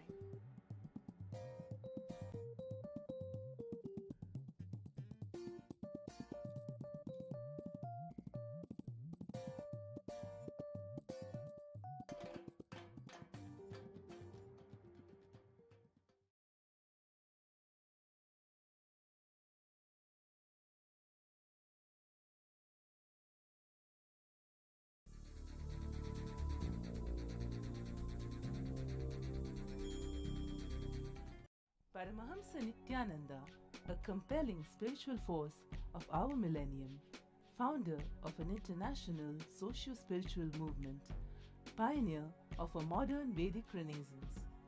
Born in the sacred town of Tiruvannamalai, a yogi by birth, fearless spiritual explorer, beacon of divine power, Paramahamsa Nithyananda is today an inspiration for millions on the path.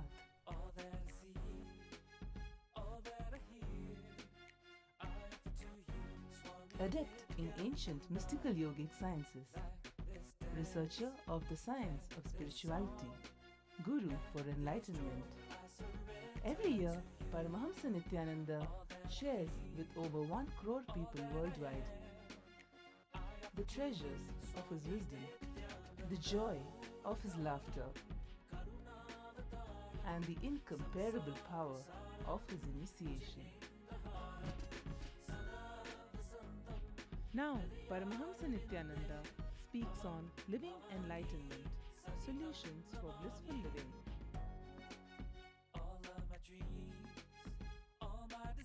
Join us for an unforgettable spiritual experience.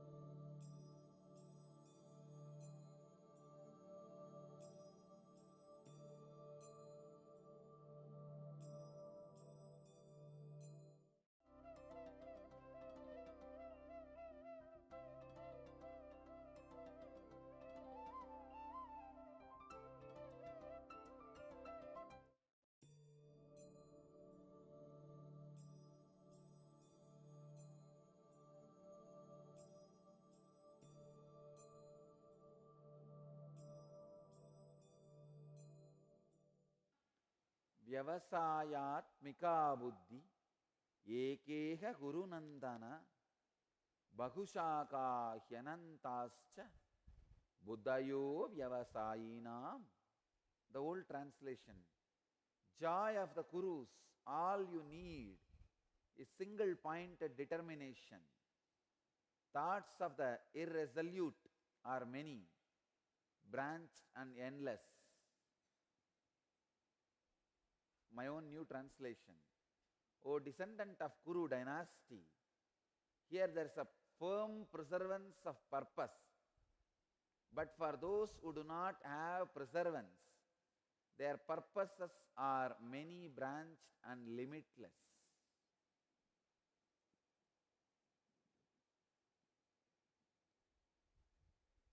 Bhagavan says very clearly, you need only one thing, determination, firm preservance of purpose. People who are not able to preserve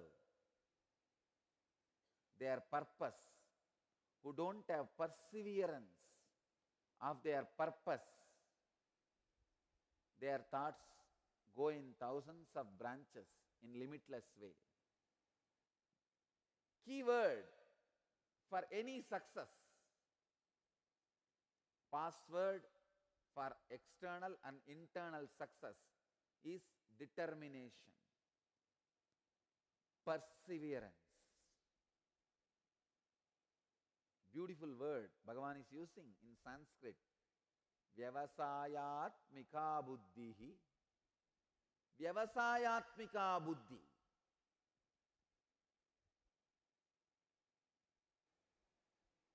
Ready to persevere, go through the hardships, stand with perseverance, determination. In Sanskrit, agriculture is also called as Vyavasaya. Means you need to plow the land, sow the seed, wait for the crop to grow, remove the weeds, finally get the result of what do you want, get the grain. Vyavasayatmika buddhihi. Tremendous perseverance. Understand, I wanted you to know some of the basic truths.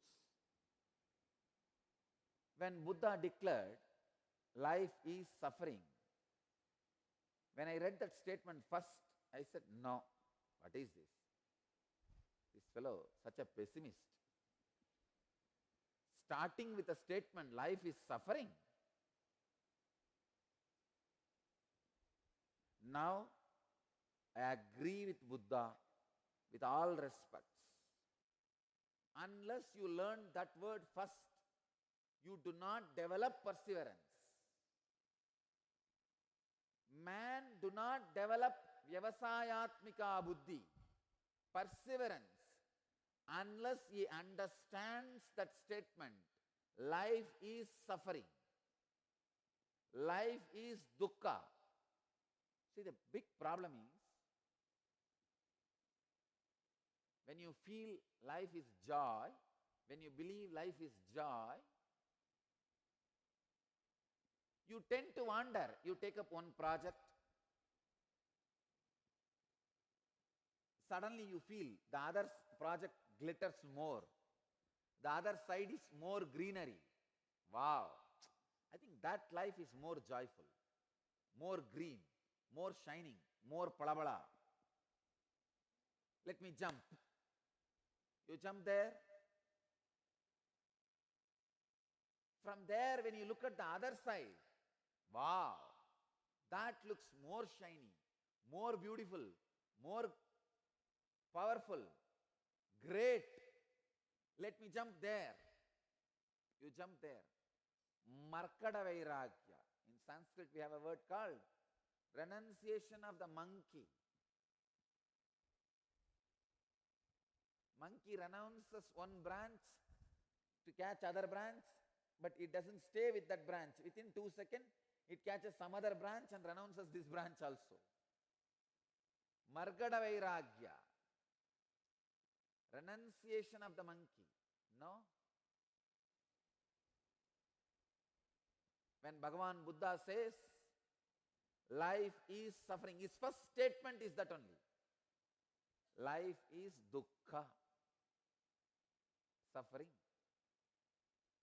I attest, I second his opinion. Only when you understand life is suffering, you learn perseverance.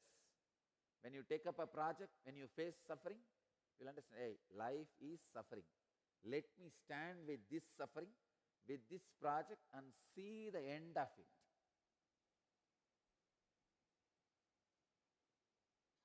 Truth is life is joy. Fact is life is suffering. Till you experience truth, better be with fact.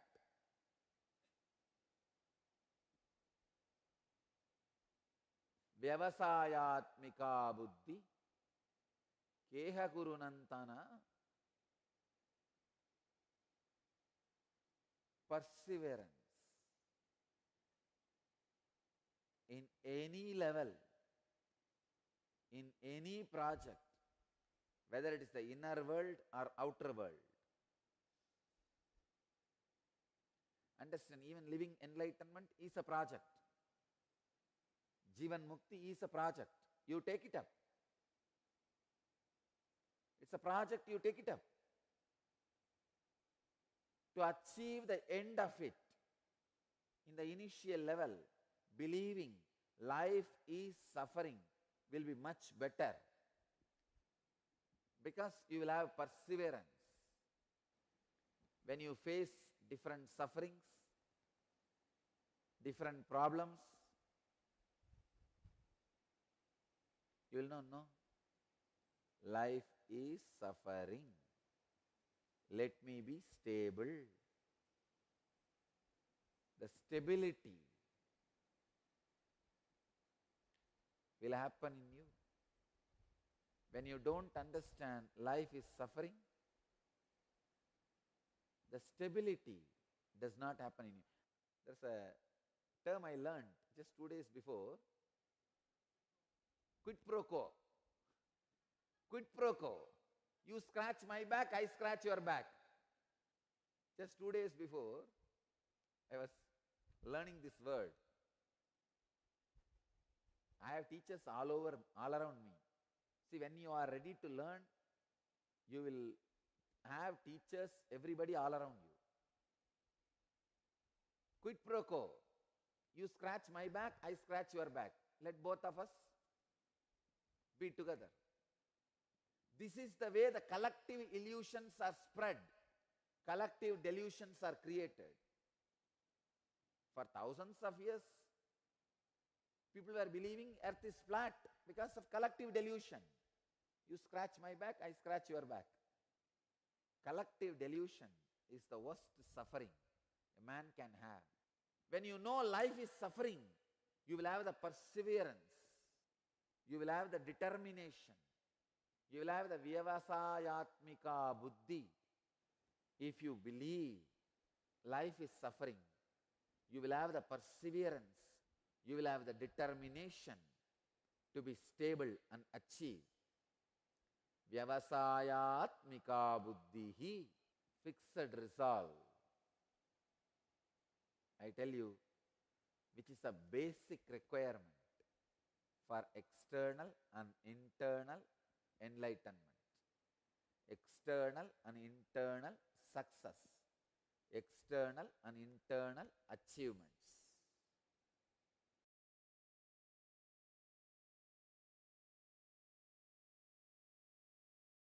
Welcome to Inner Awakening, the most powerful personal transformation retreat you could ever experience. In just 21 days, thousands are already experiencing the shortest route to constantly high energy levels, visible anti-aging, healing of chronic diseases, fulfilling relationships, and higher states of consciousness.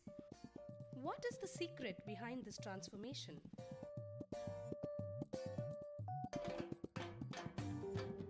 Kundalini means the inner potential energy. once it is awakened, opens the different doors for the conscious experience in you. I can say which is a master key for all extraordinary spiritual experiences.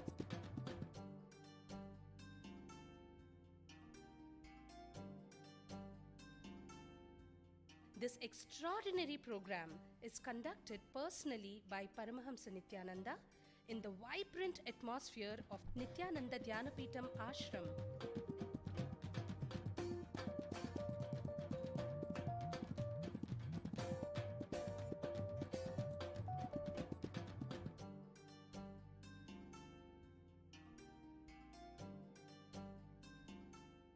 Open yourself to the benefits of Nitya Yoga and practical meditation. Experience physical and mental healing. Discover simple ways to handle life with success. Above all, enjoy individual darshan and blessings from Paramahamsa Nithyananda every day. Take 21 days for yourself and carry home the transformation of a lifetime.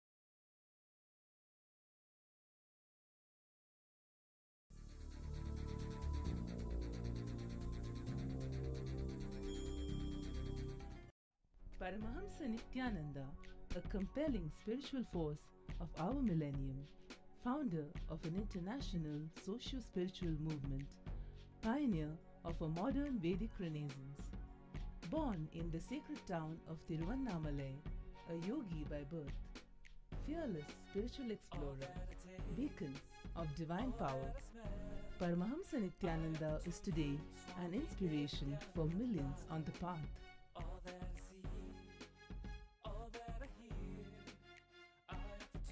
Adept in ancient mystical yogic sciences, researcher of the science of spirituality, guru for enlightenment.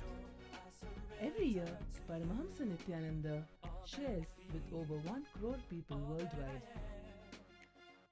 the treasures of his wisdom, the joy of his laughter, and the incomparable power of his initiation.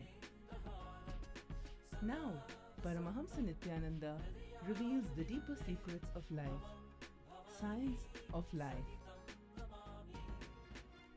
Join us every day for an unforgettable spiritual experience.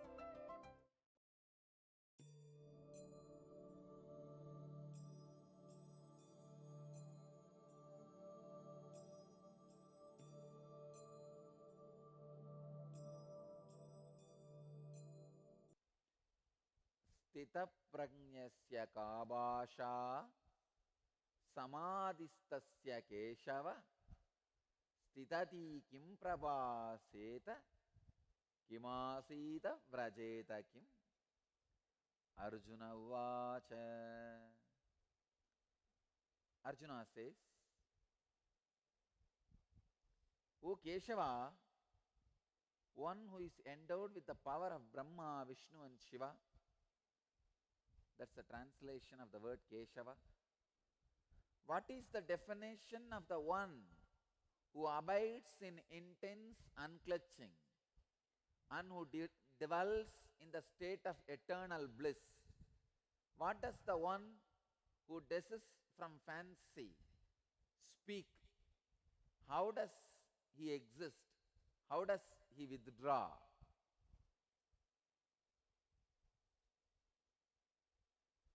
Stita pranyasya kabasha samadhistasya keshava stitati kim prapasheta kimasita vrajeta kim. O Keshava, what is the definition of the one who abides in intense unclutching and who dwells in the state of eternal bliss? What does the one who desists from fancy speak? How does he exist? How does he withdraw? Funniest thing is asking, Arjuna is asking all these things to Krishna.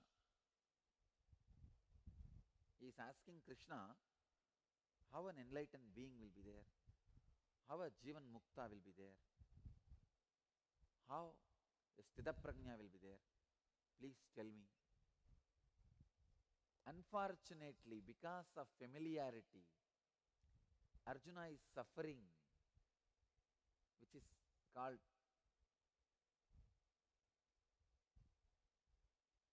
I can give a new word, contempt syndrome.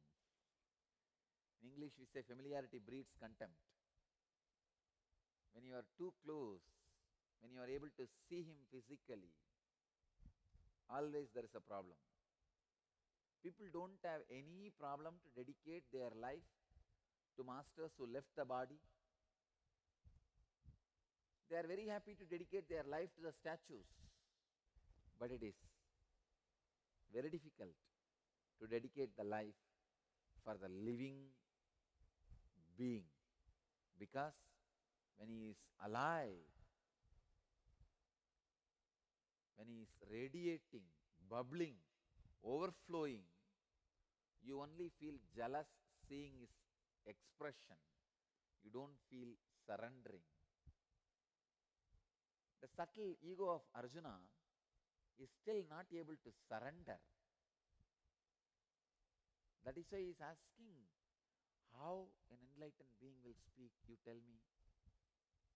He will take the scale from Krishna and tells Krishna itself, see, you told this is the scale. I think you are not fitting with this scale. You are talking like this. These Arjunas, unfortunately, are more intelligent. Sometimes even more than Krishna. They take some answer from you, some scale from you, some word from you, some idea from you, and twist, bend, try to fix as they want. But whether you are more intelligent than Krishna or not, life listens only to Krishna. Life listens to Krishna. Understand? This guy is trying to act smart. Once this happened,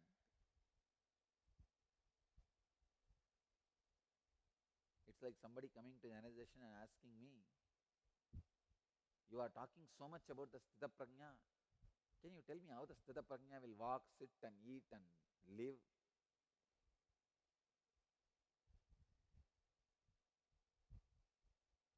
One side, Arjuna is able to believe Krishna is knowledgeable person, intelligent. But unfortunately, Arjuna is still not able to believe Krishna is enlightened being. That is the space lot of seekers are stuck. Most unfortunate space.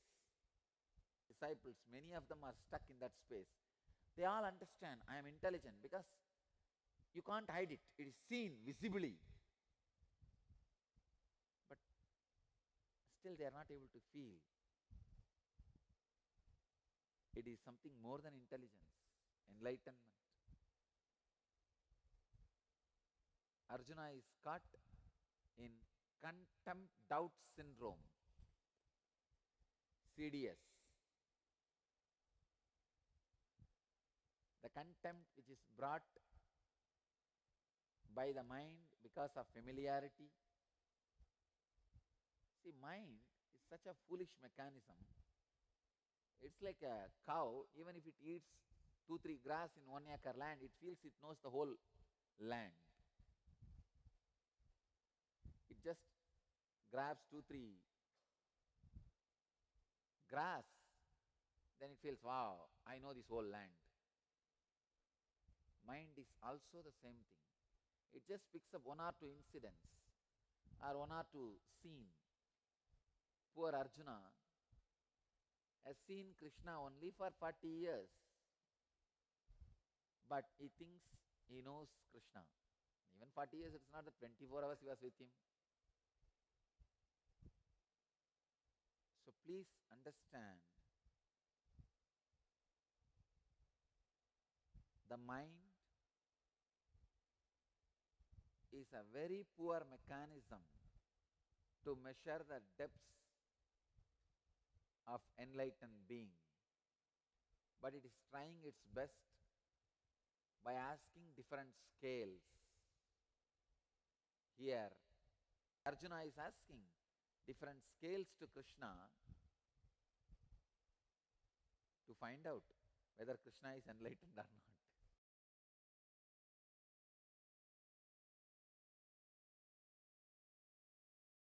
Welcome to Inner Awakening, the most powerful personal transformation retreat you could ever experience. In just 21 days, thousands are already experiencing the shortest route to constantly high energy levels, visible anti-aging, healing of chronic diseases, fulfilling relationships, and higher states of consciousness.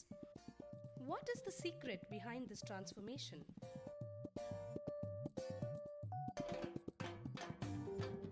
Kundalini means the inner potential energy. Once it is awakened, opens the different doors for the conscious experience in you.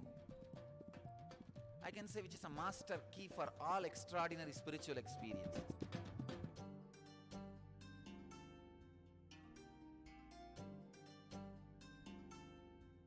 This extraordinary program is conducted personally by Paramahamsa Nithyananda in the vibrant atmosphere of Nithyananda Dhyanapitham Ashram.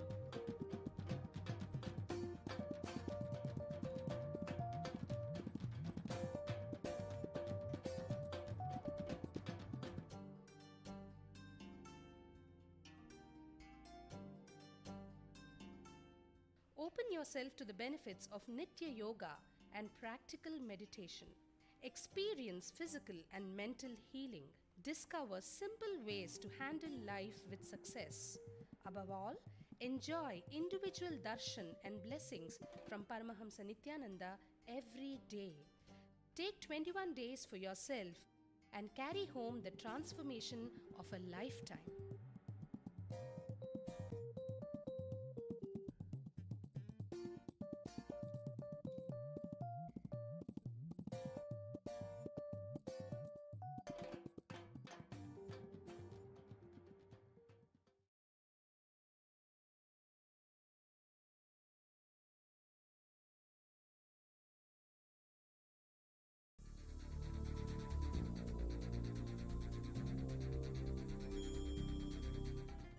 Paramahamsa Nithyananda, a compelling spiritual force of our millennium, founder of an international socio-spiritual movement, pioneer of a modern Vedic Renaissance. Born in the sacred town of Tiruvannamalai, a yogi by birth, fearless spiritual explorer, beacon of divine power, Paramahamsa Nithyananda is today an inspiration for millions on the path.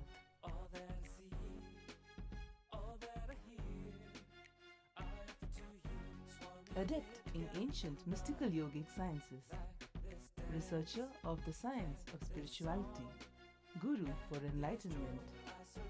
Every year, Paramahamsa Nithyananda shares with over 1 crore people worldwide the treasures of his wisdom, the joy of his laughter, and the incomparable power of his initiation. Now, Paramahamsa Nithyananda speaks on living enlightenment, solutions for blissful living.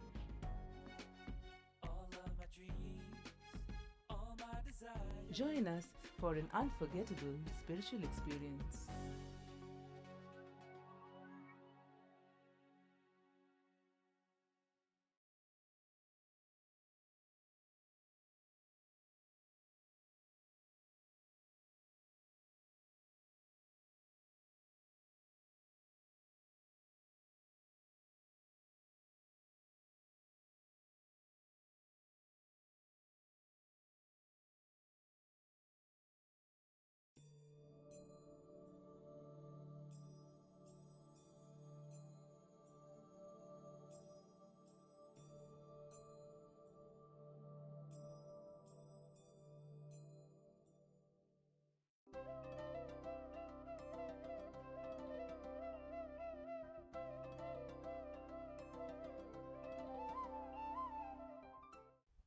Experience that by which this whole is pervaded is indestructible.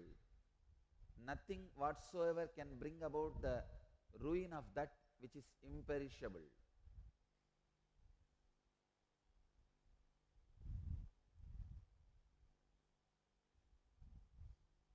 Please understand. Teacher is the one who adds more words to the scriptures and makes you understand. Master is a person who adds intense experience to those words and make you experience. I am not interested in adding any words to this Gita, this verse. See, I don't want to just pick up the word. Here is a word, Avinashi, and go on talking about that word Avinashi for 10 hours. No. I am not interested in it. That is a teacher's job. The real master's job is in what context, in what situation this word has become reality for Arjuna. I want you to experience that same situation, and these words should become experience to you. I tell you, the real non-violence happens only when you lose all your personal ambition. All your personal ambitions, you should either understand it is futility or realize the fulfillment. Only when your personal ambitions are nullified, only when you feel you have nothing more to achieve, nothing further to move, you are in complete restful awareness. Even your bio-memory does not get kindled by anything. Anything seen, heard, imagined. Seen, heard and imagined.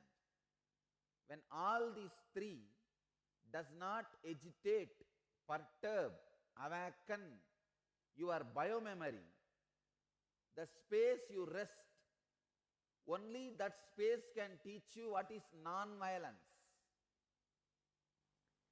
As I said, only a man whose ambitions are fulfilled will be in asteya, non-stealing. Only he can understand non-possessiveness, aparigraha. Only he can understand non-violence, ahimsa. All of you need to understand this great truth. Never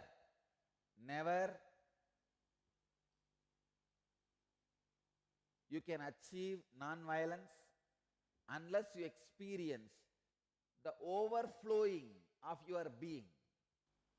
See, the overflowing of your being can be done by many ways. One, realizing the futility of your ambitions, which makes you more and more empty.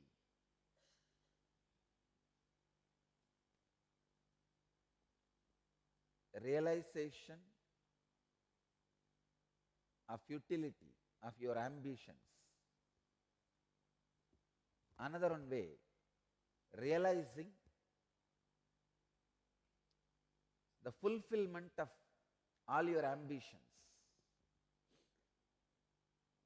When you feel fulfilled, when you feel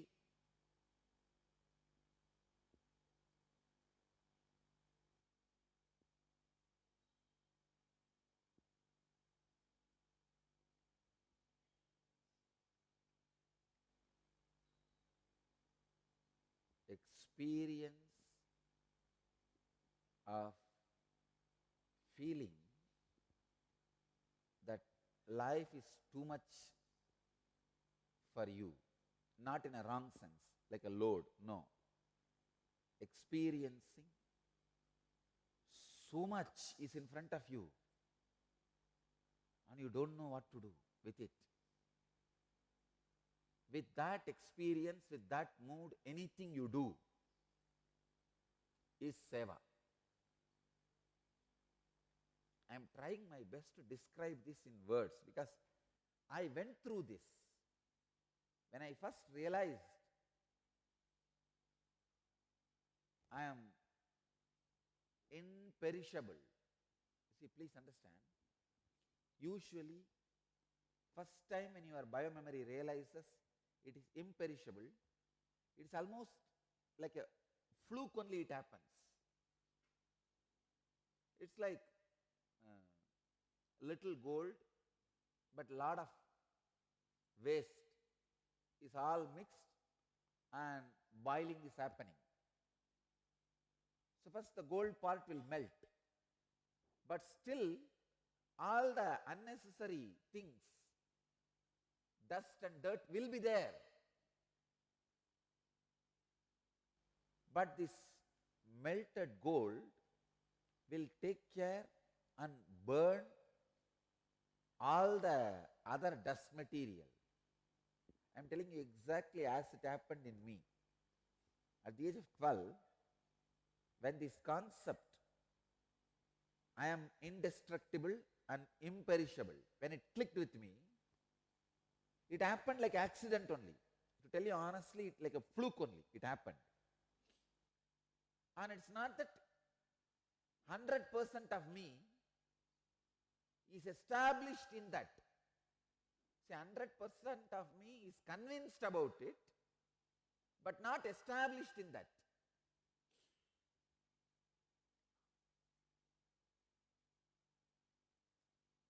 When my biomemory was convinced about the truth, then I started ironing out my life, thinking, action, based on the truth I realized. Please understand, one part of me experienced this truth like a click, like a fluke, that I am indestructible, all-pervading, imperishable. You see, that all-pervading brings all the other to understanding. When I had this understanding, one part of me, it became experience. That's what I call gold part of me. But there was other parts for which this truth has become a conviction. I got convinced. But still all those biomemory was getting boiled, getting cleansed.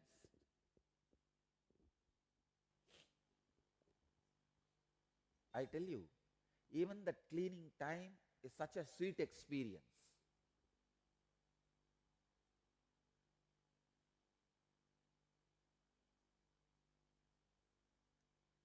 In Shiva Purana, there is a beautiful story called Udal. Udal means the Devi knows her whole life is Shiva's. But even then, she tries to get the attention of Shiva by small fights. She just tries to fight with Shiva to get his attention. At least with Krishna, I can imagine he will give you attention if you fight in a small way. And he is that kind of a guy who is interested in keeping all the relationships alive. So he will bend for you. Even if you fight, he will say, okay, don't worry, no, I did not mean that, I meant this. He will give a different interpretation for his words and all these things, pacifying, everything can go on. Shiva, I get lost. Either you are here or you are not here, get out, that's it. She tries to have this small fight.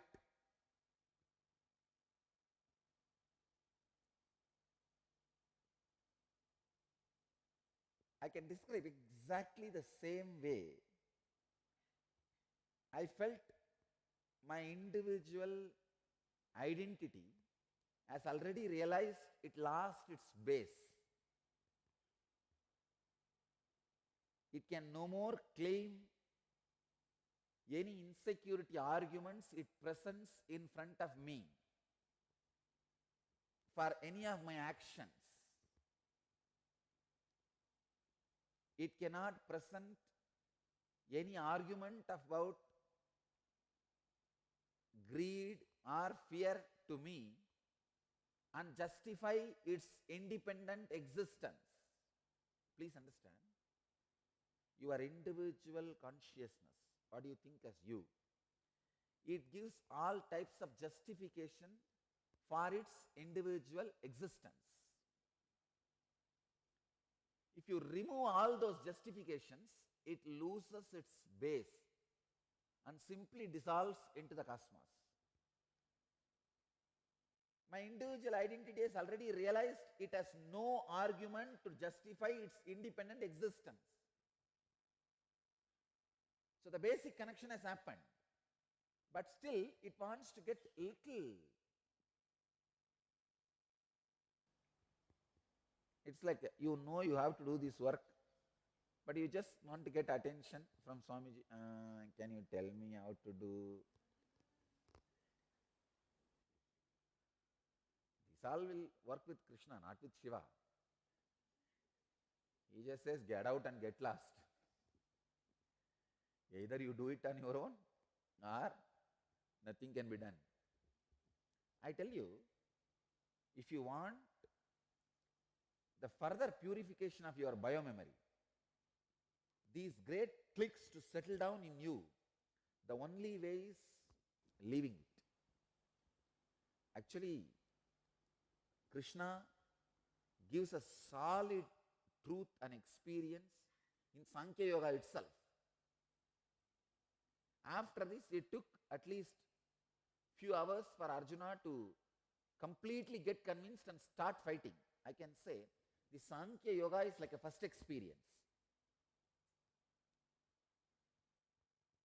If Krishna kept quiet, in half an hour Arjuna would have burnt all his biomemory and stood up and fought. After the Sankhya Yoga, Krishna need not speak at all.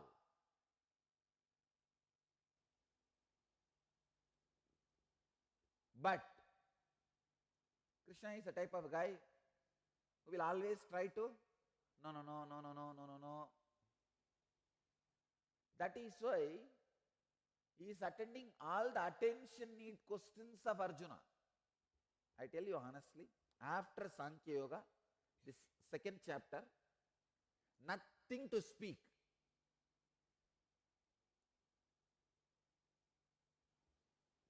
If I have to describe the scene, Arjuna was in terrible depression. He is not even able to raise his head.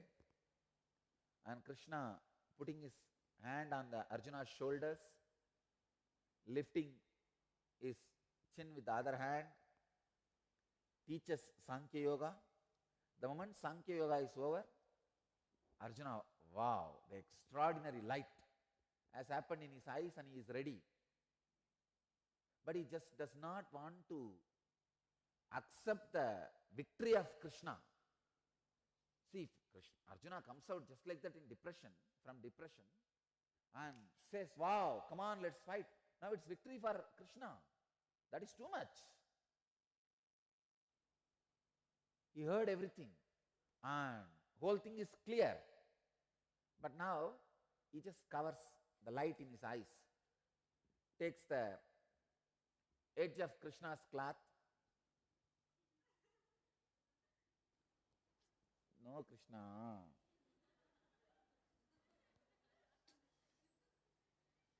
Whatever you are saying seems right. But you are telling something about bhakti now. What is that? When you spoke about yoga, you said yogi is the best guy. And you say, do bhakti to me. What is all about this? Fool. Here we are talking about fight.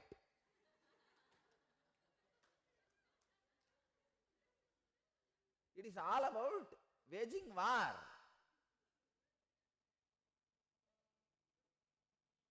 After the Sankhya Yoga, it is all about the melted golden part of you, means it's like you have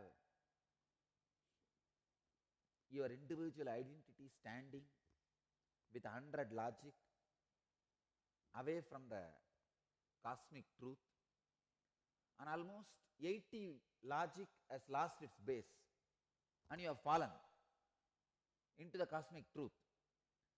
But that remaining 20 legs, it can't help you to stand, but it can help you to fight.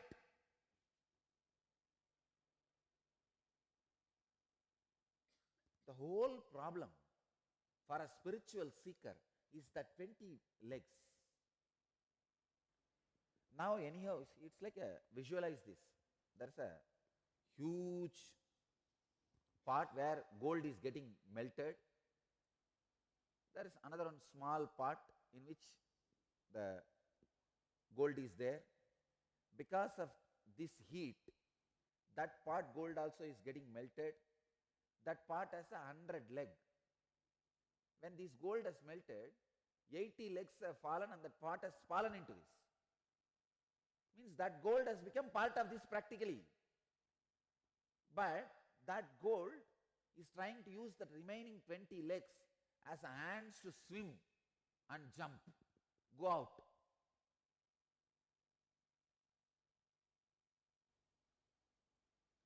This 20% is the real suffering. But I can tell you from my experience that 20% has its own sweetness also. It's like love fights. And you simply know nothing can be done. You are already done. But you have that small fight. You always love to have that small fight.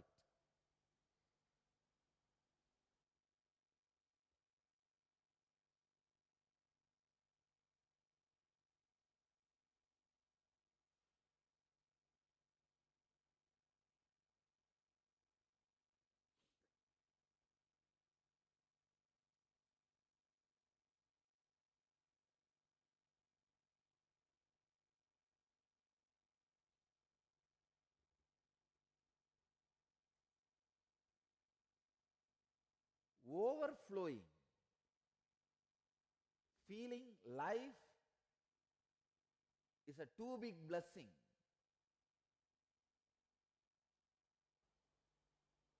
Is what Krishna is trying to make Arjuna understand. See, I tell you one more thing. Even if you don't realize that consciousness is imperishable, you are imperishable. I wanted to break an important truth. Even if you don't become enlightened, if you don't realize you are imperishable, you are going to dissolve into that only. It is like a gold. When it is put in the mercury, it will melt. There is a huge mercury part, which is a cosmic intelligence, cosmos. 2 gold coins are there. 1 gold coin feels, it knows the truth. The moment it falls into the mercury, it will dissolve into the mercury, it will become one with the mercury. This coin only is enlightened gold. And this other gold It does not understand any of this, and it feels deeply insecure. If I fall into this mercury, what will happen? I will disappear into this, I will die, and my identity will be lost. This is unenlightened gold coin. Whether enlightened gold coin or unenlightened gold coin, both are going to disappear into mercury. I tell you, then only one utility value for enlightenment is when you are away from mercury, you can be with joy or suffering. That's all.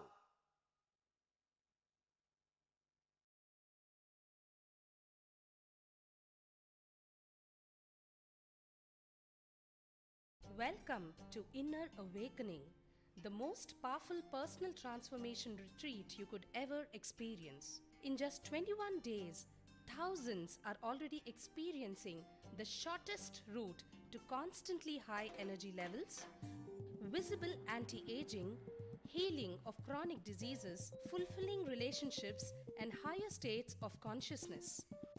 What is the secret behind this transformation?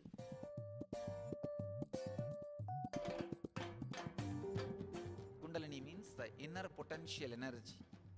Once it is awakened, opens the different doors for the conscious experience in you. I can say which is a master key for all extraordinary spiritual experiences.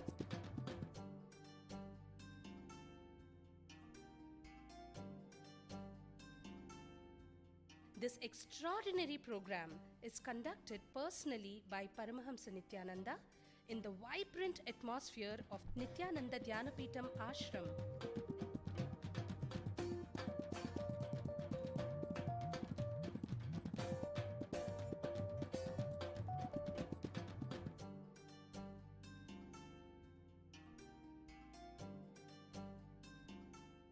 Open yourself to the benefits of Nitya Yoga and practical meditation. Experience physical and mental healing. Discover simple ways to handle life with success. Above all, enjoy individual darshan and blessings from Paramahamsa Nithyananda every day. Take 21 days for yourself and carry home the transformation of a lifetime.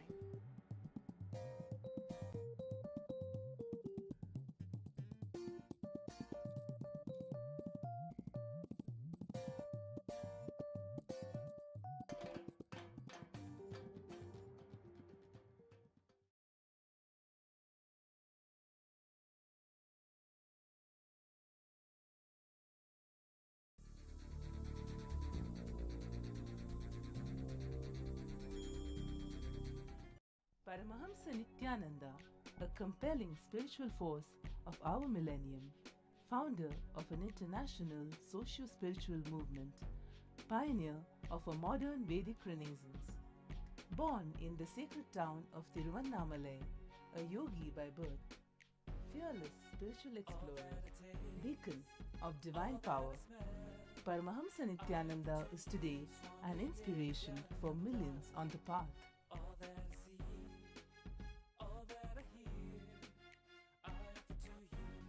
Adept in ancient mystical yogic sciences, researcher of the science of spirituality, guru for enlightenment.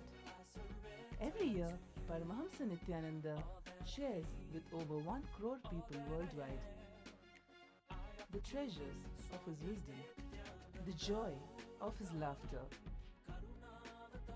and the incomparable power of his initiation. Now, Paramahamsa Nithyananda speaks on living enlightenment, solutions for blissful living.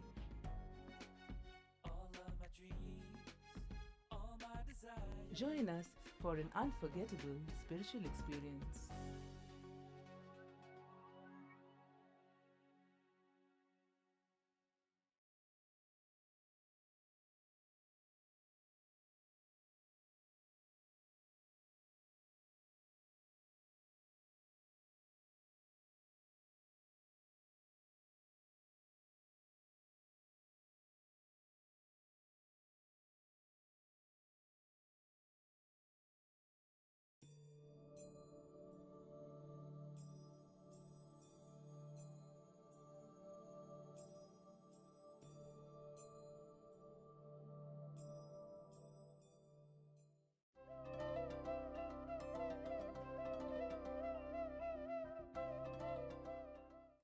is your belief. Belief is nothing but the words and ideas and truths put inside you. Whom you believe will not harm you. When some ideas, beliefs have been put inside you by your parents or friends or relatives whom you trust, will not think bad for you, will do only good for you, those ideas are only becoming belief in you. That is why friendliness plays such a major component in teaching.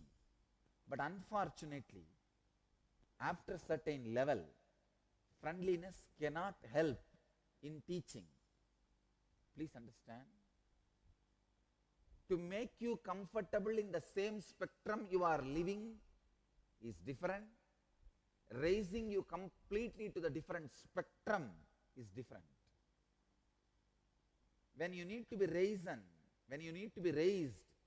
completely to the different spectrum, the ideas which got into your system, which was given to you by the deep friendliness by your friends or relatives or family, will not be sufficient. Understand? Because they themselves, they may not think bad for you, but what they think as a good itself has its own limitations. They cannot think even in the line of good, auspiciousness, right, beyond certain level. If a beggar thinks all good should happen to you, what he will imagine? You should have enough food and a house to rest. Nobody should ask you work. For a beggar, this is ultimate, over. He is not going to think, let you become enlightened. You go to a temple, you come out, and on the way there is a beggar, you give him some 100 rupee, and suddenly he is shocked by 100 rupee because nobody gives him more than 1 rupee, and he sees 100 rupee, and this guy immediately want to give his gratitude to you. He blesses. Let you have all good things. So what do you think he will be visualizing in the mind? Plates and plates of food and a comfortable house. Freedom. So that nobody will ask you to work. That's all he can think. Understand? He cannot visualize enlightenment and tell you, let you have enlightenment. No. That's not going to happen. So the very thinking, see, it is not that beggar wants any good, bad for you. He wants only good. Even that he can imagine or think only to a certain level. All your beliefs, ideas are nothing but people who think good for you but who are good for nothing. They think good for you, but they themselves are good for nothing. They are good for only to the level an ordinary logic can function. If he is little intelligent man, he will say, all right, not only food and the house, let him have health also. Let him have a little bank balance also. Let him have a good wife. That much he can think. Not further.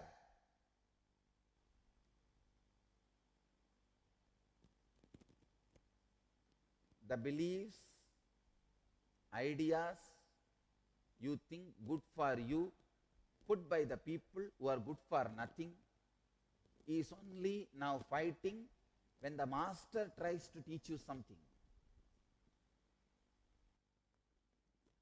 It is the remains of your parents and family and society and school which is sitting in you, is fighting with the remainder by existence. Master is a reminder to you by existence. Come back home. For a long time you are out. Get back. Is a reminder to you from the existence. unfortunately, remains of the society in you fights with the remainder. Here, remainder comes down to the level of the remains of the society in you. Bhagavan is not even saying, I wanted to impose something newly on you. Let me come down. What you feel as a good, what you feel as a right, what you believe, what has got into your system by the people whom you don't suspect. When your friend says, hey, study well, get a job, naturally, he is not thinking bad for you. But the fool can think only that much. Many times, the ideas put inside your head by the people who don't think bad for you does not mean always those ideas are good for you.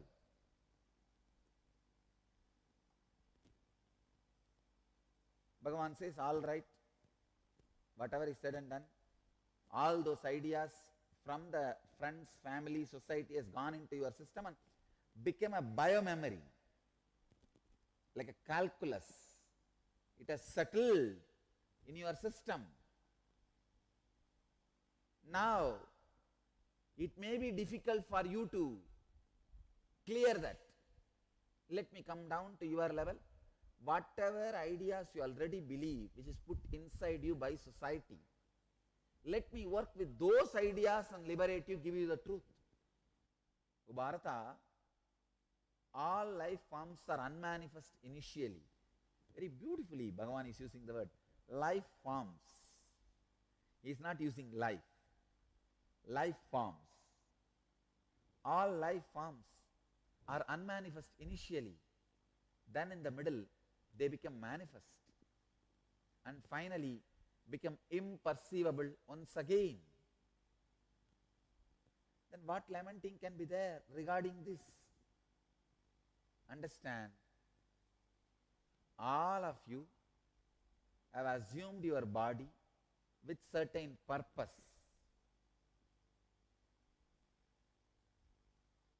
Nobody can destroy that purpose. Even if they try to destroy this body, the purpose is so powerful, it will assume one more body and do the job.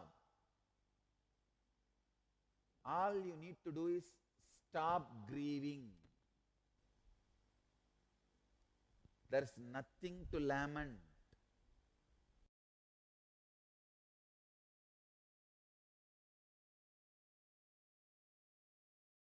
Welcome to Inner Awakening, the most powerful personal transformation retreat you could ever experience. In just 21 days, thousands are already experiencing the shortest route to constantly high energy levels, visible anti-aging, healing of chronic diseases, fulfilling relationships, and higher states of consciousness. What is the secret behind this transformation?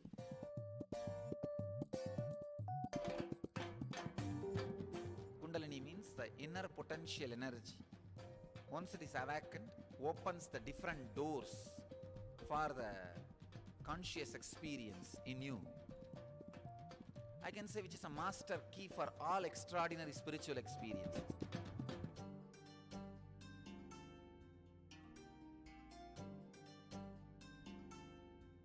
This extraordinary program is conducted personally by Paramahamsa Nithyananda in the vibrant atmosphere of Nithyananda Dhyanapitham Ashram.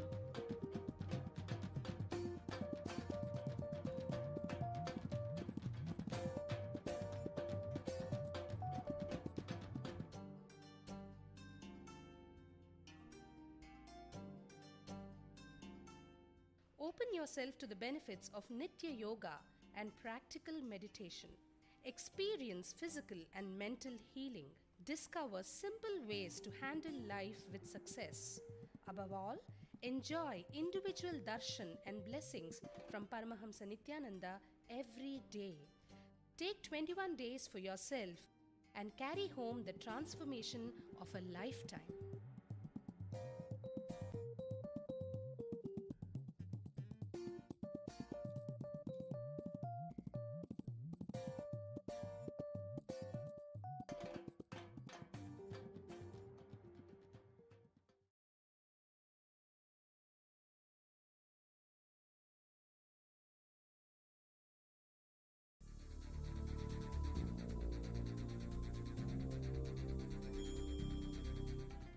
Paramahamsa Nithyananda, a compelling spiritual force of our millennium, founder of an international socio-spiritual movement, pioneer of a modern Vedic renaissance.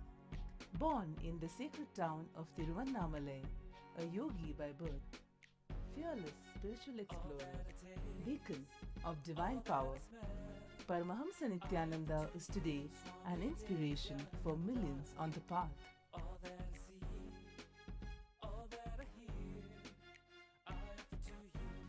Adept in ancient mystical yogic sciences, researcher of the science of spirituality, guru for enlightenment. Every year, Paramahamsa Nithyananda shares with over 1 crore people worldwide the treasures of his wisdom, the joy of his laughter, and the incomparable power of his initiation. Now, Paramahamsa Nithyananda speaks on living enlightenment, solutions for blissful living.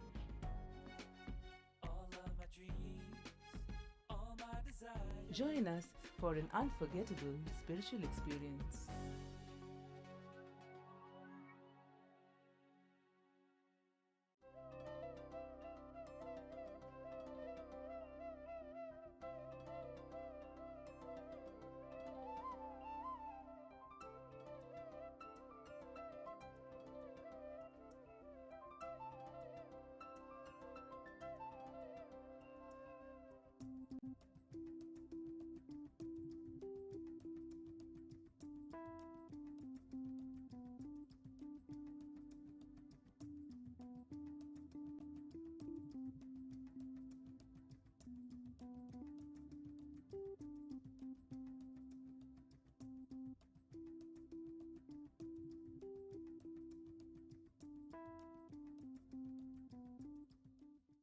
Atachetvam imam dharmyam sangramam nagarishyasi tatasvadharmam girtincha hitva papam avapsyasi.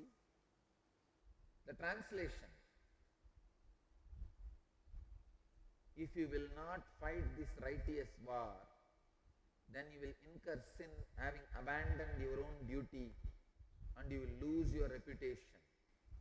On the other hand, if you do not engage in this righteous war, having abandoned your own natural expansion, you will gain guilt, gain sin. Now Bhagavan is coming down to Arjuna's level.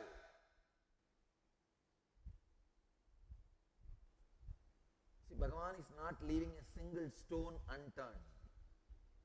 First, he spoke in the highest spectrum of consciousness. Then he spoke in the level of biomemory. Then in the muscle memory. Finally, he is coming to the level of engram.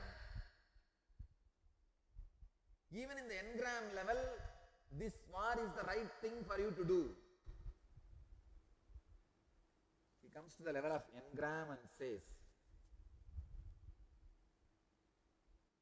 literally, Bhagavan is playing even with the fear and greed of Arjuna.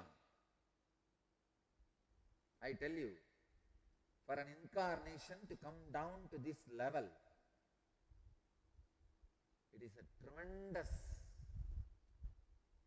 compassion. Understand, when an incarnation showers love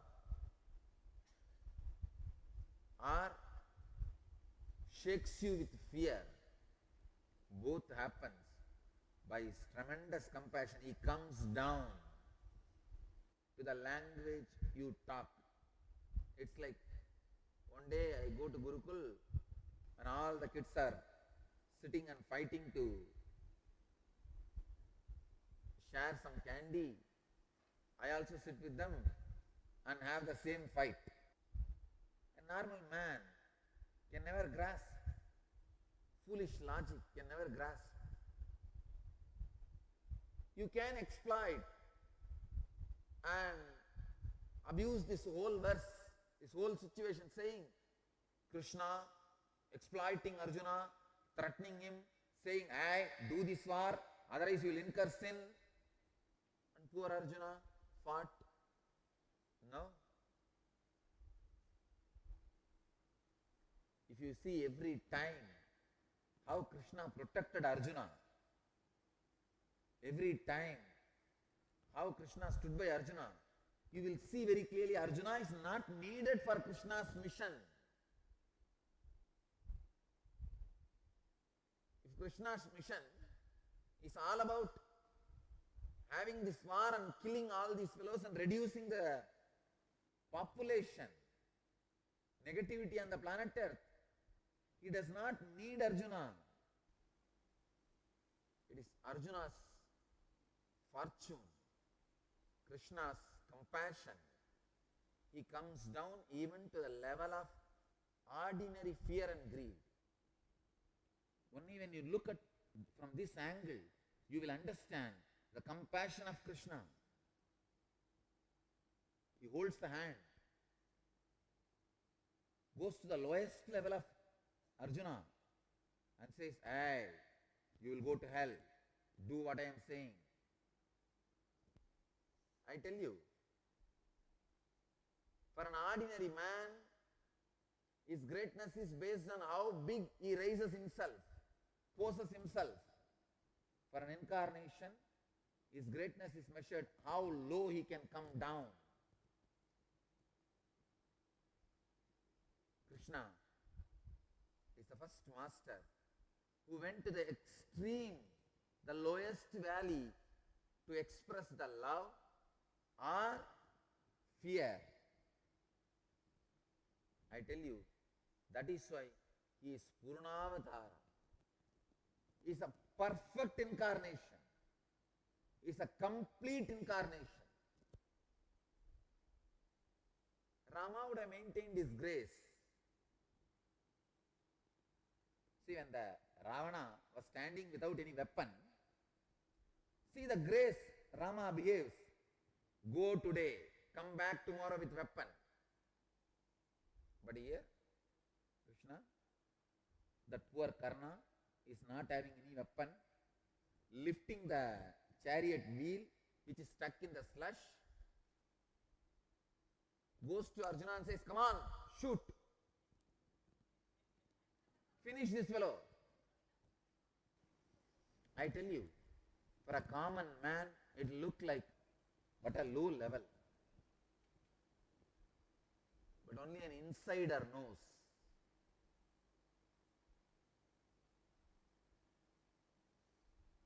Ravana story is different, situation is different, Karna's is different.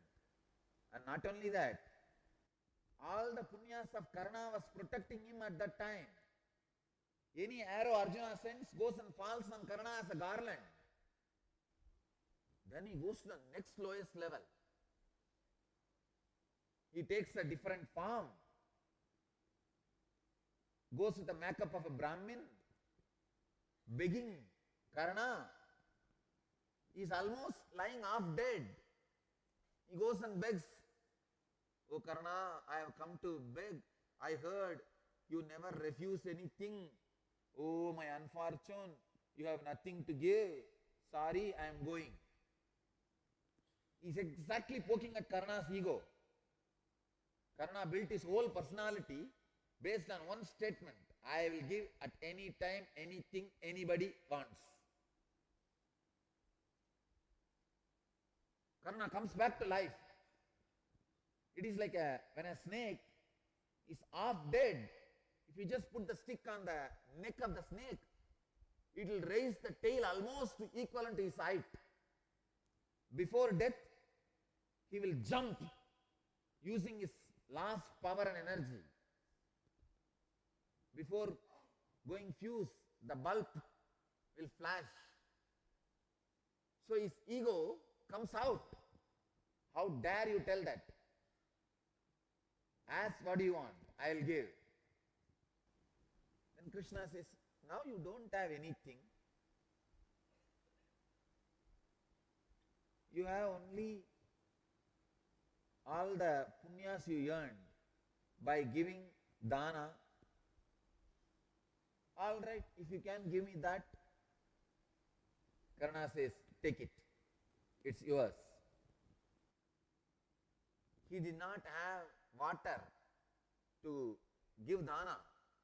He just removes the arrow, his own hot blood, he pours in the hand of Krishna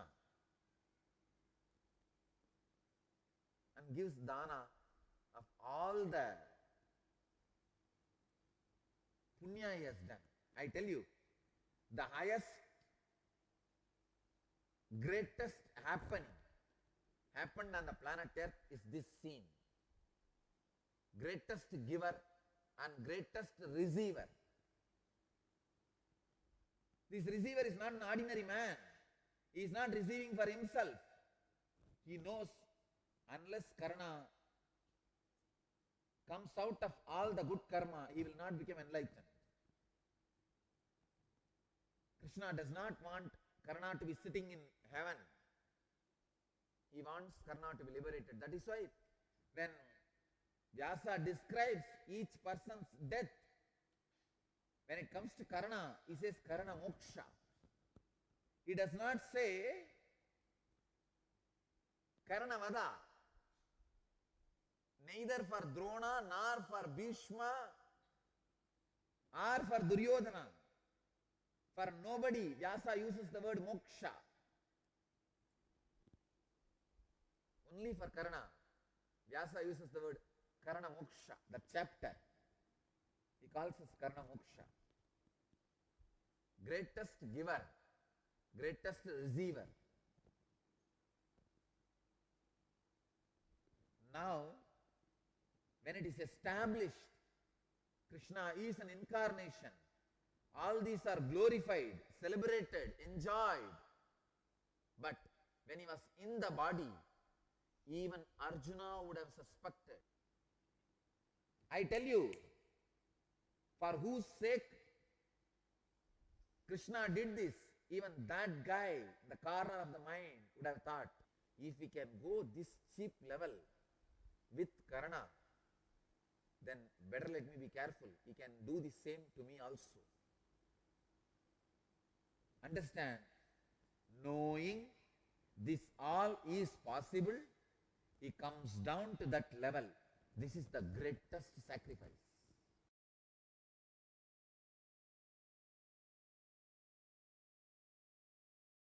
Welcome to Inner Awakening, the most powerful personal transformation retreat you could ever experience. In just 21 days, thousands are already experiencing the shortest route to constantly high energy levels, visible anti-aging, healing of chronic diseases, fulfilling relationships, and higher states of consciousness.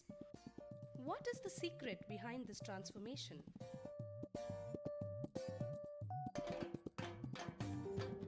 Kundalini means the inner potential energy. Once it is awakened, opens the different doors for the conscious experience in you. I can say which is a master key for all extraordinary spiritual experiences.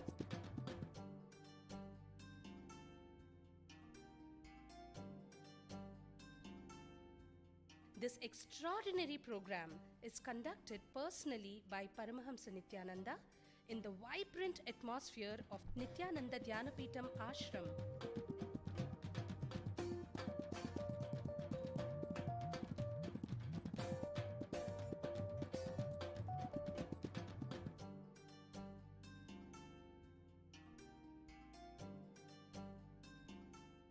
Open yourself to the benefits of Nitya Yoga and practical meditation. Experience physical and mental healing. Discover simple ways to handle life with success. Above all, enjoy individual darshan and blessings from Paramahamsa Nithyananda every day. Take 21 days for yourself and carry home the transformation of a lifetime.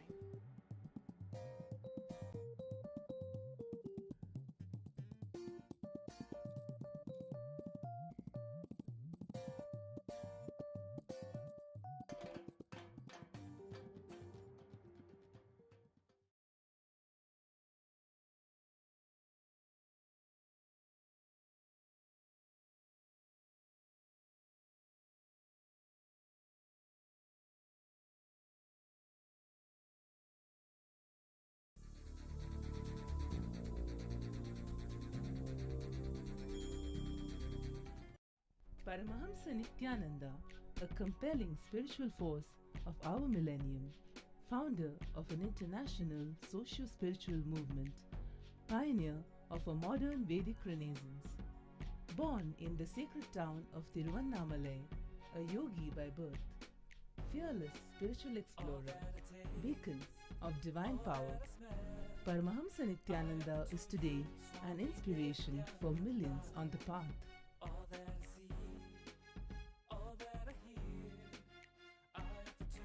Adept in ancient mystical yogic sciences, researcher of the science of spirituality, guru for enlightenment. Every year, Paramahamsa Nithyananda shares with over 1 crore people worldwide the treasures of his wisdom, the joy of his laughter, and the incomparable power of his initiation. Now, Paramahamsa Nithyananda reveals the deeper secrets of life, science of life. Join us every day for an unforgettable spiritual experience.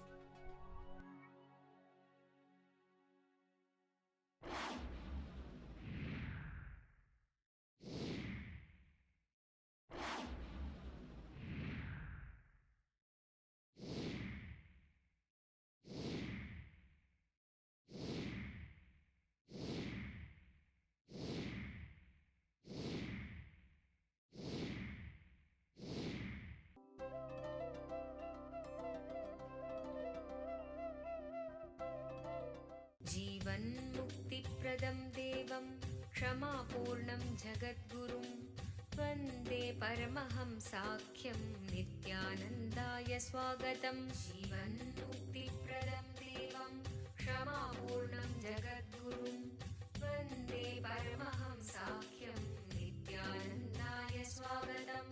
आनन्दानुभवास्वादं सर्वरोगनिवारकं वन्दे पापविनाशक्तं नित्यानन्दाय स्वागतम्। वीतराग भय क्रोधः स्थितधीर्मुनिरुच्यते दुःखेष्वनुद्विग्नमनाः सुखेषु विगतस्पृहः। वीतराग भय क्रोधः स्थितधीर्मुनिरुच्यते. Let me give you my experience about this sutra. Then you will understand this concept more deeply.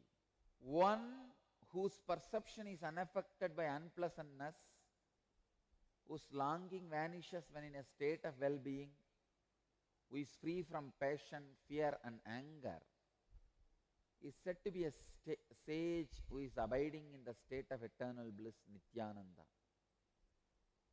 In the young age, actually I used to have a Bhagavad Gita book with me. Tamil translation by Swami Chidbhavananda, a great sadhu. Every night before going to bed, I'll read for half an hour. Every morning after I wake up, I'll read for half an hour. So when I read this sutra again and again and again,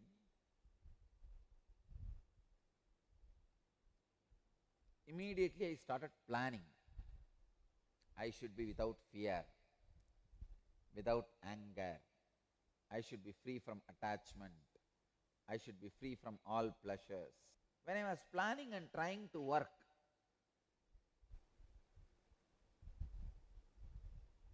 see, I almost did not have much fear, only one or two. This fear of sometimes these teachers, they may fail me in the exam because I will never go to school. That is a fear of teachers have never made me to go to school. I neither will go nor leave the fear. Both will be there. There will be little fear. That does not mean I will budge for it. But I wanted to get rid of that fear once for all.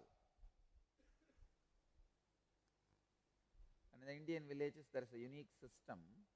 They will give you the progress report and you have to take it to your parents and they will see and sign and give. My father will never ask me what it is, and he will not even look at it. He will just sign wherever I ask.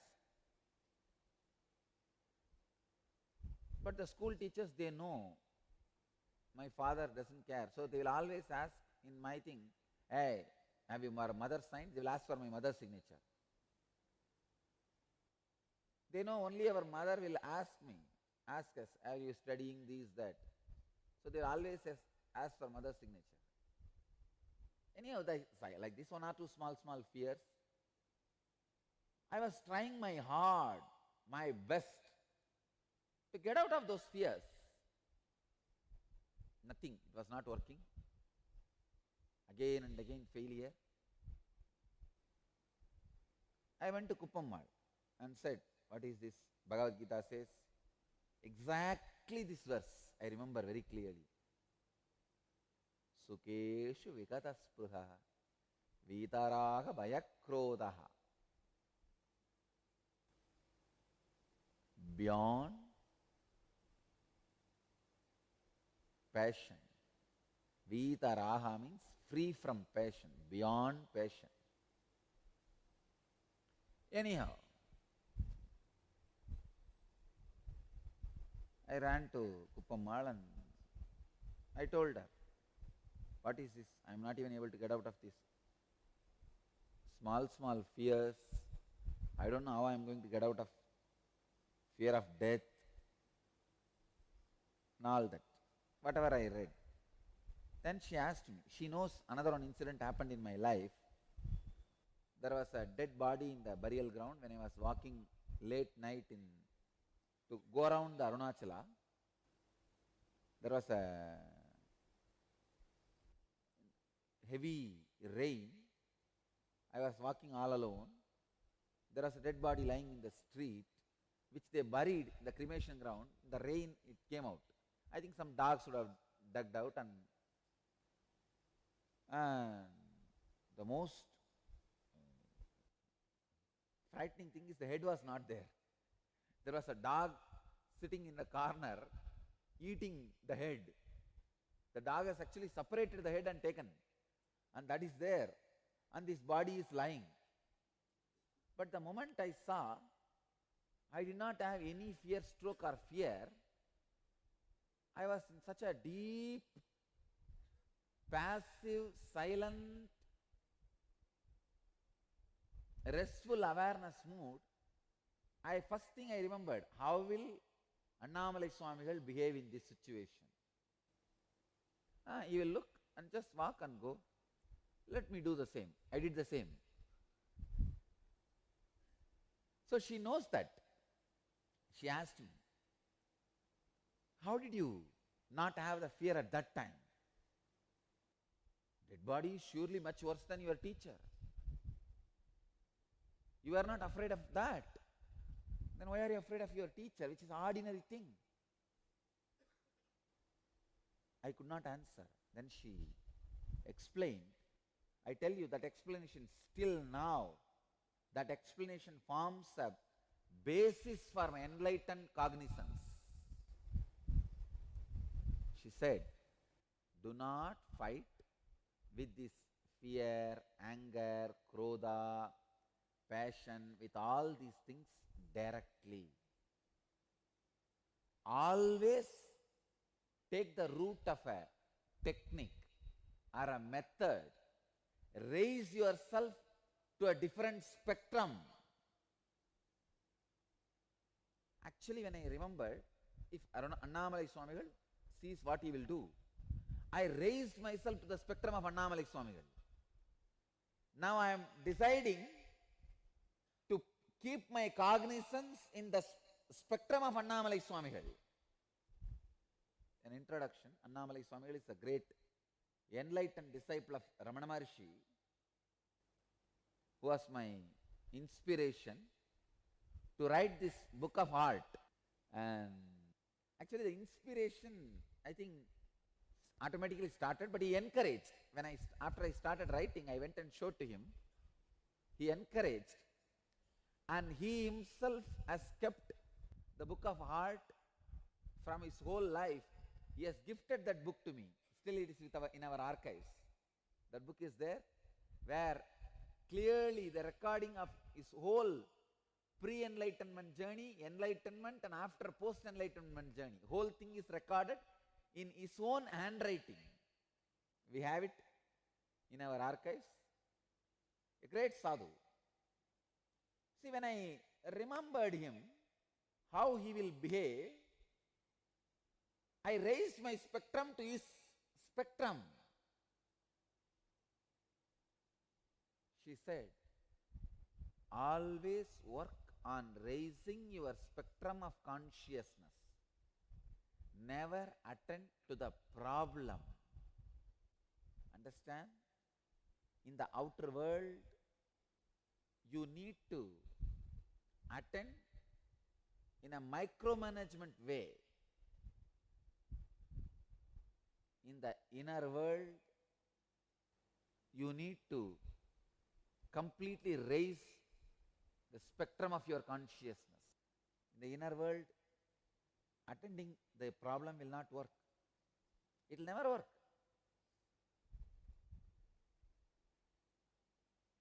Raising the spectrum of consciousness by the proper process, technique, method. Whether I believe it or not, I am the consciousness.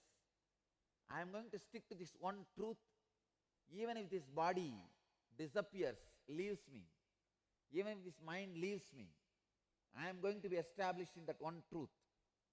I bless you all.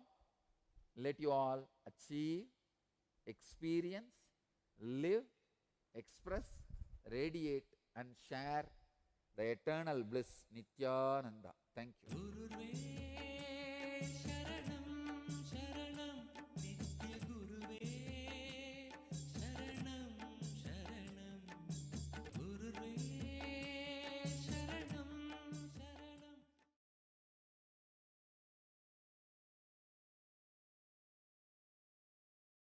Welcome to Inner Awakening, the most powerful personal transformation retreat you could ever experience. In just 21 days, thousands are already experiencing the shortest route to constantly high energy levels, visible anti-aging, healing of chronic diseases, fulfilling relationships, and higher states of consciousness. What is the secret behind this transformation?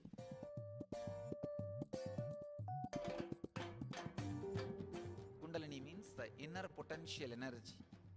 Once it is awakened, opens the different doors for the conscious experience in you. I can say which is a master key for all extraordinary spiritual experiences.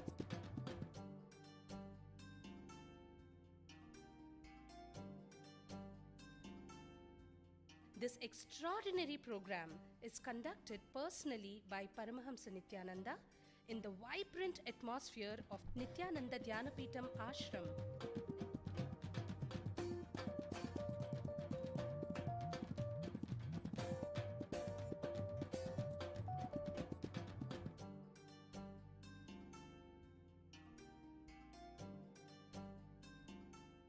Open yourself to the benefits of Nitya Yoga and practical meditation.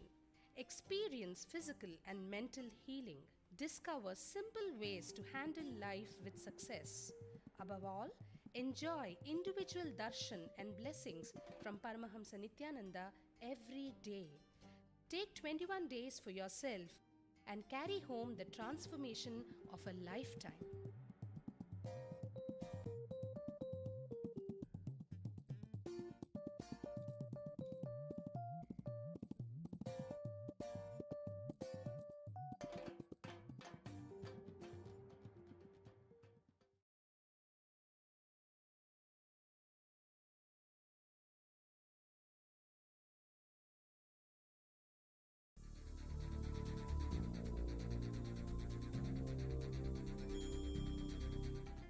Paramahamsa Nithyananda, a compelling spiritual force of our millennium, founder of an international socio-spiritual movement, pioneer of a modern Vedic Renaissance. Born in the sacred town of Tiruvannamalai, a yogi by birth, fearless spiritual explorer, beacon of divine power. Paramahamsa Nithyananda is today an inspiration for millions on the path.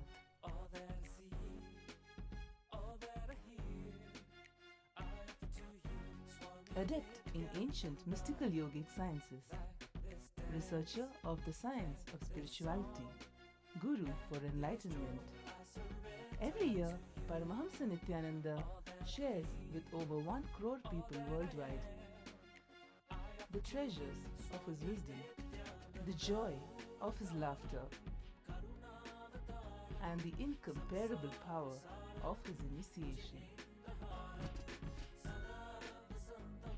Now, Paramahamsa Nithyananda speaks on living enlightenment, solutions for blissful living.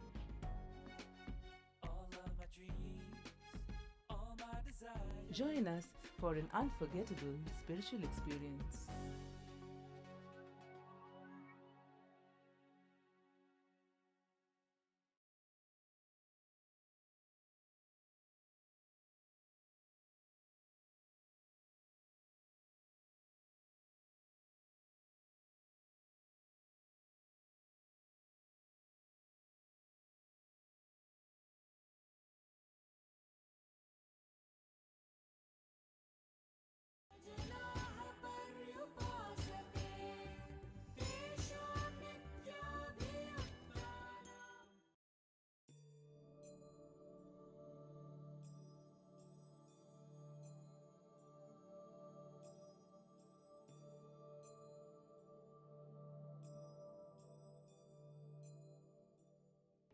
When your actions are based on the reward you get,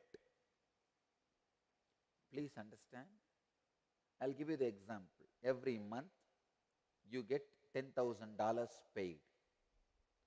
So all your actions you perform for the 30 days, the final reward is $10,000. You are working for it. Your mind is such, within few days you will feel that reward is too low for your performance. Even suddenly if it rises to $100,000 per month, within next few days you will feel it is too low for your actions, too less reward. Mind by its nature constantly makes you feel all the reward you get is too less. Even if you get this whole world, you will feel it is too less for your very existence. You don't need to do anything. Just because you are here, you are breathing, you feel the whole world is supposed to be at your feet. That is the way mind works. It is so unfortunate. The next step is the most unfortunate thing. When you feel, feeling any reward you get is less than your performance. You are getting less than what you are offering to society. That is the first problem, disturbance. The second thing, immediately what happens?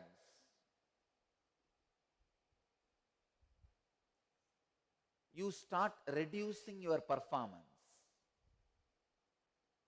If you are a software engineer, when you are in office, you are supposed to work, you are browsing some porno website.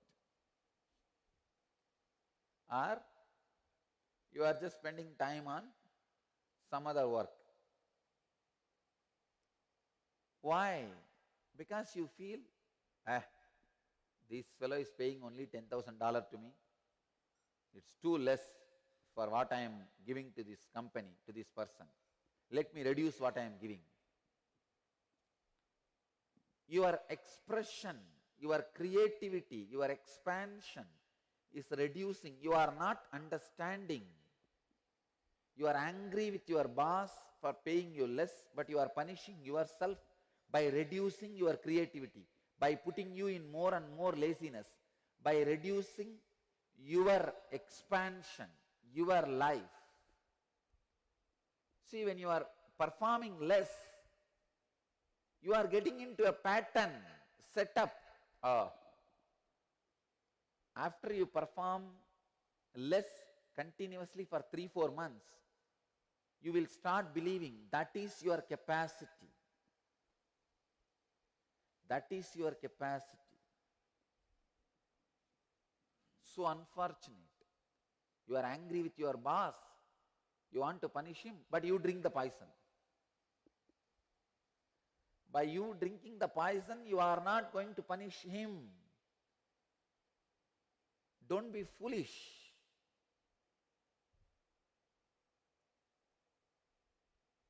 It is so unfortunate when people start disturbing, destroying their own creativity, productivity.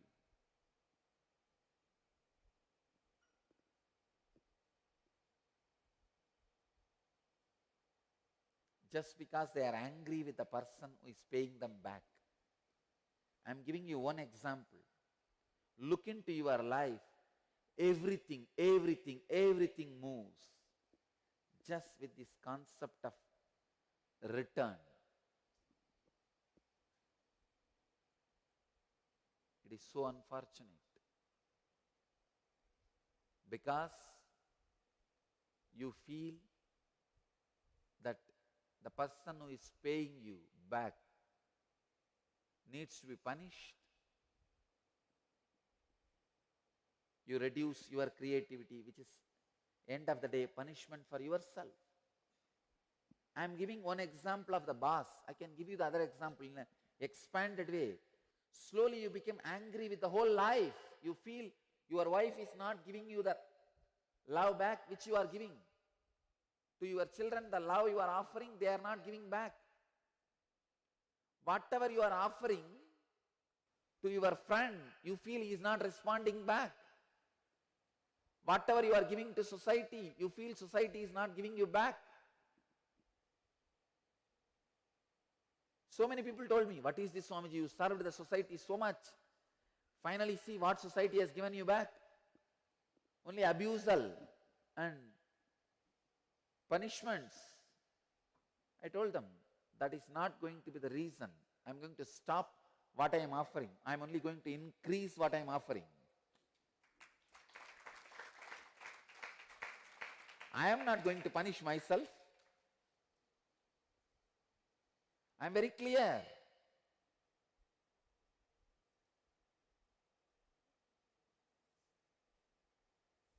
Understand?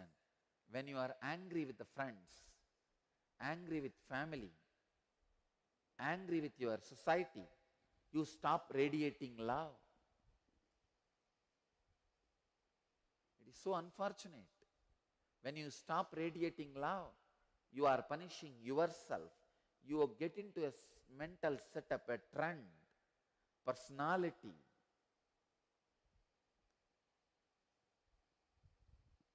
I tell you, 2 months, if all your actions are based on calculation, 3rd month you will believe that much only is your capacity.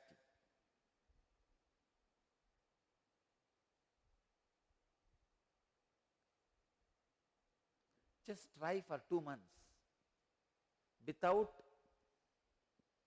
planning or calculating how much you get it back. Go on giving love, courtesy, help, service. Decide. Please understand, 100% of you are in a frozen prison of this calculation of giving and taking. Functioning based on this calculation of what I receive. I'll call that mental setup as the prison. This functioning is called prison. I tell you, break this prison, you will feel real freedom. I have seen this prison in my life, I'm not talking about outer world prison, the inner world prison. I have seen this in my life in young age. I still remember once Kuppammal, she had a book. The Kudartha Deepika is one of the beautiful commentary on Bhagavad Gita. The translation of that book in Tamil, published in 1917. Just yesterday, I came up with the book, but it's not the same copy, same print, same edition. The moment I picked up that book, I remembered, oh God. Because when she used to read and teach me, I never saw the year of publication. I know how the book looks and how it feels. I know it's an old book. It's a Tamil translation of Kudartha Deepika.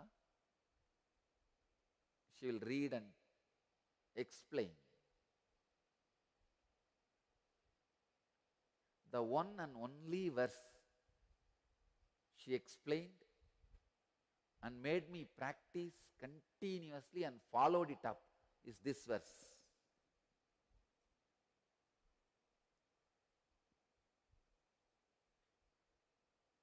I also want to follow up whether you are practicing this verse. Take this very seriously. Decide for next 48 days.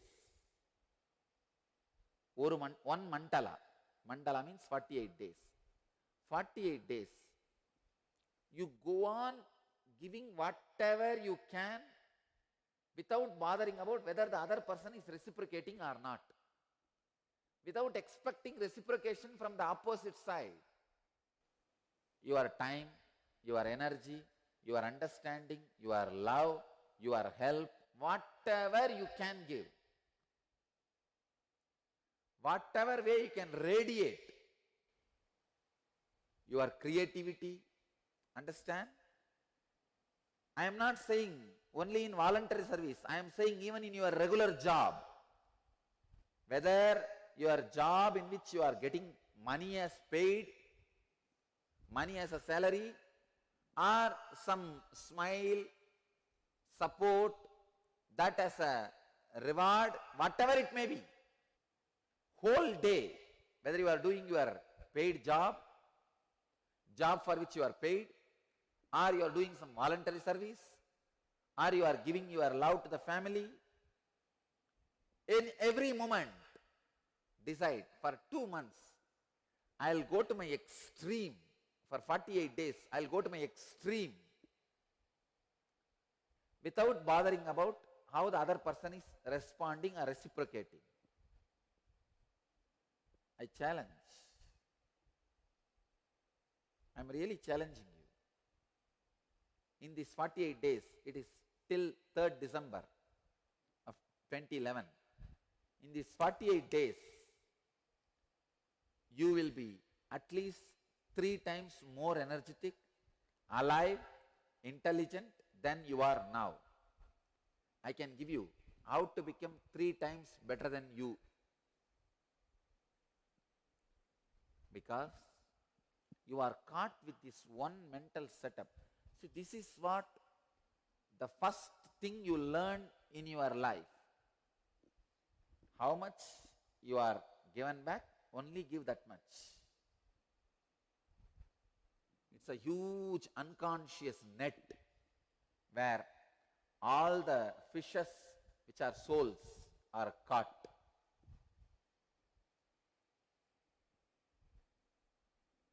Maya is a fisherman. This giving only how much you feel you are receiving is the net. All of you, the souls are the fish he is catching. If you get caught in the net, you are bound. One day he will just take you out of the water and eat, that's all. Break from this one net. The moment your mind is unconsciously planning, he reciprocates only this much, why should I? Understand, visualize you are in the net. You are in the net thrown by Maya.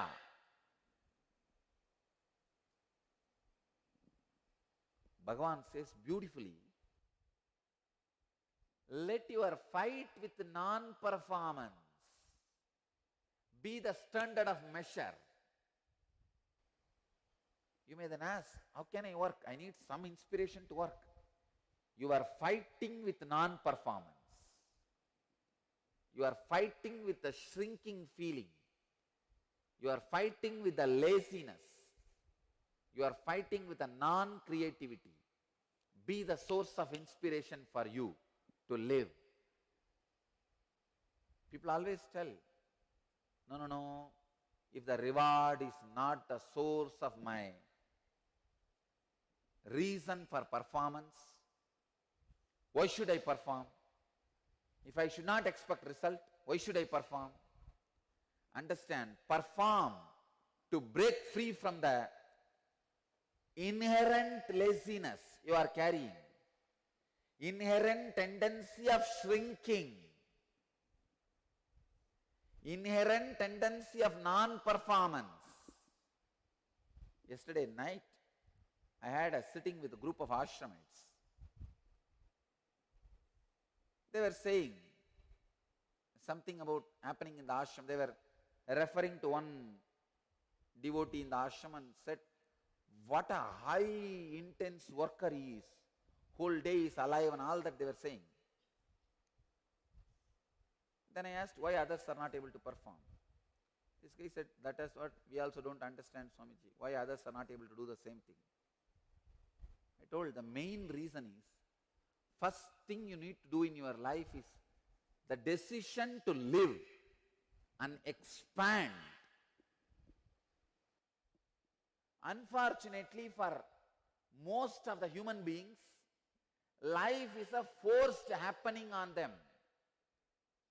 Okay, life is dumped on me, this is the situation, okay. Dragging. First thing, decide to live. Will to live. Decide, I am going to live in every dimension of my life. I'll create wealth, I'll create health for me, I'll create mental happiness for me, I'll create beautiful, loving people around me. Understand, you can transform anybody into a loving being by your love. Love is like a phosphorus. The moment you put that on anything, it completely burns that. How phosphorus converts anything into its own. If you drop phosphorus on anything, it will burn that and convert the whole thing into itself. Same way love. Love is like a fire. Drop on anybody, it will convert the person also into love. I will go on expanding on this one verse, at least for next few days. Because this verse is essence of Raja Yoga, Jnana Yoga, Karma Yoga, Dhyana Yoga and all yogas.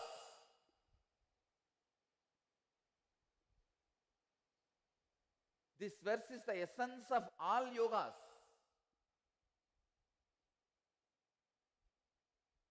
If you want to be a yogi, just remember this one verse. If any of you want to tattoo on your body any one spiritual teaching, so that which you can constantly remember, I will prescribe this one verse. This tattooing, the spiritual ideas is becoming fashion in the modern days. I saw so many people tattooing Om, different things. If you want to tattoo on your body any one spiritual teaching, essence of all Upanishads, Vedas, all masters, and essence of my teaching, everything, put together. If you want to tattoo on your body, I'll prescribe this one verse. Karmanye vadikaraste mabaleshu katachanaha ma karma palahe durbuhu mate sankosta karmani. Tattoo this one verse. Tattoo it in your right hand so that you will see again and again.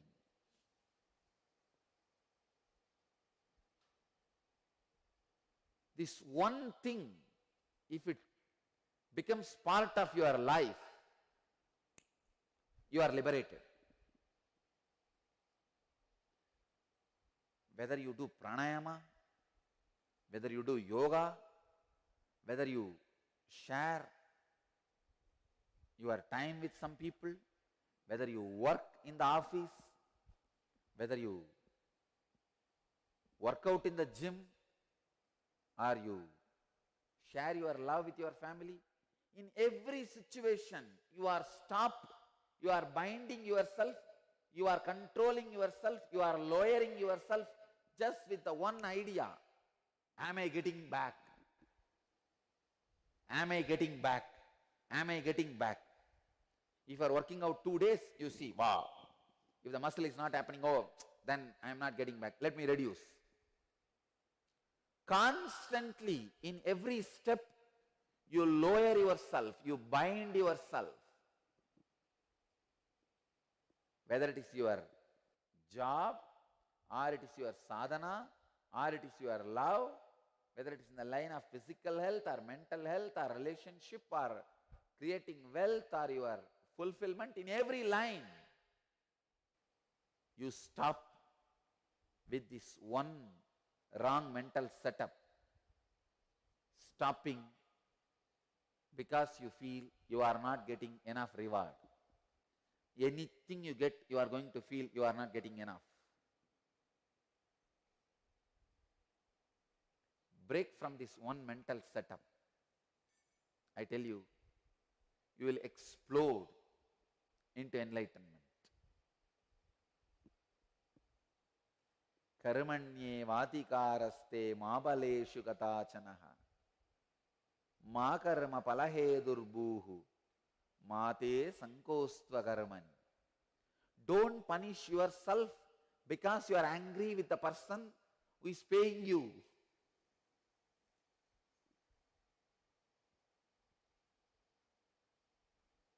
Sit with this one sacred secret from this verse. But this verse is a huge treasure trove. Every day I am going to get more and more treasure out of this one verse.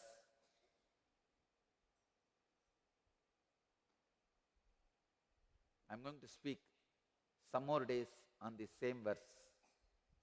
Today, sit with this one truth. Let me not punish myself because I have anger on the people who reward me back.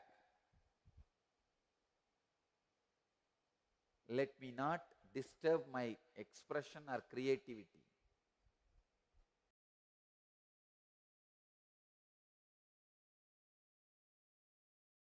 Welcome to Inner Awakening, the most powerful personal transformation retreat you could ever experience. In just 21 days, thousands are already experiencing the shortest route to constantly high energy levels, visible anti-aging, healing of chronic diseases, fulfilling relationships, and higher states of consciousness.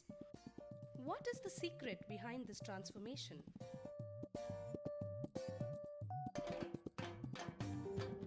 Kundalini means the inner potential energy. Once it is awakened, opens the different doors for the conscious experience in you. I can say which is a master key for all extraordinary spiritual experiences.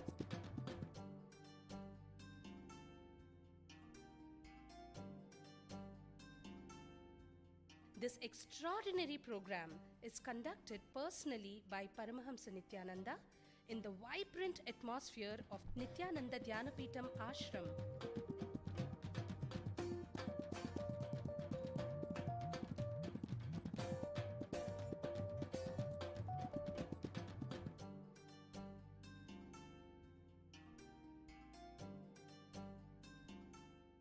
Open yourself to the benefits of Nitya Yoga and practical meditation.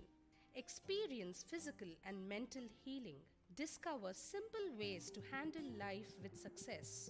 Above all, enjoy individual darshan and blessings from Paramahamsa Nithyananda every day. Take 21 days for yourself and carry home the transformation of a lifetime.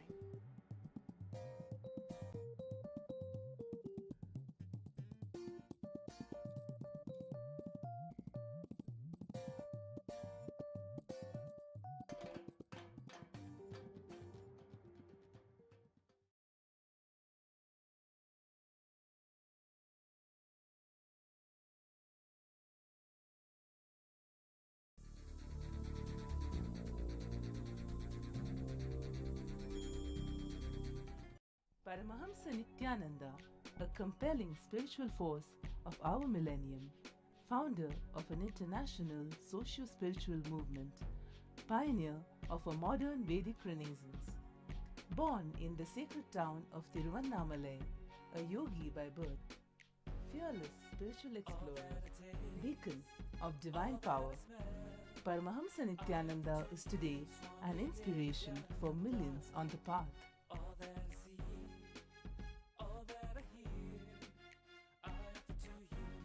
Adept in ancient mystical yogic sciences, researcher of the science of spirituality, guru for enlightenment. Every year, Paramahamsa Nithyananda shares with over 1 crore people worldwide the treasures of his wisdom, the joy of his laughter, and the incomparable power of his initiation. Now, Paramahamsa Nithyananda speaks on living enlightenment, solutions for blissful living.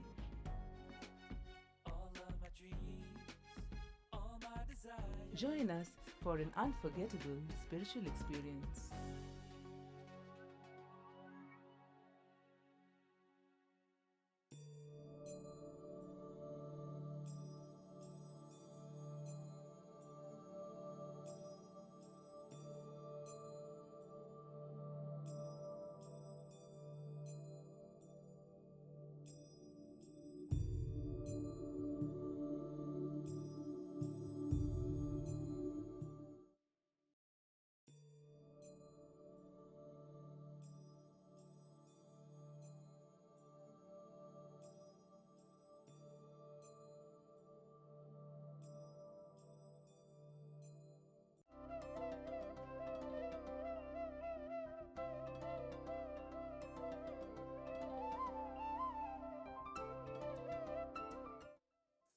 Please understand.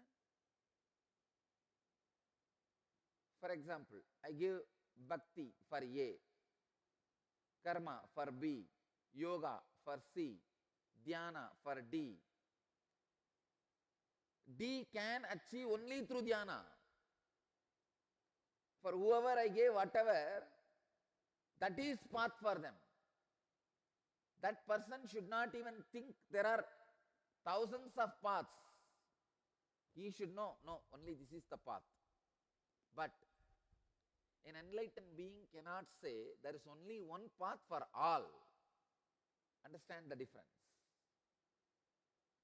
When you are initiated, there is only one path for you. After that, no other path. Now you need only perseverance in that path, that's all.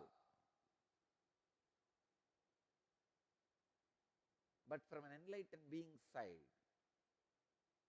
I can't say there is only one path, nothing else. No. There are millions of paths. The big confusion is sometimes the individual seeker, thinking there are millions of paths, he starts jumping here and there, here and there, here and there, and without perseverance in one path, he starts jumping here and there. So he never achieves, he loses. That should not happen. On the other end, master, teacher tries to tell there is only one path. nothing else, nobody else, then the whole follower group becomes fanatic. That is the other danger. Please understand, only by understanding you can avoid both dangers. From your side you should know there is only one path. From my side I should tell there are millions of paths. The truth is there are millions of paths. But the fact for you is there is only one path. The path in which you are initiated, pick up that, know that this is the only path and go with it. But the expounder cannot say there is nothing else. No. Expounder should know the truth. There are millions of paths. Expounder cannot even justify saying, oh, if I say there are millions of paths, disciples don't have perseverance on one path, they are initiated, they jump here and there. Expounder can't be forgiven even if he gives this excuse. No. It is your responsibility to make the disciple understand there are millions of paths, but forget about all others. You pick up this one and practice. If he has given that understanding to the disciples, they will travel in their path, but they will know very clearly there are other paths also. I cannot go and kill somebody who is traveling in some other path. The terrorism, fanaticism-based terrorism would not have happened if the masters and expounders have taken the responsibility of making disciples understand for you only one path in which you are initiated, but there are millions of paths. The guru who believes there is only one path, nothing else, and the disciple who believes there are millions of paths, both are dangerous. Guru should be very clear, there are millions of paths, and he should make disciples understand. Disciples should be very clear, for me there is only one path, and have perseverance and achieve it. But knowing there are some more paths may help disciple not to be fanatic or terrorist or violent towards others. See, it's a different spectrum, teachings given to different spectrums. For example, the man who has never started even the good actions, he should be taught good actions. But that is not ultimate. He need to know, you need to go beyond even good actions.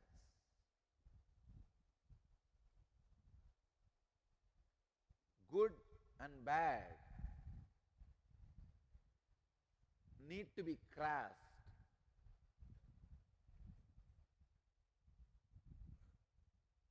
What is after all heaven?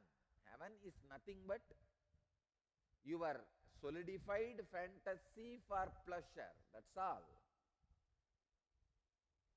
What else is heaven? Solidified fantasy for pleasure. That is why see the description of the heaven. The milk and honey will flow like a river. The soma rasa, higher level alcohol, which gives you kick but doesn't spoil the health. That flows like a river.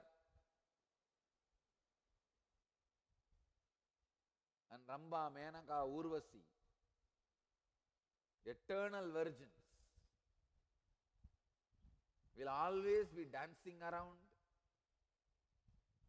You will have Pushpaka Vimanas, private jet, to travel wherever you want. Huge palatial buildings. And Amrita, you can go on be eating You will not feel stomach is full, or you will not put on weight, you will not die. Nectar. See all the descriptions of heaven,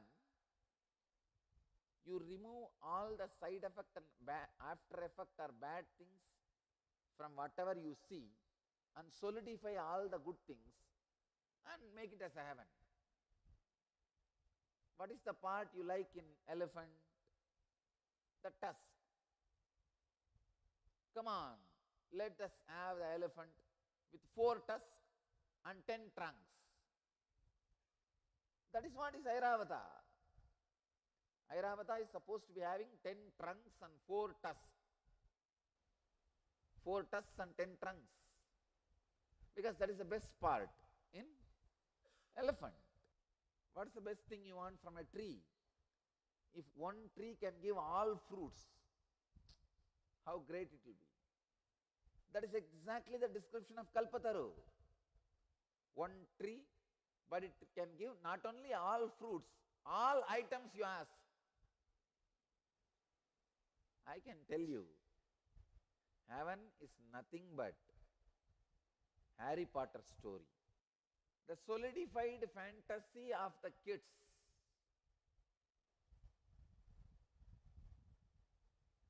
Nothing more than that. I can tell you, the Harry Potter story, how it became popular in the modern days. Same way, this heaven story has become very popular in those days.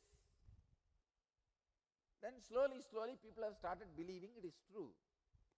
I am not saying it is lie. I am only saying it is not truth enough to be ultimate truth. It is not true enough to be ultimate truth. Actually, there is heaven. There are Indras, other gods. This is what we call life in the other planet. There are some more planets where life is. Rishi Loka, Muni Loka, Pitru Loka, Swarga Loka, Vaikunta, Brahma Loka. There are. And each incarnation has its own Aksharadama, means the space which never gets perished, in which his form remains and continues to do the play. And all the disciples who cherish his form, devotees who want his form, they all gather around him and live around that form. Aksharadamas. All these are true. Somebody came to me the other day and said, Swamiji, in enlightenment there is no form. It's all beyond form and formless. But I am hearing Swaminarayan people are constantly teaching. You will become an eternal servant, devotee of Bhagavan in Akshardham. How is it true? Understand, there is a space, plane, where each master, each incarnation as an Aksharadama. And from Aksharadama, directly you can rest into the ultimate enlightenment, Nirvikalpa Samadhi. I can say in a way people who live closely, who are too attached to the form, who does not want to give up the form, they enjoy the space of Aksharadama. But even the Aksharadama is not true enough to be the ultimate truth. So the teachings given for the different spectrum of consciousness, if you do all these homas, you will reach heaven. It is teaching given for the spectrum of heaven. But if you go beyond the karma, without expecting results, without bothering about fear or greed, if you are just go on expanding you as a pure consciousness, ultimately you will reach something beyond heaven or hell, which we call enlightenment, Satya Swarupa, the ultimate beyond form and formlessness. This is the higher level teaching. Please understand, just because you heard the higher level teaching, don't think the lower level is a lie. True enough to be ultimate truth. One side, the people who think heaven is the ultimate truth are fools. The other side, people who think, oh, all these ideas about heaven are lies, are again fanatics. You need to understand the truth leads you from one step to other step, one step to other step, different spectrum. Here, Bhagavan is breaking the myth, saying, heaven is the ultimate, is not the ultimate truth.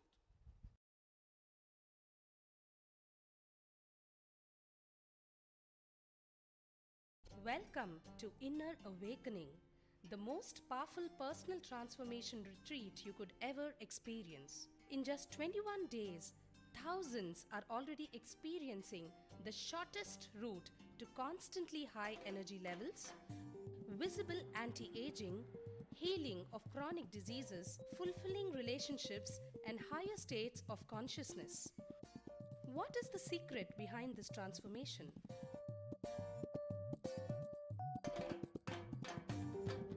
Kundalini means the inner potential energy. Once it is awakened, opens the different doors for the conscious experience in you. I can say which is a master key for all extraordinary spiritual experiences.